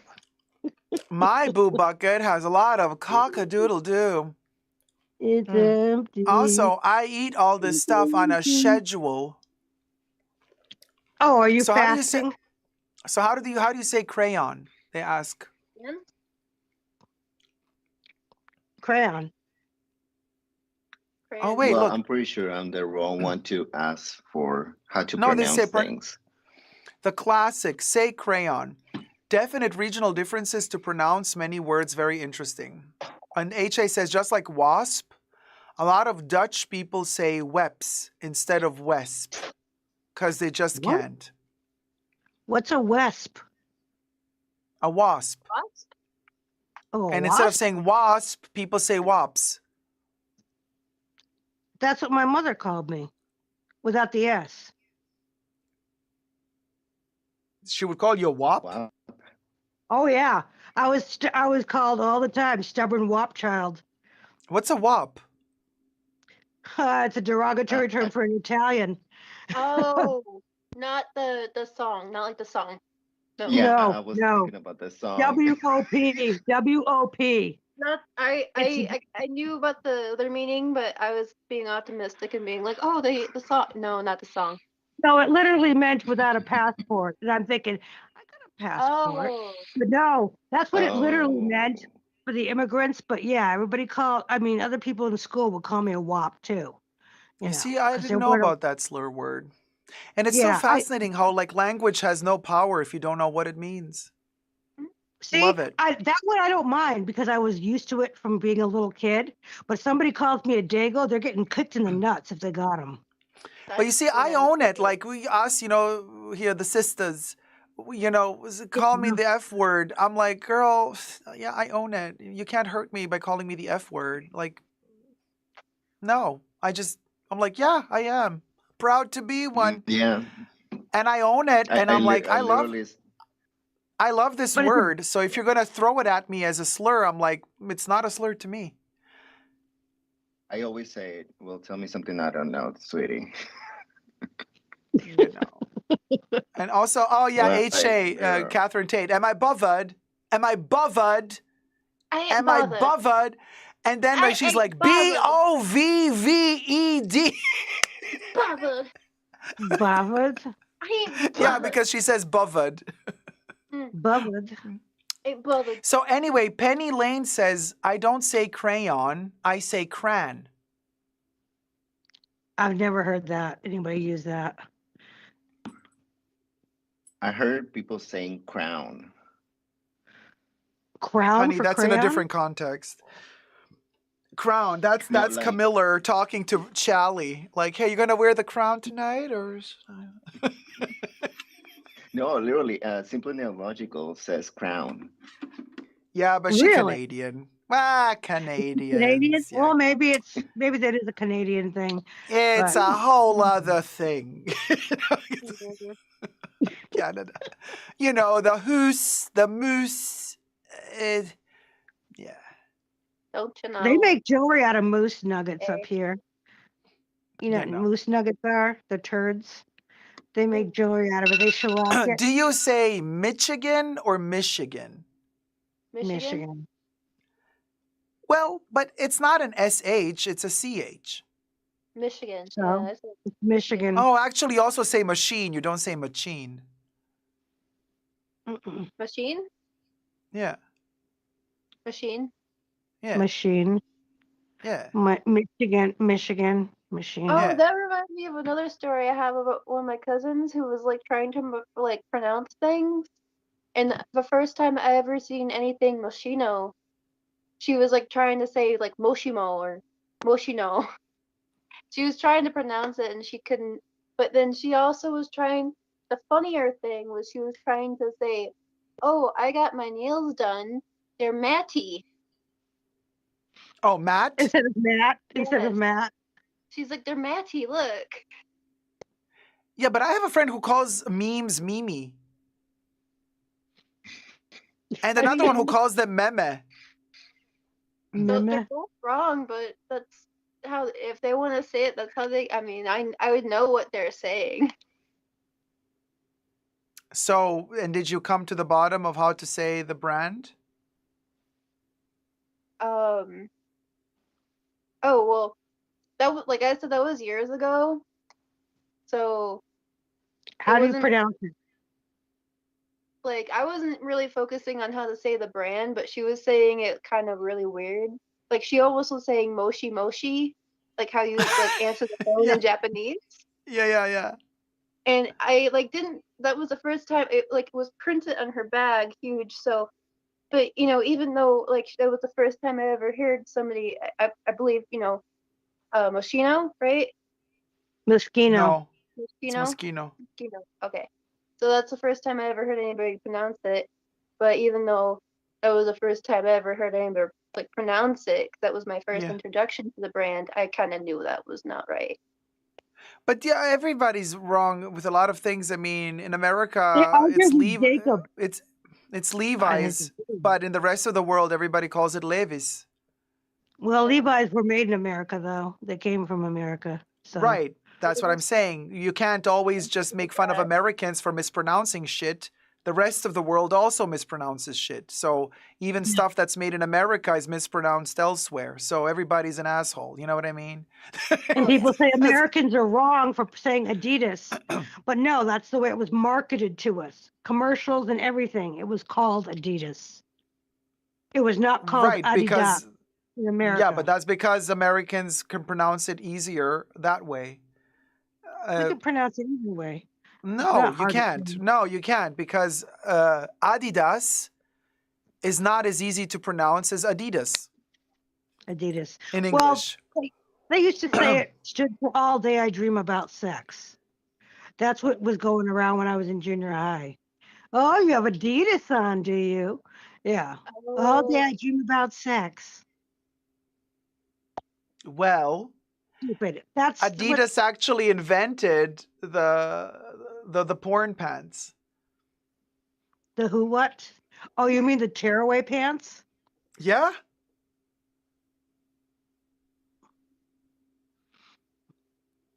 Adidas. Yeah, you did us. Oh, you did us. You did us a favor. You did us dirty. And Nike, Nike. They say everywhere else in the world it's Nike. but it's from the Greek goddess, isn't it? A Nike. Yeah, whatever. I mean, but that's whatever. It would be spelled differently with a Y, and it doesn't matter. But it's like Nike. Technically, the Greek goddess is Nike, Not even Okay. Nike, but whatever. But it's like in English, it's Nike. It's funny because whenever I was growing up, like I will say Nike a lot instead Yeah, of Nike. yeah, and Nike For is the Spanish, Greek Like it you would goddess. sound pronounce better in you Spanish, pronounce I the, guess. all the you pronounce all the vowels because it's Yeah, in Nike. Spanish. Nike is Yeah. the Nike. correct way. Yeah, but it's not the American brand. And so Luke here, we perked Luke's interest when we talked about the porn pants. He's like, porn pants! Exclamation mark! Exclamation. All of a sudden, the chat takes on a different. Yeah. Okay. Yeah, no, Luke got wood for us. Oh, baby, show it. Luke, where's the wood? Basic Bag Just Lady's bring like, it how long down. have you been live streaming, Fo? It's been over Oh, 6 only about hours. only about 5 minutes. Oh, there you go. Basic Bag Lady's like, Adidas. That's the song by the band Korn. Hey, Corn? Sparkles, watching from the UK. Love your videos. Thank you so much, Sparkles. You can join us. Just click on the link in the description box and you can come here on the panel. Luke says, Yeah. I've never heard anyone describe them like that before. Well, honey, there's a first time for everything. And usually it happens in the bunker. In the bunker. And somebody calls it a bunker. A bunker? A bunga Bunka, bunga. bunka, tomato. Yeah, listen, beggars can't be choosers. We hoes. We take What whatever was that? comes The our way. bunga bunga parties? Bunga bunga parties with what was that Italian prime minister or whatever? Oh, Like, if you understand it, it makes sense. It's fine. It's Was whatever. it You understand Briscoe, whatever his name was? Berlusconi. The bunga Berlusconi. Okay. Berlusconi kicked the bucket this year. Berlusconi kicked the boo bucket this year. But didn't he have bunga bunga parties or something? No, I don't know Or what he did, bunga but he bunga. was a particular can of worms, let me tell you. Mm, Mm-hmm. sure And now he that chick that's in charge, the neo-fascist one, ooh, Yeah. Italy is in deep trouble. Who isn't in deep trouble? Well, we're not. Look at us. We're flying in outer space. Look at us. The four of us. All here. We're going to Planet X. We're going to go Dolled on up Planet in our UNSC Star Trek In a little rocket ship. spaceship. The skies. We literally packed the bare minimal. We dressed up. Look at us as if we're going to survive in outer space a minute. Right. You know what these sunglasses reminded me of? And I almost dressed to it. A cheese. Just a cheetah. No, and there's a bad joke. And then I've already been teased for the Chester Cheeto thing a long time ago. And I don't even know why. But it looks like you're melting into Louis. It's like he's the extension of your body with his cheetah outfit and your potato my hoodie cheese. It's my hoodie. It's an hoodie. It's It's so the hot. hoodie, babe. It's the hoodie. No, it's an hoodie. It's the one that goes way past your It's the knees. oodie. It's the oodie. You see, another one of those. Cock-a-doodle-a-do. Do you know the party scenes from Rocky Horror Picture Show? Yes. Where all the party guests, they all have like black tuxedos on, but they all have really weird sunglasses on, kind of like these. So I could have done something weird and been a Rocky Horror Picture Show party guest with these. I've never worn these before. You dodged a I've bullet. had them. Yeah, I've had these for several months. I mean, I saw them and I thought, oh, this is like Loewe meets Jeremy Scott for Linda Farrow. They're fakes. They are $1.97 maybe. Don't think cheap. Jeremy invented anything. He also always snatches other designs. You know, this is They the funny probably thing were about based on fashion, photos. which is why I always tell all your brands out there, there's no such thing as dupe, copy, fake. Everything's fake because everything's real. There. Yeah, these are real. There you they go. Feel like they're quality, but I didn't pay $350 for them. So yeah, I was the smart one. No, yeah, we'll go. I'll never you get my know, wear per use out of them if I paid that much. no, And I don't think I no, we even don't. ordered yellow. I think I We was going to go order red. Yeah, could you the audacity? I Of ordered what? yellow and I got blue. I ordered red and I got yellow. Those bitches. It's Oh, okay. hey, It's my Jack. first Jack's and back last attack. one. Morning. I have Hi, fallen asleep. Jackie. Woken up. LOL. How are you all not zombies? We are. She's on vacation in Florida. Oh, yeah. Jack's back attack is like with the alligators. She's going to see the mouse. Alligator. Alligator. Oh, that was posh. The gators. Oh, yeah. I Okay. was talking about the gators. My grandmother used to feed the gators on that man-made lake she lived on until it ate her sister's poodle. And I didn't say poodle yesterday because Andy was in the chat. But yeah, her sister had a poodle. Had I just said dog. Debbie loves repeating that story. The It's gator is second eating the time I dog. told it. Oh, Kiss your poodle. Kiss my poodle. Kiss my poodle. Yes. You can kiss my Kiss chizz's my poodle. cock-a-doodle-doo. Kiss my cock-a-doodle-doo. Not the cock-a-doodle-doo. Kiss my cock hyphen a doodle hyphen do.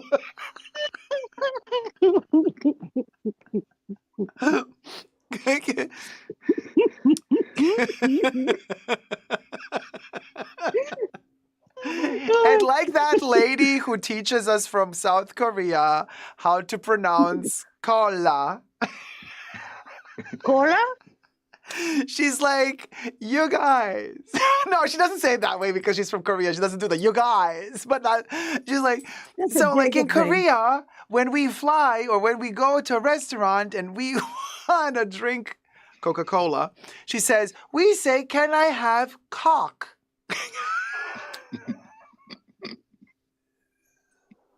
No, they say cola. We say cola. Can I have cola? But if you are in America, you say cola. Nobody understands. They want you to say cock. Can I have cock? So she's like teaching her class to say coke, but she keeps saying cock. And but then you can go, there we go in the South again, because a lot of places just call everything Coke. Like I think in Georgia, I had a friend who told me that everything was called Coke. Even if you wanted a Sprite, you called it a Coke. And you got one. It was like a word for soda. It was like the word for soda. In Michigan, they used pop, and they made fun of me for using the word soda. It's like, Oh well, yeah, I know pop. I know pop. And then Shasta comes out with a commercial. And, I want a pop. I want a Shasta. And they go, see, we were right. No, you're not right. It's soda. You can say pop. Well, And then my ex-husband used to call it sody pop. It's like, oh, I just wanted to punch him when he did that. Sody pop. I say that. Sody I pop. Silly. Sody Say pop. Sody pop. Like, Want to be funny. Wait, Gummy, you say sody pop? If you want to be silly. Okay, because that's like so gay. Your husband was gay. Like sody pop. We need to buy some sody pop. It's like, love that for you. Oh, stopping in Oregon, he pulled up to Gus for directions because I forced him to because we were lost. Because men never ask for directions. Never. And he goes, howdy, partner. He's not Southern. He goes, howdy, partner. Can you tell me how to get? I'm like, and me and his brother are going, what the howdy, partner? What are you saying, dude? Why would he do that? Why did he do howdy, partner? Full on cringe mode. Well, we gave him so much crap for that. I mean, it's like, why are you're in Oregon. You're not, you're not in Texas or anything. Why are you saying howdy, partner? It's like north of the Mason-Dixon line, right? Like they don't say that there. They don't say that in Oregon, no. He's never been anywhere in near. Texas. No, No. it's a stupid thing, and I don't know where he got it In from. Texas is we're trying we say it as like we're making fun of something, you know, or like trying to be extra, but we Mhm. don't say it much here. Yeah, You I don't don't you know don't why say he said. howdy partner? Thank No, we goodness. don't. It's more like to be more funny or something. It's a joke. Yeah. I think like every dude in Yeah. Texas, when like his pickup line is like, howdy partner, name's Rusty. Rusty Shackelford. Rusty. I don't know why. I think every dude in Texas is called Rusty. No, that was from King of the Hill. That was Dale Cowboy. Gribble. Rusty Dale Cowboy. Gribble. But do you also like in Texas, do you say like ma'am or madam? Ma'am. Yeah, they say It's ma'am more of everywhere. like, yeah, it's more, but it's not in the city. I am in the city. Like it's like in the country, like country people. There's very like yes ma'am, very like polite and whatever. Mm-hmm. And in the city, what do you say? Oh, shut up. Ferme la bouche. Oh, Donna Mazzotti, thank you Donna so Massotti much. donated $6. Happy Halloween, you are making my rainy Monday morning Yeah, I bright. mean, Austin is very like progressive, very I think like it was like Portland. It was like Portland. They were all trying to be weird. yeah, Yeah. it's almost like that, and but it's very. Are you trying to shoot to pop the cherry? Go for it. You're gonna get the Donna, tip are in the you back of your head, Louis. Donna, are you ready? Are you ready, Donna? Hit it, Bubbles.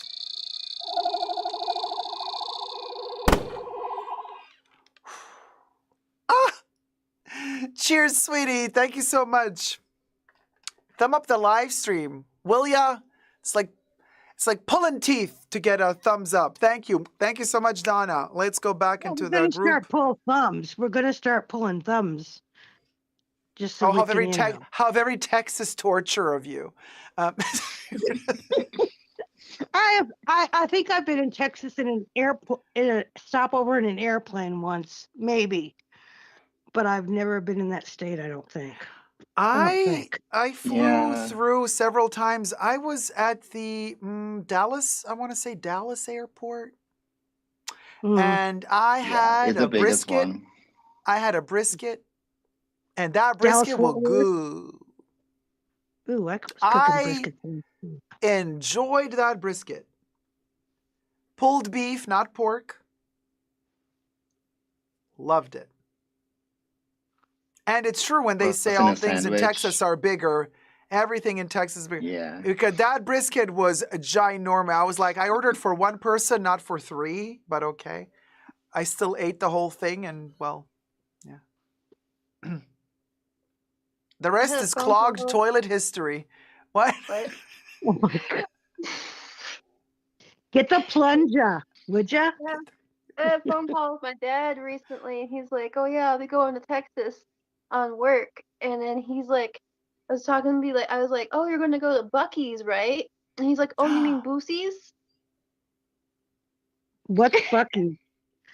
Bucky cheese. I've never heard of Yeah. Boosie's. No, that he was just saying it Yeah. wrong on purpose to be funny. Oh, to be What's funny. Oh my Bucky? God. Okay. Yeah, and then he kept saying it though, and I'm like, "Dad, that's not how you say it." He's like, "Yeah, that's how you say it." Wow.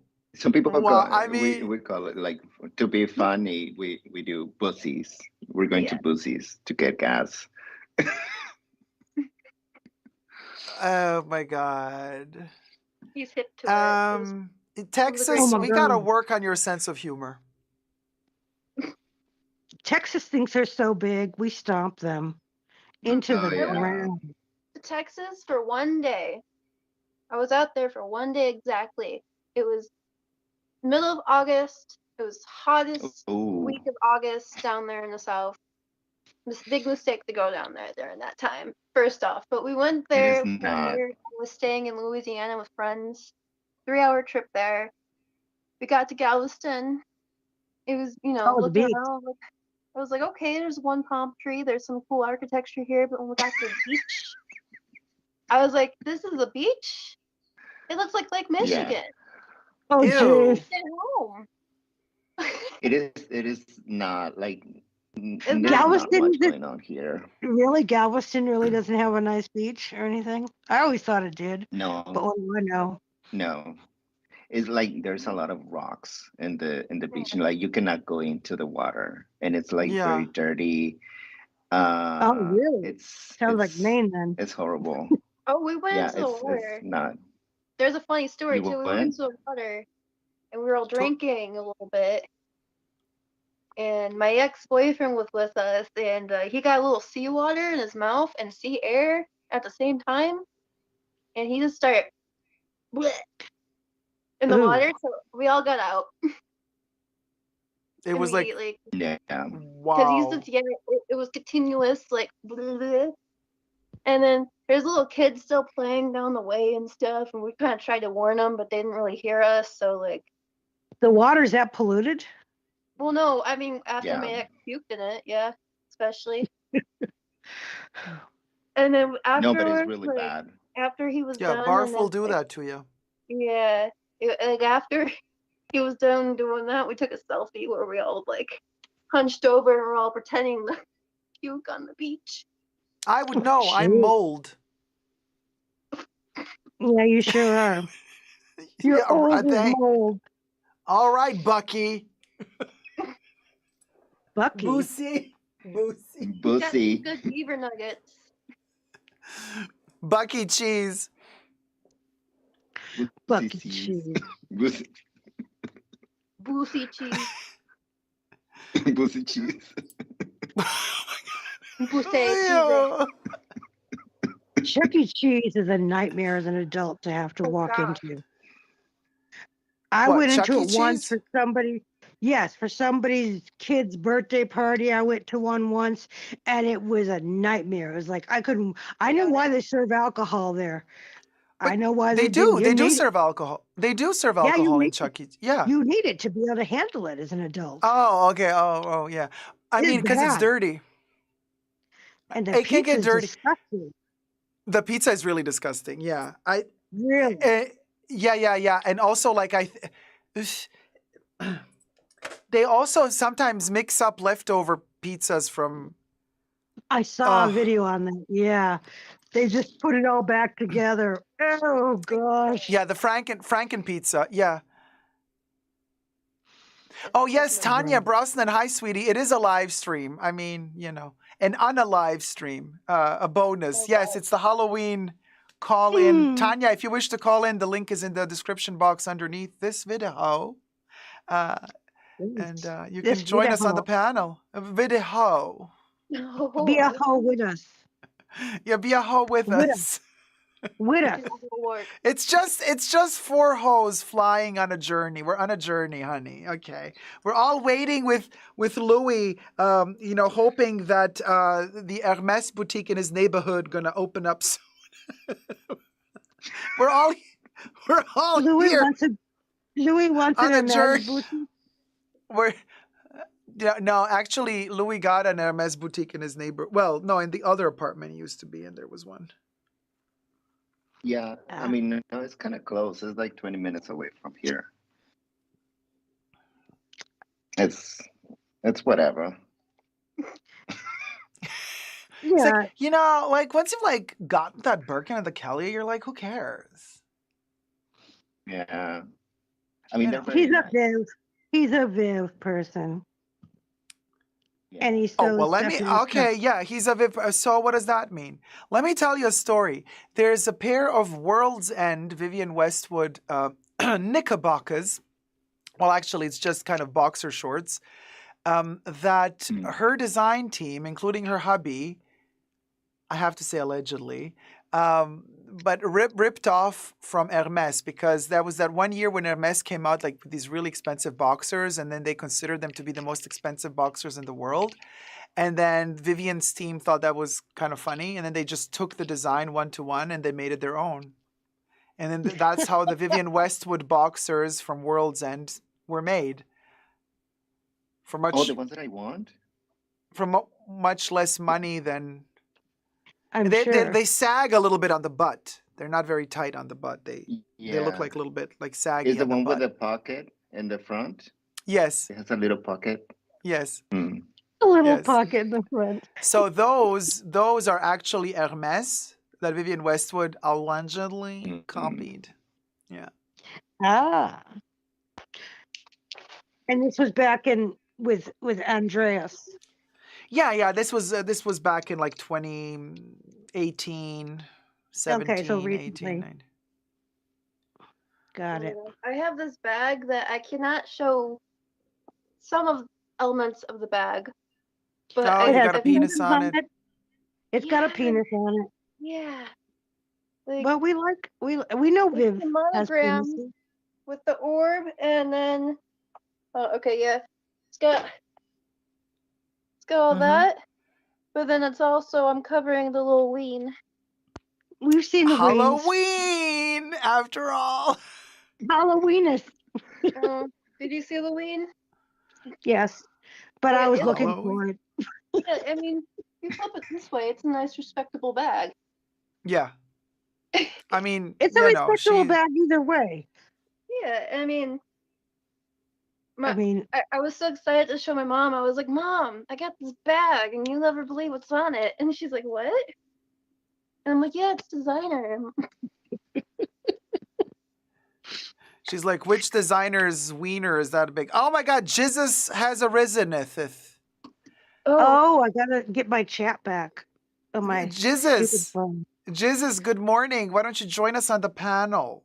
We've been Yeah, here Jiz. just for well, anyway. Yes. Well, anyway, basic bag lady, I have to go to work, boo. Hiss. LOL. Have a great day, everyone. Rest up. Have a great day, basic bag lady. We'll go. Bonjourne. And Why am I speaking French? Gosh. well, Stupid words you come call out of my- I mean French. Things just come out of my mouth. Well, they do come out. Oh, stuff comes out of. like what I'm about to say. I gotta go do a load of laundry. Oh, yeah. You're not going to shoot a bed load. when I finally go to sleep. I was like, she had beans. She had beans. Who had beans? The healthy ones. So you're gonna The do the load. I did have some pulled pork earlier. Didn't have beans, but that could do it too. Well then, I mean, we're probably still gonna be here after you're done with the load. So however you feel. I'm just gonna be right back. All right, sweetie. I just Happy thought that was load. Happy, Love you, yeah, it was funny. Happy load. Have a happy load.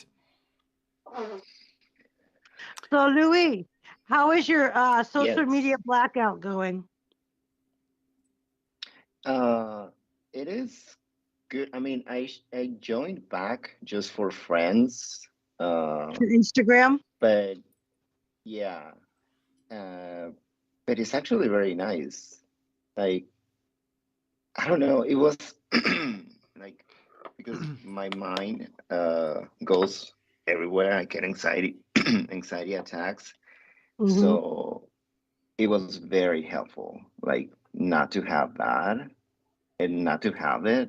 Like, even YouTube, I don't watch much YouTube anymore.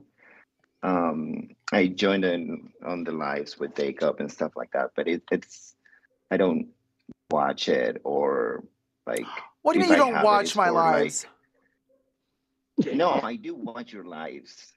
Good. But like, I'm not like videos and stuff like that. Like, opening Chanel. No, he or would whatever. just send me a DM. He would just send me a Unboxing DM like, "Oh my everything. God, did you see this?" I'm like, "Louis, I literally spoke about it in my last live stream." He's like, "Oh, yeah, that's the part I didn't watch." You Oh the yeah, key is sometimes if I you miss will. Jacob's Busted. line. Busted. No, once sometimes I leave it open the live, but Mhm. somehow I'm very good in math and listening to, like, I need to have something in the background, so I'm doing math and Jacob is talking and I have no clue what he's talking about. And I will go to Walmart and I will be like, oh my God, do you see this? This is genius. And he's like, yeah, I made a video about it. And I'm like, I don't know what you're talking. This is how engaging my content is. He doesn't even know what I'm talking about. You know, no wonder we're not getting new subbies. It's like people are like, what the hell is Yes, he you talking did. about? You just finally hit a milestone. Well, it's not a Anytime milestone. you, 64,000 isn't really a milestone. Like 70,000 milestone, but 80,000, it took a long time. 100,000. Whoop, whoop, whoop. But it took a Yeah. long time. I've been watching it. I mean, Yeah, God, 10 years. Like, I can't. It's like, well, no, 9 years. 9 years. yes. Actually, yeah, 9 years. Yeah. What month September did was it just 9 years. show? September September. is the September I think is the birthday. Aisha, why aren't Okay. you coming up here on the panel? What gives, girl? She's not working. She could be No, she's working. like, it's been fun listening whilst getting ready. You guys are hilarious. Offer a nice day out and we'll listen while en route. All right. Oh, Jesus is going We to are. do several loads. Oh, Well, you know, it's been a long night. He's been yeah. slipping and now he's been digesting and now he's going to be pooping. Loads for Jesus. Praise Jesus and his loads. Amen. But don't you think, Jacob, that is so hard, like for like talking about subscribers? Like, I think we talk about this before, like for men to do luxury YouTube, like to gain like 100,000 subscribers, something like that. Like, because whenever I was doing like that content, I was like, yeah, I'm not gonna get any like subscribers. I'm not gonna get monetized at all with this content at all. Because I think it's so hard for a gay man. You have to be very specific in a way. You just have to be stupid. We found out. Like Hotla, what did I call him the other day? Hotla. I called him something. Hotla Toad. Hotla Toad. Hotla Toad. Hotla Hotla Toad. Yeah, you just have to be. You have to go after the lowest common denominator. I mean, you have to really. Yeah. Speak down to your I'll body. tell you in just a second. Let me just say hello to the new people. Coretta Burrows, good morning. This is my first time watching one of your live chats. Hello, Coretta, sweetie. Welcome to the live stream. We're doing a Halloween special live stream where everybody can just click on the description box link or the link in the description box under the video and you can join us on the panel here. So hi, Coretta, and also hi, Anderson Martins. Oh my God, a 6-hour live stream. I'm dead. Here's morning already. Hey, Jacob. Hey, guys. Hi, Anderson. Hey, Jeanette. How's it going, sweetie? Glad you could join these chats because I know in the last live stream you tried to join the chats after the live stream was over. And Phoenix Mom says happy birthday to Aish. Aish says having another birthday day out, back to work and reality tomorrow. And so welcome to everybody who's just tuning in now. Don't forget to thumb up this live stream and I'll let me answer the gay question. So, gay question. So the gay question. How you the gay doing? question. How you doing? How you doing? About Wait a minute. Who's gay? Who gay? Who's gay? Mr. Gay. Can I call you gay, Mr. Gay? So so this is the thing. There's like two factors, like how gay men talking about fashion on YouTube manage to grow a channel or not. Second point, how you manage to grow a channel. Wait, where's my finger point? How you manage to grow a channel or not. I think first for you, the first point you're super kind and nice and very, very humble in a good way. There's not an ounce of mean in you. There's not an ounce of bitch in you. You are just a sweetheart. You're like a total literal angel. And honest to God, the fashion world cannot handle that. They see you and they mirror themselves like, oh, I am corrupted, I am dirty, I'm that bitch that would walk over dead bodies in the dressing room just to do this or that, da, da, da. And you're not that. And so, thank God you're not that. He's But there's that. multi-talented. Well, no, but of course, no, listen, he knows his shit. He knows his fashion history. Like Louis is on top of his game. He's not at all like, he knows he can outwit and outsmart when it comes to fashion history 99% of those motherfuckers out there who are, who have million followers. It's the attitude. He is very comfortable in his own. He knows who he is, and he doesn't need to show off. He doesn't need to overspike stuff. Nothing. And this is unfortunately what a lot of people need to do in the fashion world. And I've been working in sales, in PR, in marketing in the fashion world, in Milan, in darling, everywhere. And I can tell you, the bitches that make it far are the ones that always overplay who they are. Always. And they're always going to come into the room like, I'm here, but I don't have time for you. And there's always that attitude of like, important, hysterical, Hurricane Katrina. That whole attitude of like being that bitch. And they get away with it. It's that kind of faking to be important. Constantly. It's exhausting. And you're constantly doing it. And people need, I personally, and this is just my personal belief, you need to be a sociopath to be able to behave that way constantly because you're so desperate to make it higher and be famous and popular and higher and power. And you're not like that. You don't give a fuck about that shit. And thank God you don't, because otherwise I would not be in contact with you otherwise, because I can't handle those motherfuckers. So there's that. Why do they get the views though? Is that because the viewers are stupid and are buying it? That's what I'm saying. Of course.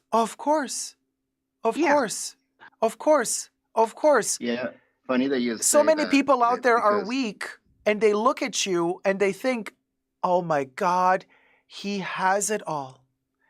He has his shit together, and look at him serving, yas mama, yeah, that whole like, yeah, give, nah. Oh my God, it's so obnoxious. I can't. But that's what sells. But you're not that. You're more like one thing that. Say it. Whenever there was one time that I did a interview with Neiman Marcus, and they offered me like a part-time. But like whenever I went to do the interview, it was almost like they were asking me to be extra, because I'm like this, like I mean, at some point I did care about like luxury and everything, but at the same time, I'm like, who cares? Who cares about this? Like at the end of the day, like it's just a piece of leather. Who cares if it's fake? Who cares if it's not? Like, you just have to live your own truth. And that's what I always thought about. And they did not like that. And you can tell, like, very code-wise, how they are. Like, they don't tell you the whole truth, but they kind of asked me to be more, that stereotypical salesman. And I was like, yeah, I'm not doing that. Good. And I Good for rejected you. the job. And that's the same on YouTube. I mean, not just YouTube, social media in general. I mean, I see all of those content creators also on Instagram or on Twitter. I mean, what do? Good morning, Andy. They either do thirst traps, either they're working their asses off Be to right have back. an inch of a six pack or whatever. And so they're going to do that to sell sex because that's the oldest profession on the planet. Sex always sells. Whether they be straight or gay or in a closet or hiding, whatever, But then if they're going to do fashion, they're going to usually really go that extra mile to dress outfit after outfit after outfit and this and this and this. And then they're going to also play the game of like unbuttoning the top of the pants so you see a little bit of the pubic hair. And then they're like, let me change this underwear there. So it's not their sense of fashion or style that's getting in the views. It's the thirst traps. That's not fashion. That is literally just being a hoe. And there's nothing wrong with being a hoe, but just be honest about it. You want to sell, you want the ego boost and the endorphin kick every time you get a like and a follow. If that's the most important thing for you, you can play it. All you got to do, Louis, is just sit on a chair with your bulge and underwear and just like show that thing off. And honey, 100K, here we come. It's that simple. It's so sad. I mean, it's not sad, in a way, like some people are happy with that. For some people, that's enough. That makes them happy. That makes their whole life. And it's so easy to play that game if you want to. You just work out, you just get your pecs, you get your body in shape, you work the bulge, you work the ass, and then you can fake that that's fashion. You could say, look, let me try on these pants at Prada. Let me try on this shirt. But in reality, what you're showing is the muscle. And so it's very rare to find a gay man doing fashion on social media that has a ton of subscribers if they haven't been on television, some TV show, whatever. Then they can also be chubby, whatever they want to be. Then they can get away with shit no matter how they look, but you need television exposure. Or you need to be endorsed by somebody who has a huge following. And you have to be in their circle and you have to do collabs with them. And then you get elevated to that level. And then no matter how you look, you can get away with it. And there's a couple of these. Or you're in the fashion circles. Like, what's the name of that guy? He's on TikTok. I swear to God, I still don't understand how. He's the most bland. What's his name? He's an American dude. Charles Really Rose? boring haircut, very conservative looking. And then he goes to every fashion show. He's invited everywhere. Is it Charles Gross? The one No, that used no, to be no. on YouTube? Okay. No. And he, wearing conservative stuff or he looks like the most boring guy from next door, but then, he puts on this colorful coat and he's like, look at, what's his name? Good morning, Fuchsia. How's it going, sweetie? It's alive. I mean, we're live. It's alive. It's alive. So, but it's like four or five people that get away with it, that look whatever. Everybody else, it's about the sex. It's about the muscle. It's about horniness. It's about thirst traps. And for the rest of us, it's kind of hard. I mean, in my case, I'm just so disillusioned. I've been working in that industry for such a long time. I love fashion, but at the same time, I'm very well aware of the fact that fashion is dead. And so let's talk about it like from a perspective of macabre ghoul. For me, it's Halloween every day because, honey. But, and then you get what you get. And then I get these comments on a daily basis. Oh, what is even that? Oh, daddy, chill. That whole like, oh my God, guy with makeup. Oh, I'm like, girl, really? So. What was that one you just got that somebody said they were attracted to you? And they say, well, what does that say about me? Didn't you just get a comment like that? Yeah. That was rude. Do you just get a comment like that? Yeah, he did. I got a comment all right. Now I don't know exactly. Maybe they meant it well. but Like backhanded. it definitely didn't come off. I mean, it was. Jizzes. Hey everyone. Hey, where are Hi, you? Jizzes. Hey. So here it says this was the post I made with me with the witch mask, and I said, "Oh, this is Barbie without a filter." Anyway, so somebody said, "For some strange reason, I find you attractive. What does that say about me?" And I said, "It says that you know what's good." And then they said, "Phew." They got good taste. Yeah, that's what I was trying to play it cool because like, and then they answered, "Well, Pew thought I was a freak for a moment."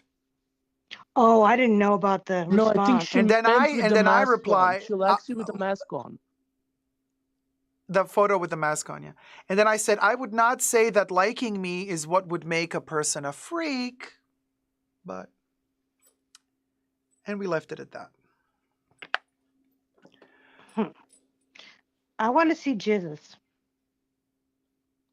I just woke up, Debbie. I look like an uncle. No way. 3:45 a.m. here. I just remembered to take my vitamins for the day, for yesterday. Oh, reminding me to take my vitamin D. Just took 'em. Everybody take your Did, vitamins. wait, did Debbie just take a vitamin D?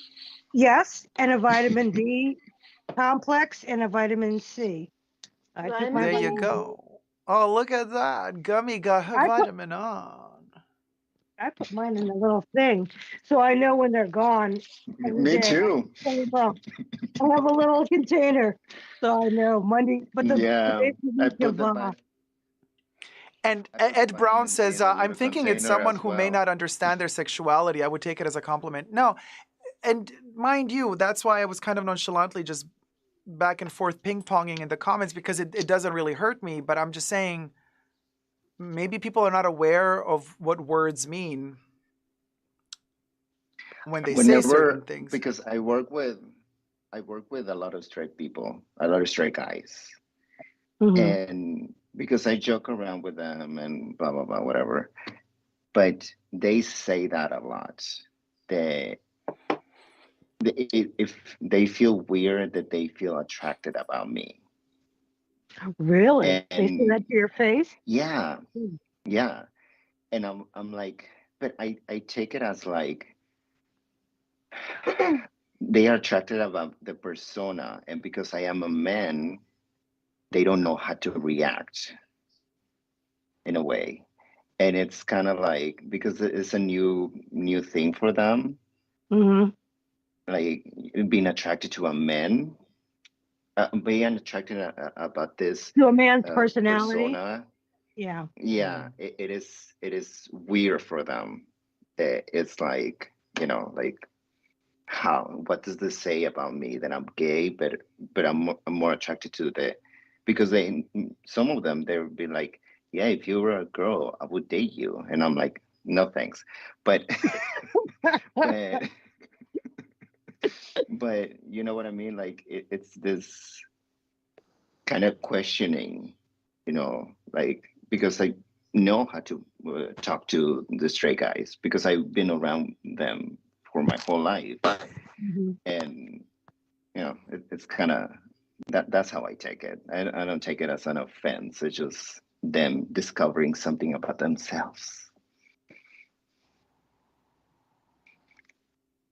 But they don't say, what does that say about me after they tell you, do they? Yeah.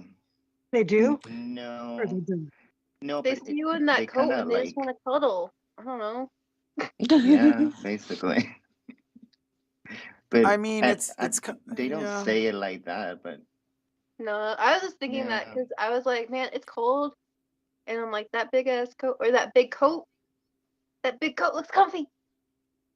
Oh yeah, your coat does look cozy. But this is the thing though, it's not like Louis has to always have that patience and be a guinea pig for these straight dudes. And they think they can just have the right to say to him, "Oh, I'm attracted to you. I don't even know why. It's kind of new for me." And like, what is he supposed to say to them? "Oh, I'm flattered. Thank you so much." Like, what do you want? You creep? I don't want to know. You know what I mean? Like, there's a kind of like a way to say certain things and also to communicate.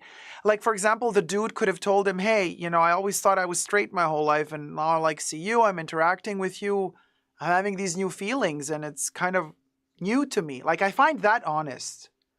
But then They're not gonna instead, say that. they have to find, yeah, but instead, what do?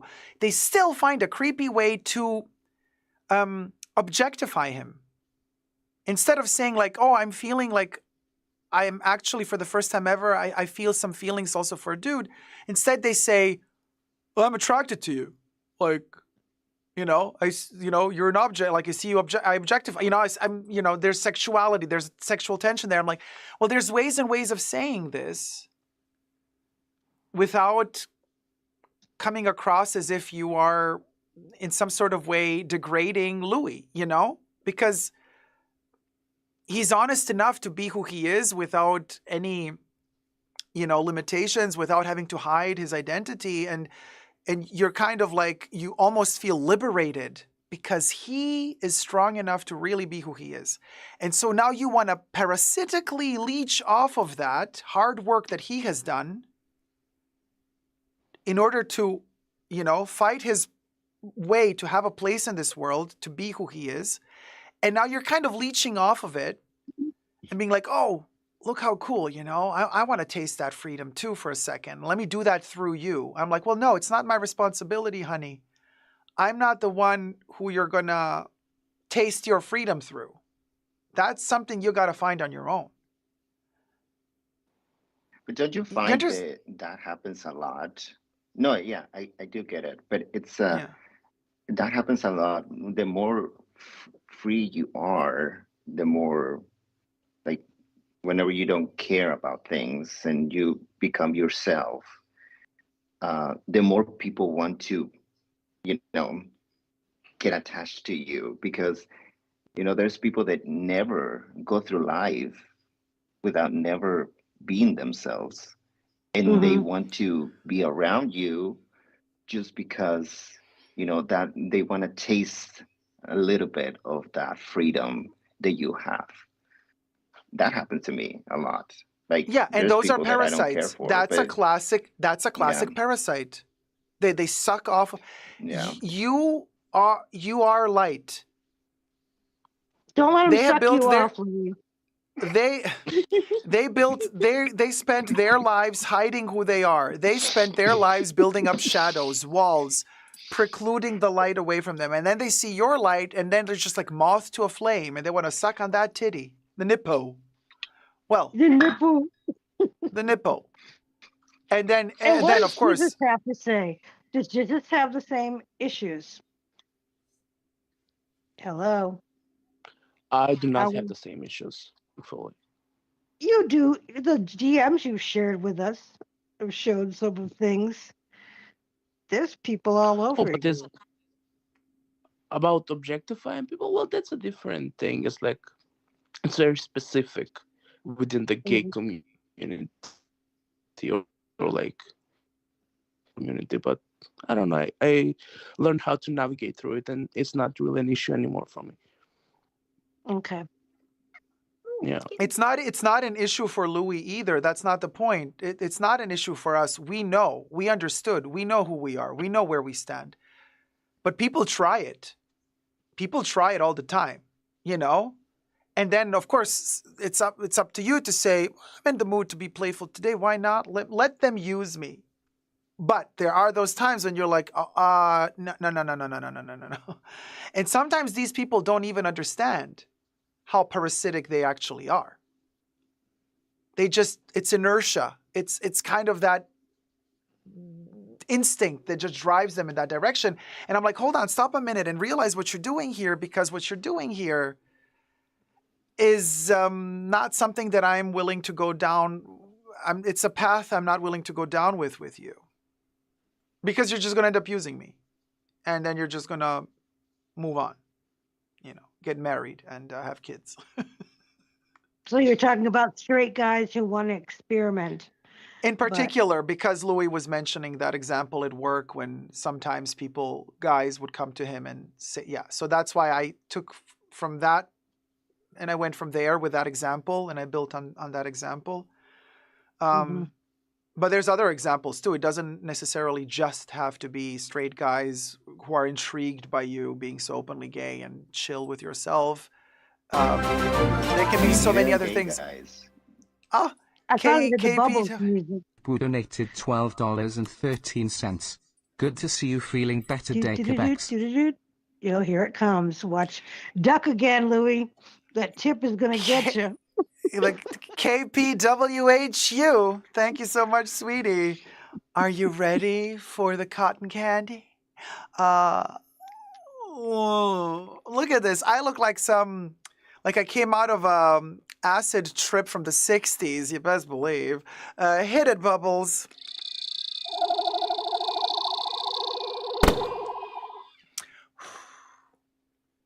Yeah, just the tip, as you always say. Thank you so much, sweetie. Bubble, this is, by the way, this is just repeat for everybody who's new here. What am I wearing? I am literally the moldy camellia dress from Chanel. On this Chanel catwalk, let me show you what I'm dressed as for, there you go. I'm not just dressed as her. I am the moldy Chanel Fall Winter 2023 camellia dress. Now you know. Okay. Let's go back to our panel. Yes. He was what Here we was in go. the black bags. I'm totally off the chair.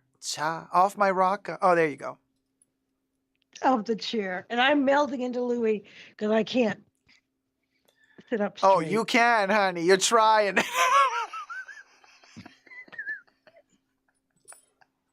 Poor Louie. He's always objectified, no matter where he goes.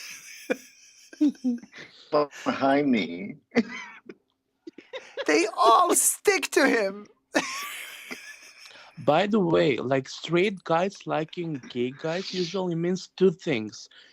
Either they're in the closet or they are a narcissist. Narcissistic men usually don't care about gender. They just want to be liked by someone. They would do you no matter what gender you are. If you like them, they just want to be liked. It's not a matter of bisexuality then? No, it's just narcissism. Interesting. Yeah. That makes sense. Mm-hmm. Narcissism. Yeah. Interesting though. Amelia Jeweler says, hi all, this is so cool. Hi Amelia, welcome sweetie. Late to the live, everyone looks fabulous, says KPWHU. Thank you so much. Ed Brown says, agree. And Jacob, you are super gorgeous and have a great personality, so I'm sure some straight guys are like, what am I feeling right now? Oh, thanks, Ed. I can tell you honestly, and I'm not fishing for compliments here, I never look in the mirror at myself and think, you got this. Never.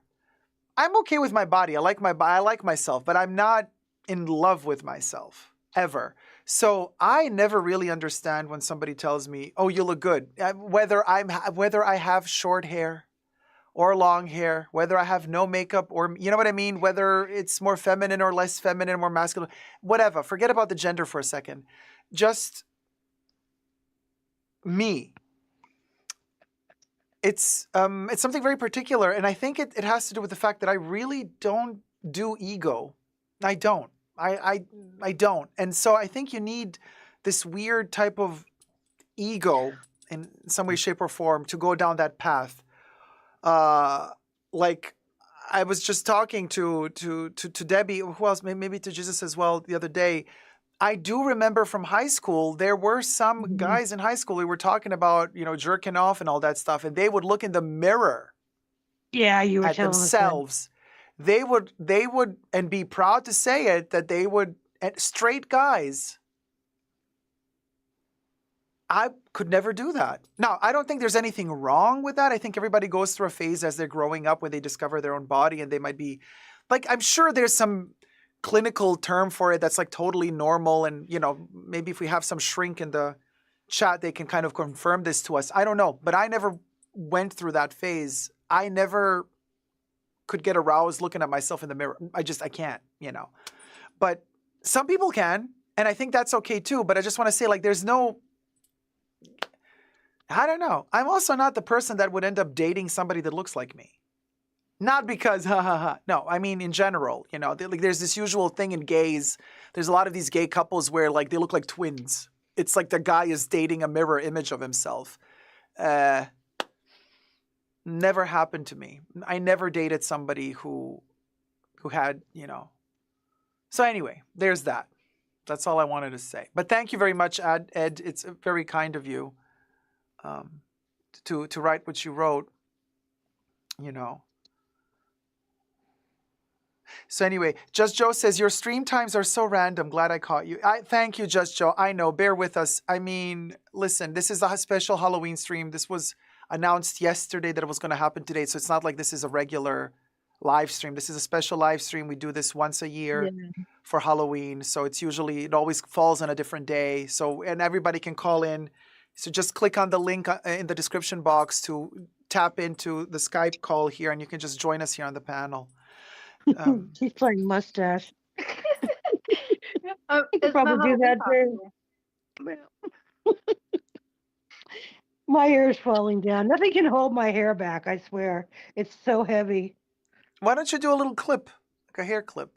I've got clips. I got a little back clip in the front. I've got a scrunchie on the top holding it. But you all the say stuff it's is hanging falling in the down. back heavy. It is, because it always Try falls Gorilla out with Glue. everything. No, You lift the want your whole hair? thing. I did initially, but it always falls out. Ah, okay, gotcha. It won't stay in. I'm not going to hairspray the back of my head.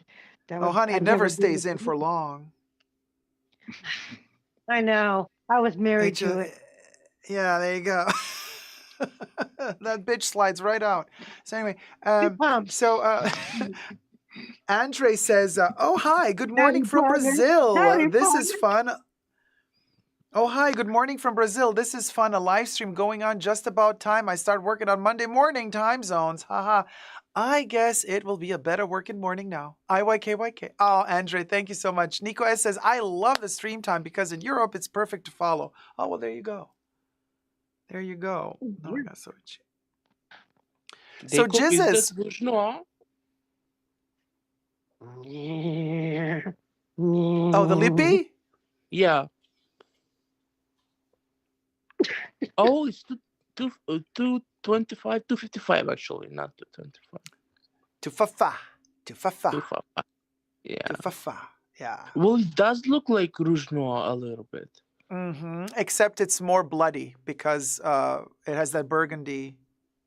It's Chanel. That's a Chanel.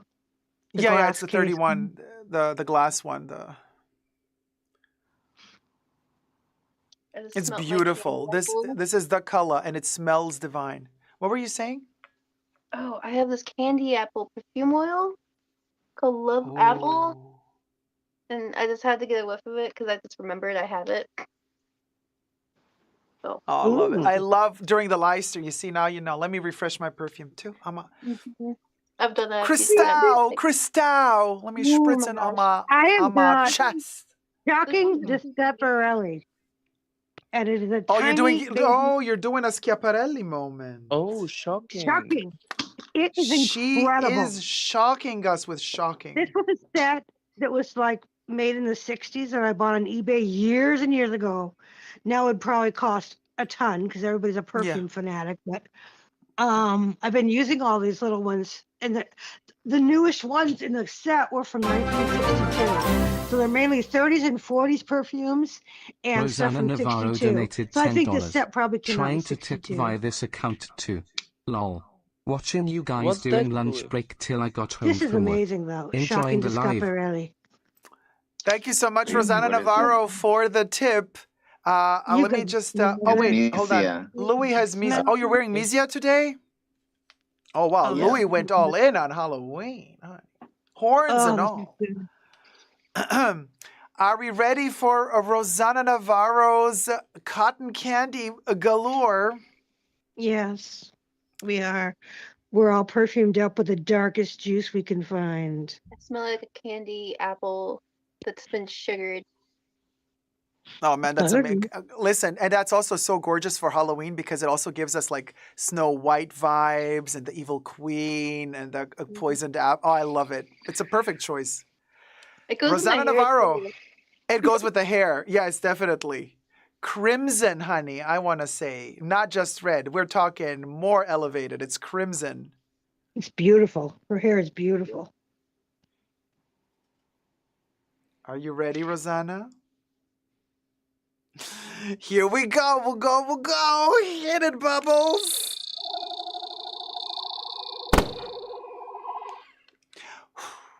Oh boy, oh boy, oh boy. Thank you so much, sweetie. Means the world, you know, as we're sitting here chit-chatting away for 7 hours straight on this, a Halloween seance. Now, let's go back into the panel. The Thank you, first year we Rosanna. did not do. This is the first year you did not do tarot cards. Actually, on Halloween night, I am going to a tarot card seance reading. Oh, are you? Yeah. I had a feeling you had plans this year. Mm-hmm. But it's just a You're not 1 going hour to be thing. reading. It's just a 1 You're not hour thing. It's not, and I'm not going to get my cards read. I'm just observing a kind of like a little ghost. I don't know. I'll let you guys know how it will go. We'll go. But Like a let's see. general reading? But I'm not reading the cards because, okay, so I saw tarot cards from the Garbage Pail Kids. And I wanted to order, because I know we used to read the Golden Girls tarot cards, and actually Louis could read them because he has them. I don't know if you still have them. And I wanted to do the garbage, the Garbage Pail card, the Garbage Pail Kids tarot cards, and I wanted to order them, and then it said that it can't arrive on time, and I was like, ugh. So that's why, yeah, because they wouldn't arrive on time.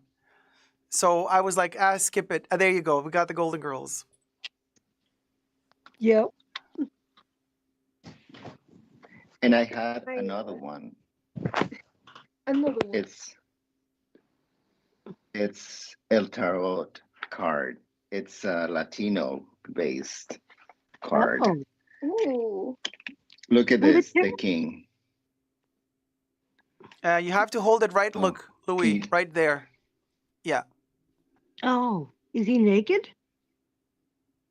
Yeah, it's like a gay man with underwear.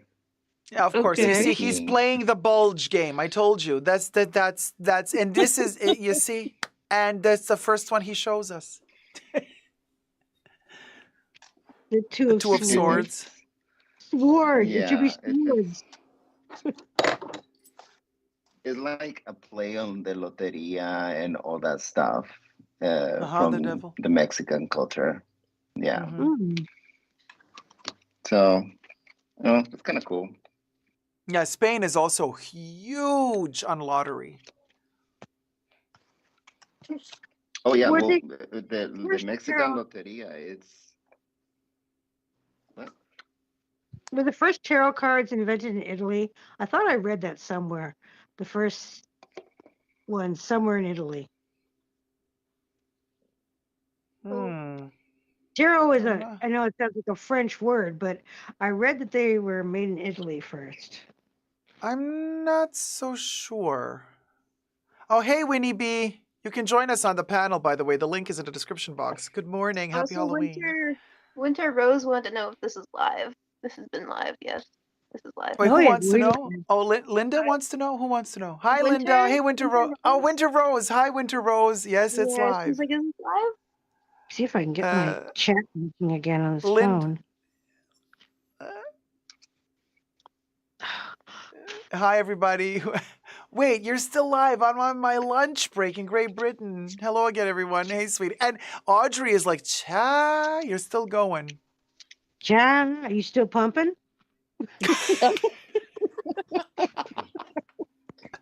Keep on trucking. Audrey, still pumping.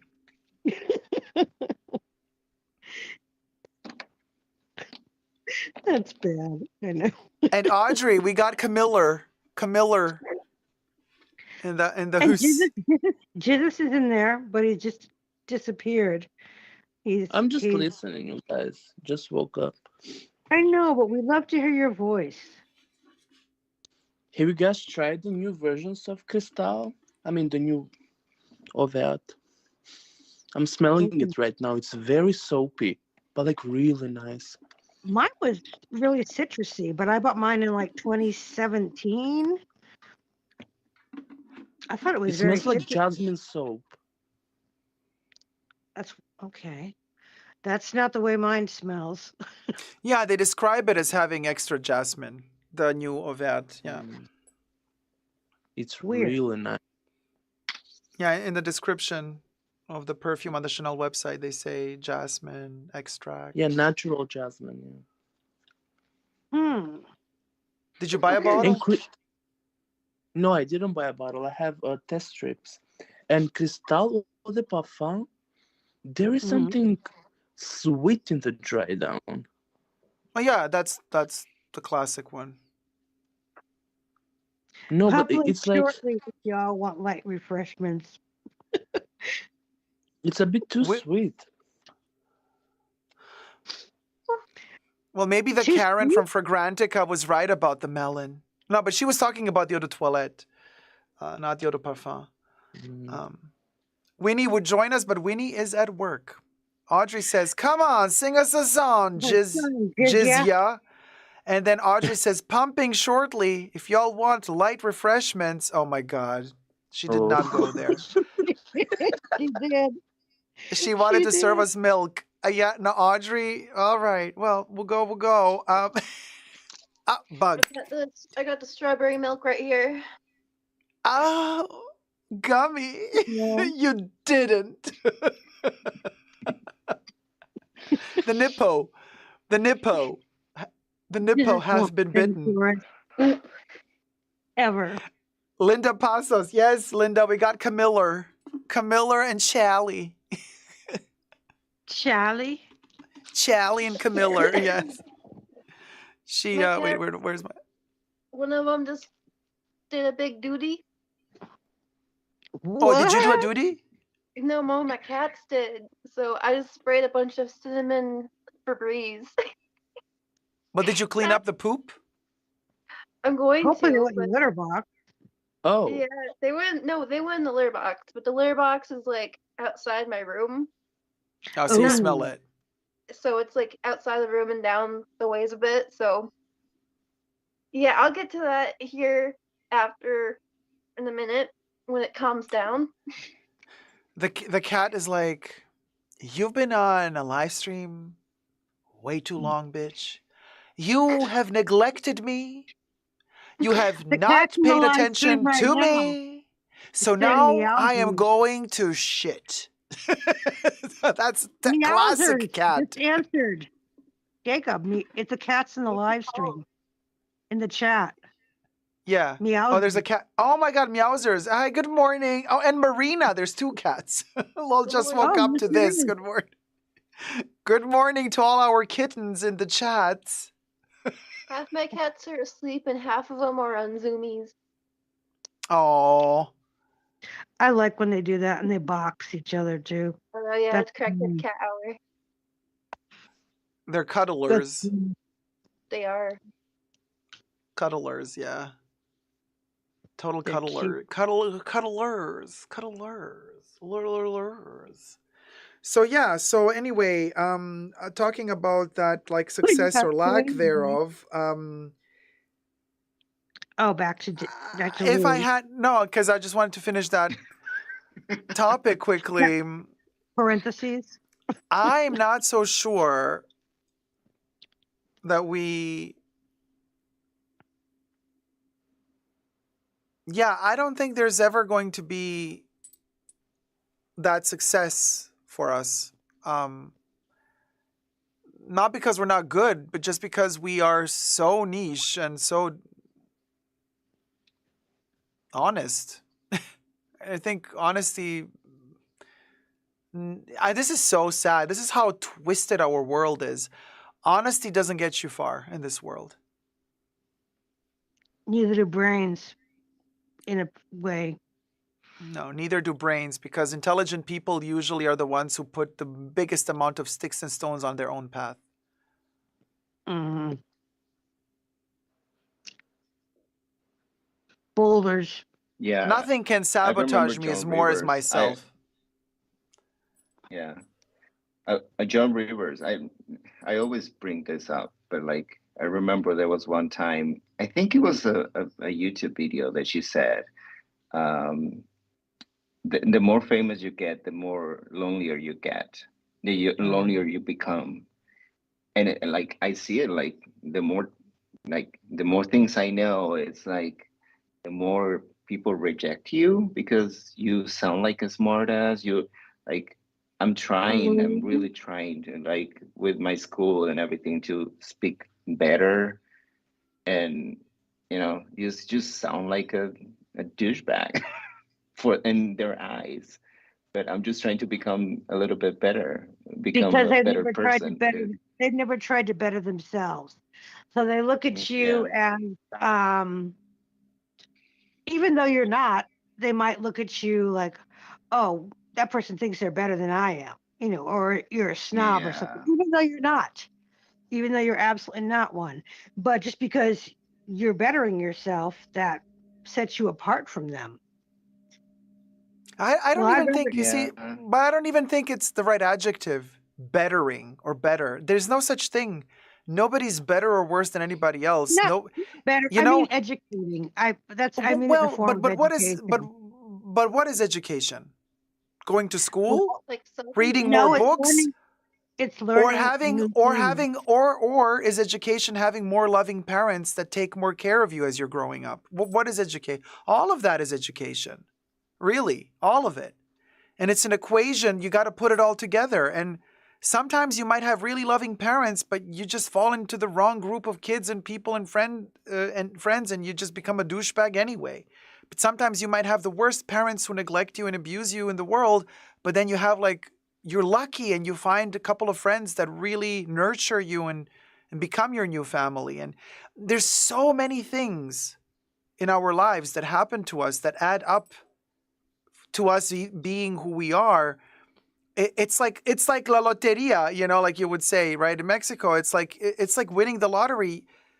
It's kind of a game of luck. A lot of things have to fall into place for you to grow within a certain constellation.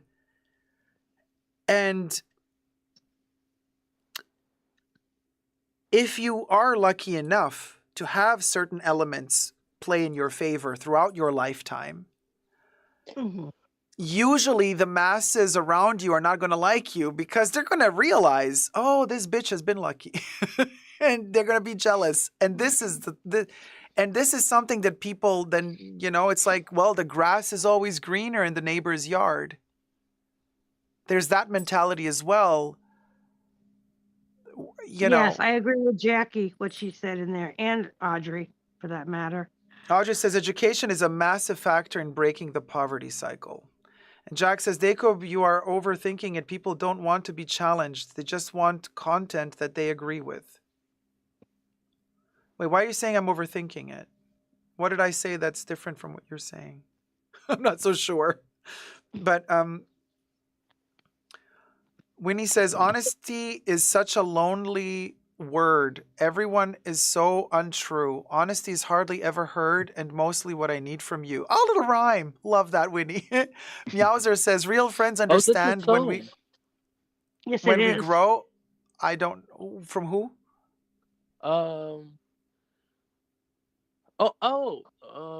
Honesty from oh my god, what's his name? Honesty. Elton John. Winnie says. Only word. Yeah. Elton John.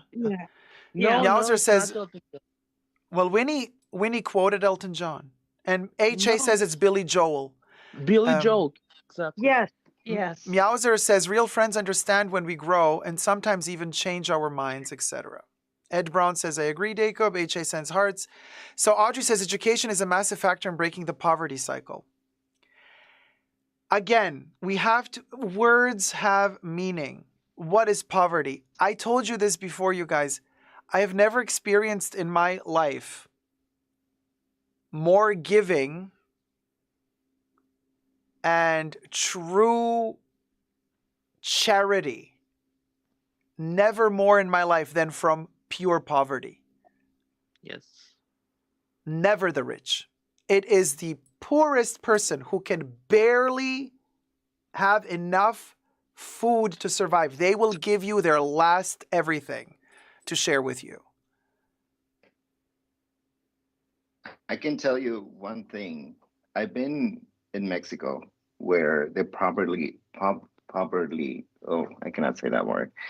The levels of being poor is so like ridiculously low. Like it's so bad. So I've been poor, and I never been feeling more poor than whenever I came to this United States. Even though making Especially money, Texas. like yeah, like it's incredible how, you know, like in Mexico, if you don't have money, you have food. And the food here, whenever you don't have money, it is another Poison. level. And yeah, basically. And in Mexico is like nutritious and it's carbs that it will make you through the day. Yeah, it's a lot of beans, but whatever. Like that, there's there's protein in it. There's Exactly. more. My grandfather died whenever he was 90. No wrinkles, and he was working through his whole life just with beans. I mean, you know, like the smelling probably wasn't that pretty, but you know, it was it was healthy all his life. And here, ugh, whenever I didn't have money, Jesus Christ, the food was not great. And I never feel more poor than being here in the States. Yeah, I can understand that. Good morning, Spirited Chaos. Just logging into work, and what do my eyes see? Good morning, everyone. Good morning, sweetie.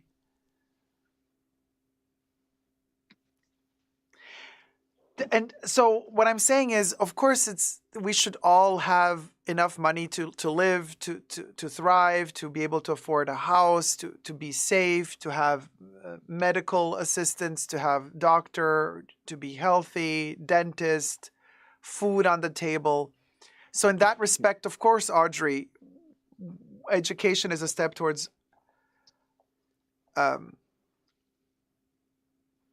getting rid of poverty. But at the same time, I think a lot of people think that getting rid of poverty means becoming rich. And I think that's a mistake that we have in thinking, because we quantify everything then in money. But there's a poverty of the soul as well, and it's not quantifiable in money. And the opposite of poverty is not necessarily wealth. You know what I mean? And also, education doesn't mean you're going to be wealthy. Just because you're educated doesn't mean you're going to be wealthy. It really, monetarily wealthy. Wealth of the soul, again, different story. So these are very kind of delicate factors, I think, that are not there. They can mutually exclude or include each other depending, again, on the constellation you're in. Again, the example I can make, which always I kind of, maybe I'm too boring because I make it so often. Good morning, Melanie. How's it going, my love? Hey, Hiromi, good morning.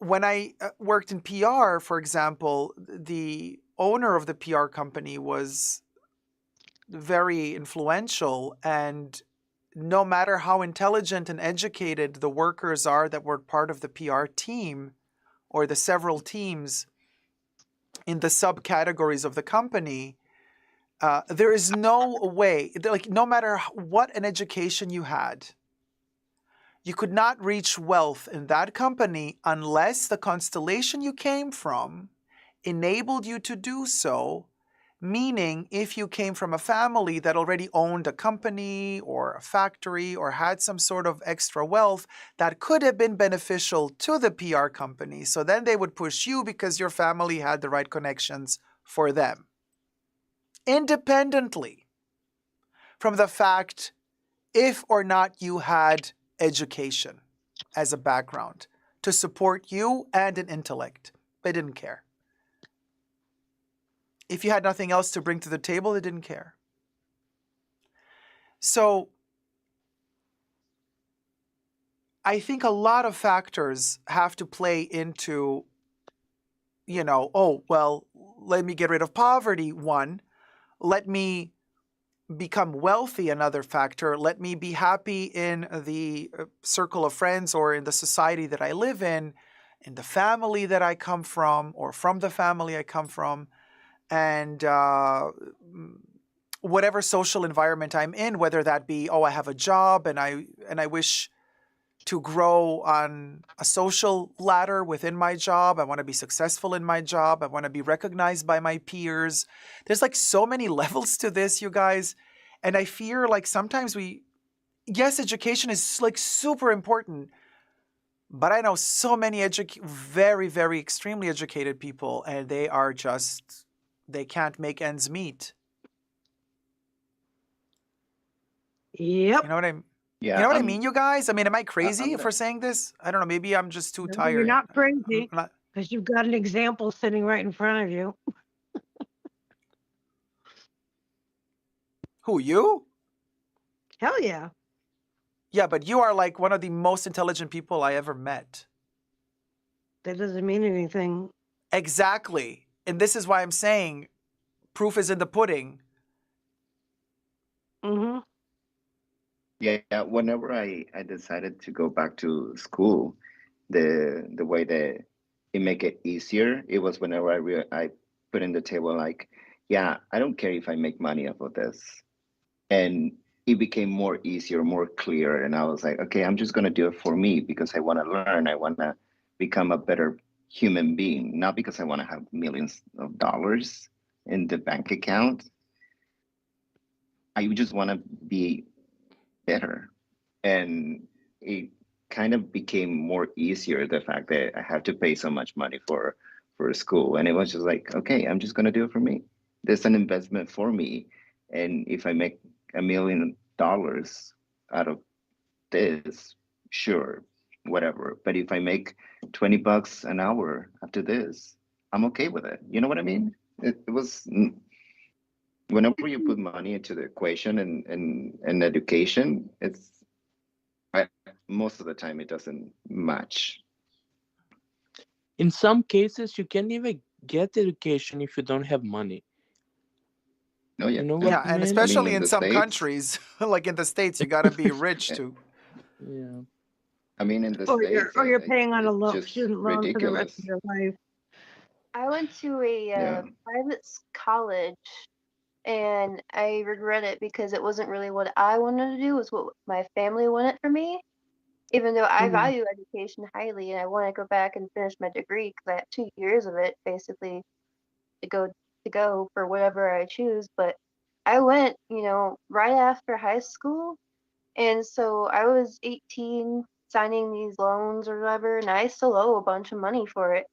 And it's kind of like, well, yeah, I did, kind of, it's like I ultimately struggled because I just had no direction with where I wanted to go with for my life at all because I hadn't lived.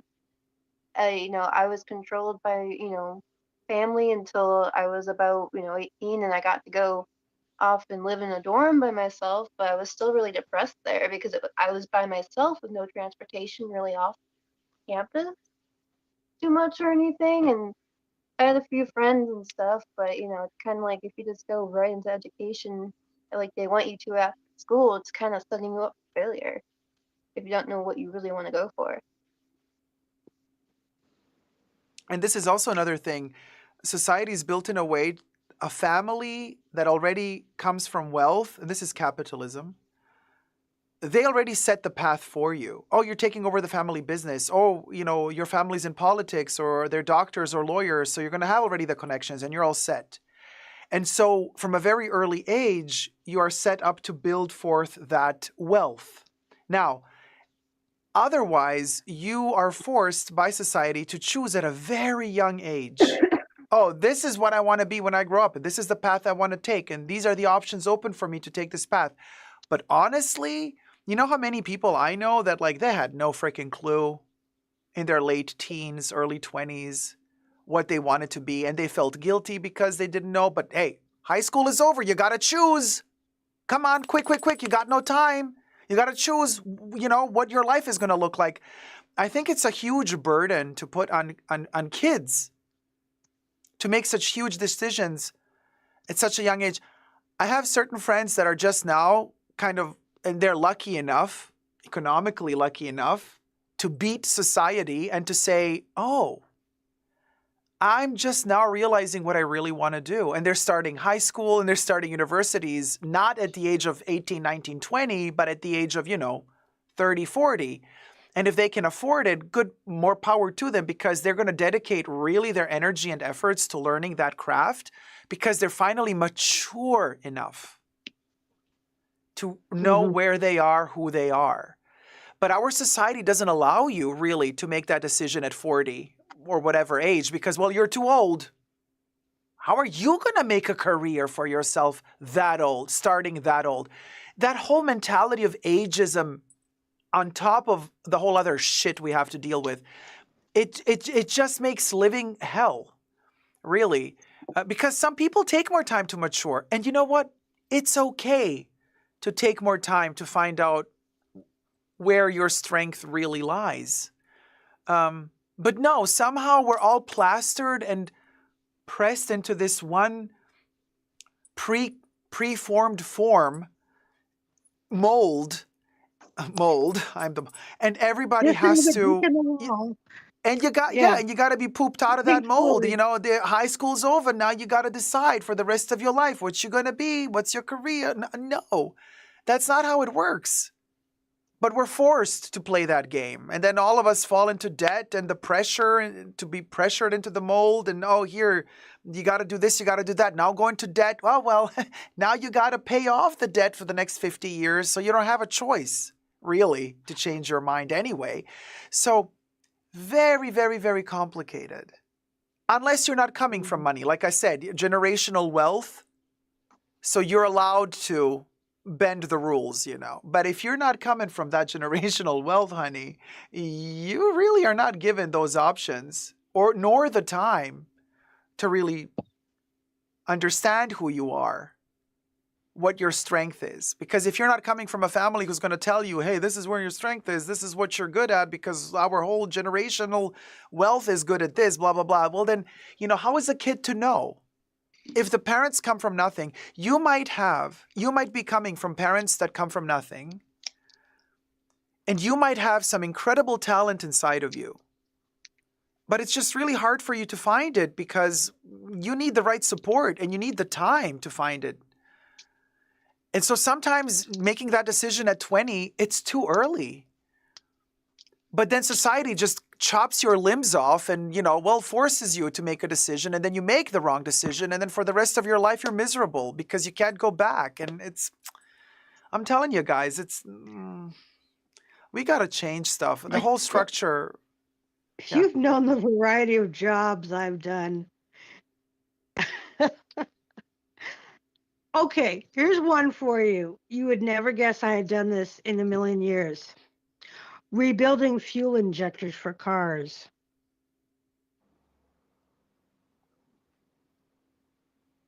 Yeah, silence. No, I'm listening. I'm waiting. That's what I did.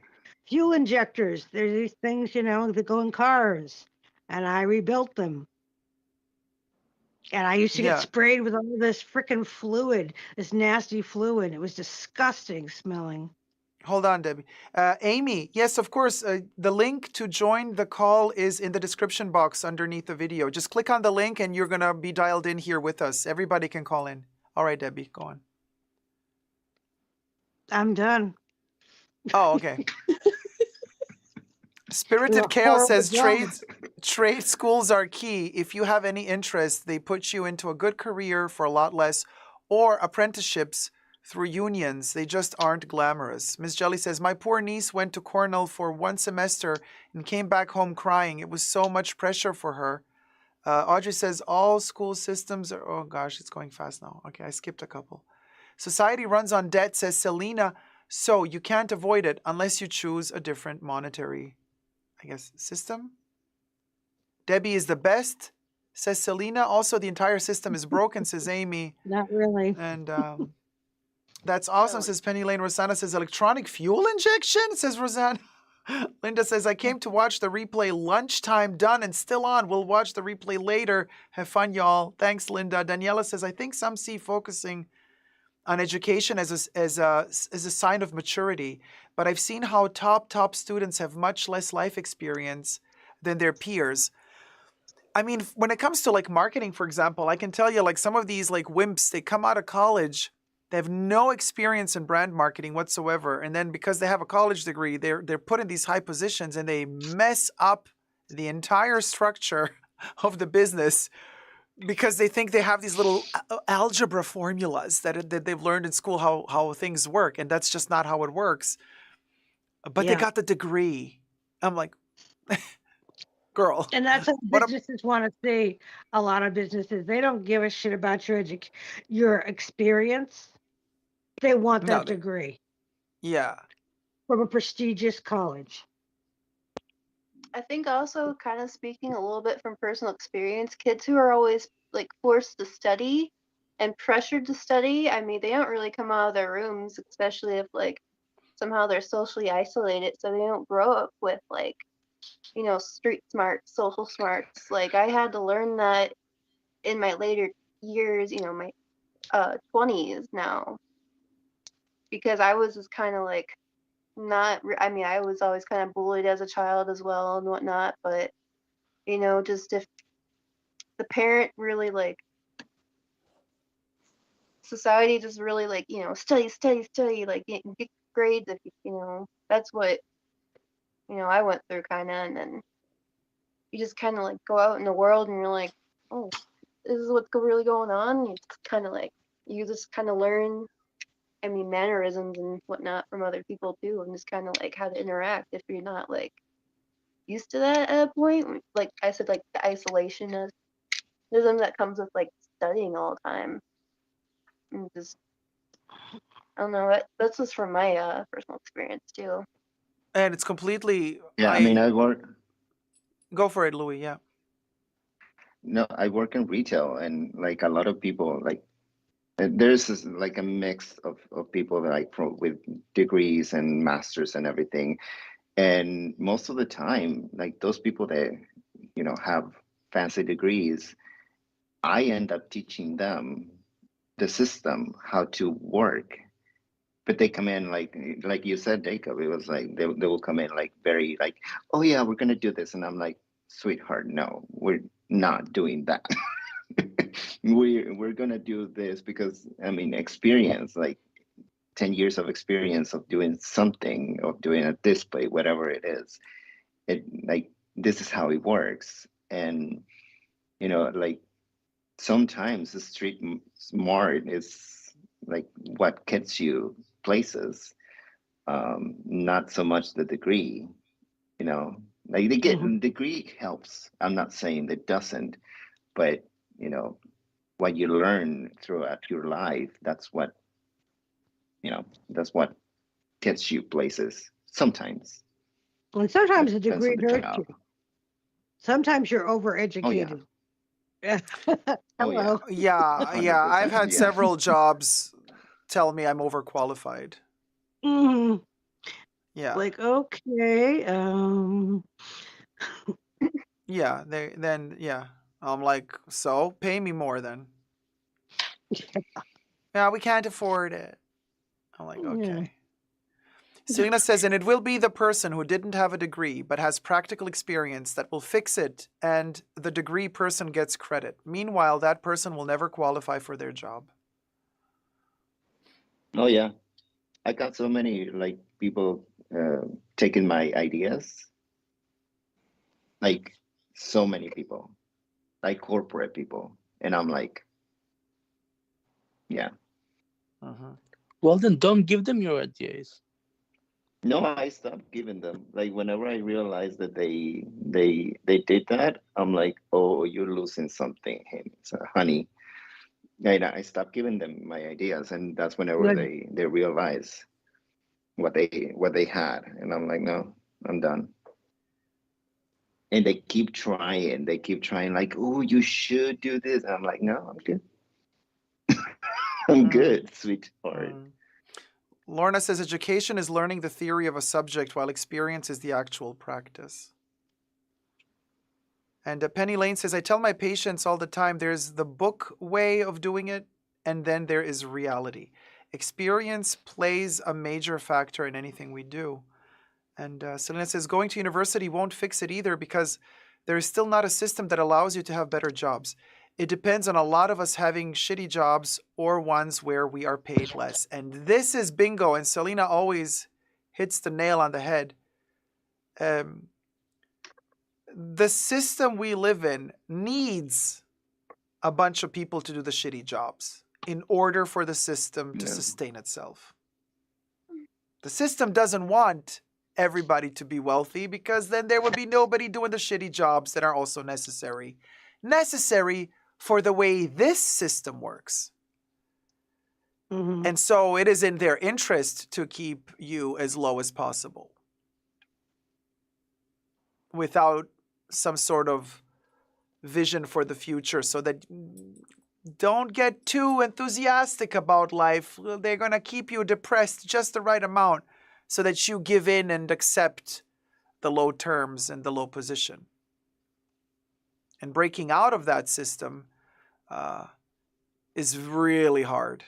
Really hard. And as much as they always say, and America is very sneaky about that with the whole American dream and anybody can make it, it's like the Hunger Games, you know? Only a few can make it. But they kind of keep everybody believing everybody can make it. But in the meanwhile, keep doing the shitty, crummy job for peanuts. But keep hoping. It's 2 jobs now. People have to do 2 jobs pretty much to be making it. Or what was it, Walmart a few years ago? I don't know what it was. They were telling their employees they had to go on, that you don't think you're making enough, then you need to go apply for food stamps. Walmart to its employees to apply for food stamps. I remember that, the whole thing. Yeah, that's crazy, isn't it? I mean, it's insane. Oh, hey, sweetie. Hey guys. Hey. Oh my gosh, wait, let me get this here. Let me can you guys see me? This is so weird. I just woke up. Look at me. Yeah, we see you, sweetie. You look fabulous. I just wanted to say hi to you guys. Hey, sweetie. Hello. Hi. Happy Halloween. Happy Halloween. Oh, I'm so sorry. The 5 dogs are going nuts. Pepper, LaBeija, and Crew. You got 5 dogs? I got 5 cats. 5 Boston Terriers. Oh. Everybody, one more crazy than the other. Pepper LaBeija is the mother. So you can imagine how everything else goes after that. Of course, Pepper LaBeija would be the mother. I mean, like, we'll go. She's the mother. No, you guys, listen, I just wanted to call Jacob. I wanted to call in and I wanted to say hi, first of all, to you. And I wanted to thank you for this community. You don't know how much life you give me every Saturday and every Wednesday. And the mods and everybody, the whole freaking community is just so wonderful. You guys are rock. Thank you. Thank you so much for your love and support. Thank you. Thank you, sweetie. Yeah, no, I'm what can I do? I just do what I do. You do what you do. You do you. No, I'm sorry. I know the conversation was really depressing. I agree with you guys. No, it wasn't depressing. Wait, no. Okay, we're losing viewers, are we? Because we're so depressing. I don't think this. I think this conversation is like a snap out of it moment. It's like it's an important conversation. It's like realizing our potential, realizing what we're good for, realizing that we can do this. Because also, honestly, if we don't tell it to ourselves, Ain't nobody out there who's gonna tell it to us. That's the truth. That's the truth. Because No, and whoever's it's above real. us is gonna try to keep us low. Whoever's above It's us is gonna try to keep us low. no wait, and then they blame the immigrants for taking the low-paying jobs that they don't want. They don't want to Like, do. Exactly. no, but you're right, and especially in the fashion industry, which is not really my. I come from like a banking background, and then I had my own business. But I know that it's who you know, which family you're a part of, who you're connected with, and that's like so sad because as you're always talking about, there's this like incestuous pool of designers and of people. What about the new fresh talent that really has an eye? What if you come from a family that has no money, like you said, but you're this incredibly talented and a person who has so much to contribute, and you still have this pool of designers that are just, it's the same thing over and over again. Hence fashion being dead, right? Like you say. Yeah, and So you might be It's talented inbred, and amazing, yeah. and you will never be given a chance. yeah, It's so that's inbred. It's so inbred. The isn't it? fashion industry right now. Isn't it? It's It is. ridiculous. It's ridiculous. But Speaking we of have bread, I'm gonna go What? get a piece of pumpkin loaf. Oh, delish. I'll be right back Mm. and do some Okay, see you in laundry. a minute. See you in a minute. Okay. The best snacks.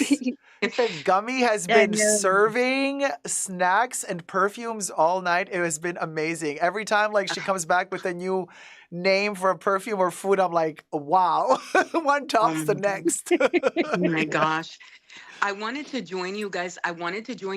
Last night. So I'd done like a whole thing, and I was wearing like my little Chanel pearls, and I'd done full makeup, and I was gonna be like grunge Chanel, right? Because I was in my pajamas.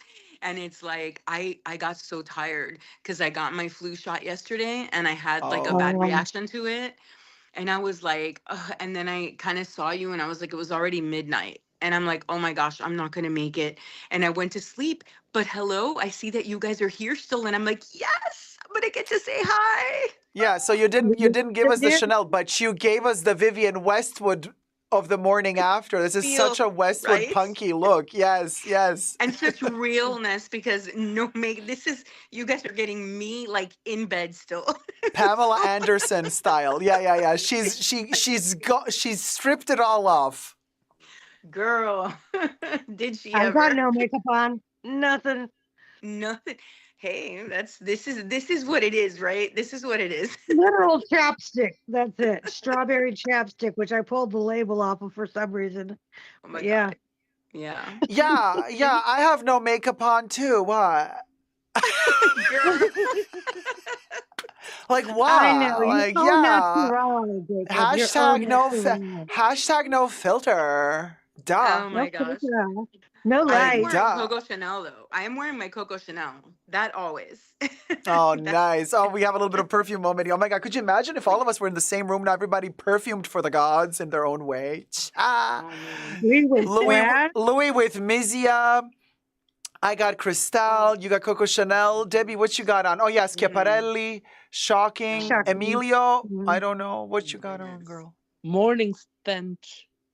Morning stench. The other toilet. Oh, the pony toilet. Girl, they can accuse the fashion bunker of being whatever, but they cannot accuse us of smelling bad because No, all of honey. us smell fabulous. Honey, even our farts could be sold at Sephora. Oh my God. Bottle be that, something. Chanel. Honey, fashion bunker farts at Sephora. my cat's fart smell like apple cinnamon. There you go. I wish I could say that. Girl, I wish I could love say that about my how Boston Gummy, Terriers. like out of nowhere, she's like, and by the way, be sure to get the apple cinnamon first. And available at your local Family Dollar / Walmart. I love it. I love it. Oh my gosh, I love it. It Have is you really guys good. noticed we have this ability in the fashion bunker to go like really elevated and then to go really low? Yes. Oh, we go in the gutter. We have lived in the gutter a lot. We devolve. We Oh my devolve. goodness. We know. Listen. And it's what makes us what we are. Yeah. The Speaking of gutter the is where it's gutter, at. Right? are you guys going to the celebration tour? Oh. Oh. Are we bringing up Miss Donna again? You know that last Oh. time by accident I called it the recalibration tour. Recalibrate her hip. Yeah. I Yeah. almost spilled my drink. I was gonna throw some major shade, but then I'm like, no, Amy, be nice, because Oh, girl, let please me give tell me a you. break. This is the gutter. You can We throw the throwing shade. shade. Oh my We're God. throwing shade. You know, I have to tell you guys, Madonna was, so imagine I'm a Gen Xer, right? Madonna was she was at her pinnacle when I was a kid. And I so much respect Madonna as an artist. Not so much in the sense that like Madonna's not to me, and this is just my opinion, she's not a great singer, but she really is a great performer, and she is the queen of reinventing herself, and she really has done something extraordinary, right, for women and for artists in general. But I really, really wish that she would just freaking go out with dignity. I mean, it looks like a geriatric kind of situation. And I'm not being ageist. I think that women are like Vivienne Westwood, like Coco Chanel was. I think women of a certain age and people of a certain age are fabulous and fantastic. But it's like Madonna, it feels and it reeks of like she's just trying to do anything to stay relevant. And I was really sad when I saw a particular show. I saw footage of a particular show, and she was moving like that hip was so stiff. She was stiff as a board. And I was like, a woman that was an incredibly talented dancer, and you see her breaking down, and it almost broke my heart, for somebody Yeah. who's, I mean, that did so much. And now I'm like, girl, just like, go home and have your She tea and pushed it just, too hard. She pushed it too hard getting ready for this tour where Her she'd been a yeah, lot. I her don't know. cheekbones look like they hurt. They probably do. I I mean, and have that, naturally I have naturally high cheekbones, and I've been really happy this whole stream, so I've been smiling a lot, yeah. and my cheekbones are hurting. Yeah, I don't know what was up with that. It's like, and okay, I understand. And she's right partially when she says, "Oh, misogyny, sexism." Yeah, it's true because I mean, like, Sean Connery was like 114 and he was still like, relevant and whatever, and it's harder for women, but still there's something that, and that's my opinion. Opinions are like, you guys know, everybody has an opinion, but it's kind of sad because I think she's so powerful. I think she's so incredibly powerful, and she could have crafted this any way she wanted to and said, look, I've opened my doors, I've done, but now it's like she's a laughing stock to a lot of people. And that's what I don't like. I think somebody who commands so much respect for what she's built, because she's worked hard. I mean, this woman has worked really hard and was a perfectionist. That's the most important thing as an artist. And you guys who are artists know the perfectionism, the level of perfectionism. And then to have her shows dwindle down to this like broken down, like weak, performances that her dancers are carrying her. And so I don't know. But like I said, it's just an opinion. I don't know. I'm sorry, my dogs are snoring. Please forgive me. They're so obnoxious. That's so Can't hear cute it. though. That's They're cute. adorable. Yeah, but they stink. Like they're They sound like little farting. tiny farts. Yeah, little farts. Yeah, I thought that was a little tiny Bye, Boo pooperella. Beckett. Boo Bye, Bucket Boo left. Bucket. Oh my God, you guys. They're loving. They're very loving though. Boston Terriers are like, I've always been a big dog girl. This is my first small breed. And they're like super loving dogs. And I know we always talk about in the bunker about like their unconditional love and stuff like that. They're wonderful pets. But oh my God, some days I feel like a zookeeper. Anyway, Because they're I like digress. they're moody. They are. Ah, Especially Pepper, girl. Pepper. It's all well, about I her. mean, you asked for it. You're dying ferret. You call a dog Peppa LaBeija, you're gonna get a hell of A a diva. you're gonna get A diva. a moody little oh yes, a bundle of energy and Yes. character. That's why I named her Pepper, actually, because of the way that her personality, she was always like, I have to be first. And if you're petting another dog, she gets in the way. And she's a diva. She's really a diva. So I was like, oh my goodness. No, she's Pepper LaBeija. That's it. She's Pepper LaBeija girl. And she has lived up to her name.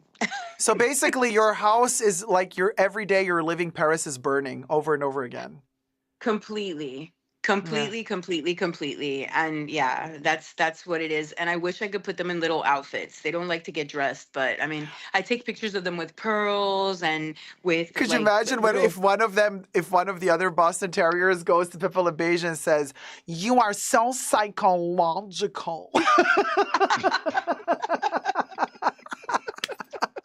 I wouldn't doubt it. I've seen everything already, so I wouldn't doubt it. Oh my god. Oh man. Oh Yeah. my god. Well, Yeah. but anyway, when it comes to Madonna, I just want to say we were talking about her actually before in the live stream, so maybe you were asleep then. But long story short, I said for me, she's one of our last performers that we have that is. I mean, I've seen her 5 times in tour. I've seen 5 of her tours, and she commands this. And I come from performance art, right? And I've seen performers, okay, from art and music. There's something, you guys, put all the shade and aging and not wanting to age aside. You can't learn this. You're born with this. She has stage presence like nobody I have ever seen. I mean, Marlene Dietrich had it, but she knew how to wisely age on stage. So Marlene could perform at 70, 80, but she didn't move, you see, on stage. So, and this is what I was saying earlier. I said, this new tour, I kid you not, the ticket of admission is worth the opening act. Nothing Really Matters is her opening act. That song is worth the entire concert. All you need to see is that one song and then you can go home because it just goes downhill from there. And what do we see there?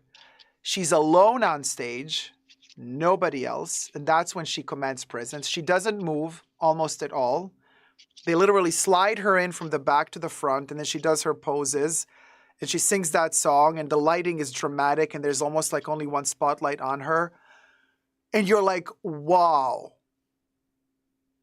And then it goes downhill from there. But what I'm trying to say is all she needs, literally, is to be alone on stage, no choreography. One spotlight is enough on her face. And I kid you not, she doesn't even have to sing or talk. She can just stand there for 3 hours straight, and I would be like this, hypnotized. That's the power that she has. Literally, that's her stage power.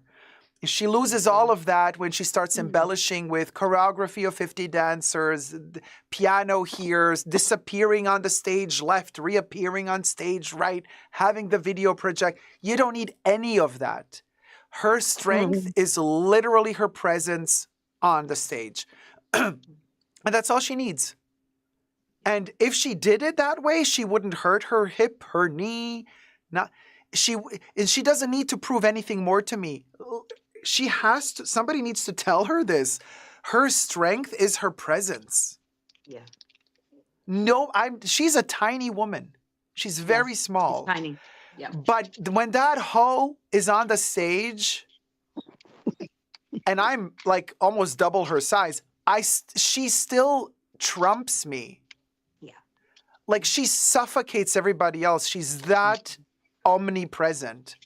So she doesn't, in fact, the strength of Madonna is this. The less she does, the more powerful the result is. Yeah. That's the beauty of Madonna. And she doesn't get it. X factor? Yeah, the X, Y, Yes, Z, you got that everything. Thing, that thing. she's just amazing. And when you know how she is when she comes out, she does this thing, commanding the stage. Very few people, and I've seen this do, most people don't do this. And I can't really show you now because Skype cuts off the torso. It kind of crops us out. But when she comes, so let's say this is the body walking. When she comes to her position on the stage with the microphone or whatever, the first thing she does is she spreads her legs out and she positions herself. She roots herself on that floor. You feel it like an earthquake. She literally does, and she blasts through you when she does that. Yeah. And that's all I need. And she's there. And once she's there, she has root anchored herself onto that stage. I'm like, okay, wow, that's the magic. We're here. Yeah. But she kind of thinks like she has to do 5,000 things on top of that. Right. And that's where she loses the energy and the power. Do you think maybe, and your perspective as an artist, because I know you're a performance artist and you're an artist, period. You are like the quintessential artist. Do you think that it's in like her perfectionism where she just wants to add or do more or feel like, because sometimes that the biggest problem that we can have as artists is like editing ourselves in anything, in any art form that we engage in, right? Do you think it might be that? I What do you think the problem that is big handicap for her is the people she surrounds herself with. You see, the problem is that all of these minions and these mofos around her, they want to prove themselves through her. So they tell her, do this, change that, do this choreography, do this slide, do this, because they want to be able to say, I choreographed her, I did this for her, I worked with her, I did it. But all they do is leech off of her, and they diminish her light by kind of sucking off of it and messing up her swagger. She has to minimize it, take all those people away, and do such a minimal effort, and then she will be grand. But unfortunately, a ton of people telling her, do this, do that, move this, move that, photo here, photo there, the light is better this angle, let me, rearrange your track, let's do the music like this, and she's like, oh yeah, okay, yeah, these people are young. Okay, I'm going to listen to them because they're hip, because they're the young ones, let me, she thinks she's leeching off of them to stay youthful, but in reality, it's a losing game because your power, you already know your power. You've already worked for it. You've already come to that point. You don't need them to be you. You don't need them to be you. They need you to become more famous or whatever, but you don't need them to be. That would have never happened like 30 years ago. She was like, that is her part of that essence, that je ne sais quoi that she has, is that confidence. She has like this amazing, as a human being, as a woman, as a person in this business, her level of confidence is epic. And so, yeah, I think that you have a really good point there, because 30 years ago, that shit would have never happened, because she was like, you put your hand like this and this is how you do it. And it was like she was very strong about that. And I think that's what has carried her through and has made such an amazing career, is that she's always listened to her internal compass as far as her collaborations, the people that she's hired. She's always been in command. So, you have a really good point there. I had not thought of it that way, but you're, because look at all the work that she does with all these young people now, like Maluma and some of the other people. You're right. Wow, Dega. Tragedy. Tragedy. The Maluma, sense, right? please. And the funny thing that I whenever I started knowing about her is whenever everything started going down. That's why I'm not like a big fan of her, because there's no like that thing that you guys talk about, how she was in like the 90s and 80s, whatever. She was. And I started to knowing about her whenever it started going downhill, and she's trying to be young and trying to be like not herself. And I was like, okay, I'm done. The only song that I like about her really is Take a Bow. It's because it's so simple. And you know, I don't know. It never growing up, I was like, yeah, sure. Yeah.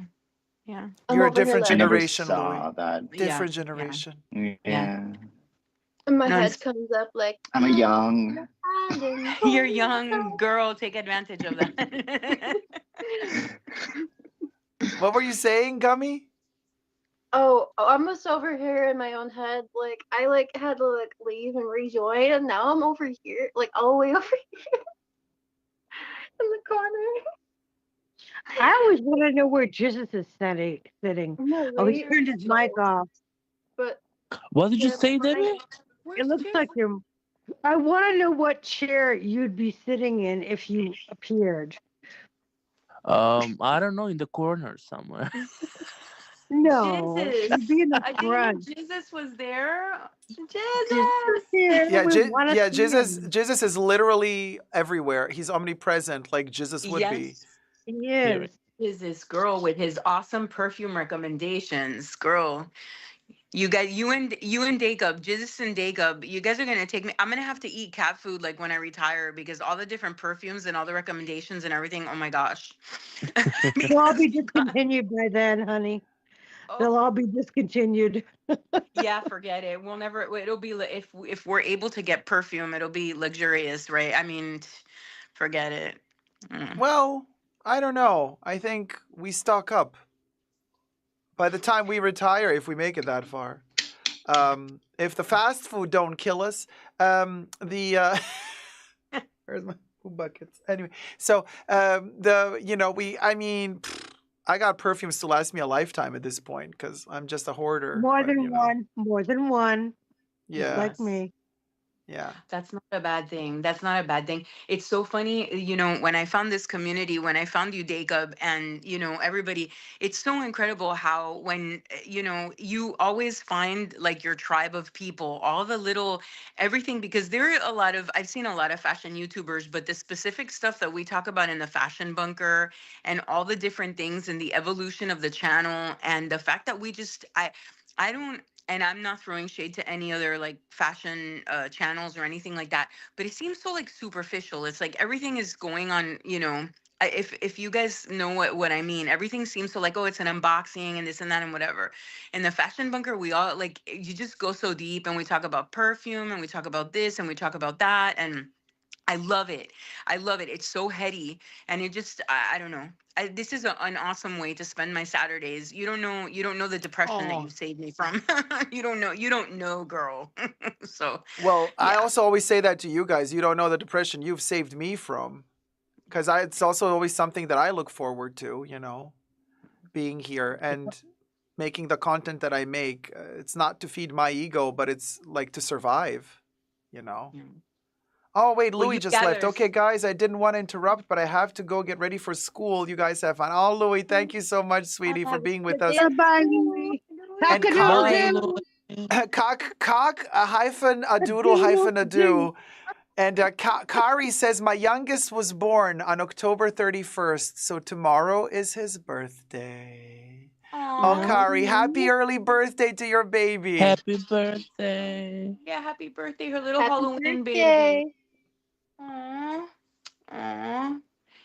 Oh, and Jacob, I just wanted to tell you one more thing now that I have an opportunity to talk to you. I wanted to thank you also for being so cool and so open about like when you talk about gender and you talk about that I have a daughter who's trans and there's so much discrimination and so No, much listen, hate. listen. No, wait. I don't know that you have a daughter that's trans. I know that, well, no, listen. I know that you have a child that you love. Yes.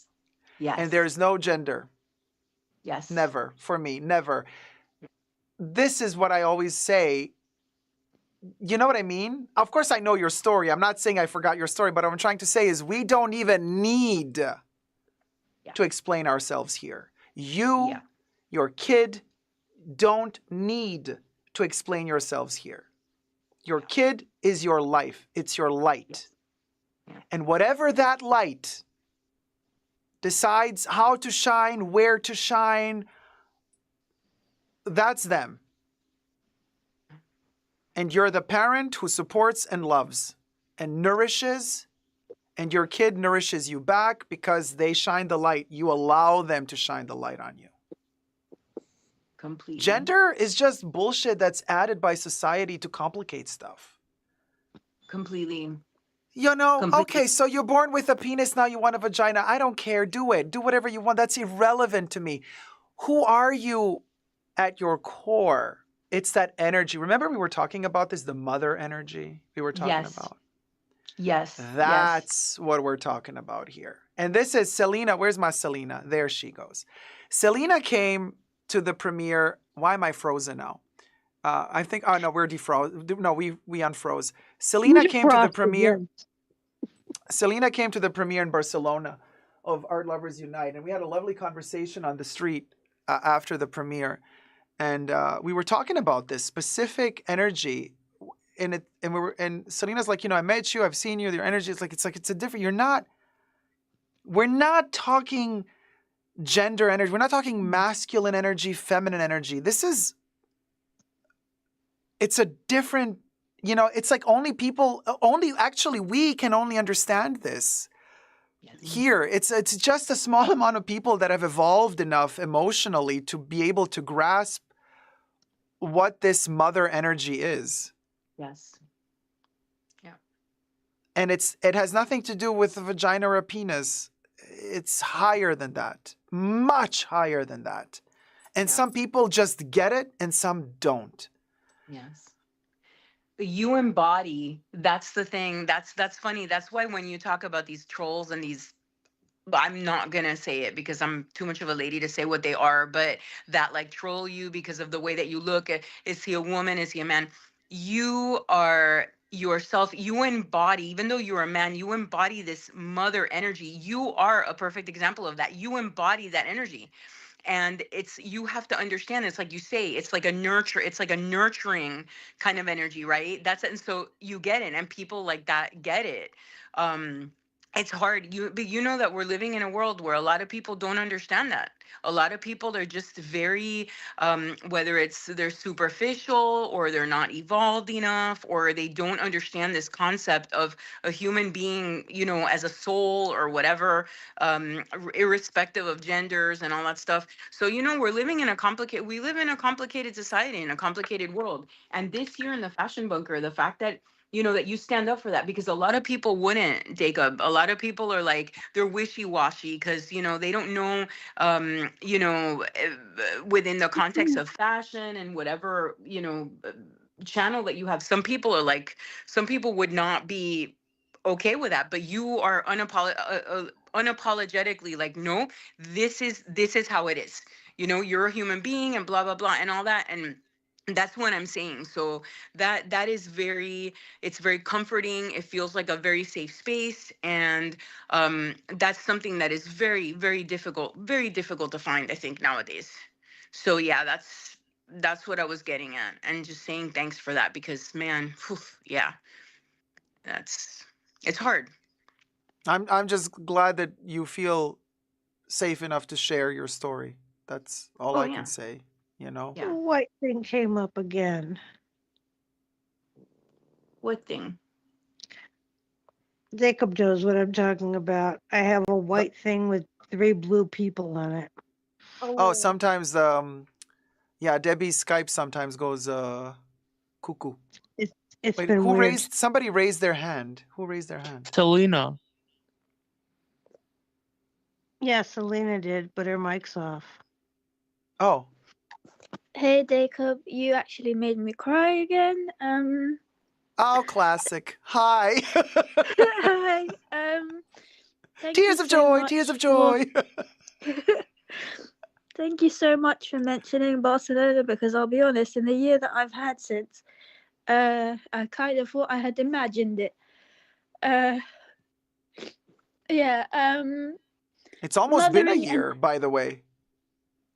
Yes, almost. Yes, that's true. Yeah, it was November. How fast it flies. It was like yesterday. It really has. Time has flown. Can you believe I'm 32? I can't. Oh, God, you're maybe so next young. year I'll Shut go up. like Jesus. You're 32. I'm 237, girl. Well, we don't look it, so that's what matters according to society anyway. Yeah. Oh dear. Yeah, about mothering energy, I don't know. I just at the risk of being wishy-washy like every Pisces, I really do think, having come from a background where people can be incredibly judgmental, and I have a tendency to be judgmental myself, it's difficult. I think people are scared one way or another. Some people are more willing to admit to it and embrace change and embrace themselves and others, and some people, are so scared that unfortunately they'll never get out. And even though those people might not deserve my compassion, it helps me to have that compassion, to understand that they might not get it in this lifetime, and to still respect where they are, because I think that might have more of an impact in them maybe one day seeing that they may be wrong and coming to terms themselves, rather than pointing it out. Because when someone points out that you're wrong, I mean, yeah, sometimes you have to point it out, otherwise you could fall into a trap or whatever. But sometimes it's better if you notice it yourself, because the embarrassment is putting people to, instead of noticing their mistake, sort of doubling down. And yeah, so that's all I wanted to say. Sorry. Yeah, but people also, I mean, you know how it is. People do make mistakes. Sometimes they realize, sometimes they never do. And then sometimes they hurt you in the process and they don't even realize, oh, really? I hurt you? Oh, or sometimes they don't even care to ask. It's, I don't know. Yeah, I've been that's so true. disappointed. Just this week alone. This week alone has been. Oh, hello. Who just poked into the picture? Ah, hey, sweetie. Hi. Don't be shy. Hi, hello. I have the fifth And cat. okay. Wait, Oh. so the first cat is your cat? No. We share cats. Yeah. Ah, you share cats. Okay, cute. It's a cat Oh, sharing they're community. shared cats. Shared cats, memories all alone in the moonlight. Of course, I would be Grisabella. Go figure. The moldy I cat. hated that musical. I hate to say it. So cute. No, I loved Cats, for whatever it's worth. Not the movie, but the No, musical. I saw the musical live and I hated it.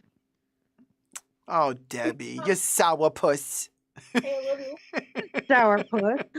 I give praise when it's due. Debbie did not like Cats. I thought Cats was great. Anyway, sorry, I totally got interrupted now. Wait, what was I saying? I forgot. Selena, help me out here.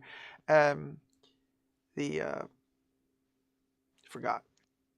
You were talking about Just this last week, that was I was saying, got so disappointed by several people, and I just, it hurts. But also at the same time, I don't even think they're aware of the fact that they hurt me.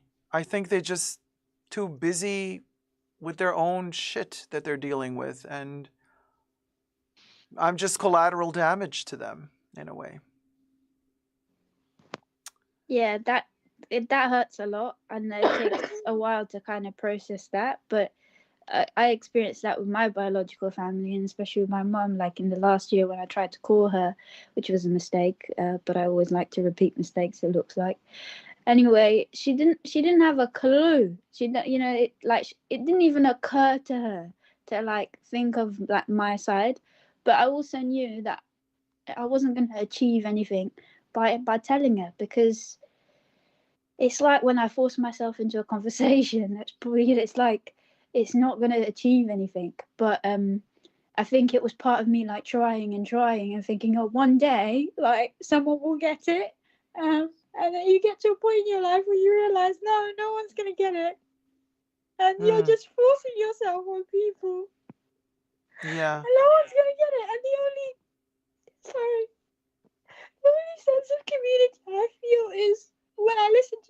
because I know that even if people disagree, it's okay. It's okay. It's totally Nothing okay. bad's gonna come out of it. No. So, I think Selena, everybody in the bunker just wants to give you a big hug right now because you're crying and it's Pretty much. Agreed. just want to Yeah. give you a big loving hug. You're making me cry. You know Agreed. that Selena's tears, you know that her tears are tears of strength, though, guys. She's a Yes. very, very tough cookie. thank you. Yes, I mean, yes, I mean, for me, crying is a good thing because what It people don't heals. realize. Sorry, I didn't hear you, Jacob. Oh, it's healing. It heals to cry. Yes, I think people don't realize that sometimes the worst thing that can happen to you is not being able to cry, because crying is a process. It's like you know, you're moving emotion somehow. No, it's a But good it's when thing. It's a flow. It means that you're open. Yes. yes, but being stuck with something and not being able to move it one way or another, and not being able to Yes. feel anything one way or another, that It's is constipation. It's constipation. It's like when you can't poop, something is wrong. You gotta open up and let it flow. Same with tears, you guys. Tears are not a sign of weakness. They're a sign of actual strength, and it means that we are in balance with our emotions and we are mature enough to also let them flow. It's really important. Absolutely. Really, really, really important. And it's good to cry, you guys. It's, you know, I'm not saying cry 24/7, 365 days a year. You got to balance out the ups and the downs, like everything, yin and yang. You always have to balance stuff out. But it's good to let it flow. Really, really good. I have a friend who's a psychiatrist who says that in order to stay healthy, every single day you need to have a poop and a good cry. And a good That's laugh. what and a good laugh.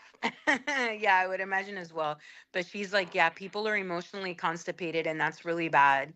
Very So bad. Very yeah, bad. Selena, you're That very strong. leads very strong. Selena, oh my God, tough cookie. You should have heard her in Barcelona, the conversation we had. She was amazing. And to the point. But this isn't this like the lot in life of everybody who's more in tune with their emotions and honest about their emotions. Usually those are the people that get shat on the most because other people can't handle.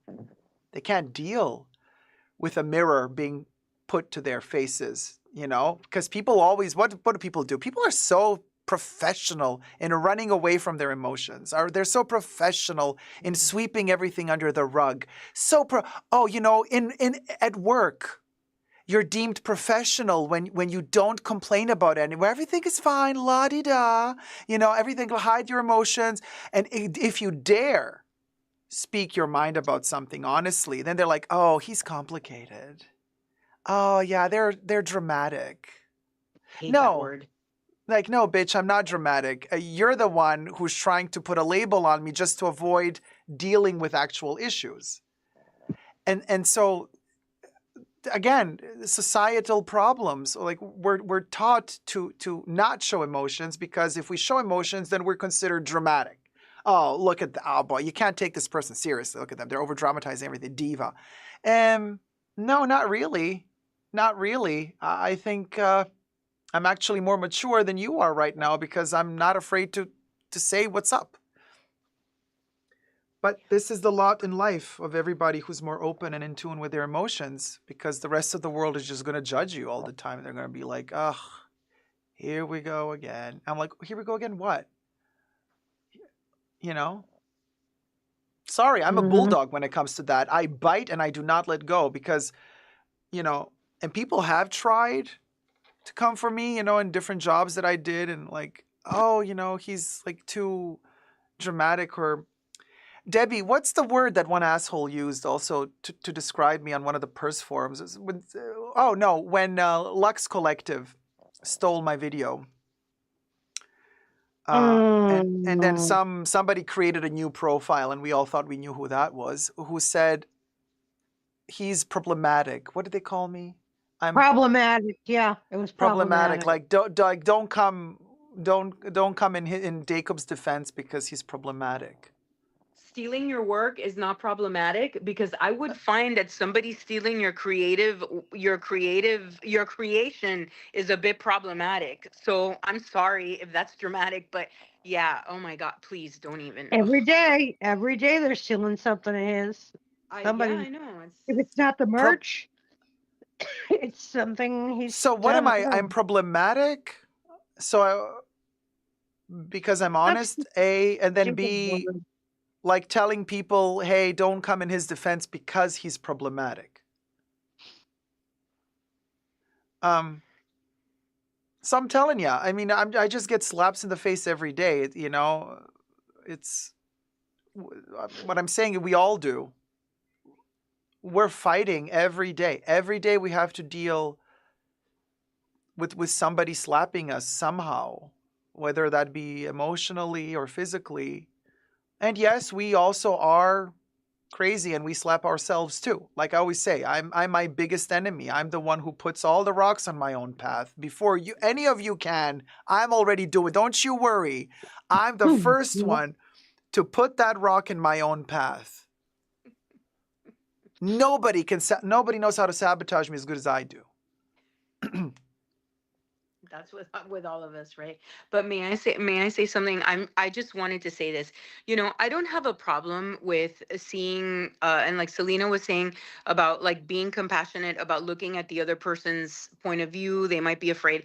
I'm good and fine with that. I have always welcomed discourse and people, you know, you agree with me, you don't agree with me. What I do not like and what I do not stand for and what I will fight against, like probably all of you guys, is when they start to dehumanize a human being to take the upper hand. That is what burns my freaking, to try to dehumanize you in any way, shape, or form. Do you know what I mean? That's Yes, what I I do don't. actually. Emilio, are you still there? Jesus? I'm here. Yes. Yeah. What was not genocide? What was that thing? The 7 layers, steps of Well, it is taking. genocide, actually. Yeah. No, Yeah. but this is like this dehumanization part is like step 6 of 7 or 7, something. 7 of Yeah. 9. It's like really high up there on the ladder. And I can tell you this when it comes to homophobia in particular. A couple of years ago, this wasn't happening to me, but what is happening to me now? Nobody, even the trolls, didn't dare go there back in 2017, 18. Now they call me a thing. Or it. Oh. Yeah. And that's the level where they take your humanity away from you, because you're not human. You're it. You're a thing. And when they start bullying you by calling you a thing, that means they dehumanize you. So the step after that is they will find it okay to hurt you physically, because they don't need to feel guilty for you. You're not human. So they can unalive you because you're a thing. They don't need to feel a moral compass there. So it is very dangerous, dehumanization of other fellow human beings, because the step after dehumanizing you is literally taking yourself the right to actually do something dramatic, like extreme, like unaliving a person. Yeah. Selena, I think you raised a hand. Yeah, I just wanted to say to Amy, of course you're right. Of course we have to call it out. I guess just to give it some context, the reason why I said that is because while it's so easy or easier to call it out when it's somebody that you don't really have a connection with, it's a lot harder to call it out when it's like your own family. And then you realize, okay, well, if I sort of call them out on their way of dehumanizing me, I'm also in a way dehumanizing them, because that's their whole belief system. I mean, in my case, it might be a bit extreme, but you know, I've often tried to think about it. What would happen if they were as accepting as me? And I realized it just, if they had to go through the shock that I went through, realizing that everything I had learned was wrong, I don't think they would be able to cope, because I went through a lot of, obviously I was isolated, so that was also part of it. But if they had to go through the same level of isolation, I don't think they'd cope. And so I know that there's that resistance, because they know in their case it's a more extreme thing, because I don't think this is the case for society at large. But if they had to go through the level of isolation that I've gone through, and to a certain extent still go through, I don't think they would be able to cope. And so therefore it's impossible for me to even argue with them on my side, because they, at the back of their mind, they must know that the result will be isolation as well. And if they can't mentally cope with that, because I just know they don't have the same level of strength, then and then maybe they do. And maybe the sad thing is that I've had to learn that I have to be strong on my own, and I can't trust other people to be strong for me, because of what I've learned from my own family.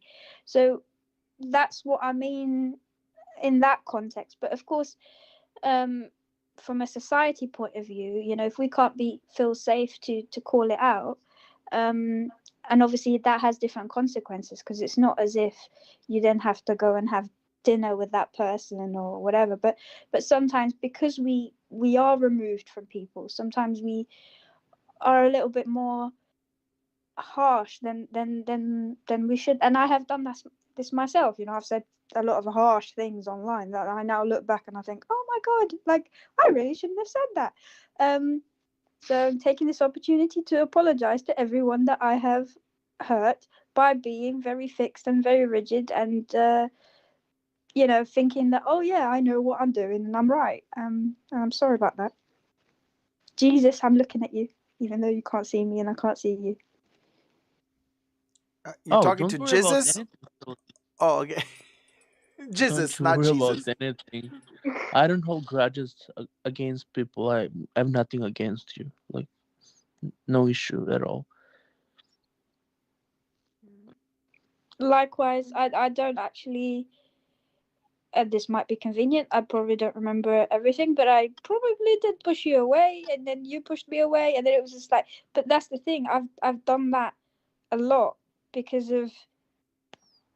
I'm going to justify it as, once you've been isolated to a certain point, sometimes you kind of end up pushing that on yourself, and pushing people away.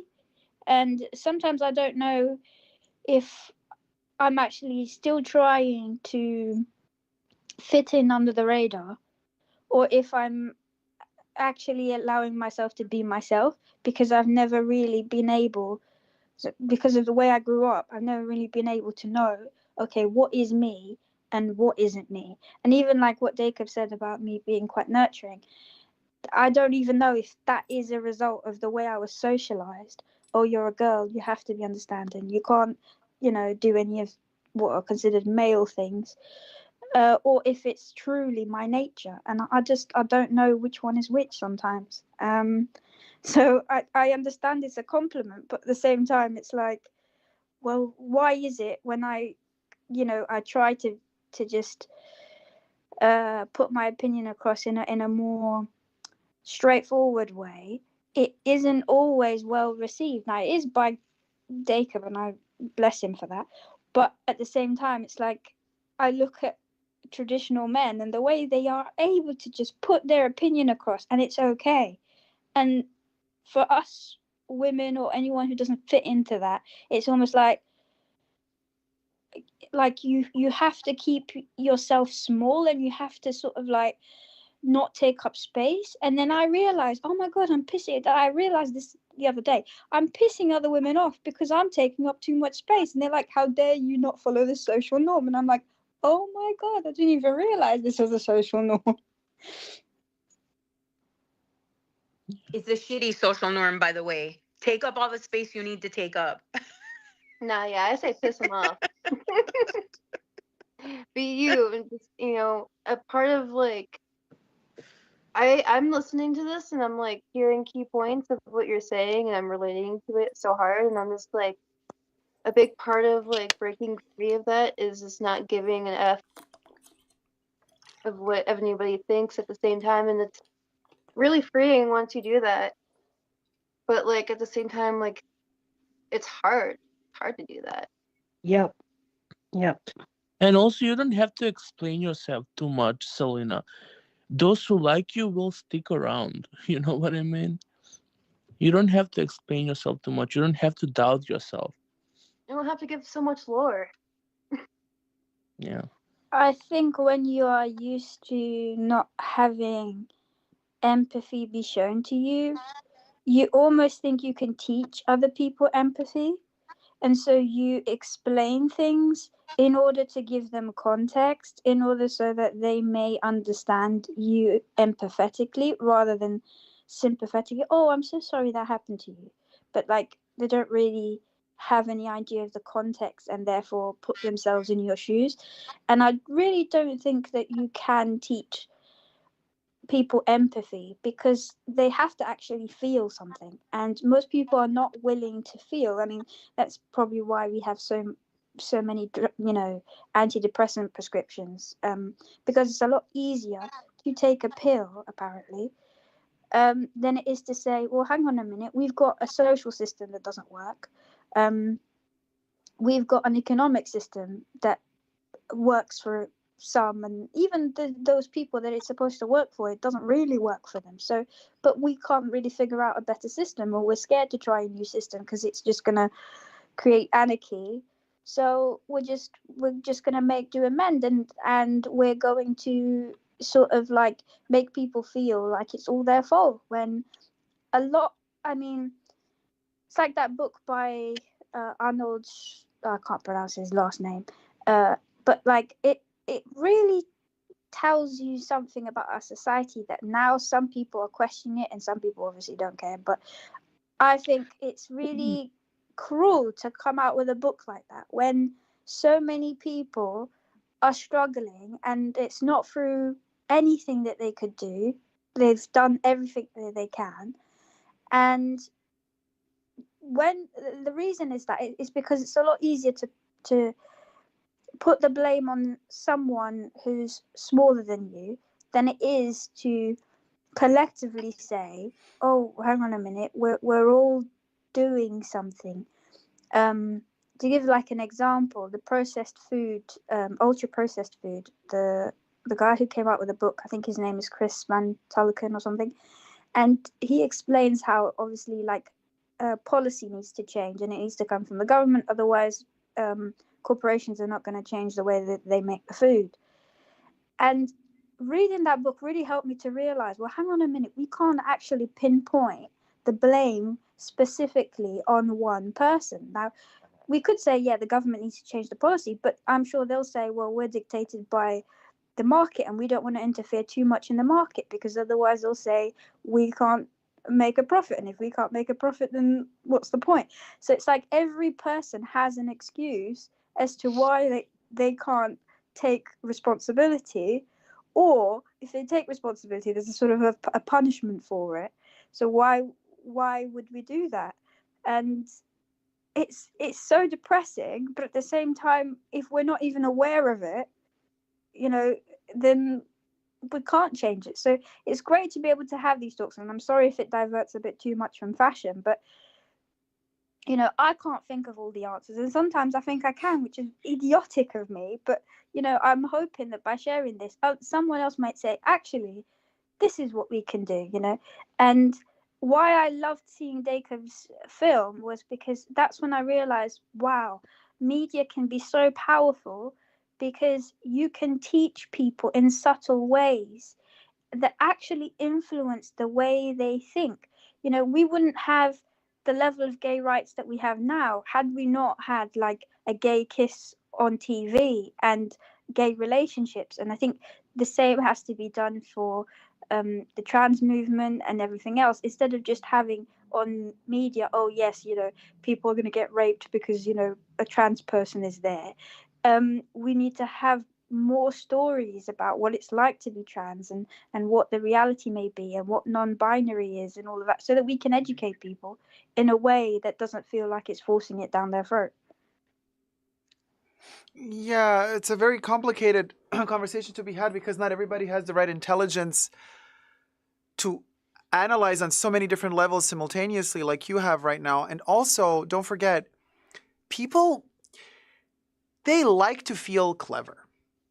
And they like to feel like they've come to the conclusion on their own. So if you're really, really clever, you're going to make a person feel like they came to the conclusion on their own, even though you handed it to them on a silver platter. But as long as you don't make it sound like you're teaching them what's the right way. Don't make it look like you're educating anybody. Make it look like they came to the conclusion on their own, like they came to the idea on their own, and then you're good to go. And that is that subtle, like you said, subtle, it's a bad word, manipulation, but that subtle way of directing a person in a way, but without telling them I'm directing you in a direction. You make a person feel like they're getting there on their own. That's how you can achieve much more success when it comes to education, I feel, than if you, like you said, shoving it down somebody's throat like, dude, this is correct. This is morally not correct. Because let's not forget, you guys, just a couple of years ago, what is morally not acceptable today was perfectly fine morally just a couple of years ago. Hundreds of years ago, it was also totally fine. Things that are now, you can't even say them out loud, were perfectly fine. Owning human beings was totally morally acceptable. I mean, what are we talking about? You know what I mean? Like, this is where things shift and change. And I'm telling you right now, stuff that today we think, oh, we have evolved so much as a society. Look at the morals. We have come to this and that. Well, wait another 10 years. Stuff that today we think is totally fine. In 10 years' time, no. We're going to look back and say, oh my gosh, can you believe that was like morally totally fine back in 2023? So there is an evolution of consciousness, I believe, and also the evolution of the spirit and of just society, really, as a whole. I mean, I can tell you this, when I was a kid, it was really hard to come out, oh, gay, or this or that, kiss a boy, kiss a girl, crazy. Nowadays, I'm seeing on social media, kids, it's like the problems that I had as a teenager, they don't have those problems. For so many more people just being bisexual, totally fine, experimenting and saying like, oh yeah, I had sex with a guy, I had sex with a girl. When I was a kid, there was none of that. And I mean none of that. And now I'm like so happy to see that for a lot of kids nowadays, like it's not really a mystery. Stuff that was a mystery for my generation is not a mystery for them. Thank God it's not a mystery for them. I wouldn't want anybody to go through the shit that I had to go through in my generation. And this is why I am kind of optimistic, even though I am that eternal pessimist. But I am optimistic because I am seeing younger kids nowadays, and I'm like, wow, they're like doing so much better than I did when I was a kid, and that gives me hope because I think they are clever. Look at them. I'm really proud of the kids today. I mean, some kids are total idiots, and I'm just like, oh God, and this thing is gonna multiply one day. Ugh. But then there's like other kids when I go, wow, I'm so glad that our future is in their hands. There are some really good kids out there, you guys. They are so evolved emotionally. The empathy is there. The mindset is right. And we just got to help them, give them a chance to actually shine. They're really funny too. And they're really funny. It's an amazing sense of humor. Yeah, so I kind of weird. I surprise myself at how optimistic I can be because usually I'm that sourpuss that's going to tell you it's over, it's the end. Goodbye, world. It was good. No, you know what? I'm that person that's going to yeah, exactly. It's over. But when I actually really kind of stop for a second and I check out like what are the kids up to nowadays, I'm like, boy, these kids are really cool. Yeah. They got some good stuff going for them. Katie says great kids are out there. Yeah. Good morning, Ollie. Hey, Cleo. Sorry, what were you saying? No, I was gonna say there's some great kids, and I learned something. Let me tell you, the person who has schooled me, I thought I was open-minded. I was the girl who all my first of all, I've always my closest friends have always been gay men, and the best allies in the world to me always. That's just been my particular case. And I thought, well, and it's prepared me a lot in a way for having a child who is trans. But my child teaches me something new every single day. And my child is 20 years old. She's going to be 21 in December, and she teaches me something new every day. She's like, Mom, you're so like, ugh, that's so like 2002, And I'm like, oh my gosh, really? So she's very open. She's like, Mom, gender's not even going to be a thing. Like in a few years, that's so old school. And they're so creative. And my child is an artist also, which is like just the way that they look at things. I mean, yeah, these kids are fascinating. And sometimes they just can't even tie their shoes, dude. That's like, that's, but there's all that. Yeah, there's a lot. I know. Sometimes it's like you're dealing with an amoeba, and sometimes you're dealing with Einstein. But that's been, in every generation. We've had, we've had everything. So I do believe we're evolving as a society, and I just hope that those couple of douchebags that are still in power in politics, the ones that are the dinosaurs that are still idiotically living in the 1800s. Let's, let them all die out, and let's get some fresh air into that system. Because honestly, if anybody's going to kill us, it's going to be them. Let's get rid of them, and then let's start something new. It's about time. It's really seriously about time. I mean, it's like I've never seen society be such a huge discrepancy between the powers that be and the actual how quickly society is advancing on the lower levels of like us, the people. The people are somewhere else. And politics are still like 100 years back. And I'm like, why can't we synchronize the two? Oh, because who holds the power is the old dude who, dudes or dudettes, whatever. Yeah, whatever. All of them. The whole lot of them gots to go yesterday. And then we can kind of slowly move on. And we're kind of stuck. We're that unfortunate generation. We're literally, all of us in general, it depends. I don't know everybody here on the panel, but we were, the kids that didn't have the internet and then grew up into the internet.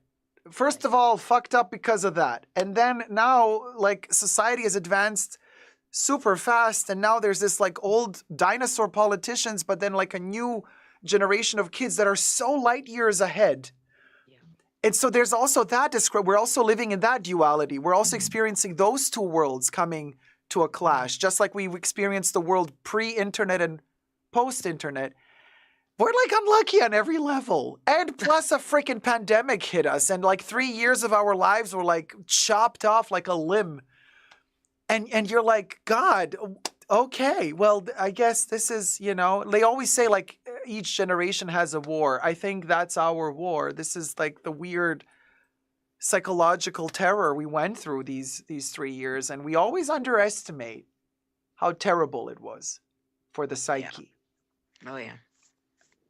We try to sweep it under the rug and be like, oh, yeah, 3 years at home. Yeah, it was okay. It was not okay.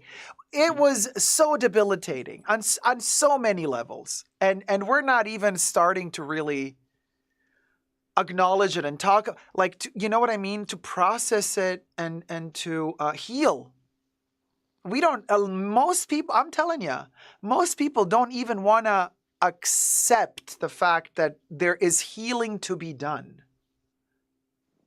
A lot of people are just like, oh no, whatever. No, it's not whatever. So, poof, it's and all the conspiracy theories and the fear mongering and media is also coming to an end. Really, the news and the lies and people are waking up, and people are just like, come on, it's enough already. Thank you. You've done it. You've tried us. You've done it. We're good. Okay, let it go. you know? But no, now we're like, oh, and and this is going to lead to that, and this is going to be that, and the 2030 agenda of whoever got the vaccine is going to get the mad cow disease. And I mean, it's like, oh my God, just leave us alone. Let it be, seriously. And the pharma industry battling to maintain its position at the pinnacle of money. I'm like, you know what? Keep your money. Take it all. Keep your frickin' frack money. I don't want it. Leave me the F alone. I'll just go on some island somewhere alone, away from all of this crap. This is the thing. Like, we, the people, we're done. We don't even care anymore about all of their bullshit. They could have sold us this crap in the 80s. Oh, yeah, and do the job and buy the house and career, money, money, money. And we're at the point where we're like, no. We woke up and we're realizing this is not the solution. This is lying to us about this, like work, earn. Yeah. There's no happiness there. There never Girl, was. they want to give you the parasites and then sell you the medicine to cure you, right? Yeah, and sell you the medicine that's going to give you cancer so that they can sell you the anti-cancer treatment later as well. Oh my gosh. It never ends. I wanted to share with you guys, Jacob, and I didn't mean to interrupt you, but because we're always talking about capitalism and all that stuff and whatever, and that's a whole other story. I have my thoughts on capitalism. I'm not totally an anti-capitalist. I just think that it should have a lot of guardrails on it, like they do in Norway and countries like that. Because as it is, it's ridiculous and out of control. But anyway, long story short, I was going to tell you. So somebody that's very close to me works in the private aircraft industry, like private planes and stuff like that. And when you talk about these people and these companies that are out of control and what have you, so this person that I'm very close to had instances where monies from this particular corporation are used for the wife of a principal of a company, just to take a flight. It wasn't even the woman that took a flight to go over to California to pick up an Hermes bag. We're talking about like 10 years ago, a $25,000 bag. I imagine it was some kind of a Birkin or what have you. To pick up the bag and fly it back to Naples, Florida. And this person, the wife of this principal of the company, was so entitled that whenever there was something or she needed to be flown out to like the Chanel boutique in New York or whatever, and these monies and these companies are being used at the pleasure of the spouse of the CEO of the company or whatever. And to see that entire world and to even witness like the private planes and the level of excess and exorbitant, just it's kind of like grotesque to see the world that those people exist in. And I'm not saying that I don't believe in success. If you work really hard and you build something, I mean, look at Vivian, look at Coco, these women that have worked really hard, and other people. But oh my gosh, it's just it's so disgusting. It's so disgusting. And to treat people that work for them like peasants and never mind, I digress. I don't know why I thought of that, but yeah, it's just kind of thinking about the way that the world is and the haves and the have-nots and how disgusting it is. It really is gross. It really is like sickening, right, to think about that. So anyway, Yeah, the I just level of say keep entitlement, your right? money. Keep your money. Keep it.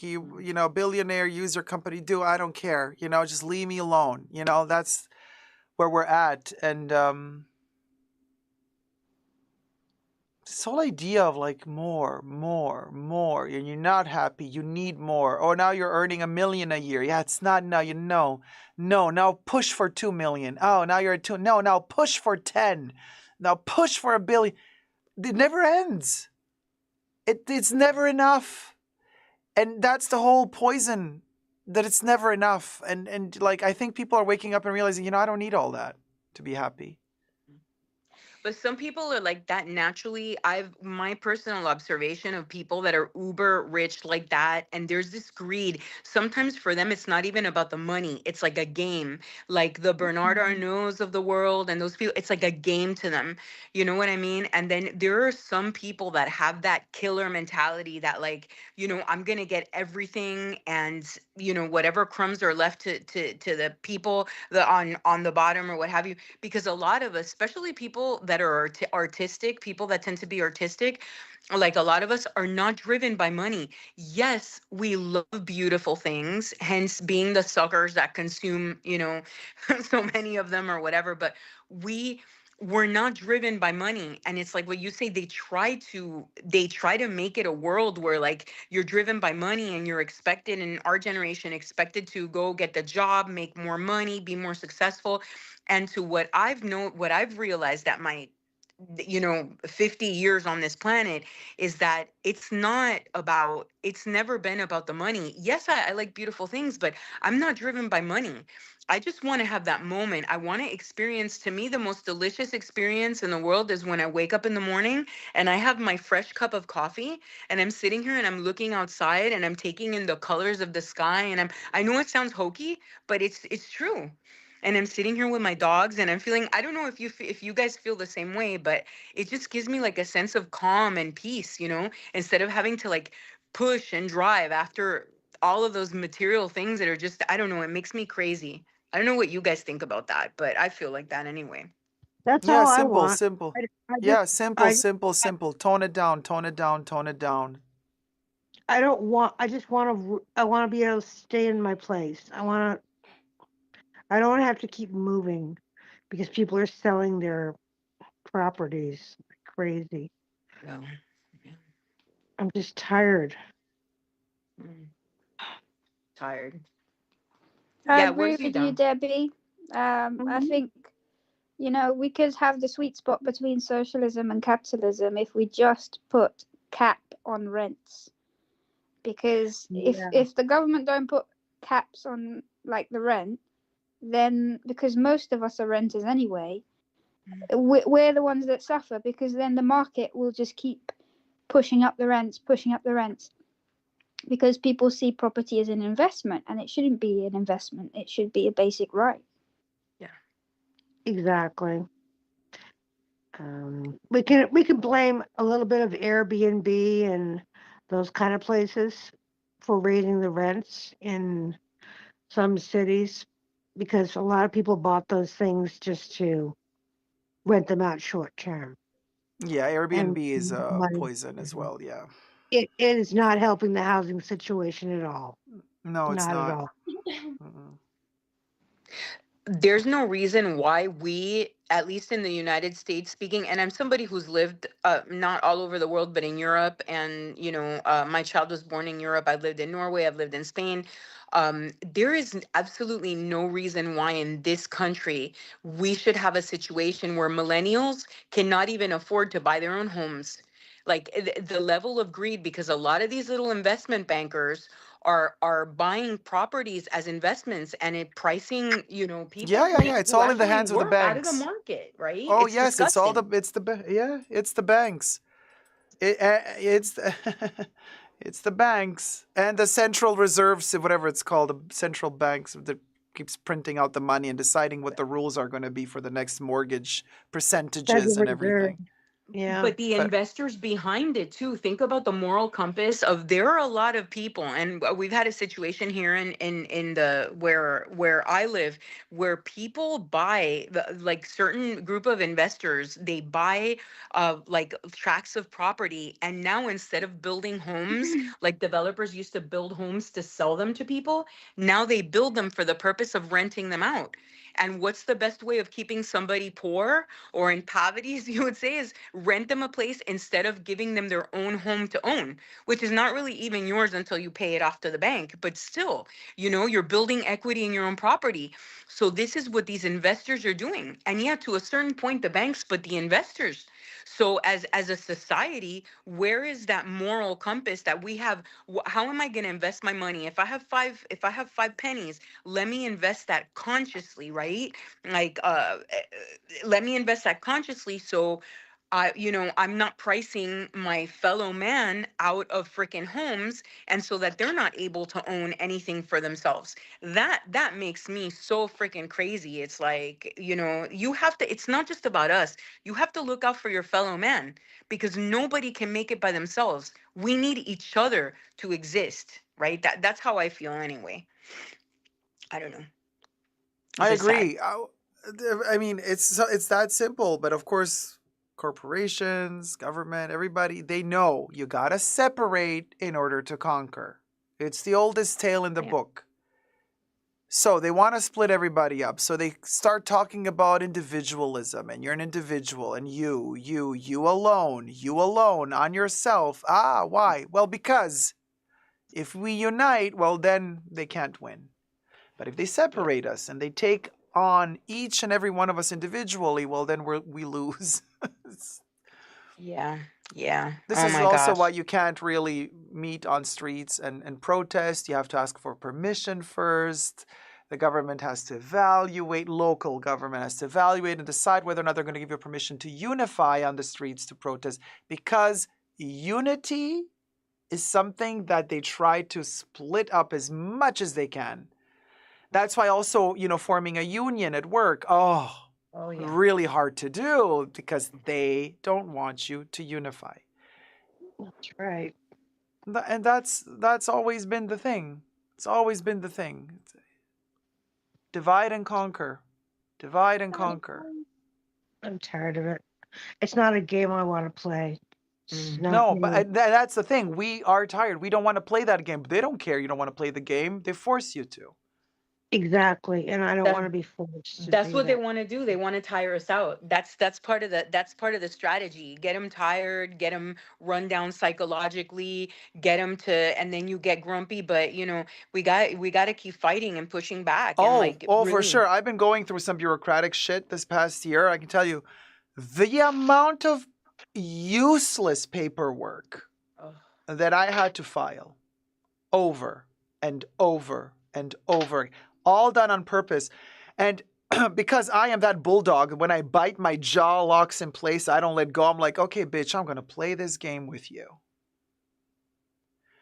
And oh, sorry, and then they filed something wrong, and the address was wrong, and the name was spelled wrong. Oops, and we forgot to tell you that you missed the deadline. I'm like, I did not miss the deadline. I have proof that everything was sent on time. Oh, yeah, but there's one letter that's wrong there. No, it's not wrong. Everything was filed correctly. You copied something wrong. And I have to do it again. You have to do it again. Fill the form out again and again and again. And they're hoping that you're just going to say, you know what, fuck all this, I'll give up. No, I don't give up. I keep going. And yes, they hope you get tired and you just let it go. Well, I'm not Elsa. This bitch ain't gonna let it go.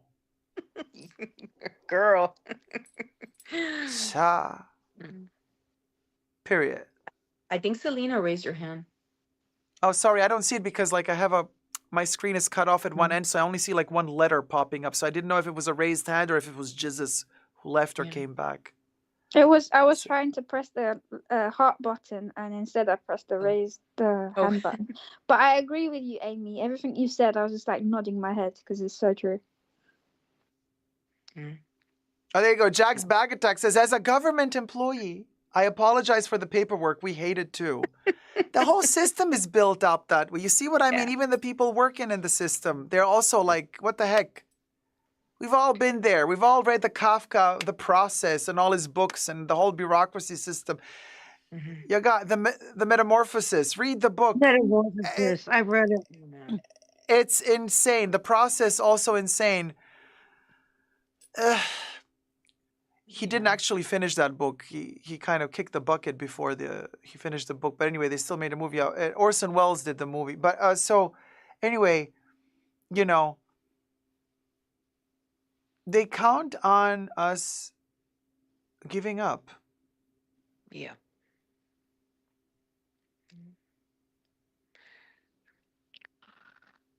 We can't though. We can't give up. It's like to me it's just like like I said, and with we might not be able to do much about actually the hope that I see, the glimmer of hope that I see is like you said, there's this huge divide between in the government between like the very old rich dominating class that has like all the money and they're dug in there, and all these young, we have like the younger kids like millennials and like my daughter's age, which like in the 20s. What are they? Gen Y? No, Gen Y is the millennials, right? And then there's Gen Z. I never understood that alphabet stuff. Honestly, Amy, I'm like, The youngins that can vote, the young ones that can vote. If like those Debbie says, the generations, chillin'.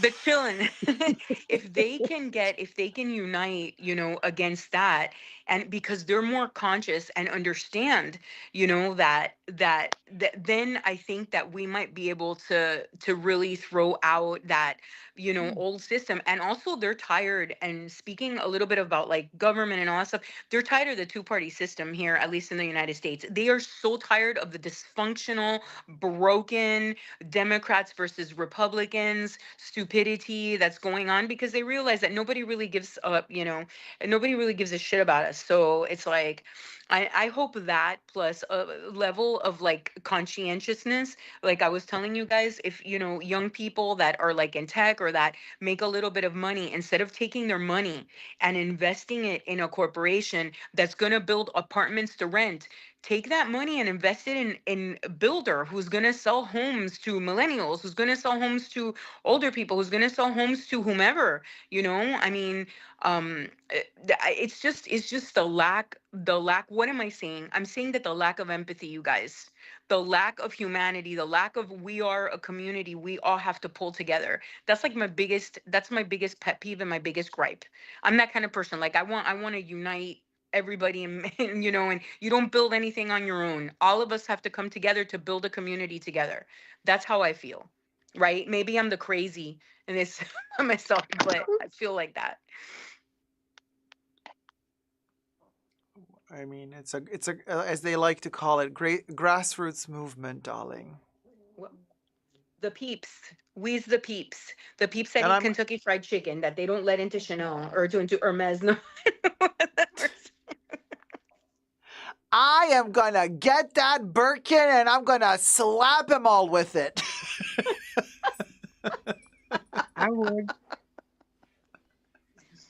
We'll I'm go, we'll saving my go. Kentucky Fried Chicken money for 10 years so that I can buy myself a Birkin. My God. Exactly. It's that. Oh boy, would I like some chicken right about now. Selena, How I think long you have you raised been your streaming? hand. Oh, sorry. Yeah, I was just going to say to Amy, that's a really good idea, but wouldn't it be great if we all were so connected that we could find different people to help us with the process and start building our own homes, but building it based on, like, I don't know, fuel efficiency, or like, so that it would be green and renewable energy, and so that we wouldn't have to, rely on the electricity prices and the gas prices going up and things like that. But obviously, there's a lot of bureaucracy in that. So, we'd have to have people who were able to get us through the planning permission, people building it, because, the whole system, wherever you look at it, it started out with convenience, and now it's just become to the point where we actually don't have the quality control. There are people getting homes built where, it's new, like in the UK, for example, new builds have lots of problems because they're just not built properly, because there's no incentive. It's profit over quality. Yes. And I think this is really the problem. It's not really a money problem. It's a quality over quantity problem. Profit by its nature is quantity rather than quality. So if we improve the quality, the only way we can do it is to downscale again. But the irony of it is that when you upscale, it's the only way you sort of get the quality, the quantity, I mean. But then the quality goes, because that's the only way you make the profit. So it's really difficult, but sometimes we have to live in this tiny bubble of like, doing what's best for you can sometimes only be done on a very small scale. until other people see what you've done and they go, oh, hang on a minute, maybe I can do that too. And then it becomes more mainstream. It's very difficult. I don't really have all the answers, but yeah, I just think quality over quantity. Yeah. No, yeah, I agree with you with the quality, but the thing is that companies are unwilling to cut into their profit margins. And then this ties back into like what Jacob is always talking about, like with Chanel and the bags and the craftsmanship, like with Jacob, like with your 22 bags that with a cracked leather and all the other scandal. I mean, seriously, I mean, I don't know how much what you paid for that bag, like 5-6 grand. How can you justify like a Chanel bag like to have like cracked leather like that because they're cutting they're trying to the profit margin has to be so great for them that they can't even afford to produce a product, and it trickles down. It's like from the bags to the homes to everything because of the greed. It's the unbridled greed. I cannot take a cut of a profit of, let me see, $100 on that bag.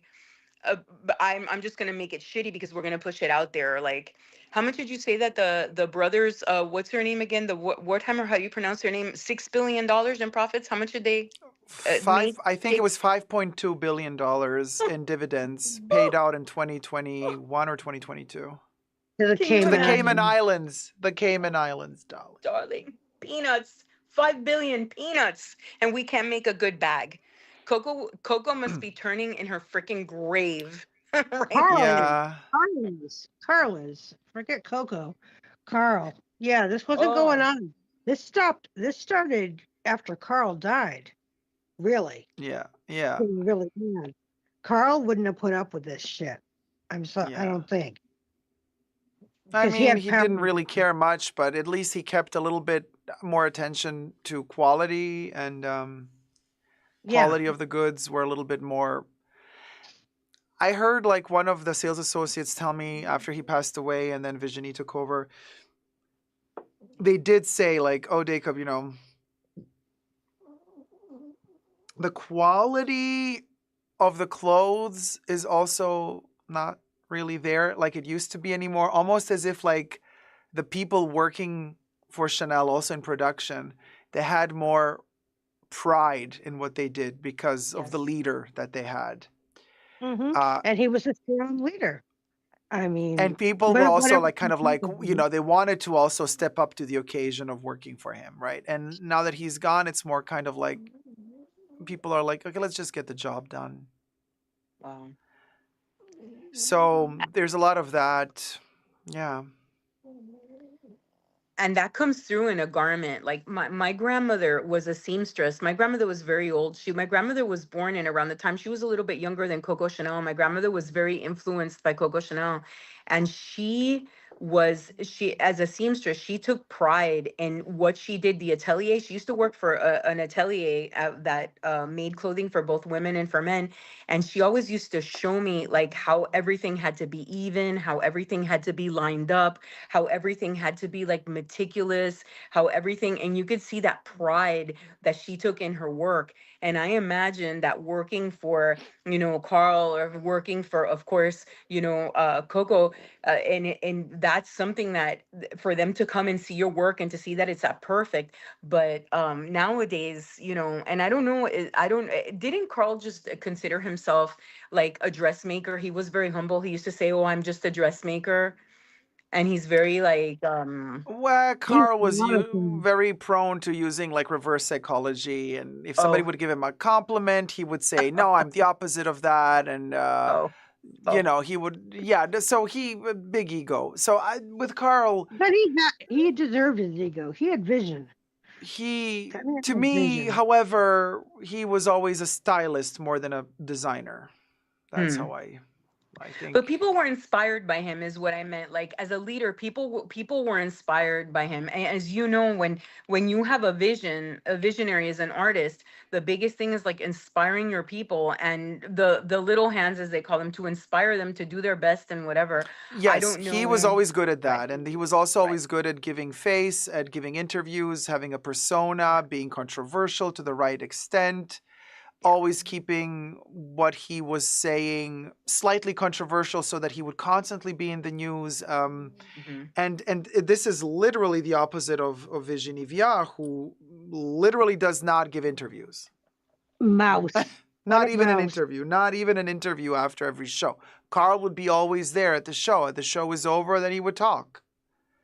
And he would tell you the most funny things, and they would all be like, he wouldn't care, he'd be like, whatever, like blah blah blah, fashion is moving this direction, darling, whatever, and he would say also contradictory stuff often, and he would contradict himself. But and then if you would catch him in a contradiction and you would say you just contradicted yourself, he's like, yeah, that's fashion.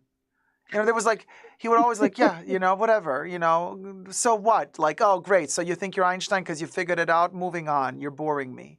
So that's kind of, his attitude towards life. And people loved it because they loved it because in a way he was a rebel that way. He would just reject the norms. He would reject falling for, those societal norms, also corporation norms of like having to behave in a certain way, having to say certain things in a certain way, not overstepping your boundaries. He would always kind of make people feel like, just step over the boundary. Who gives a fuck? And that's what gave him that something extra that made him what did they call him? The czar of fashion. And he was the last one, really. When he kicked the bucket, now nobody else. He was the last one to have that kind of non-ending contract with a brand. Now they're just playing, musical chairs with these idiot designers who are just like 2 years here, 2 years there.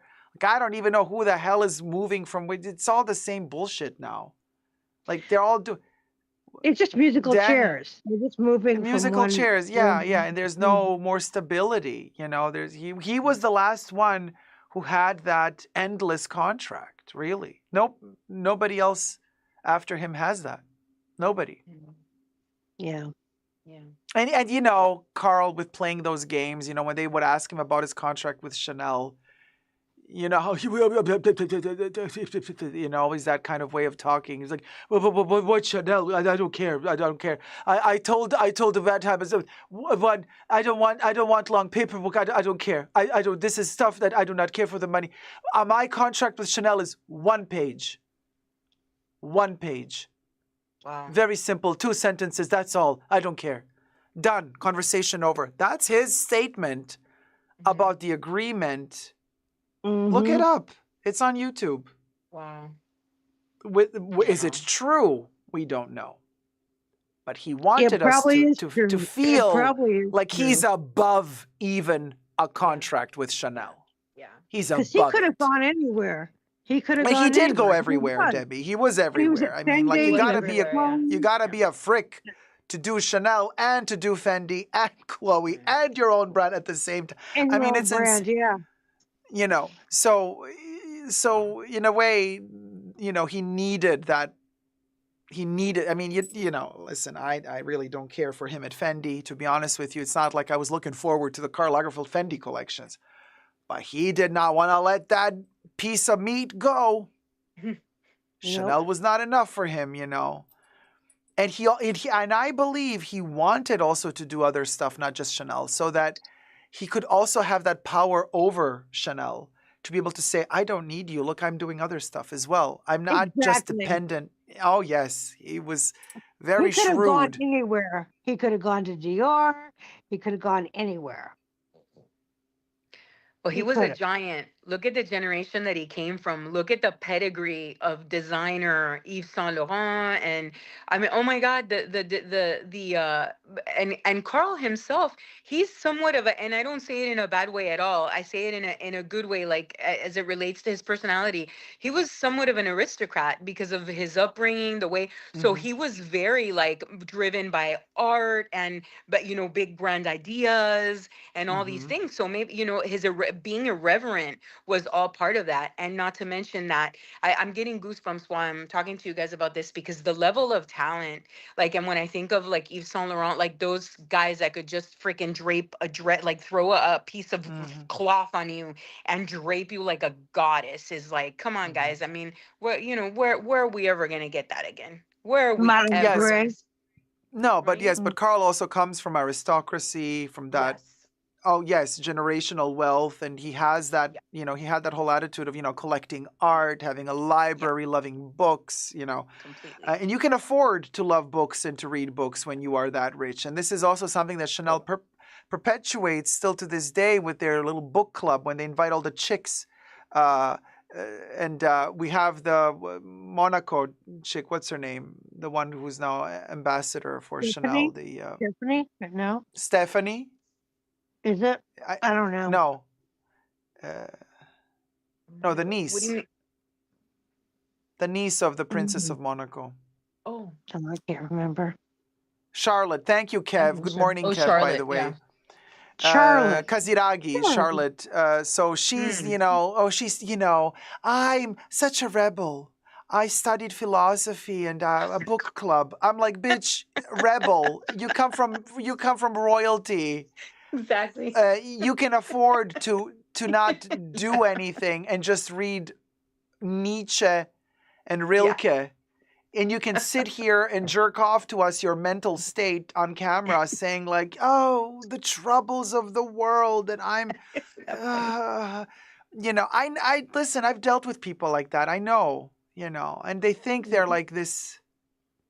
And Chanel buys into that crap because again, also Carl pushed that, he opened up his own library and surrounded by book and he loved books and all of these like people that he was surrounded with when you interviewed them, Carl loved books, darling. Well, Carl loved fame. He loved attention. He loved owning the world. Okay? Mm-hmm. And part of him owning the world was also being able to tell all of you, but I don't care about any of that. I just care about the books. I just care about the air I breathe, the color. Girl, give me a break. So does everybody who's in poverty. Everybody wants to love the colors, but not everybody can afford to put freaking food on the table. No. You need to be able to afford all of that, make money on its own, make money for you so that you don't got to deal with that dirty shit. And then you could sit and talk about how elevating the latest book by some philosopher was that you read and how interesting their theories about changing the world are. Give me a break. Yeah. But so this is the thing, the issue that I had with him. But at the same time, he would say, fashion is for skinny people. Adele is too chubby to wear Chanel and all the stuff that he said. He and then they're like, Carl, when there was like the communist situation in France and the Communist Party wanted to take away the riches. And were you scared because you were working at Chanel? You had your houses and your villas. He's like, oh, well, I didn't care about that. Monaco invited me to become a citizen of the principle of Monaco. But I said, no, I don't care. Like he's like telling us, look, even Monaco wanted me. I said even no to them because I'm above even that. He's above the average. That's Carl. This constant having to prove to all of us how important he is, but how he doesn't care. Yeah. How important he is.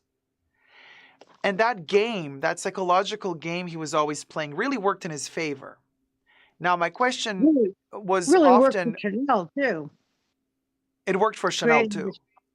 Yeah. Oh, yes. Now, the question is, would that game still work today? Carl was kind of... in this entire situation, you're never lucky when you are unalived, but lucky in a way to leave this world right before the pandemic. That motherfucker left on a high note, on a really high note, and left us with the most beautiful collection. Huh? On a high note, I'm super tired. Oh, sleep well, sweetie. Sorry for keeping you up. Thank you. Oh, don't be sorry. I'm here voluntary. What do you mean? I wanted to be here. Oh my gosh. Okay. It was amazing spending this Halloween live stream with everybody. It was so good actually getting to see some of your faces and just like finally putting like faces to names. And we have a guest who just joined too, down in the corner. Who's she? Who are they? Who are you? I see. It's me, Grace. I Oh, came okay, back. okay. Hello, I was Grace. Welcome back, sweetie. I'm so tired. I Sorry, wasn't I'm just sure. like babbling on, so I like just everything. I'm just like blah blah That's blah blah all blah. right. Oh hi, somebody's going, Your somebody's name's coming. like guest. I was like, what? I'm so sleepy. Thank you so much, Gummy. I hope Have you a have a good rest. wonderful, Yeah. rest now as you sleep Nice and meeting wake you. up into Halloween. Ooh, next to Good like night. 3 cats at Because least. Halloween is on Tuesday, so Tuesday. consider Tuesday. this a weird dream before Halloween. We're in the Sleep twilight well. zone. Sleep well. Sleep well, Thank you. sweetie. Take Good night, care. everybody. Or good morning. It's Good night or late good morning. right here. Yeah. Still It dark was here. night and now it's morning. Classic. Good night. Welcome to my world. That's my life, So literally. as night Insomniac, turns always. into day. Yeah, definitely. And so, anyway, I just wanted to say this. So, he is lucky that he left before the pandemic because certain things would not fly now with him. How so? Times have changed. Perceptions have changed. I think also the way money is invested in doing fashion shows and stuff, a lot has changed and shifted. I'm sure he would have tried to do some, like for example, the first cruise collection during the pandemic from Chanel was literally just photographed in a studio. There was just a couple of looks. Most of them were recycled from the season prior. That's the first time they also reused sunglasses from like 5-7 years ago. Like it was very low key, and it was like, oh my God, what is this? It's travesty. He would not have done that. He would have tried to push the opposite. He would have done like, let's do pandemic chic, darling. Let's do the masks, the quilted matelassé masks to take you on a journey while you're nomadically being rich in a desert island. He would have thought about Boccaccio and the Decameron and this whole concept of the plague and the rich people isolating in some utopia. And that would have been his Chanel of the pandemic, and it would not have flown because people would have said you're insensitive, you're out of touch, there's this and that. So he would have had to really struggle, I think, to downsize his ego to match the times. And this is why I think he was a genius to leave right before in a way, because he left his legacy very, very superior that way.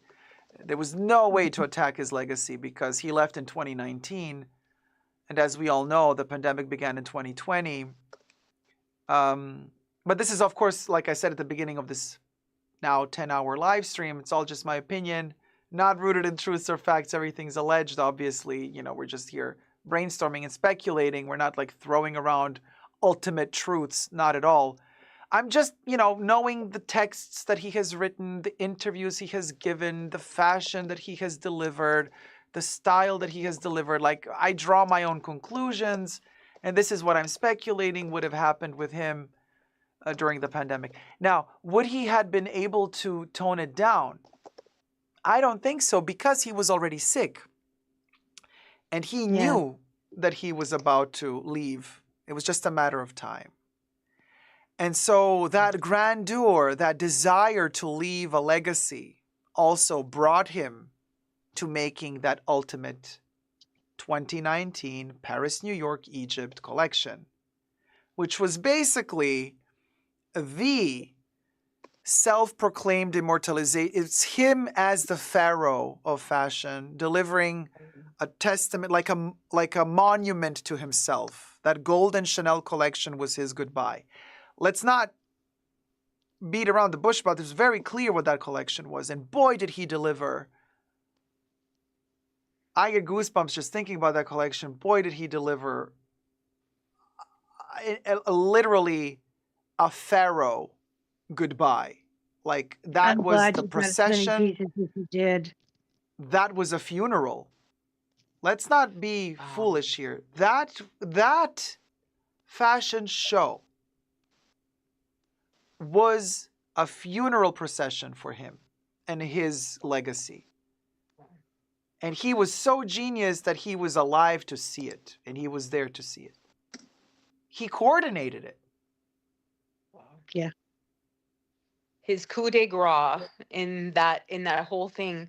But I'm curious to ask this, and Jacob and Debbie, and I guess that everybody, do you guys think that because that like fashion is dying, that grandiosity, because we don't have figures like that, like Carl anymore, people that are such aristocrats that can afford to have these grand ideas that are so outside of the box because they're so not constrained by reality and by money and by practicality.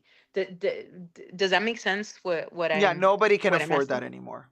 In short, nobody can afford it anymore. The brands cannot afford it, and there's no character out there that is powerful enough to just ignore economy. Carl ignored economy. It didn't exist for him. But do you think And because that they're was part of his greedy? allure. Do you think because they're greedy? Because if they didn't, because look at how much money, No, for you example, guys, no, Chanel. they're struggling to survive. Let's not be foolish here. These brands are not, yes, the dividends, sure, they're making their blah, blah, blah. They're struggling to make ends meet. They're just keeping face. Oh, fabulous. Luxury is doing well. No. They're very well aware of the fact that times are tough. People are not spending the money they used to, and they're playing it. Brands would not be playing it safe if they didn't need to play it safe. You play something safe when you have to play it safe for the sake of the almighty dollar. Dollars. Otherwise, you don't play it safe. Otherwise, you're creative, you go for it, live in ferret, die in ferret. Right now, they're all dying, honey, and not even ferret. And there's nobody to really stand up. What designers we got left, y'all? I mean, yeah, sure, I like Rick Owens, but I mean, Ricky does Ricky, whatever. But yeah, I mean, Yoji Yamamoto is cool, but he's like 157 billion years old, so it's, and that's it, you guys. We lost Vivian. That's it. That's why I'm just happy Elvira making a collaboration. Oh, Ellen, thank you so much. Ellen_N sent us a donated tip. $50. Happy Halloween, wow, live marathon, love you guys. Oh man, thank you so much, Ellen. Let me pop your cherry. And also, I just want to say, we don't, who's left? This is why I like Elvira doing a Doll Skill collab. To me, that's more exciting than seeing the next Fendi collection. This is what we've come to. At least she's honest about her legacy, her movies, her quirkiness, horror, gore. To me, that's more honest and that's more fashion today than seeing Prada do a Frankenstein collection, which they did do. They did their Frankenstein bags. Hold on, let me pop a cherry for Ellen first, and then I'll be right back. Hello, Ellen, darling. For those of you who are asking me, what is this look who just joined in? I am dressed as the Chanel Mold Camellia dress from the Fall-Winter 23 collection. Let me show you here. Yo, yo, yo. I am not just wearing the dress. I'm the mold on the dress. Okay, just letting you know. For those of you who are just tuning in. Hey, Nicole Pancakes, my love. Been missing you. How are you doing? Papa Cherry for Ellen. Thank you so much. We're doing the Halloween marathon. We are at 10 hours now. Troopers as we are. Ellen, I'm popping this cherry for you.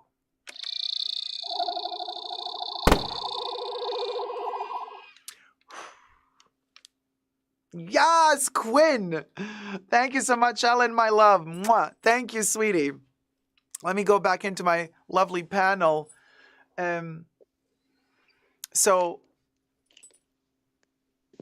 we don't have fashion-wise that anymore. And just back to Karl Lagerfeld for a second, that he orchestrated his own funeral procession. This is just my opinion. That's how I envision this.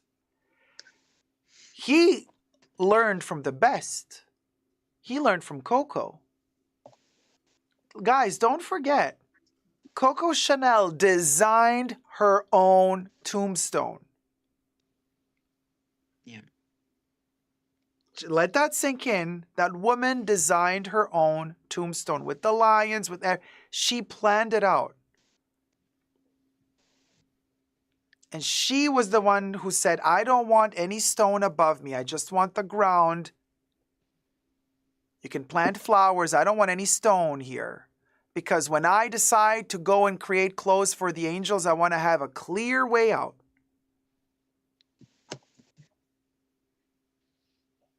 And that's what they did. She orchestrated her final resting place, everything. So he knows all of that. He did his own version. Very fascinating. This is why I love that collection very much. It was not only a goodbye to him, but it was also a very clear connection to history, you know, to ancient Egypt and Egyptian art. But also he decided to do it in New York, which is like the focal energy when it comes to business and growth and power and communication and communicating anything to the world. And he did it at the Met. I've been in a that room. museum. I can't find the picture, but I have a picture I took of two of my friends right there at So it's that like on stone. so many layers and levels. That collection is so powerful and important from Amazing. historical fashion standpoint only, because otherwise who cares, right? But very, very, very, very interesting. And so now that that is over, and now that Vivian is also no longer with us, we literally have whatever is left of the ricochet of all those gunshots that all of these fashion designers shot on the streets for us. And we get to collect the relics, really, until a new Messiah arises from the ashes. And it ain't Alessandro. Oh, honey, Alexander. You know, like when Carrie Bradshaw, Alexander Petrovsky, he's like, Alexander. And she's like, Alexander. He's like, no, Alexander. She's like, Alexander.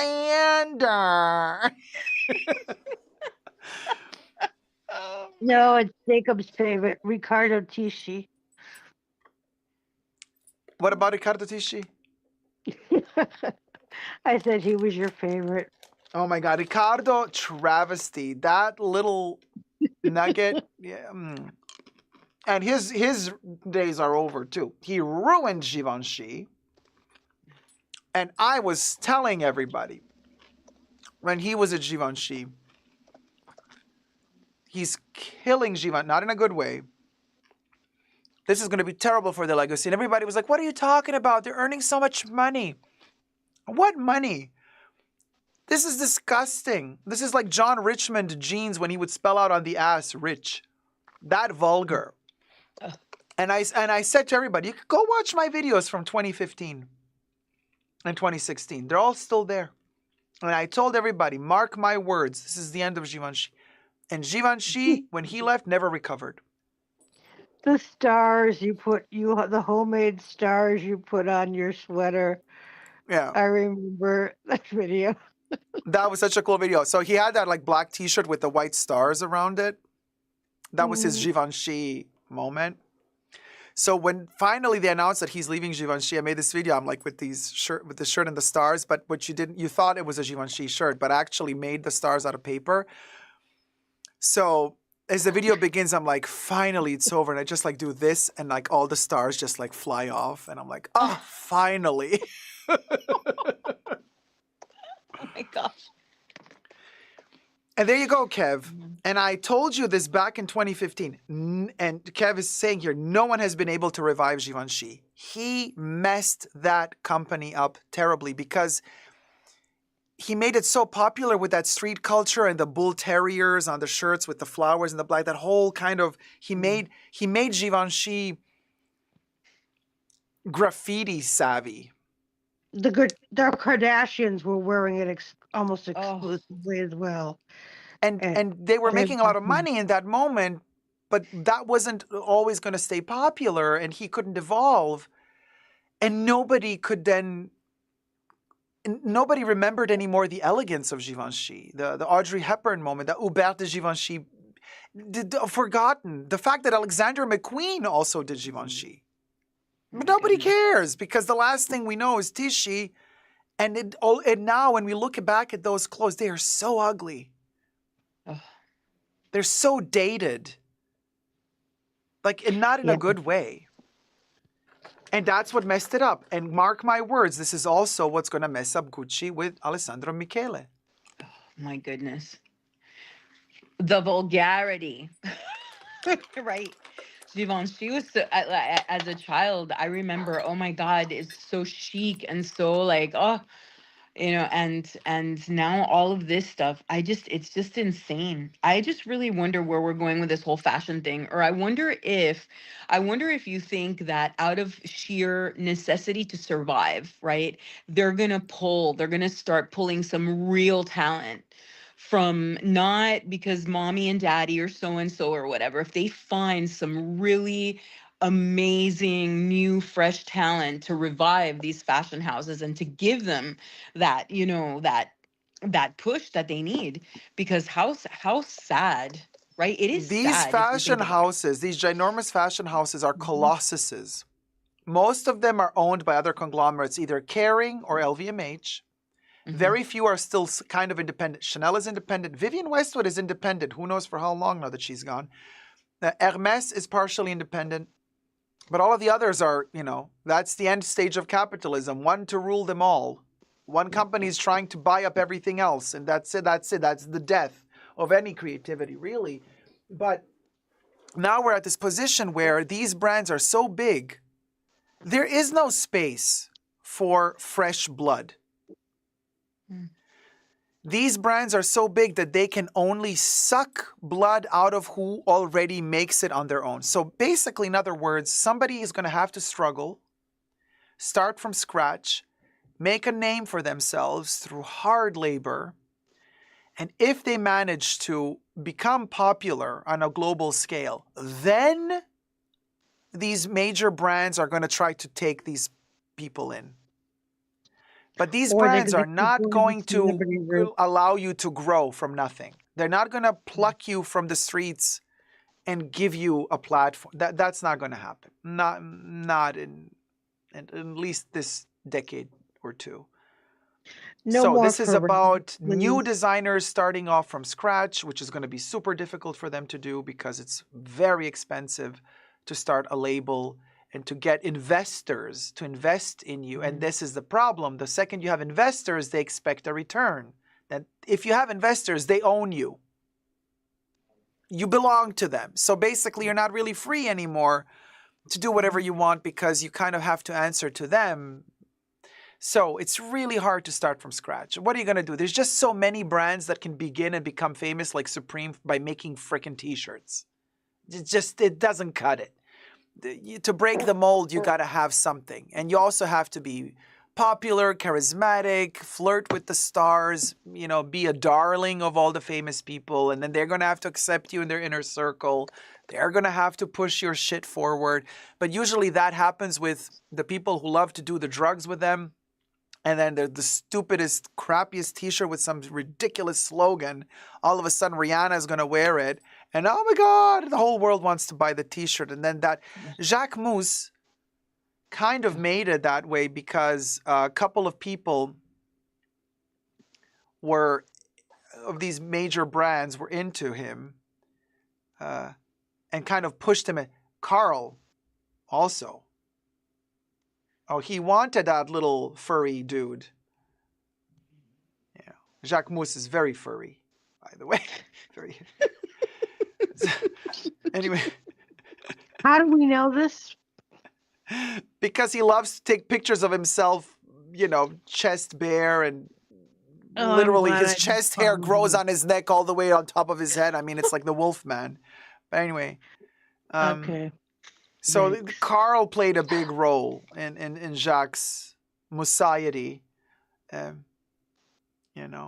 But Kev said something interesting. Kanye West killed Givenchy also by wearing their stuff. I agree. Kev, that's also Kanye's another terrible moment Brand for killer. the fashion Brand world. killer. With the whole Yeezy situation was very complicated because it merged into high fashion, and that was the high point of streetwear merging with high-end fashion. We're talking the years 2015, 16, 17, leading up to the pandemic. Played a very big role in the death of fashion, really, through streetwear. Isn't that funny how fashion used to get inspired by what happens on the street? What kind of streetwear then took over fashion, and then, Chanel started making sneakers, and, Louis Vuitton started collaborating with Supreme. And then all of a sudden, we're like, all these brands that have price increases every 2 months are catering to teenage kids on skateboards who can't even afford that stuff. Like it became the Twilight Zone, really. Yes, we need $1,100 t-shirts. We all need Yeah. Ugly t-shirts, mind you. Add that, because at least if it were something, supremely creative and gorgeous. But I mean, it doesn't make any sense. I don't understand. I just, well, that's when money presides over creativity, like you say, and takes over everything else. It's just yeah, I don't see it. I don't see, and you know much more about fashion than I do. I just don't see like the way out of this kind of like dark tunnel, right? It's just I don't know. Ooh, that Well, sounds so sad. it's a self-eating industry. And Selena's mentioning also here sustainability, environmental damage. Yeah. The fashion together with the industry of weapons is literally together with warfare is the most polluting industry. Yeah. So fashion in its nature, like Coco Chanel said, in order for fashion to sustain itself, it needs to perish, and it needs to perish fast, because it needs to keep renewing itself so that you keep desiring and having FOMO to buy the newest trend. So fashion needs to keep producing that fast. and selling in order to sustain itself. But in order to do that, there's waste. Because fashion creates waste. The way that fashion is conceived, it creates waste. Don't forget, when Chanel was alive, there was, 3 billion people on the planet, 2 billion people. Now we're at like almost 10 billion. Crazy. So it's not like we are the same amount altogether between the people dying and the people being born, like it equals itself out. No, there's more and more people populating the planet as opposed to the ones that are leaving the planet. So we have to take that into consideration as well. We are way more than we used to be back in the 50s when Coco was doing her comeback. So that also means, Debbie, to kind of come back to what you were saying, like she didn't mean that it was going to be that fast. It is that fast now because there's way more people and things have to go quicker. But also, we have never been more poor. And I'm not talking about third world countries. I'm talking first world countries. That's right. First world countries. Oh, Denmark just gave us a tip. Happy Halloween. Denmark donated $10. Let me pop a cherry. Happy Halloween. Thank you so much, my love. Are you really, hold on. Are you ready to pop a cherry? Denmark, we got the BB gun, the cotton candy. The cotton candy kill clowns from outer space. I just call it a BB gun at this point because, are you ready, Denmark? Let's pop a cherry in your Halloween honor. Hit it, Bubbles.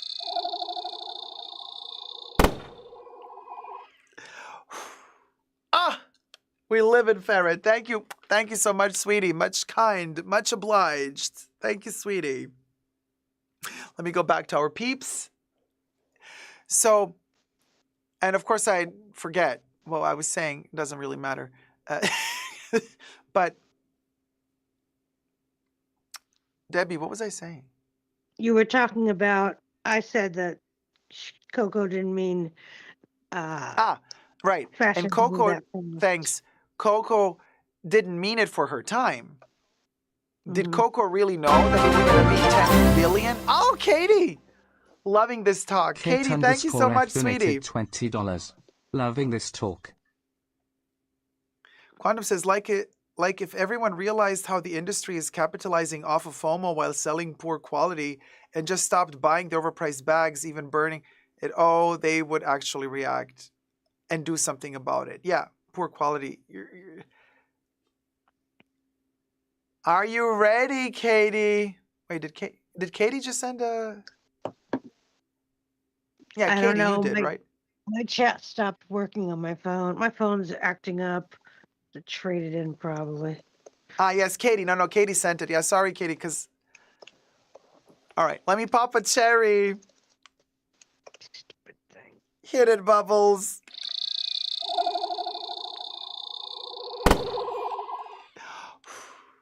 Whee! Bam, bam, bam, bam, bam. Thank you so much. As we continue on this, a Halloween marathon. It is a marathon. And the quality of fashion and clothes is not there anymore because we're producing for way more people. And this is what I was saying. We've never been poorer. And there's a lot of economists and analysts of economy who are saying, like, look, first world country, we're talking poorer. Like we were talking before, we can't afford to buy a house. We can't afford to buy an apartment. We can't afford to even pay rent. And yet here we go twice a week to Primark, to H&M, to TK Maxx or TJ Maxx to buy shit that we're going to wear once and it's going to fall apart after 2 times washing. So we're buying. Things seem to be more accessible. We're consuming fashion more and more. Oh, look at this gorgeous queen. Look at this gorgeous man. Oh, it's my I'm just jizzes. going to grab some brunch. Brunch. Oh, wait, she's walking. She's getting those 15,000 in. Come through technology.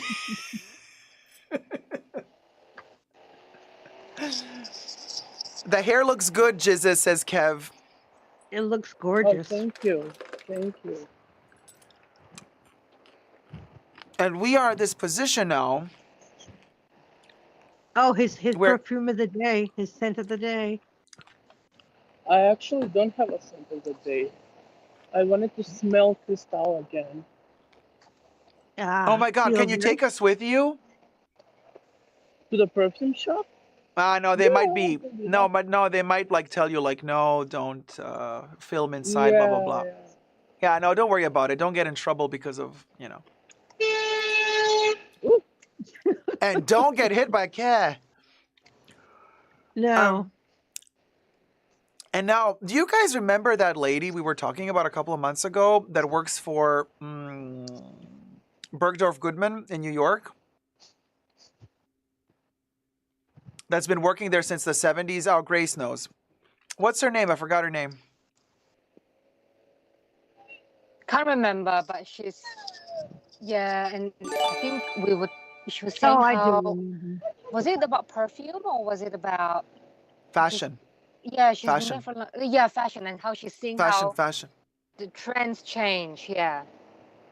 And I want to say thank you for whoever purchased the tote bag. Very kind of you. Thank you for supporting the Fashion Bunker. Let me just remind you guys, there's only 2 days left to get your Halloween limited edition merch at www.superdacob.com or on Amazon, and then it's gone for good. So thank you for getting the tote. Sorry, Grace, back to you. It was, what's the name of the lady, guys? Does anybody know in the chat? She's amazing. I watched a ton of reviews and interviews with her. So basically what she was saying, is it Barbara? Something like that. Betty Halbreich, thank you so much. Darla Villani to save the day. Darla, by the way, if you want to join us on the panel, please do. The link is in the description box underneath the video. Somebody just joined. Betty Halbreich. Oh, Betty has been there since the 70s.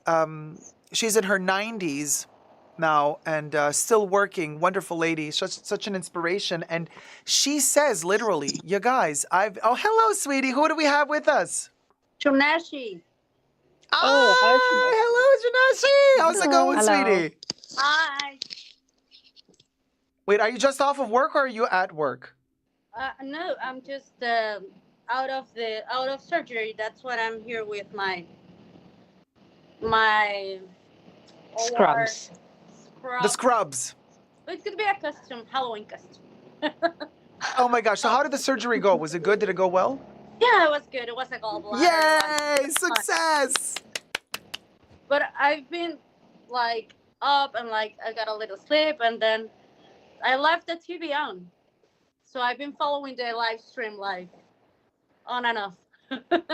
Oh my gosh. You've been through it with us through thick and thin. It's my first time and it's amazing. I just wanted to tell you, Jacob, thank you so much for everything.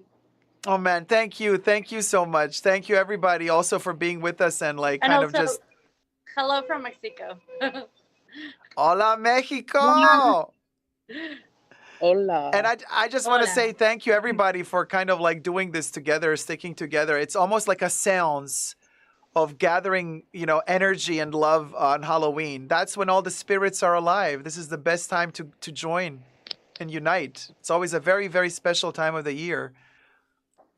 Where all these energies merge and portals open and it's a very amazing. fragile time, and it's a very fragile time, and it's the best time to be together. You feel it in the air. It's a special energy. Yeah. You do this every year, Jacob? Excuse me? What? Every year you do this? Yes, I started during the pandemic. Yeah, we always do a Halloween live stream. It's a special tradition. Yeah. It's a fashion bunker thing. We do our little Halloween live streams every year. Is that your puppy? Is that your puppy, Jacob? No, it's not. It's somebody else's. I think it's Okay. Oh, it's Grace. Is it yours? Oh yeah, Grace is going for the dog. I'm gonna get her in. So like Darla was telling us, Halbreich, Kathy, right? Kathy. Oh God, I forgot again. Was it Kathy Halbreich? Betty. Oh, Betty. And she said, times, like she's like, it. When you touch a fabric, you feel if it's good or bad. And she's like, it's not like you can't get good quality luxury products anymore. She's like, you can't get the raw materials anymore that are good quality. They're just not being made.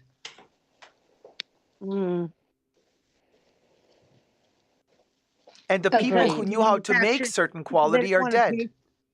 They don't want to pay for them? No, the people also don't know how to make it anymore. But I thought some of those a lot, like you were saying, like in Italy, they've family run forever. These textile factories and whatnot. Yeah, but then they need to work with another family who's going to supply to them the raw materials. Those families don't exist anymore. Yeah, like one of like a lot of product have like one. Oh wait, it's breaking up the audio. I'm sorry. Is it just me, or does everybody else have issues with the audio? Broke up. Yeah, the audio broke for a minute.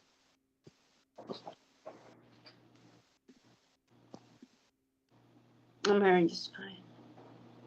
I think it's I good think now. you're okay now.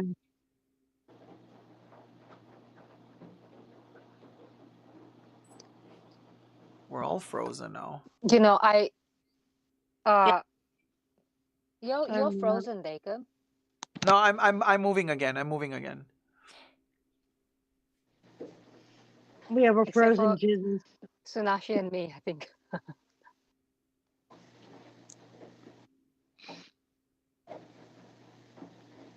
Yeah, Darla says, wonderful podcast with Betty and Isaac Mizrahi. Hello, Isaac. Yeah, that was a good one. I watched that one too, Darla. Yeah. So this lady has a YouTube channel, is that right? I must go and So seek Betty her out. Halbreich, no, Betty doesn't have a YouTube channel. She is on TikTok, actually, Betty Halbreich on TikTok, but like it's not, she just reads depressing notes every now and so. She says, "Oh, life is bad. Life is bad." I mean, she's, her TikTok is a little bit depressing, but she gave a lot of interviews through her career, and they're kind of mostly on YouTube. You just got to YouTube her name. And a bunch of interviews from different years are going to pop up. And I just went down a rabbit hole watching as many interviews with her as possible. And she's just a wonderful lady, really very She's a inspiring. And she personal also wrote shopper. several books. You can also read her books. How do you spell her last name? Halbreich.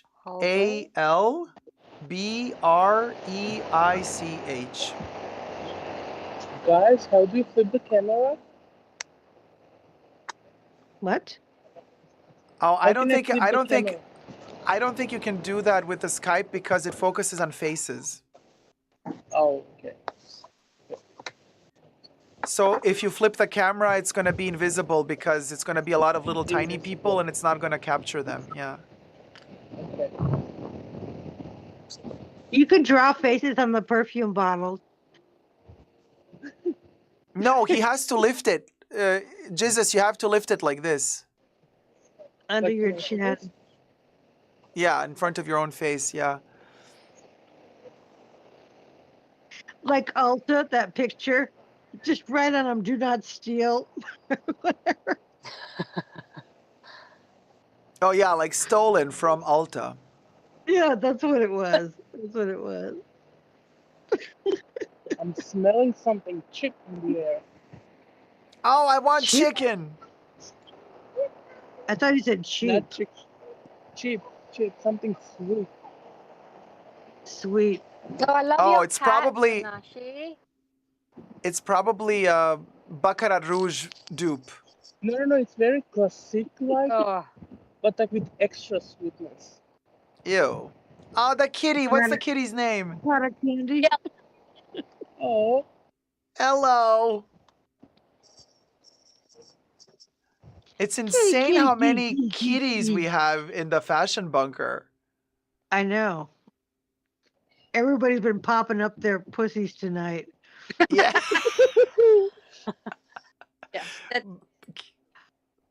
Cats love spiritual ghosty stuff, so it's a classic that we would have so many cats on Halloween. It Oh. just makes sense. I don't know. Do you guys? There's a full moon tonight as well. Yeah. Where I am. It was cloudy and I didn't get Oh, to I see. think that's why my dog's barking. Oh, that's okay. Oh, the dogs are full-on werewolves tonight, huh? Yeah, well, I remember as a kid one time. So not Halloween. I think you might have heard me say this about the Chinese Ghost Month. So Oh, yeah. I was I remember downstairs reading my book. I was reading my book, and it was really quiet. And then my dog got up, went to the door, barked a whole lot, and I was like, "Oh, what's there? There's no one there." I walked to the door, and I swear I could not see past my door. It's like inky black.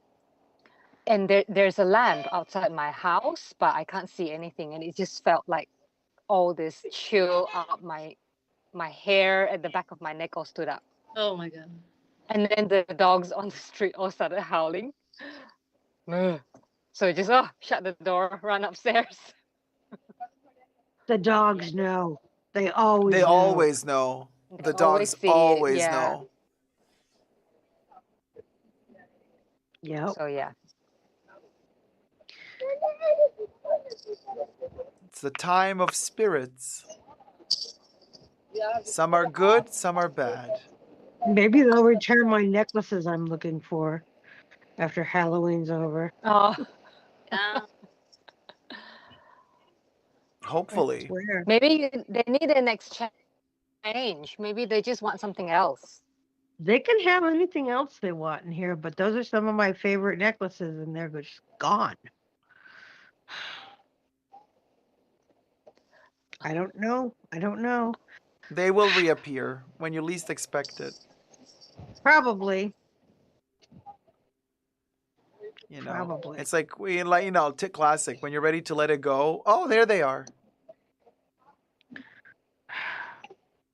HA says, Jesus is so beautiful. Oh, thank you. Who said that? He is. You know what I'm hearing? Because he's walking. Well, you can tell by the way he moves his walk. Time to talk. It looks like Oh he's my God. somewhere. Oh, the Nectarine Man says, congrats and well done to all involved on this marathon stream. Oh, thank you. And Jack says, Valentino on a documentary was commenting on one of his 80s dresses about how now they can't even do that type of embroidery. Nobody left to do it. And that was a long time ago. That's really sad. Yeah, we're losing everybody, you guys. It's all that knowledge.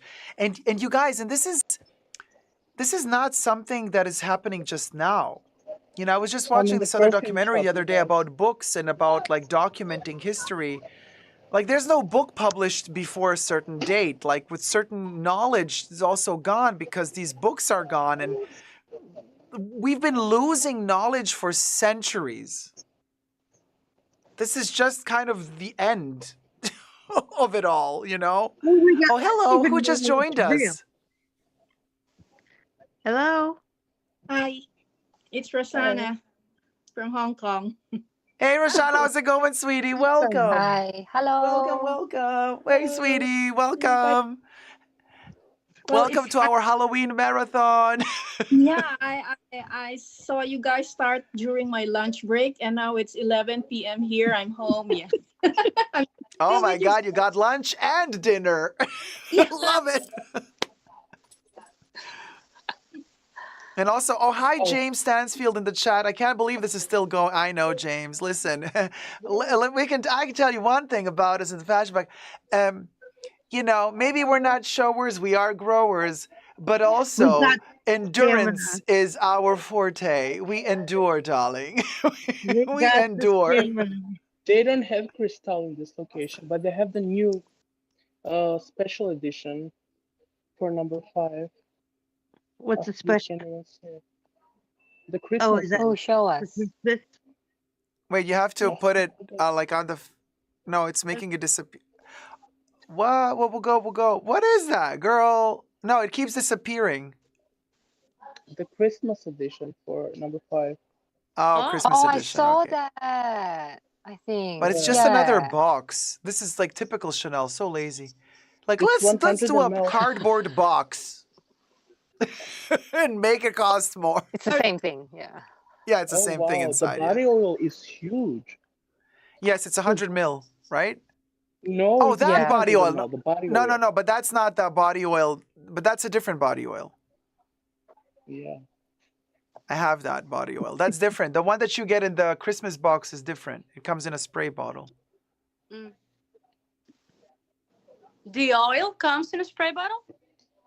In the Christmas box, yes. Is that the one that could make you fall and hurt yourself? Yeah. This oil smells beautiful, Jesus. This smells like the eau de toilette a little bit. It's really nice. It's very light. Yeah. Well, yeah. It's a gentle oil. Hey, Shikma, how's it going? No, Shikma, you didn't miss it. It's here. Shikma's like, how did I miss it? No, you're here. You're here. It's very light, almost not there. Oh, Dadla Villani says, Marina Abramovich has nothing on you. Oh, honey, if you only knew. Oh.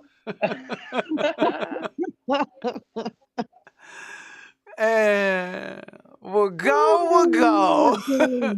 We'll go, yeah. Hey, Alyssa in Wonderland. Wow, the live is still going. Going grr. The advent calendar still makes me laugh, says Katie. Me too. Oh, Linda S. just gifted 5 Super Jacob memberships. Shikma Bonfil was gifted a membership by Linda S. Bam. Kimberly Kidman was gifted a membership by Linda S. Bam. BB was gifted a membership by Linda S. Cecilia Brown was gifted a membership by Linda S. And Kath was gifted a membership by Linda S. Woo! Thank you. Thank you, everybody, and welcome to all the new members of the Fashion Bunker. Don't forget, this coming Saturday is the first Saturday of the month, meaning Tier 1 members and Tier 1 patrons are also welcome to join the pre-show, the exclusive live stream pre-show. So don't forget about that this coming Saturday. Congratulations, everybody. HA, whoop whoop. Lucy O says, wow, you're still live. Yes, you're still here. Yes. Shikma's like, oh, yay, thanks. Kimberly says, yay, thank you, Linda. We're unalive. Oh my god, memberships for everyone. And 5 foot nothing. Oh my gosh, and Amy, are you kidding me, Amy? Okay, Amy just gifted us a huge tip. Wonderful live stream, Jacob. Oh my God, you really, you shouldn't have. Thank you so much from the bottom of my heart. And 5 foot nothing gifted 5 Super Jacob memberships. Polly S was gifted a membership by 5 foot nothing. Joji S was gifted a membership by 5 foot nothing. Don Donuts was gifted a membership by 5 foot nothing. Jessoa was gifted a membership by 5 foot nothing. And Alexis Jones was gifted a membership by 5 foot nothing. Welcome to all the new members. And Amy, let me pop your cherry, honey, because that was Amy. Thank you so much, sweetie. Amy was just with us on the panel, actually, and then she slid out from the back door. Here goes, Amy. Pop a cherry buble. Yes, Quinn. We popped a cherry Madonna style for you, just for you. Polly, yes, okay, the best thing about the membership is the gifted rap by DJ Take. Oh my God. Brittany? Is that Brittany you're holding up? Yes, that was Midnight Fantasy for 16 churro. Ah. I don't know, Kev. How many new members to the next emoji? I have no clue. Yeah, we did the memberships. I sang all of them. I sang all 10 of them. Bubbles is like 5 foot nothing, gifted 5 memberships. Yes, I read all of them out. Thank you for the huge tip from the bottom of his heart. And Jesus would know something about the bottom. Anyways, you're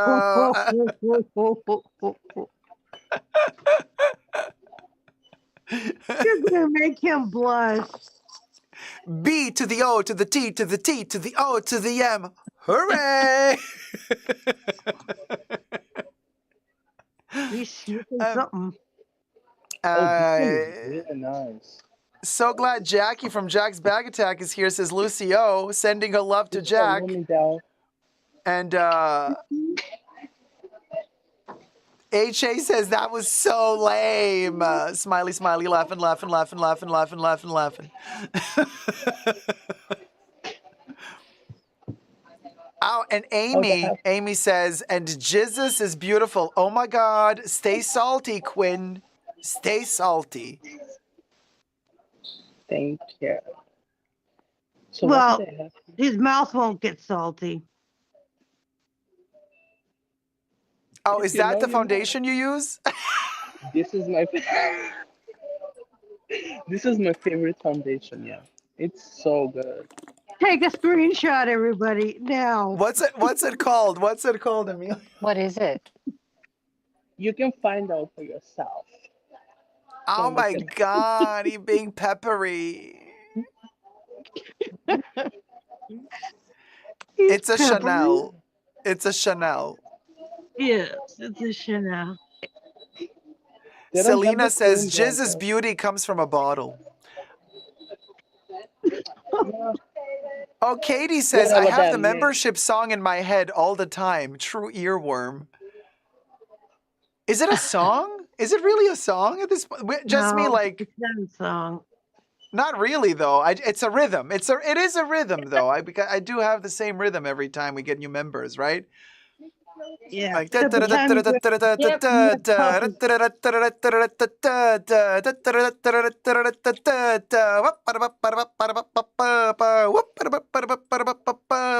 is kind of. It's like a march. It's like a march. What did you ever play, Jacob? What? As a musical instrument, what did you play? The dinky. The skin flute? The skin flute. I just wanted to say that, but David took it away from me. Oh my God. My dad always used to say, may he rest in peace. He was always like, you know, when we were kids, all we had was our dicks to play with.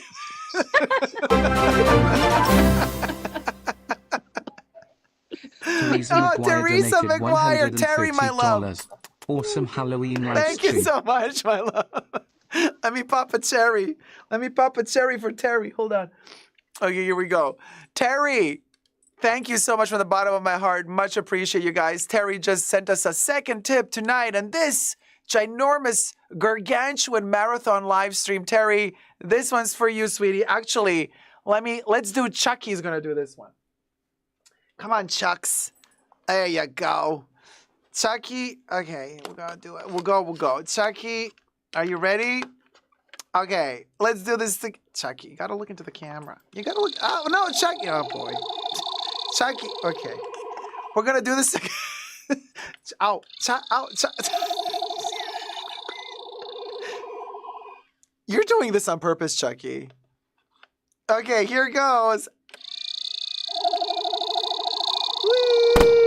There you go. Thank you so much, Terry. Chucky's being such a rascal. You're not following directions very well, Chucky. That was Terry. She just sent us a second tip today. Yay! Thanks, Terry. Okay, let's go by. Let's go back to the panel. Chucky was such. Did you see how he kept popping those cherries? There's like no way. You can't. As Chucky would say, you can't keep a good guy down. You just can't. So, you guys, I'm wearing a combination of number 5, Eau de Toilette, and Fahrenheit from Dior. Oh my gosh. And he basically made a baby cry.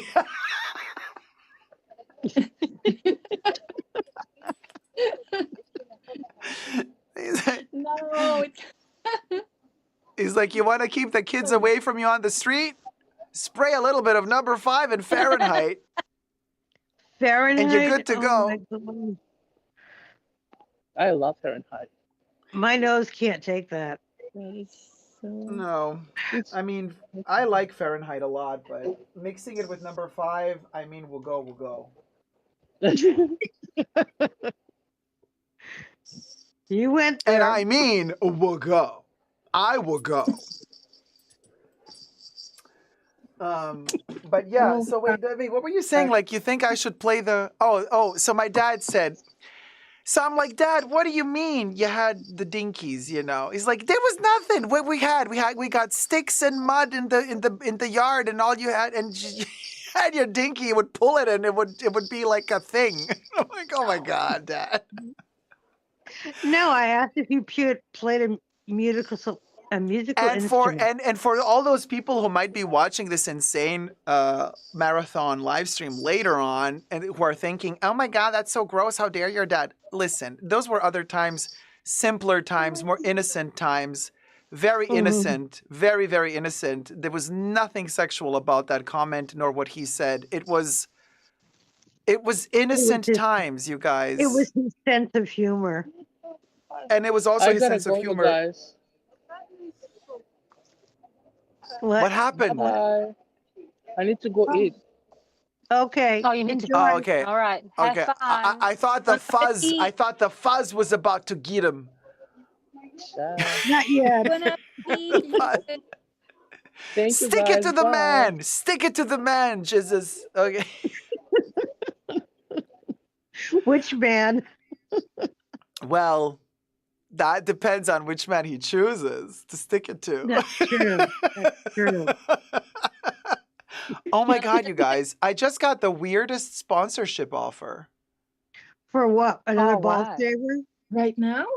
As in Yeah, now? wait, hold on. Yeah, it pops up like, Who okay, sent it wait, to I'm you? gonna take away the brand, but it says, hi, Super Daco. Is this on YouTube? Sponsorship for YouTube. Yeah. So it says, hi, Super Dacob. I'm Alina, an influencer manager at brand. The brand is a top health and fitness publisher with over 8 million downloads worldwide. Your journey in the world of fitness is not just inspiring, it's incredible. My fitness, eating M&Ms every day. So we've been following your fitness adventures closely. Oh my gosh. Such a bot. Fitness adventures. And we're genuinely impressed by the dedication and enthusiasm you bring to the table. Your story resonates with many individuals, especially those who are seeking a healthier, more active lifestyle. We'd love to discuss this collaboration further and explore the incredible content we can create together. Well, Alina, thank you so much. Yes, indeed, my sports journey has been special here on YouTube. Now you're going to have to drop and give me 50. Drop and give me 50. Drop and give me 50. I have single-handedly, Alina, single-handedly, I have carried from the car all the way up to my fashion bunker these boo buckets. And there have been aplenty boo buckets full of, burgers. I think Patrick helped. And I have carried them all by myself, and that was my fitness journey. And thank you, Alina, for being inspired by my fitness journey. Could you imagine? I can't even. That's funny. That's so Darla random. Villani says, boo buckets are the new kettlebells. Thought she met you at this YouTube thing. I didn't go to the YouTube thing. Exactly. And probably she thought she met me there. Like, you were fantastic. Oh my God. Yeah, I love the panel discussion. Maybe she thinks you're Jeremy and we're doing push-ups on the floor. Yeah. Oh, Jeremy Fragrance doing push-ups and spitting out tonsil stones through my nose. Gross. That's what he did on his video. You're kidding. Where does the Debbie tonsil stones? Tonsil stones. Jesus sent you the video. Tonsil stones are the most disgusting thing ever, actually. So basically, your tonsils are they're in there, right? No, and above the tonsil stone, there's that little kind of bridge.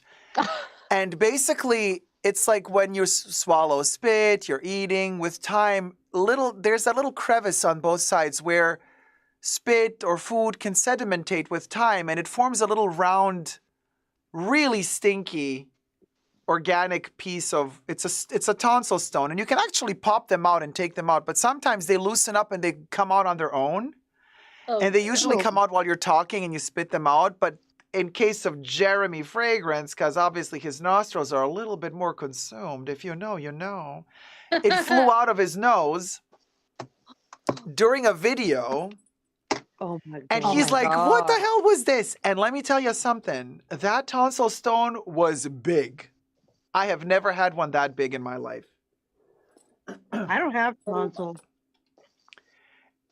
You don't actually need to have tonsils to have tonsil stones, but you get them more easily if you have tonsils. But if you don't have tonsils, you can still have scars over there that might have a slot where residue can sedimentate with time. And then they loosen up and you get rid of them. But Great. And they're very stinky. So if you have bad breath, sometimes it's because of the tonsil stones. Oh my God. Not because your tongue is dirty or because your stomach has indigestion. Sometimes it's literally just the tonsil stones, and they're easy to just take out. It's a little bit gross to kind of dig that deep in, and it kind of triggers your gag reflex as well. Yeah, Amy in the chat, stop. Jeremy Fragrance spat out a tonsil stone on camera through his nose, Amy. Oh my God.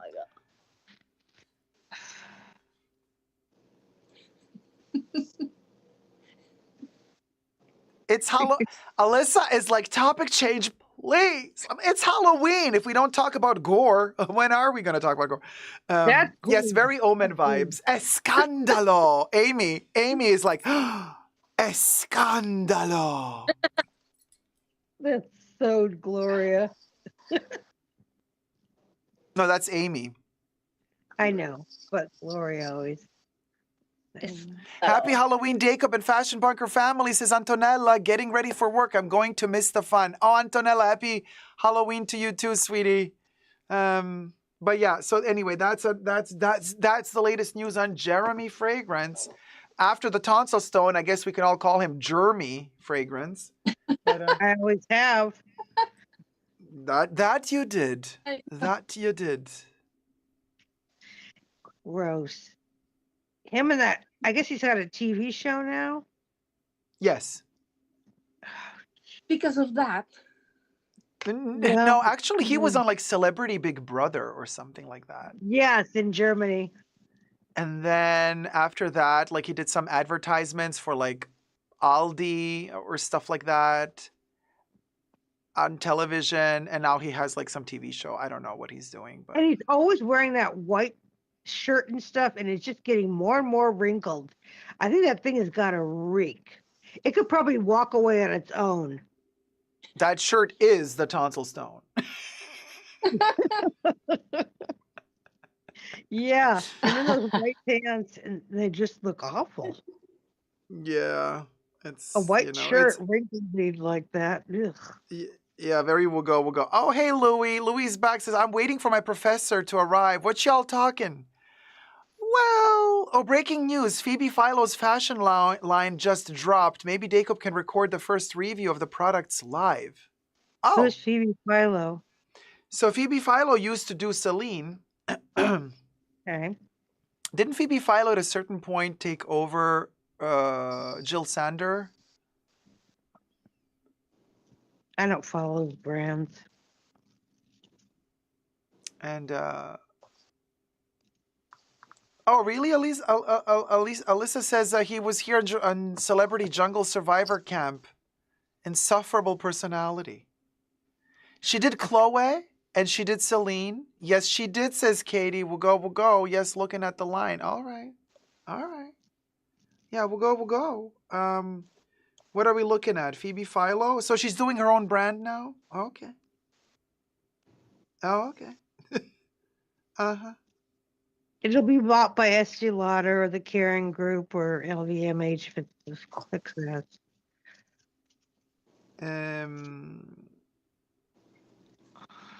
Wait, so so wait, who bought Phoebe Philo? Estee Lauder? No, I said if it's a success, it will be purchased by one of those groups. She married Max Wigram in 2004. She went to the Central St. Martin's School of Fashion. I've never heard of that, but Oh, St. Martin's, very, very famous, actually. All the big ones went there that became like either big artists or fashion people from Great Britain. Okay. And where do I see her collection, though, y'all? Oh, 20 minutes ago, Vogue. Okay. Phoebe Philo's eponymous debut is confident, uncompromising, and a delight. I'll be the judge of that. It's like, Vogue, Yeah, no, zippers on the booty. Oh, that's very uncomfortable. I'm already not liking this. Pants that have zippers on every butt cheek.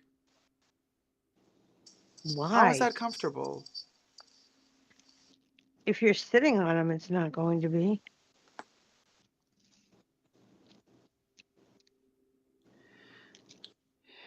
And if you're in a hurry to pee, you have to unzip too. That's so. Imagine. I mean, yeah, it's yeah. All the artsy people are gonna wear this. The people who are like, yeah, I'm into art, or gallery owners. All the wannabe intellectuals. Yeah, this is all very intellectual fashion. So it's like Prada. It's like Celine meets Prada. And Okay. also some sporty vibes like leggings. 80s oversized leather blousons. Big shoulders, a lot of khaki, white, and black colors. A bit of pink. Khaki. Khaki. Please don't say Khaki, khaki. khaki, khaki, It's khaki. Khaki. khaki. Cockadoodle doo. Tomato, tomato. Mm-hmm. It's like salmon. I'm not going to let that L go. I will pronounce that L every single freaking time. If they don't want me to pronounce that L, they should take it out of that word. And salmon? Salmon. What is it? Exactly. I will always call it a salmon. Salmon. Salmonella. Right. You say, what? So you say salmonella? Yeah, actually I do probably. Who says salmonella? You say salmonella. I don't. Wait a minute. You don't? No, seriously, no. You don't pronounce the L in salmonella? Salmonella. It just. Yeah, you do. You do. You see, you pronounce Yeah, you the L. do. Did Yeah, I? you don't say like I eat salmon, but I got salmonella. It doesn't work. So definitely, the pants are cringe, says Katie. I agree. Oh, the trousers are $5,200. Whoa, for a beginning line? Nice. Well, there you go. Chanel all of a sudden is cheap compared to this. A bargain, one might And as say. Carrie Bradshaw would say, and just like that, poverty became affordable. Oh my God. Hi, toy mom. Hi, toy mom. Oh, okay, Darla. Have a great time. Oh, they all go there. Is the fashion center, says Louis. Where? Art galleries? Intellectual fashion, says Quantum. Yeah. The Brits say car key. Oh, for khaki? Car key? I mean, khaki. Well, you say khaki. Well, I mean, but it's, again, it's one of those French words. It's khaki. It's a color. Everybody's, I think, I mean, in Yeah. Europe you say khaki. The French call it khaki. It's khaki.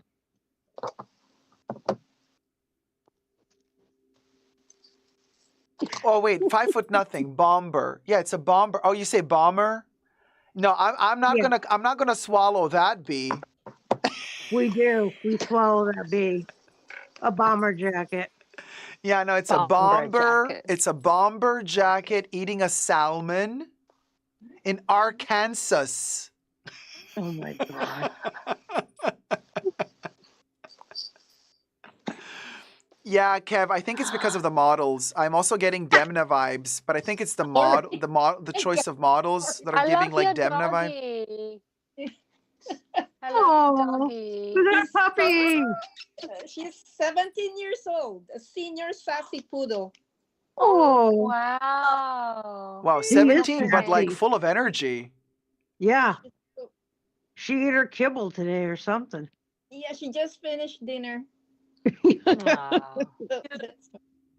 So she's like, yes, baby, I just ate. Yes, energy.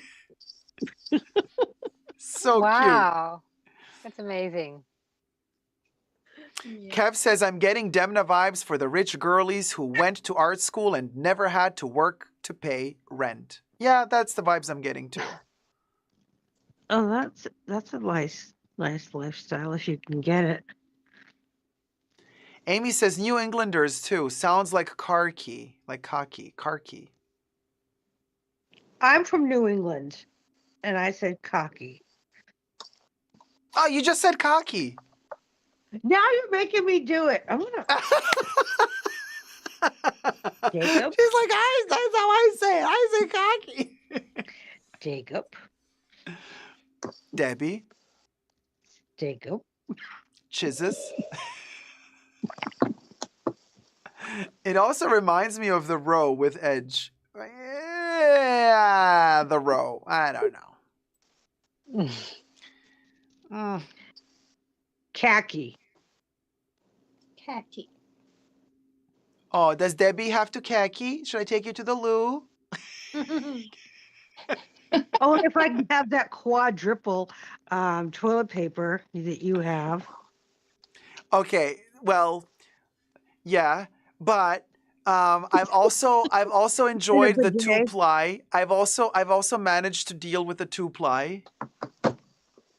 Really? You can get the Yes, 4-ply now. I can live with You a can get 2-ply. 3.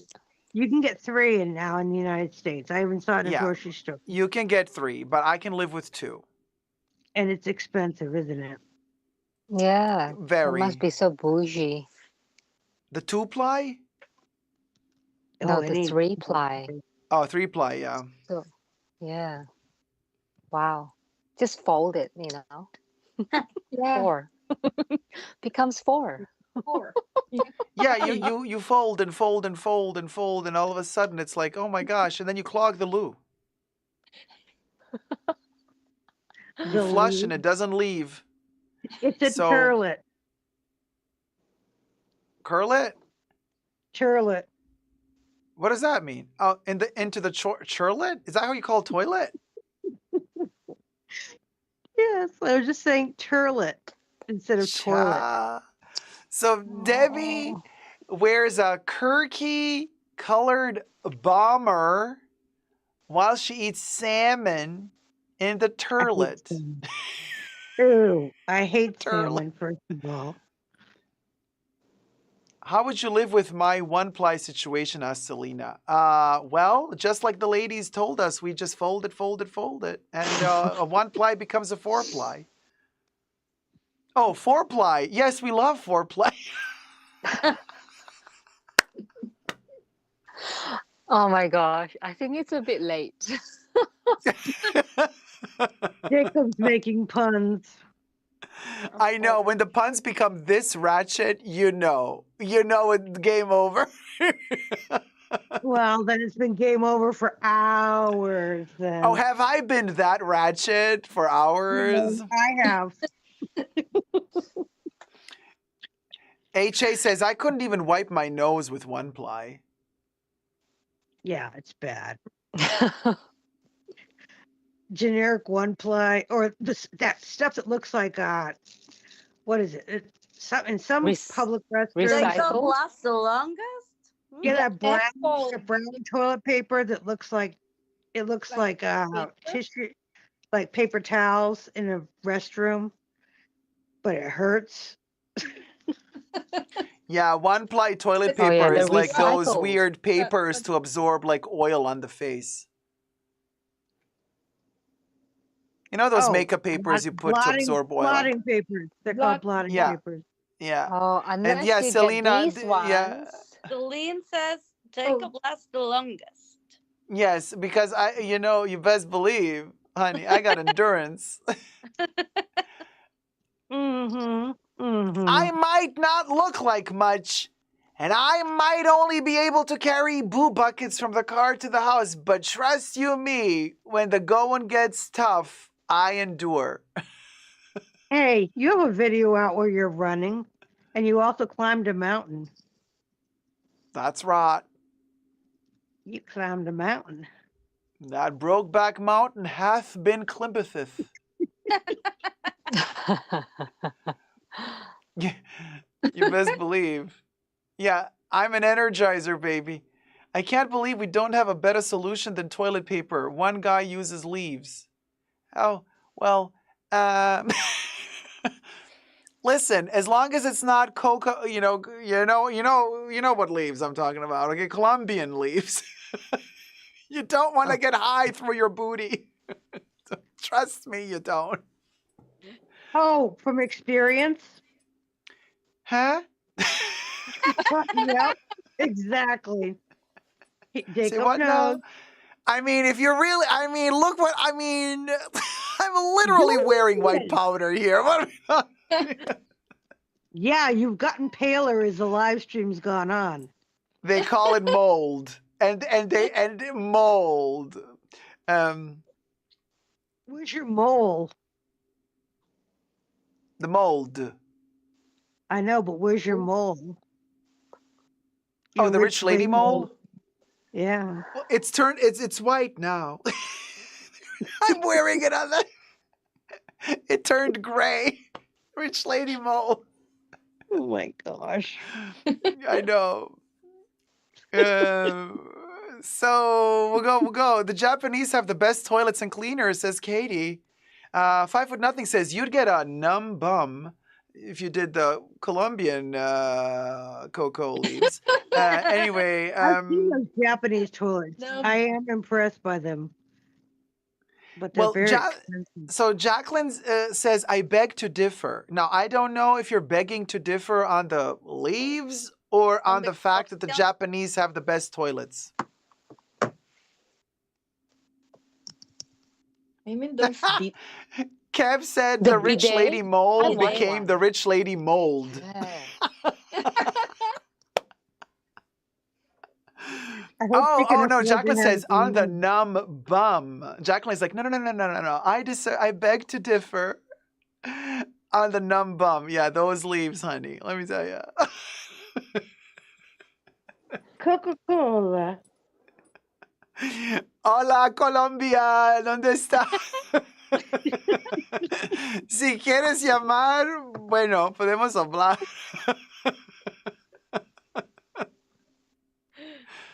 And could you imagine if some like drug lord calls in from Colombia? It's like, yeah, you called. We're Ring, like, ring.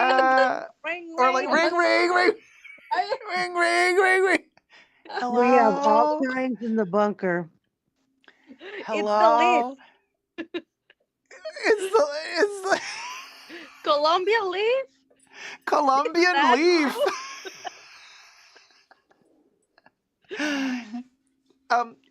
Colombian leaf, is that you? Listen, listen, honey, you gotta be quick because just like talking to you is making my ear numb. Oh God. He's Oh, honey, joking. my ear is high. No, the ear is high. No, I mean not higher than it. High.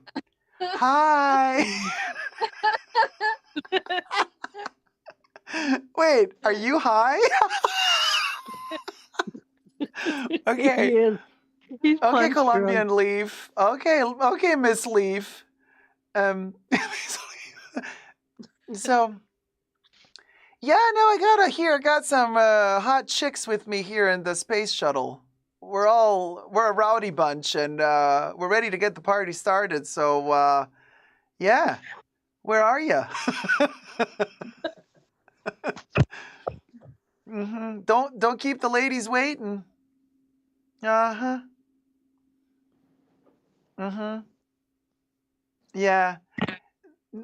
Well, one of them is in denial about it. The other one is like, oh my God, we got Michael Myers in the house. Yeah. Well, Michael is completely pale. Michael has been through it. Yes. It seems like you've already delivered something to Michael. The cat's more even cat. scared. More cat. The cat is like, no, Nah, not the cat. today. The cat is like, not today, honey. Not today. Not today, the cat. Michael. Not today, Michael. The cat is like, anyway, so. It seriously does not like that mask. I think so. Yeah, sweetie, I know. What? Oh, the leaf. Hold on. The leaf understands cat language. The leaf just said that the cat ordered 2 grams. Can you believe? Well. Oh, yeah.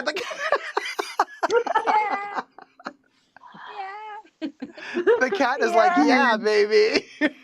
Do I get a discount? Oh, that's funny. No, you cannot sponsor the channel. It would be illegal, honey. Yeah, I know. Thank you so much. I can't. What am I supposed to say at the beginning of every video? Hi, this video has been sponsored by the Leaf of Colombia. No, I can't. Thank you, though, for your kind offer. Lipo, Colombia. Love you loads. Cheers, Good luck with darling. your journey. Yes, good luck with your journey. Exactly. Uh-huh. All right. Ta-ta, darling. Yes, it was lovely. Lovely. My ear's completely numb by now. Okay. Bye. Love you loads. Cha-cha-cha-cha-cha-cha-cha. Well, that was the leaf, you guys. Uh-huh. Yeah. Who's gonna call next?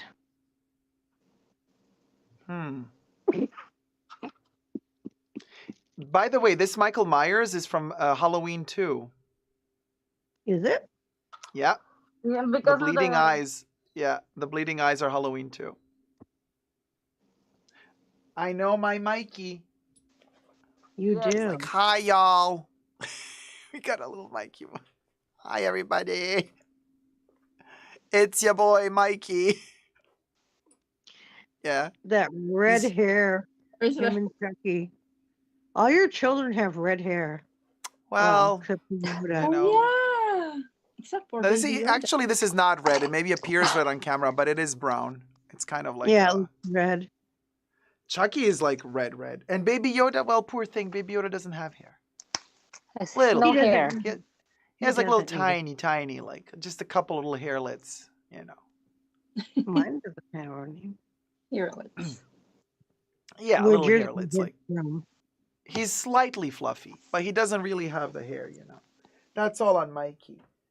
And then well, you know, I thought since we're, you know, very spiritual and we're doing the whole Halloween thing, I thought, you know, might as well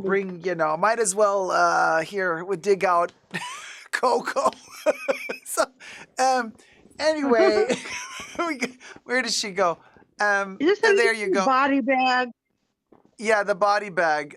You know, I had to, well, you know, it was listen, it was kind of hard to get her all the way over from Switzerland. I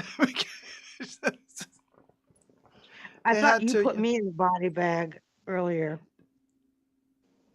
Well, who you says I only saved got one one. body bag here, honey? That dog knows then. That dog is suspicious of you. Oh, the dog knows. The dogs always know, yo.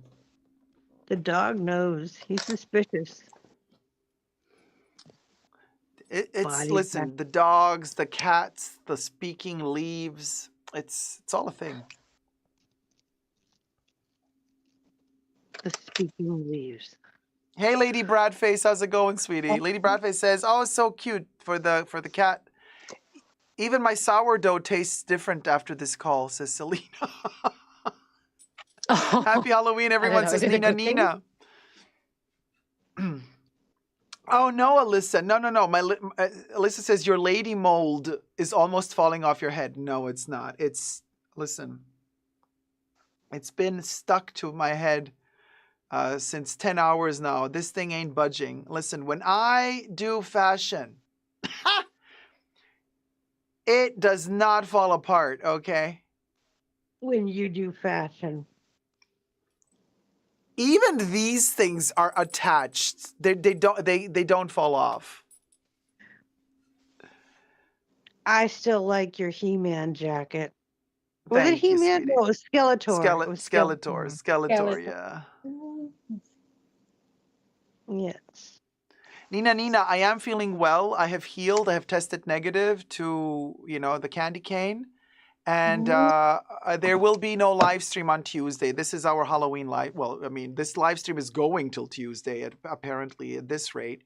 But has anyone tried the By the Fire by Maison Margiela? Yes, we have. By the fireplace or whatever it's called. Yeah. Yeah, by the fireplace. Nina says, I hate love it. I would love to know what others think. Today I'm wearing Cristal. See you all later. I'm wearing Cristal as well, Nina. Today is a Cristal day, and I can just let you know, by the fireplace is okay, but not okay enough for me to actually purchase it. Oh, somebody is wearing... Is that Cristal or de Parfum, or is that Egoist? Yeah, parfum. Parfum. Cristal? Yeah.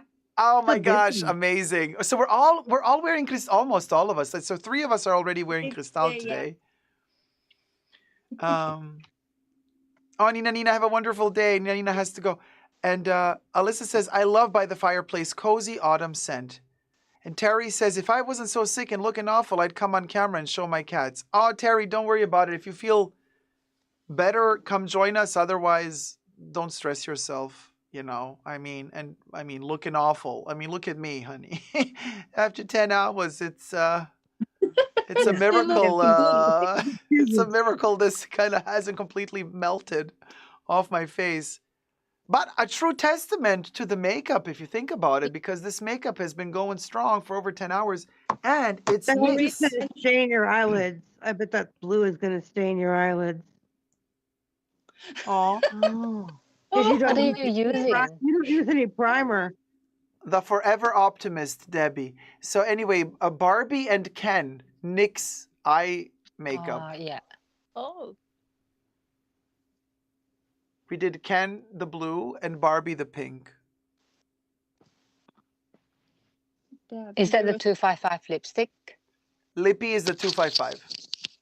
Oh, it's so nice. And then we have Malise. The blush is Malise from Chanel. Malise is like a pinky blush. And I did the Chanel eyebrows. The boy brow. The No? Brume Profond, the dark brown Stylo Sourcil waterproof eyebrow pencil. And then we did the translucent powder for which I have to actually retouch because I'm really oily now. But here's another leaf, Colombian leaf color. The white translucent powder, which I have to buy soon again because it's kind of almost empty. Yeah. Oh, and then a bit of mascara. I also have just a smidge of the waterproof Le Volume de Chanel black mascara.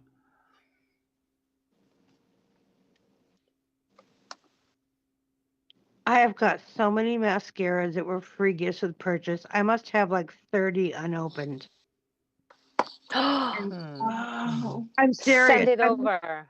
They don't go bad though. I mean, They can. well, if you don't open them, they can last a long time. Yeah. So I only open one at a time, it's like, and my eyelashes are actually a lot longer than they appear because I found out the tips are clear. So that's why I have trouble with most mascaras because they'll start touching my glasses if I put them on, or they go up pretty high. Just the tip, Debbie. Just the tip. Just the tips are clear. My eyelashes are clear. Yeah. Of course. That's what they all say. Don't worry, honey. Just the tip. And then, before you know it, you got a litter full of kids. I don't think so. I think those years have passed me by. No. Never say never. Swim Swinger says, I see you're wearing Harley Quinn eyeshadow. I'm not so sure if if this was the exact... really? Is that Harley Quinn? Did Harley Quinn do this? I don't know. Harley Quinnad. Ah! Lady Bradface just gifted 5 Super Digger memberships. Famika Gabor was gifted a membership by Lady Bratface. M was gifted a membership by Lady Bratface. Soledad Maciel was gifted a membership by Lady Bratface. Yori was gifted a membership by Lady Bratface. Kara was gifted a membership by Lady Bratface. Yay! Congratulations, everybody. Welcome to all the Tier 1 members. Don't forget, this Saturday is the first Saturday of the month.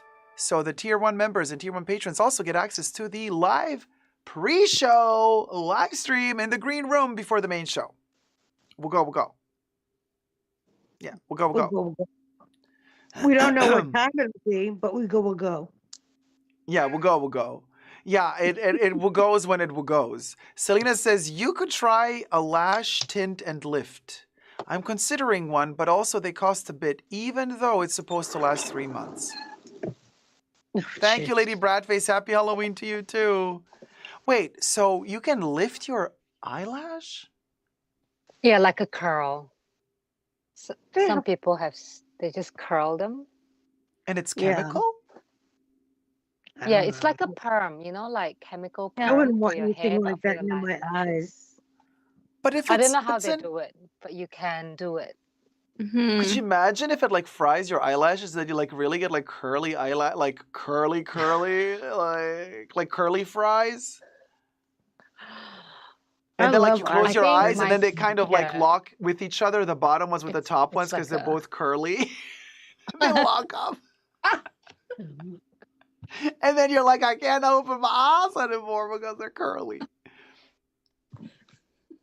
but maybe a lash tint. Yeah. Oh.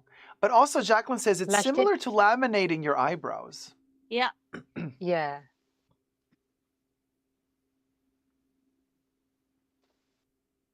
HA says it didn't work on my straight eyelashes. Yeah. Oh. Hello, Barbara Well, Rank says, is anyone excited about the new Phoebe collection? Well, we just checked it out, honey, and well, you know. You know. The $5,000 pants kind of made us go, you know. Made us go, no. Who needs $5,000 pants? Has anybody ever done lash extensions? I have not. Oh, you have? I How have. was it? Yeah. Yeah. So, so I've done it professionally, and they graft the false lashes, which now I think they're synthetics. They're glued to your own eyelashes. So, but for some people, they feel like it pokes into their own eyelid, so it's not always comfortable for everyone. Mm. Yeah, and I feel like some people, and of course, you need to have healthy eyelashes to begin with. If you have very sparse lashes, I think they have a hard time sticking anyway. You know what I mean? Yeah, Yeah, But because how there's long not does it much to stick last? on. Oh, I only did it once, and it gave me an eye infection, so I wouldn't do it. Oh, wow. Okay. I think I was allergic to the glue, maybe. Yeah. And I did it 2 days before my wedding, and I had eye infection the day before. Oh, no. So I had to go to, and my eye was so red, and I had to go to emergency because I was worried, the cornea was going to get infected or something, right? And the guy pulled on the lashes to look underneath the eyelid to see if there was anything scratching or whatever, and it was so painful. So anyway, I got some eye drops, so I kind of wouldn't do it again. Yeah, that sounds like a big hassle Yeah. for. I think not long, because your own eyelashes only have like, I think, 2 months lifespan. It will fall off and a new one grows, right? So it means that your eyelash extension would fall out with your lashes. So when you have these eyelash extensions, you can't rub your eye. You kind of shouldn't squeeze your eyes shut all the time, because I think it disrupts the glue, or your own eyelashes can fall out more. Oh, So you gee. can't. So they're Yeah, telling it's you a never lot scratch your eyes and sleep with your eyes open. I don't know how you can not, like my friend doesn't like it. She says that even for me, I can still sleep. I couldn't feel it when I had it, but she felt very uncomfortable when she sleeps. She can feel it poking, so she stopped doing it after some time. The You know what I mean? pain. I Yeah. just like listening to you talk about it So causes me vain. discomfort. And I think the idea of the eyelash extensions is you don't need to use mascara, because it's thickening and it's curly. it's already So curled, but basically, you're doing all that torture so that you would not have to use mascara. Yep.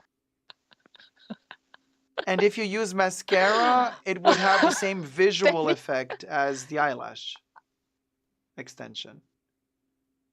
well, like mascara, they advertise it like as if you have false eyelashes, Mm-hmm. but it's never going to be that dramatic, right? Like, see, like for me, I was born with quite fine lashes anyway, so of course I can only go. I mean, you have to manage your expectations with cosmetics, right? I mean, we all have to. Yeah. So, but I recently found a brand, so it's DIY lash extensions at home that you can do for yourself. It's like strip lashes you glue on your lash line, right? And then you pull it off.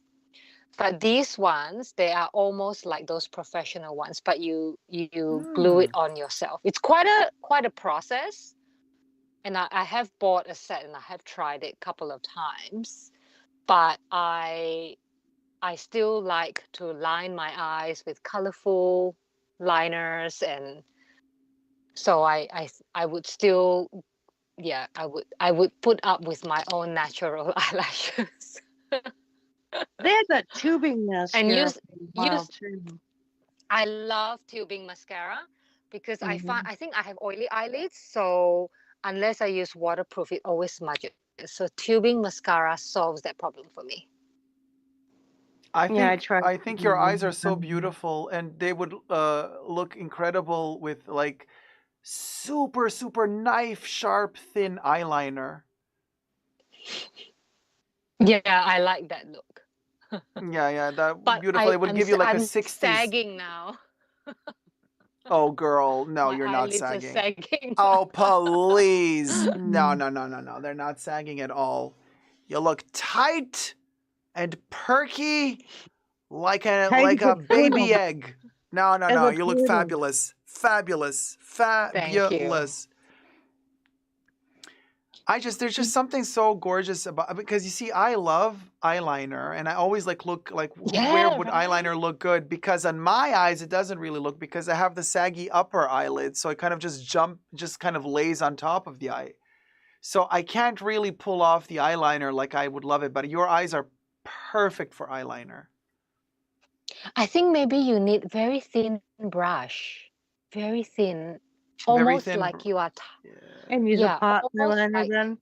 Tiny, like. Do I have one? Yeah, I know which one you're talking. There is a teeny, teeny, really tiny one. thin, yeah. And I but it's an think art in itself to apply that. It's amazing. And you almost have to feel like tight line, almost like tight lining. You have to draw in your lashes, like really in the, not above. Yeah. Yeah, no, that's awesome. Gorgeous, really gorgeous. And I love the 60s look with the eyeliner. So I know. beautiful. And that's why I think 255 lipsticks look good with just eyeliner. Oh, nice. Very clean. Right? Very, just clean everything and just that. And super perfect, sophisticated. Yeah. Then you totally homage the 255 bag on the face, the black with the burgundy. Perfect. That's right. Perfect. Exactly. Yeah. Perfect. Vivian Westwood, she would do eyeliner in a very particular way. She would go where the eyeliner usually goes. Yeah, she does. And then she would climb upwards on the eye, and sometimes even above. She would go above the eyebrow even. Asymmetrically. She wouldn't do both eyes the same way. Yeah. Did you guys ever right now that serum to make the lashes fuller, like to grow more lashes? Did you guys try that? Oh, yes, I have. Still doing it. Everything. That was like several years. I don't. They do work. Do you think From what I've heard, yeah, they do work. It does. Yeah. Oh, what's a good brand? What's a good brand? I have that lash and flash eyelash. Okay. Flash eyelash. I don't know it. I used to take a chemotherapy for my, so I lost a lot of my eyelashes and eyebrows. Oh. And I have naturally I have long eyelashes. So I had the same length, but there were there weren't a lot of eyelashes. There were just thinner. Yeah. And with the double lash or the flash eyelash is sold at Costco. I live very near like I live in the border, so I bought flash eyelash at Costco in Texas, so it's sold at Costco. Flash eyelash, or also in Amazon. You can buy it at Amazon. Flash eyelash. Okay. Flash eyelash, and because it's a prostaglandin factor, like it enables the prostaglandins in the hairs. It grows real fast, but the moment How long did it take that you noticed? 3 weeks. Yeah. That's fast.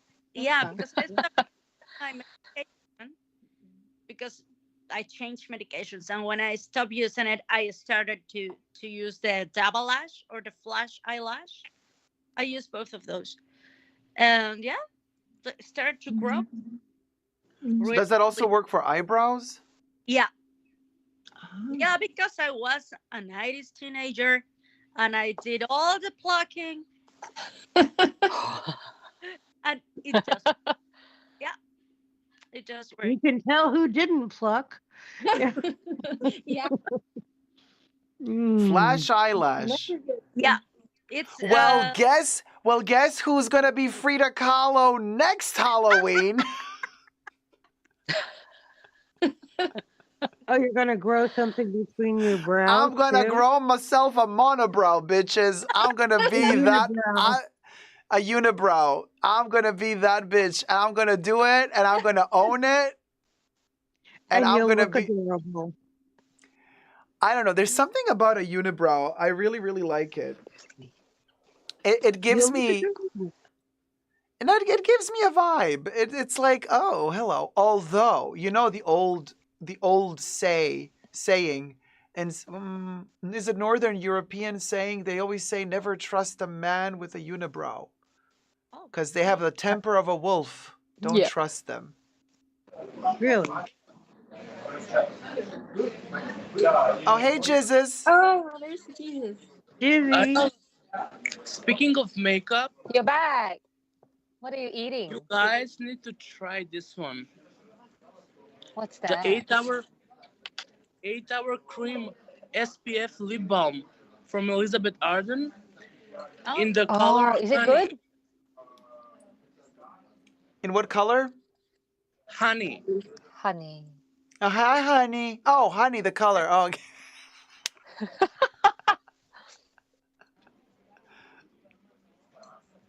Oh, thanks for demonstrating. Yes, Gwen. Ah, serving lip. Dua Lipa, baby. Not Dula Peep. Dula Pipa, baby.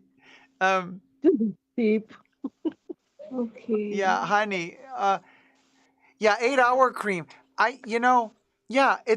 It really, I mean, okay, the camera and the stuff here, it's a bit grainy, but like you showed it to me also. You sent me a photo and it really does look good, you guys. I'm going to test it out as well. And I think it works really well for every complexion. How hydrating is it? It's very hydrating. It's very moisturizing. 8 hours. It's not heavy on the lips. It's not like the 8-hour cream. It's more. It's a more modern formula for sure. And there's SPF in it. SPF 15 only. Yeah. Oh, 50. But it's better than nothing. You just keep applying it. Yeah. Yeah. But they also have other colors. They have a plum color that kind of resembles black honey, I would say. Oh, I love black honey. But Okay. like I just much wish more black honey. moisturizing than black honey. Here's Black Okay. Honey. Okay. Hi, honey, honey. I'm probably the only one who doesn't have black honey, but I have 250 other lipsticks probably, so at least, so I don't need black honey. Debbie, this is not a lipstick though. It's not. It's I'm not just talking almost. about lipstick. This is an Not quite. almost lipstick. Yeah, exactly. I'm talking about with liquid lipsticks, lip balms, tube lipsticks, lip glosses. Oh my gosh, I don't even know how many. Is that the MAC? No, nothing from MAC for me, but Jacob This has is MAC. Clinique. Clinique. No, Jesus. Jesus has a MAC. This is Angel. Oh my God! Oh, Wait, you have Angel too, or is that from your mom? I got it from my mom, yeah. Yeah. I got that too. So nice. Live and Ferret. This is Angel, y'all. We both got Angel. It's really cool. Beautiful Is that your MAC? 80s. This is Jesus Mac. makes everybody want his makeup. This is He a is an beautiful 80s influencer. color. 80s 302. 302. Angel. It's a beautiful color, but it doesn't look nice on darker complexion. It looks like, I don't know, it looks gray on the lips. It's not a Too flutter. pale. Ah. Yeah. I think it also depends on your own lip color, your own Yeah. natural undertone of Yeah. your own lip. You know, everyone has a different lip undertone. Right. Yeah. Yeah, It's so so Yeah, that's a frustrating good sometimes, one. for me when I choose a color and then when I try it on, it gives another color because my lips have another shade. yeah, that's it. So you have to get a color wheel and see which color suits you. Yeah, Like, true. ooh.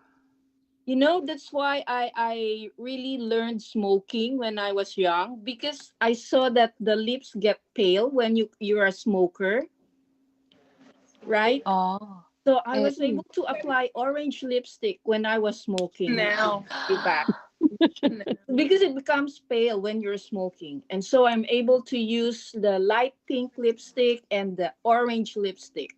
Yeah. I can wear orange. I can't wear baby pink. Baby pink looks weird on me. too cool tone maybe. Is Yeah. there a kind of lip primer? You know how like we've got the primer for makeup Yeah. to like Yeah. neutralize your color. Is there Yeah. something like that for lips? I Yeah. mean, you can I- neutralize I've after seen- applying with this thing. I've seen lip primer. I don't know where. This is from MAC, the like What's squirt. that?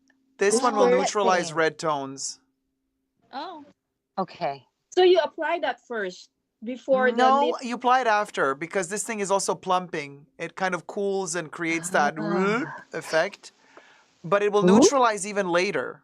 So I put this on top of a lipstick Nice. sometimes. What's it called Squirt again? looks amazing. Squirt. Wake up, first go apply a brown lip liner and then squirt on top. That's the best look for squirt. A brown So liner. let me try now on Tufafa. I got the Tufafa. Let's do the like squirt. It's not going to do anything? Oh, we'll go. It's because 255 is very pigmented. This thing stains the lips. It's going to be on my lips for like 3 days. Just letting you know. But whatever. So I'm still the gonna. I'm eyeshadow will still. be there too. Yeah, it's not. It's not doing anything, y'all. Well.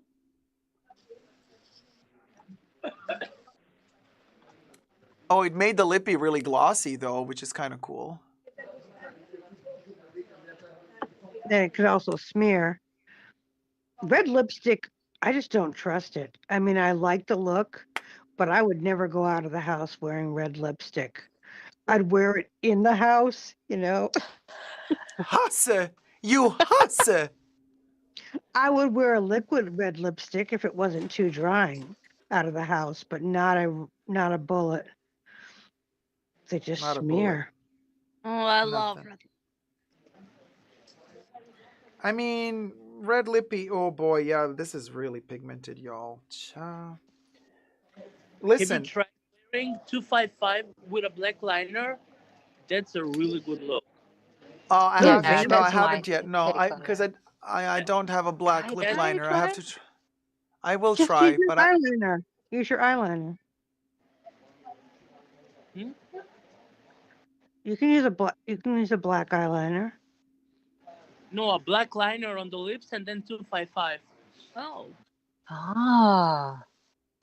Use like eye pencil. Is that what you Yeah, you black can use eye that. pencil? Called. I Yeah. would not use the eye pens. Really, the eye pencil on the lip? If Yep. it's safe for your eyes, That's it's what going to be Jesus safe for said. your I lips. know there are lip liners really red, but it's Really red. It's I not mean, the okay, I can eyeliner. try, y'all, but Try it, let's try it, try ruin it. let's ruin an eyeliner. All right. Just get it like an elf one or something, or not. Well, not elf. Wet and Wild at the drugstore. Oh, what? You're wet and wild, Debbie? After so many hours, boy, insatiable. That's a brand, darling. It's a drugstore brand. Oh, now you're a drugstore brand. Is that what they call you now? Exactly. Pick me up at your local CVS. Pick me up at the corner of your local. Mm.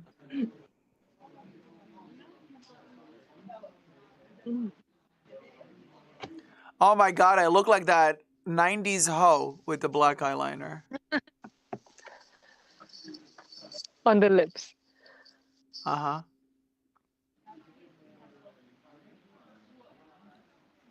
Now for this video, I overdrew the lippy. I went way over my lips, so I don't know how to do it with the eyeliner over. Oh, well, I'll just do it.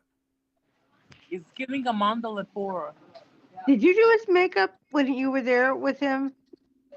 No. Oh, you But should he have. was very surprised to see how my makeup works in real life and how it works on camera.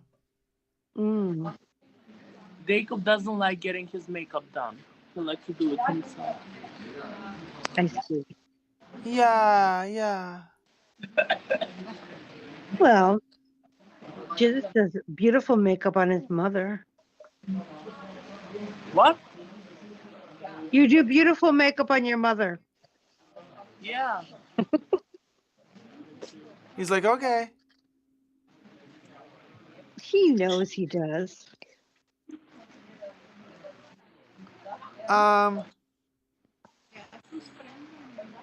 My God, this looks so phony now. Like one pink eye and one blue eye looks perfectly not. I'm just giving realness here. Debbie in her shade era. I don't have an era. Right? That's right. That's interesting. So now I have. Yeah, but now I would need a brush to kind of blend them in. Which I might also have because I do have a lip pencil in white, which obviously we can't use for this because it's too dark. But I can use the brush on the other end just to blend in the black liner into the red lippy. You know, we'll go. I can try.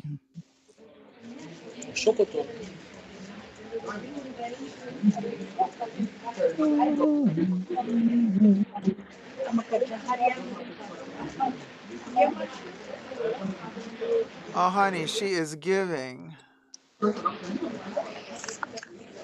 Take a picture. So It'll we can last see it. longer. I love that look. The black liner with the really dark red, and then lip gloss on top. I love that. Yeah, just giving that random 90s turbo folk bimbo.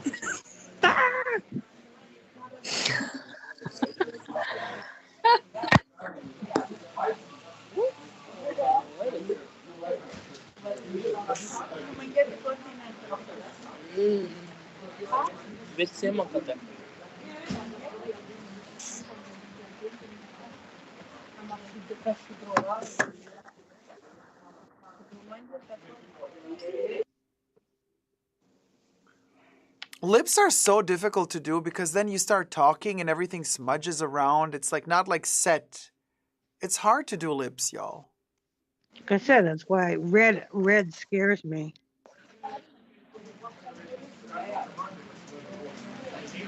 Do you use a lip pencil, lip brush, Debbie? I think maybe you can Sometimes, get yeah. more accuracy. Yeah, you can get more accuracy Yeah, that when I way. do a red lip, also I'll use a red lip liner to outline the lip. And Yeah. because, yeah. But like I said, I wouldn't go out in public because I wouldn't, I would feel like I'd have to look at to see if it hasn't smeared every minute. So. I mean, it's not bad. It's I actually don't see really the difference. dramatic. Huh? What? Really dramatic. It's darker. Yeah, the tones changed a bit. It would. You expect that. But I think Yeah. that's the look Jesus was going for. Yeah, Jesus wanted the dark blood look. The period look. Oh, honey. Oh dear. Period nails. He does. He has is it Rouge Noir? It's Rouge Noir. Mm-hmm. And me drinking my bone broth every day. I have really long nails on most of them. Okay, Gwyneth Paltrow. Come through, Gwyneth. I put it in my coffee. Beef bone broth. Bone broth Gwyneth. Oh, I'm not Gwyneth Paltrow. That woman irritates me so much. Me too. Why? Gwyneth Paltrow? Yeah, she's she's always been irritating. So funny. Oh, it just tastes good. You put a little coconut milk in there and a little tiny bit of caramel syrup with beef bone broth. What? It's a new coffee creation I've made. Yeah. Oh, wow. Okay. There we go. It's dramatic. Yeah. Yeah. Now you can go bite somebody. Ah, bite me. Bite the nipple. Bite the nipple. Nippo. The nippo. I mean, you know.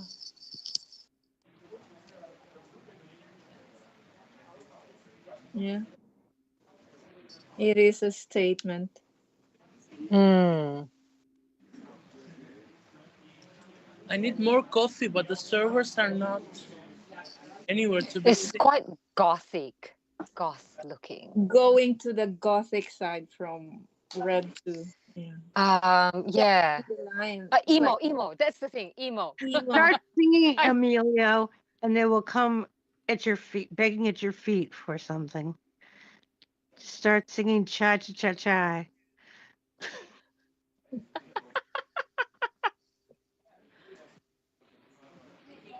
They'll be at your feet.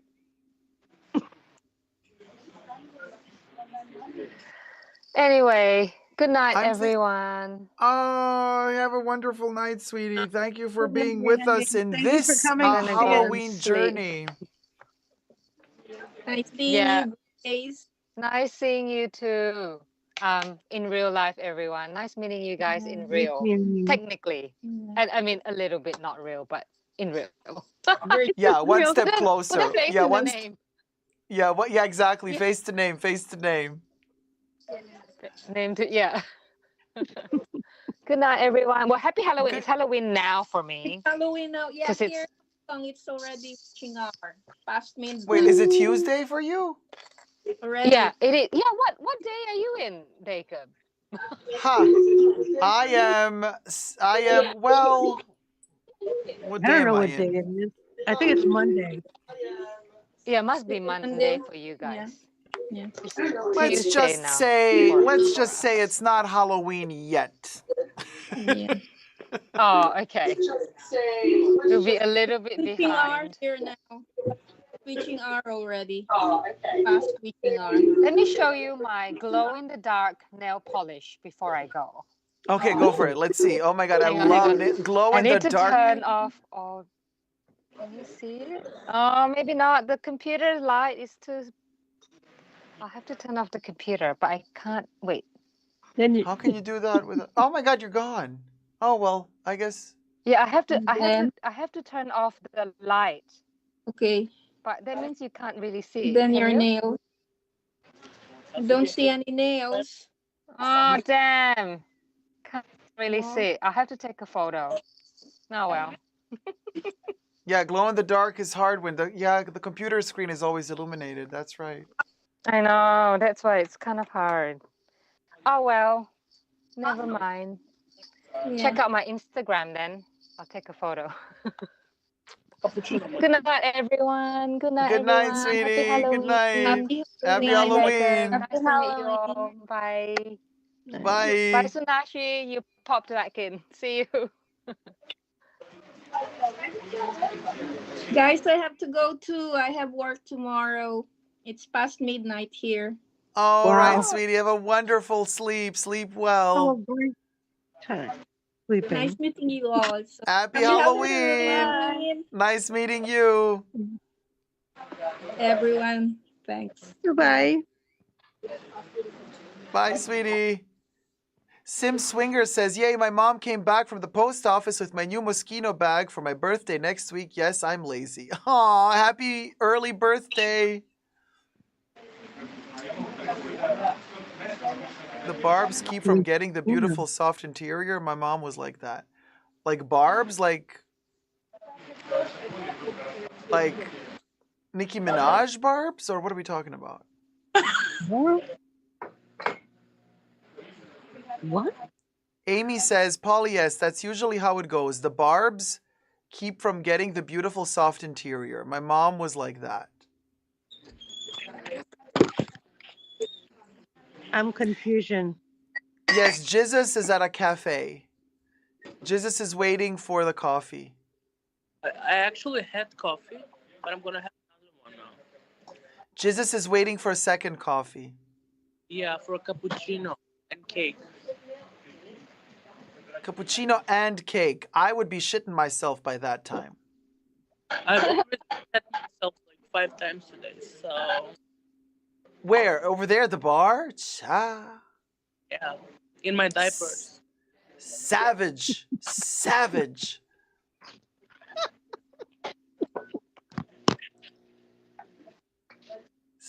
The savagery. I was like, yeah, I'm known for drinking 2 coffees and expelling 5. Make the math. It's that wood chips you're drinking in your coffee. Yeah. Oh, Christine says, hi, Christine. Oh my gosh, you're live. What a great surprise. I truly love your lives. They are one of my top outlets of positivity. Thank you so much, sweetie. Yeah, oh, the Renegade Realtor. Hi, sweetie. Wow, you're still at it, Jacob. I slept 7 hours and had a meeting already, and you're still live. You're amazing. Thank you. Yes, we are the endurance creatures. Mm-hmm. And I haven't even talked about bananas. See, I've been good tonight. You just did. Cock-a-doodle-doo. Ah! Hyphen. Cock hyphen a doodle hyphen do. No, cock hyphen a hyphen doodle hyphen do. My God, you're so into those hyphens. Must be some. I am. They must be packing. Why don't you axe them?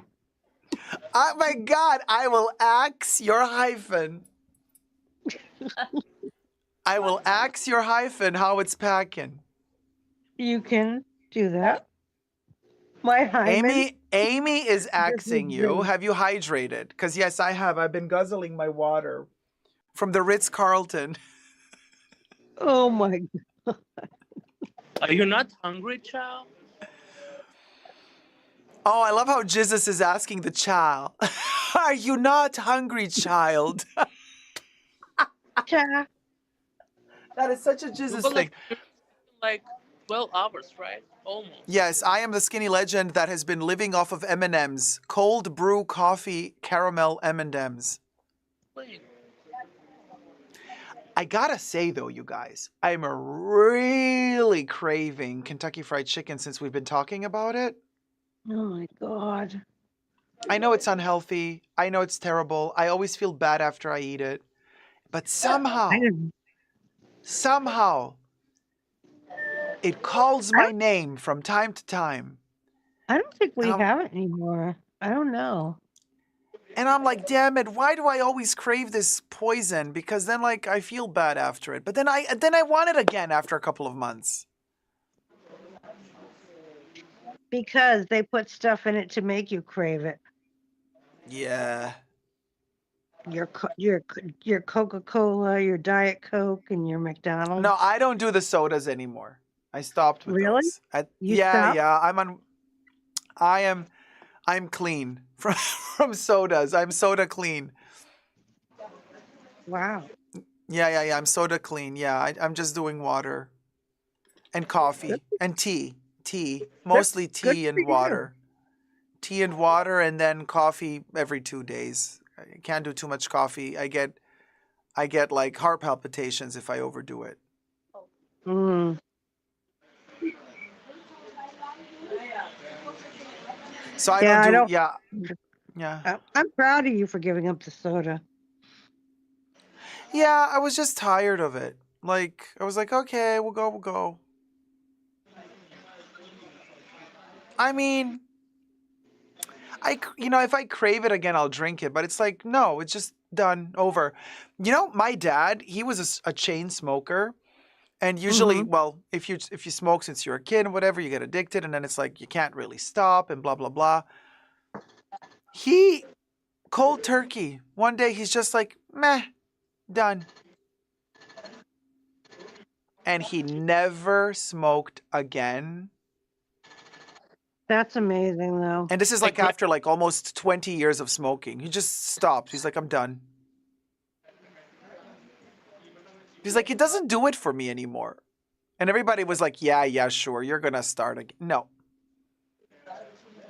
He had other things he enjoyed more. Well, I mean, yeah, he was an alcoholic, but I mean, but he even stopped with alcohol at a certain point. Oh, that's good. That's right. You said before he passed, he cleaned himself.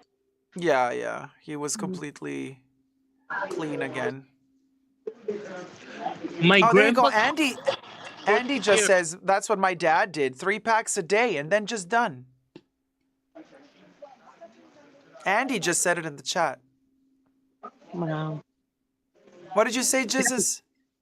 My grandpa smoked for like 40 years and then stopped immediately. Is it something that men can do but women can't? Because my mom cannot stop smoking. Well, I quit. I had a lot of help in the way. I stopped and went to vaping for 10 years and then gave up vaping. But I had to do it with the lozenges and what else? Lozenges mainly. Yeah. No, the patches first, which gave me a rash, but I got through it. And then they gave me lozenges, and that took a long time. And then I switched to Tic Tacs. And now I still, even though it's been 2 years since I quit, I still have to, sometimes I want to chew gum. So I always keep sugarless gum around. Mm-hmm. So Well, it's still there. Fivefold Nothing said, I quit. I did that after smoking for 30 plus years. And then just That's quit. good. 2 years ago, I think. Now the chat is gone, but I think it was 2 years ago. Oh, Teresa McGuire says, my dad quit smoking after 50 years. T-Pal. Hi, T-Pal. T-Pal says, I am 5 years sober and quit smoking. Denmark says, I did the same. Cake is here. Selena says, I don't think it's gender specific. Is it Sim Swinger pumpkin? says, my dad smoked till like age 63. Then he quit. Then he got Alzheimer's 2 years later, which really sucks. Oh man, sorry about that. Christine says, oh, I read an article from the Times that discussed modeling agencies recruiting from refugee camps, specifically Kakuma refugee camp in Kenya. It was very controversial. Had you heard of this before? Yes, I have. Amy says, congratulations, 5'0". That is amazing. You are strong as hell. T-Pal says, no more coffee either, just tea. And Terry says, he just turned 79 on October 28th. Selena says, my brother quit smoking, but then went back to smoking. That's what my stupid ex-husband did, I was told. And Polly says, I smoked for 10 years from 15 to 25 when the Spanish government started raising taxes on tobacco every other week, so I decided to stop and I stopped. And Alisa says, my mom quit ciggies the moment she knew she was pregnant with me, never smoked again. 5'0" says it was in 2006, so 17 years ago. 5'0" stopped in 2006 smoking. 17 years. Was 2006 17 years ago? I don't want to know that. It is. Like, to me, 2006 was like, 3 years ago. Like, you know what I mean? Like, I lost like from 2010 to, or I don't know. I feel like I've lost some years. like, I'm like, wait a minute. I literally 5'0". I was like, wait, hold on a minute. What's up with your math? 2006 was not 17 years ago, honey. 2 years ago. Yeah, like 2006, like, duh, like 3 years ago. Like, what? No, 17? Bitch, what happened? Where did the time go? Who are we? Oh my God. I don't know. Amy says, oh my God, I heard cake. What kind of cake? Jesus, what cake are you? I can't tell what kind. Chocolate cake. Oh, just chocolate? Okay. The most dangerous kind. And the Oh, cappuccino. Kev. And a cappuccino. Oh, man. Listen, the dude knows how to create a moment. That's how you enjoy life. And Kev says, oh, I feel owed.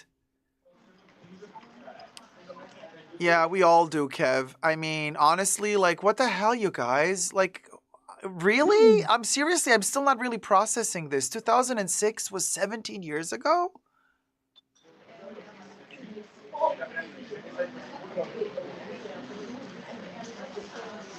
Yeah. Like, I still Anytime I see remember. somebody I remember it birthday, like it was yesterday. I got Dior the perfume.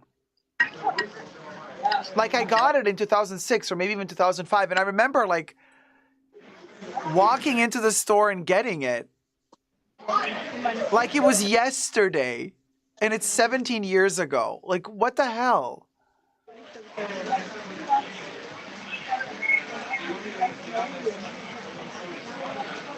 I don't want to know what the hell. But it makes sense why I needed new boots the other year. This is just so depressing. I mean, I think. expect things to last forever.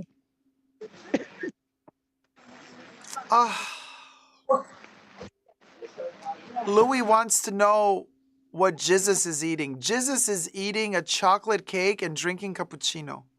I had a very typical German dish, Leberkäse, with 2 fried sunny Does side it cheese? Something cheese? fried potatoes. And now I'm having cake.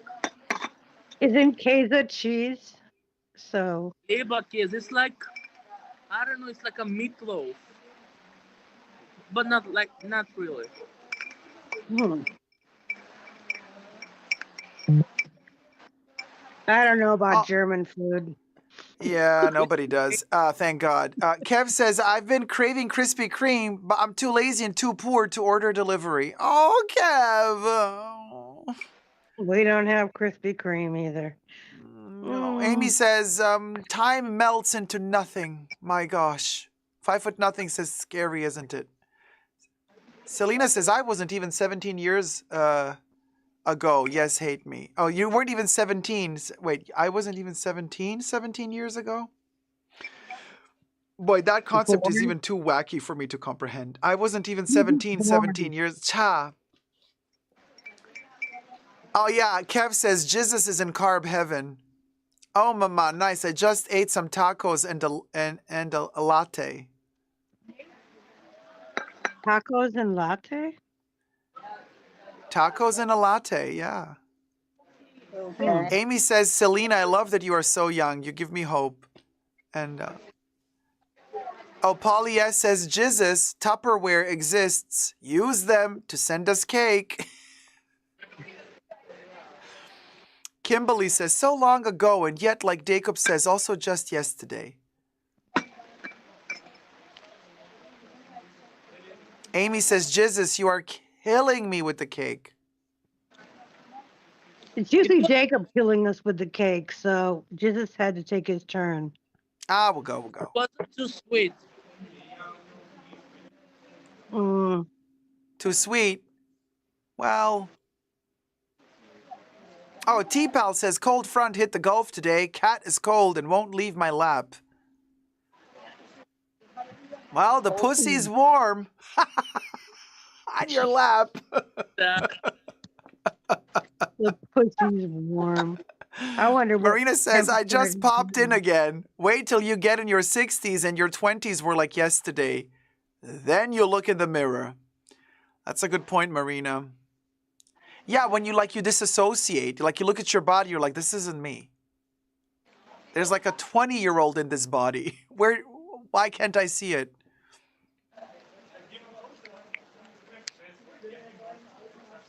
Teresa says, I was 33 17 years ago. Where has the time gone? I don't know where it's gone. Paul Yes says, oh my God, it's not even 6 p.m. here and it's already quite dark. It's 8:30 past 8:30 a.m. here, and it's still quite dark. Oh, Linda is wearing. Sorry, what? Did they change the time? Is it like an hour behind now? We don't go No. to November 5th, I think, in the States. Yeah, time changes only in Europe first and then later on. Yeah. In the States. Wearing my Super Jacob Halloween t-shirt to my physical therapy. Oh, Linda, thank you so much. Yes, spread the love. Promote that merch. Promote the merch. I was 18, 17 years ago. Oh, no, Louis, that's complicated. I was 18, 17 years ago. Why, girl? I don't zoo that. I don't zoo those numbers. They're So Louis complicated. was born in 1988. Louis was born in 1988. I don't know, Debbie. How can you do math like this? Is complicated math. It's not complicated. I was 27 17 years ago. You were not. What? Wait a minute. Something's wrong with that math. I'm joking. Of course you are. And then, oh, Marina's like, I'm in my 60s. The problem is I still act like I'm in my 20s. You know what? That's the best thing you could do. Keep your spirit young. That's the best way to have a healthy, long life.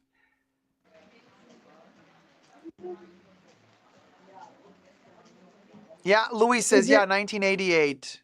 And then Louis also says, oh, she quick. Listen, Debbie used to run a casino in Las Vegas. She quick with the numbers, let me tell you. I didn't run a casino. She ran that casino, honey. Yeah. and a banana. But that's another story. Those bananas were so big. Oh, I bet they were. They were. Uh-huh. Sim Swinger is from 1994. Who? Sims Swinger. Was And yes, born the in G, 1994. the G, I pronounced it. I know you would say swinger, like bomber, like salmon. Like salmon. Salmon. Salmon. Salmon. Amy's asking, when did Coco pass away? January 10th, 1971. Mm.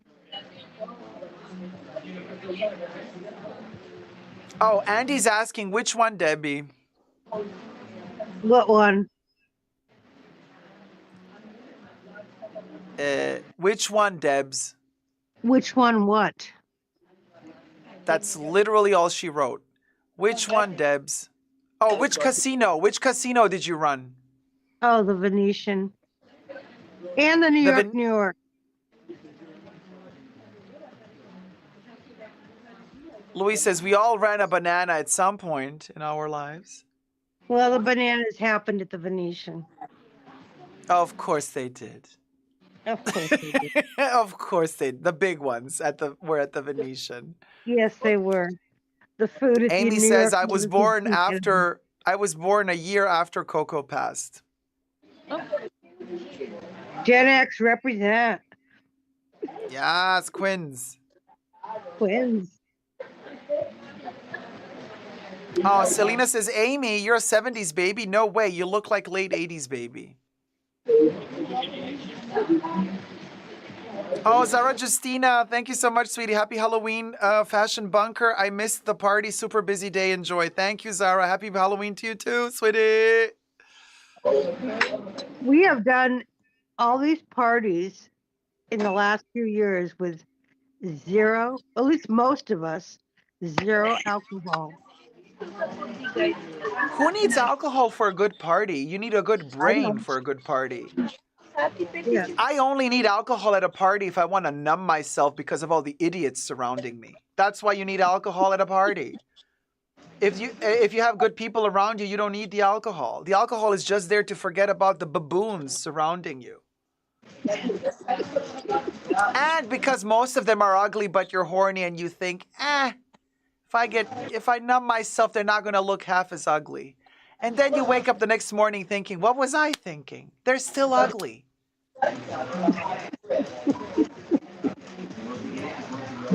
We'll go.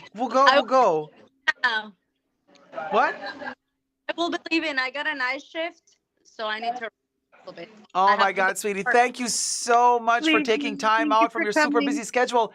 And I'm wishing you great surgeries and everything super positive. And happy Halloween, my love.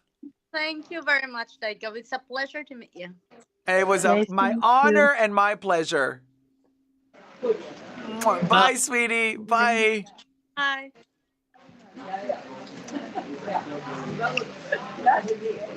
Marina says the 70s was the greatest decade. Except maybe for the polyester clothes. The 80s made up for it. Well, polyester. Hello? What? Oh no. Hello? Oh, hello? What? Oh, okay. And I just changed my headphone. Oh, yeah, You're hiding these headphones. You're really good at hiding those. Hello? No. Wait, how come I can hear you without the headphones? Something is wrong. I've come to fix the sink. I'm not wearing any headphones. Me neither. I just heard my headphones saying battery low. I took it out, put the other headphone in, and it's not working. You don't need them though if you said that. Wait, this whole time I had headphones in and For no freaking reason. Okay, this is the living without internet was both heaven and hell, says Selena. Living without internet was not hell because we didn't know it existed. True. But when you're without it for 2 weeks after you know it exists, actually, I was without it for almost a year and a half in the early 2000s. I wasn't happy. But somebody destroyed my computer on purpose, and I had to wait.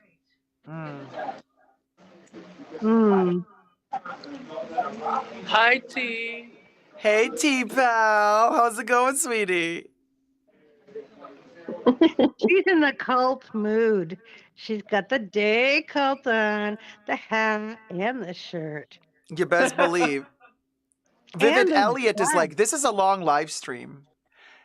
No. Elliot, darling, we only do long, thick things. We are size queens, and we only do it if it's long and thick.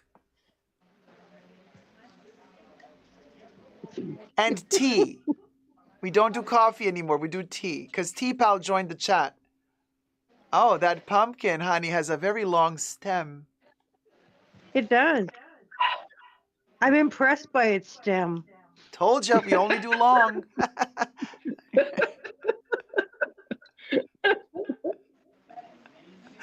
Ah, there she goes. There she goes. Is my thing open? Yes, it is. Oh, your thing is open, honey. Day and night, like a church, like a temple. It's my LaCroix. Lady Bradface, my people.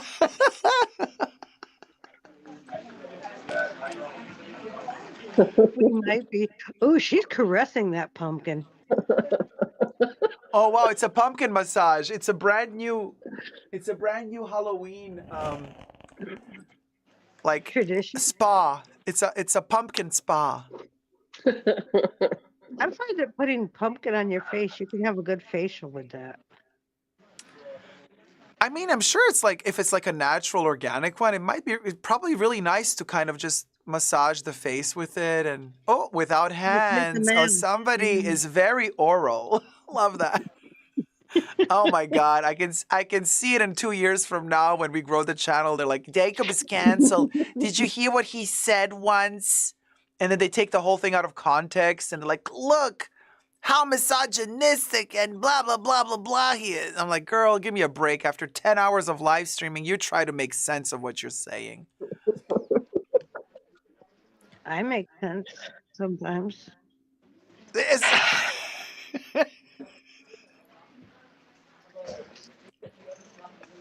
Jesus, what are you waiting on now? What did you say, Libby? What are you waiting on now? I'm trying to pay, but I don't see any. It must be free then.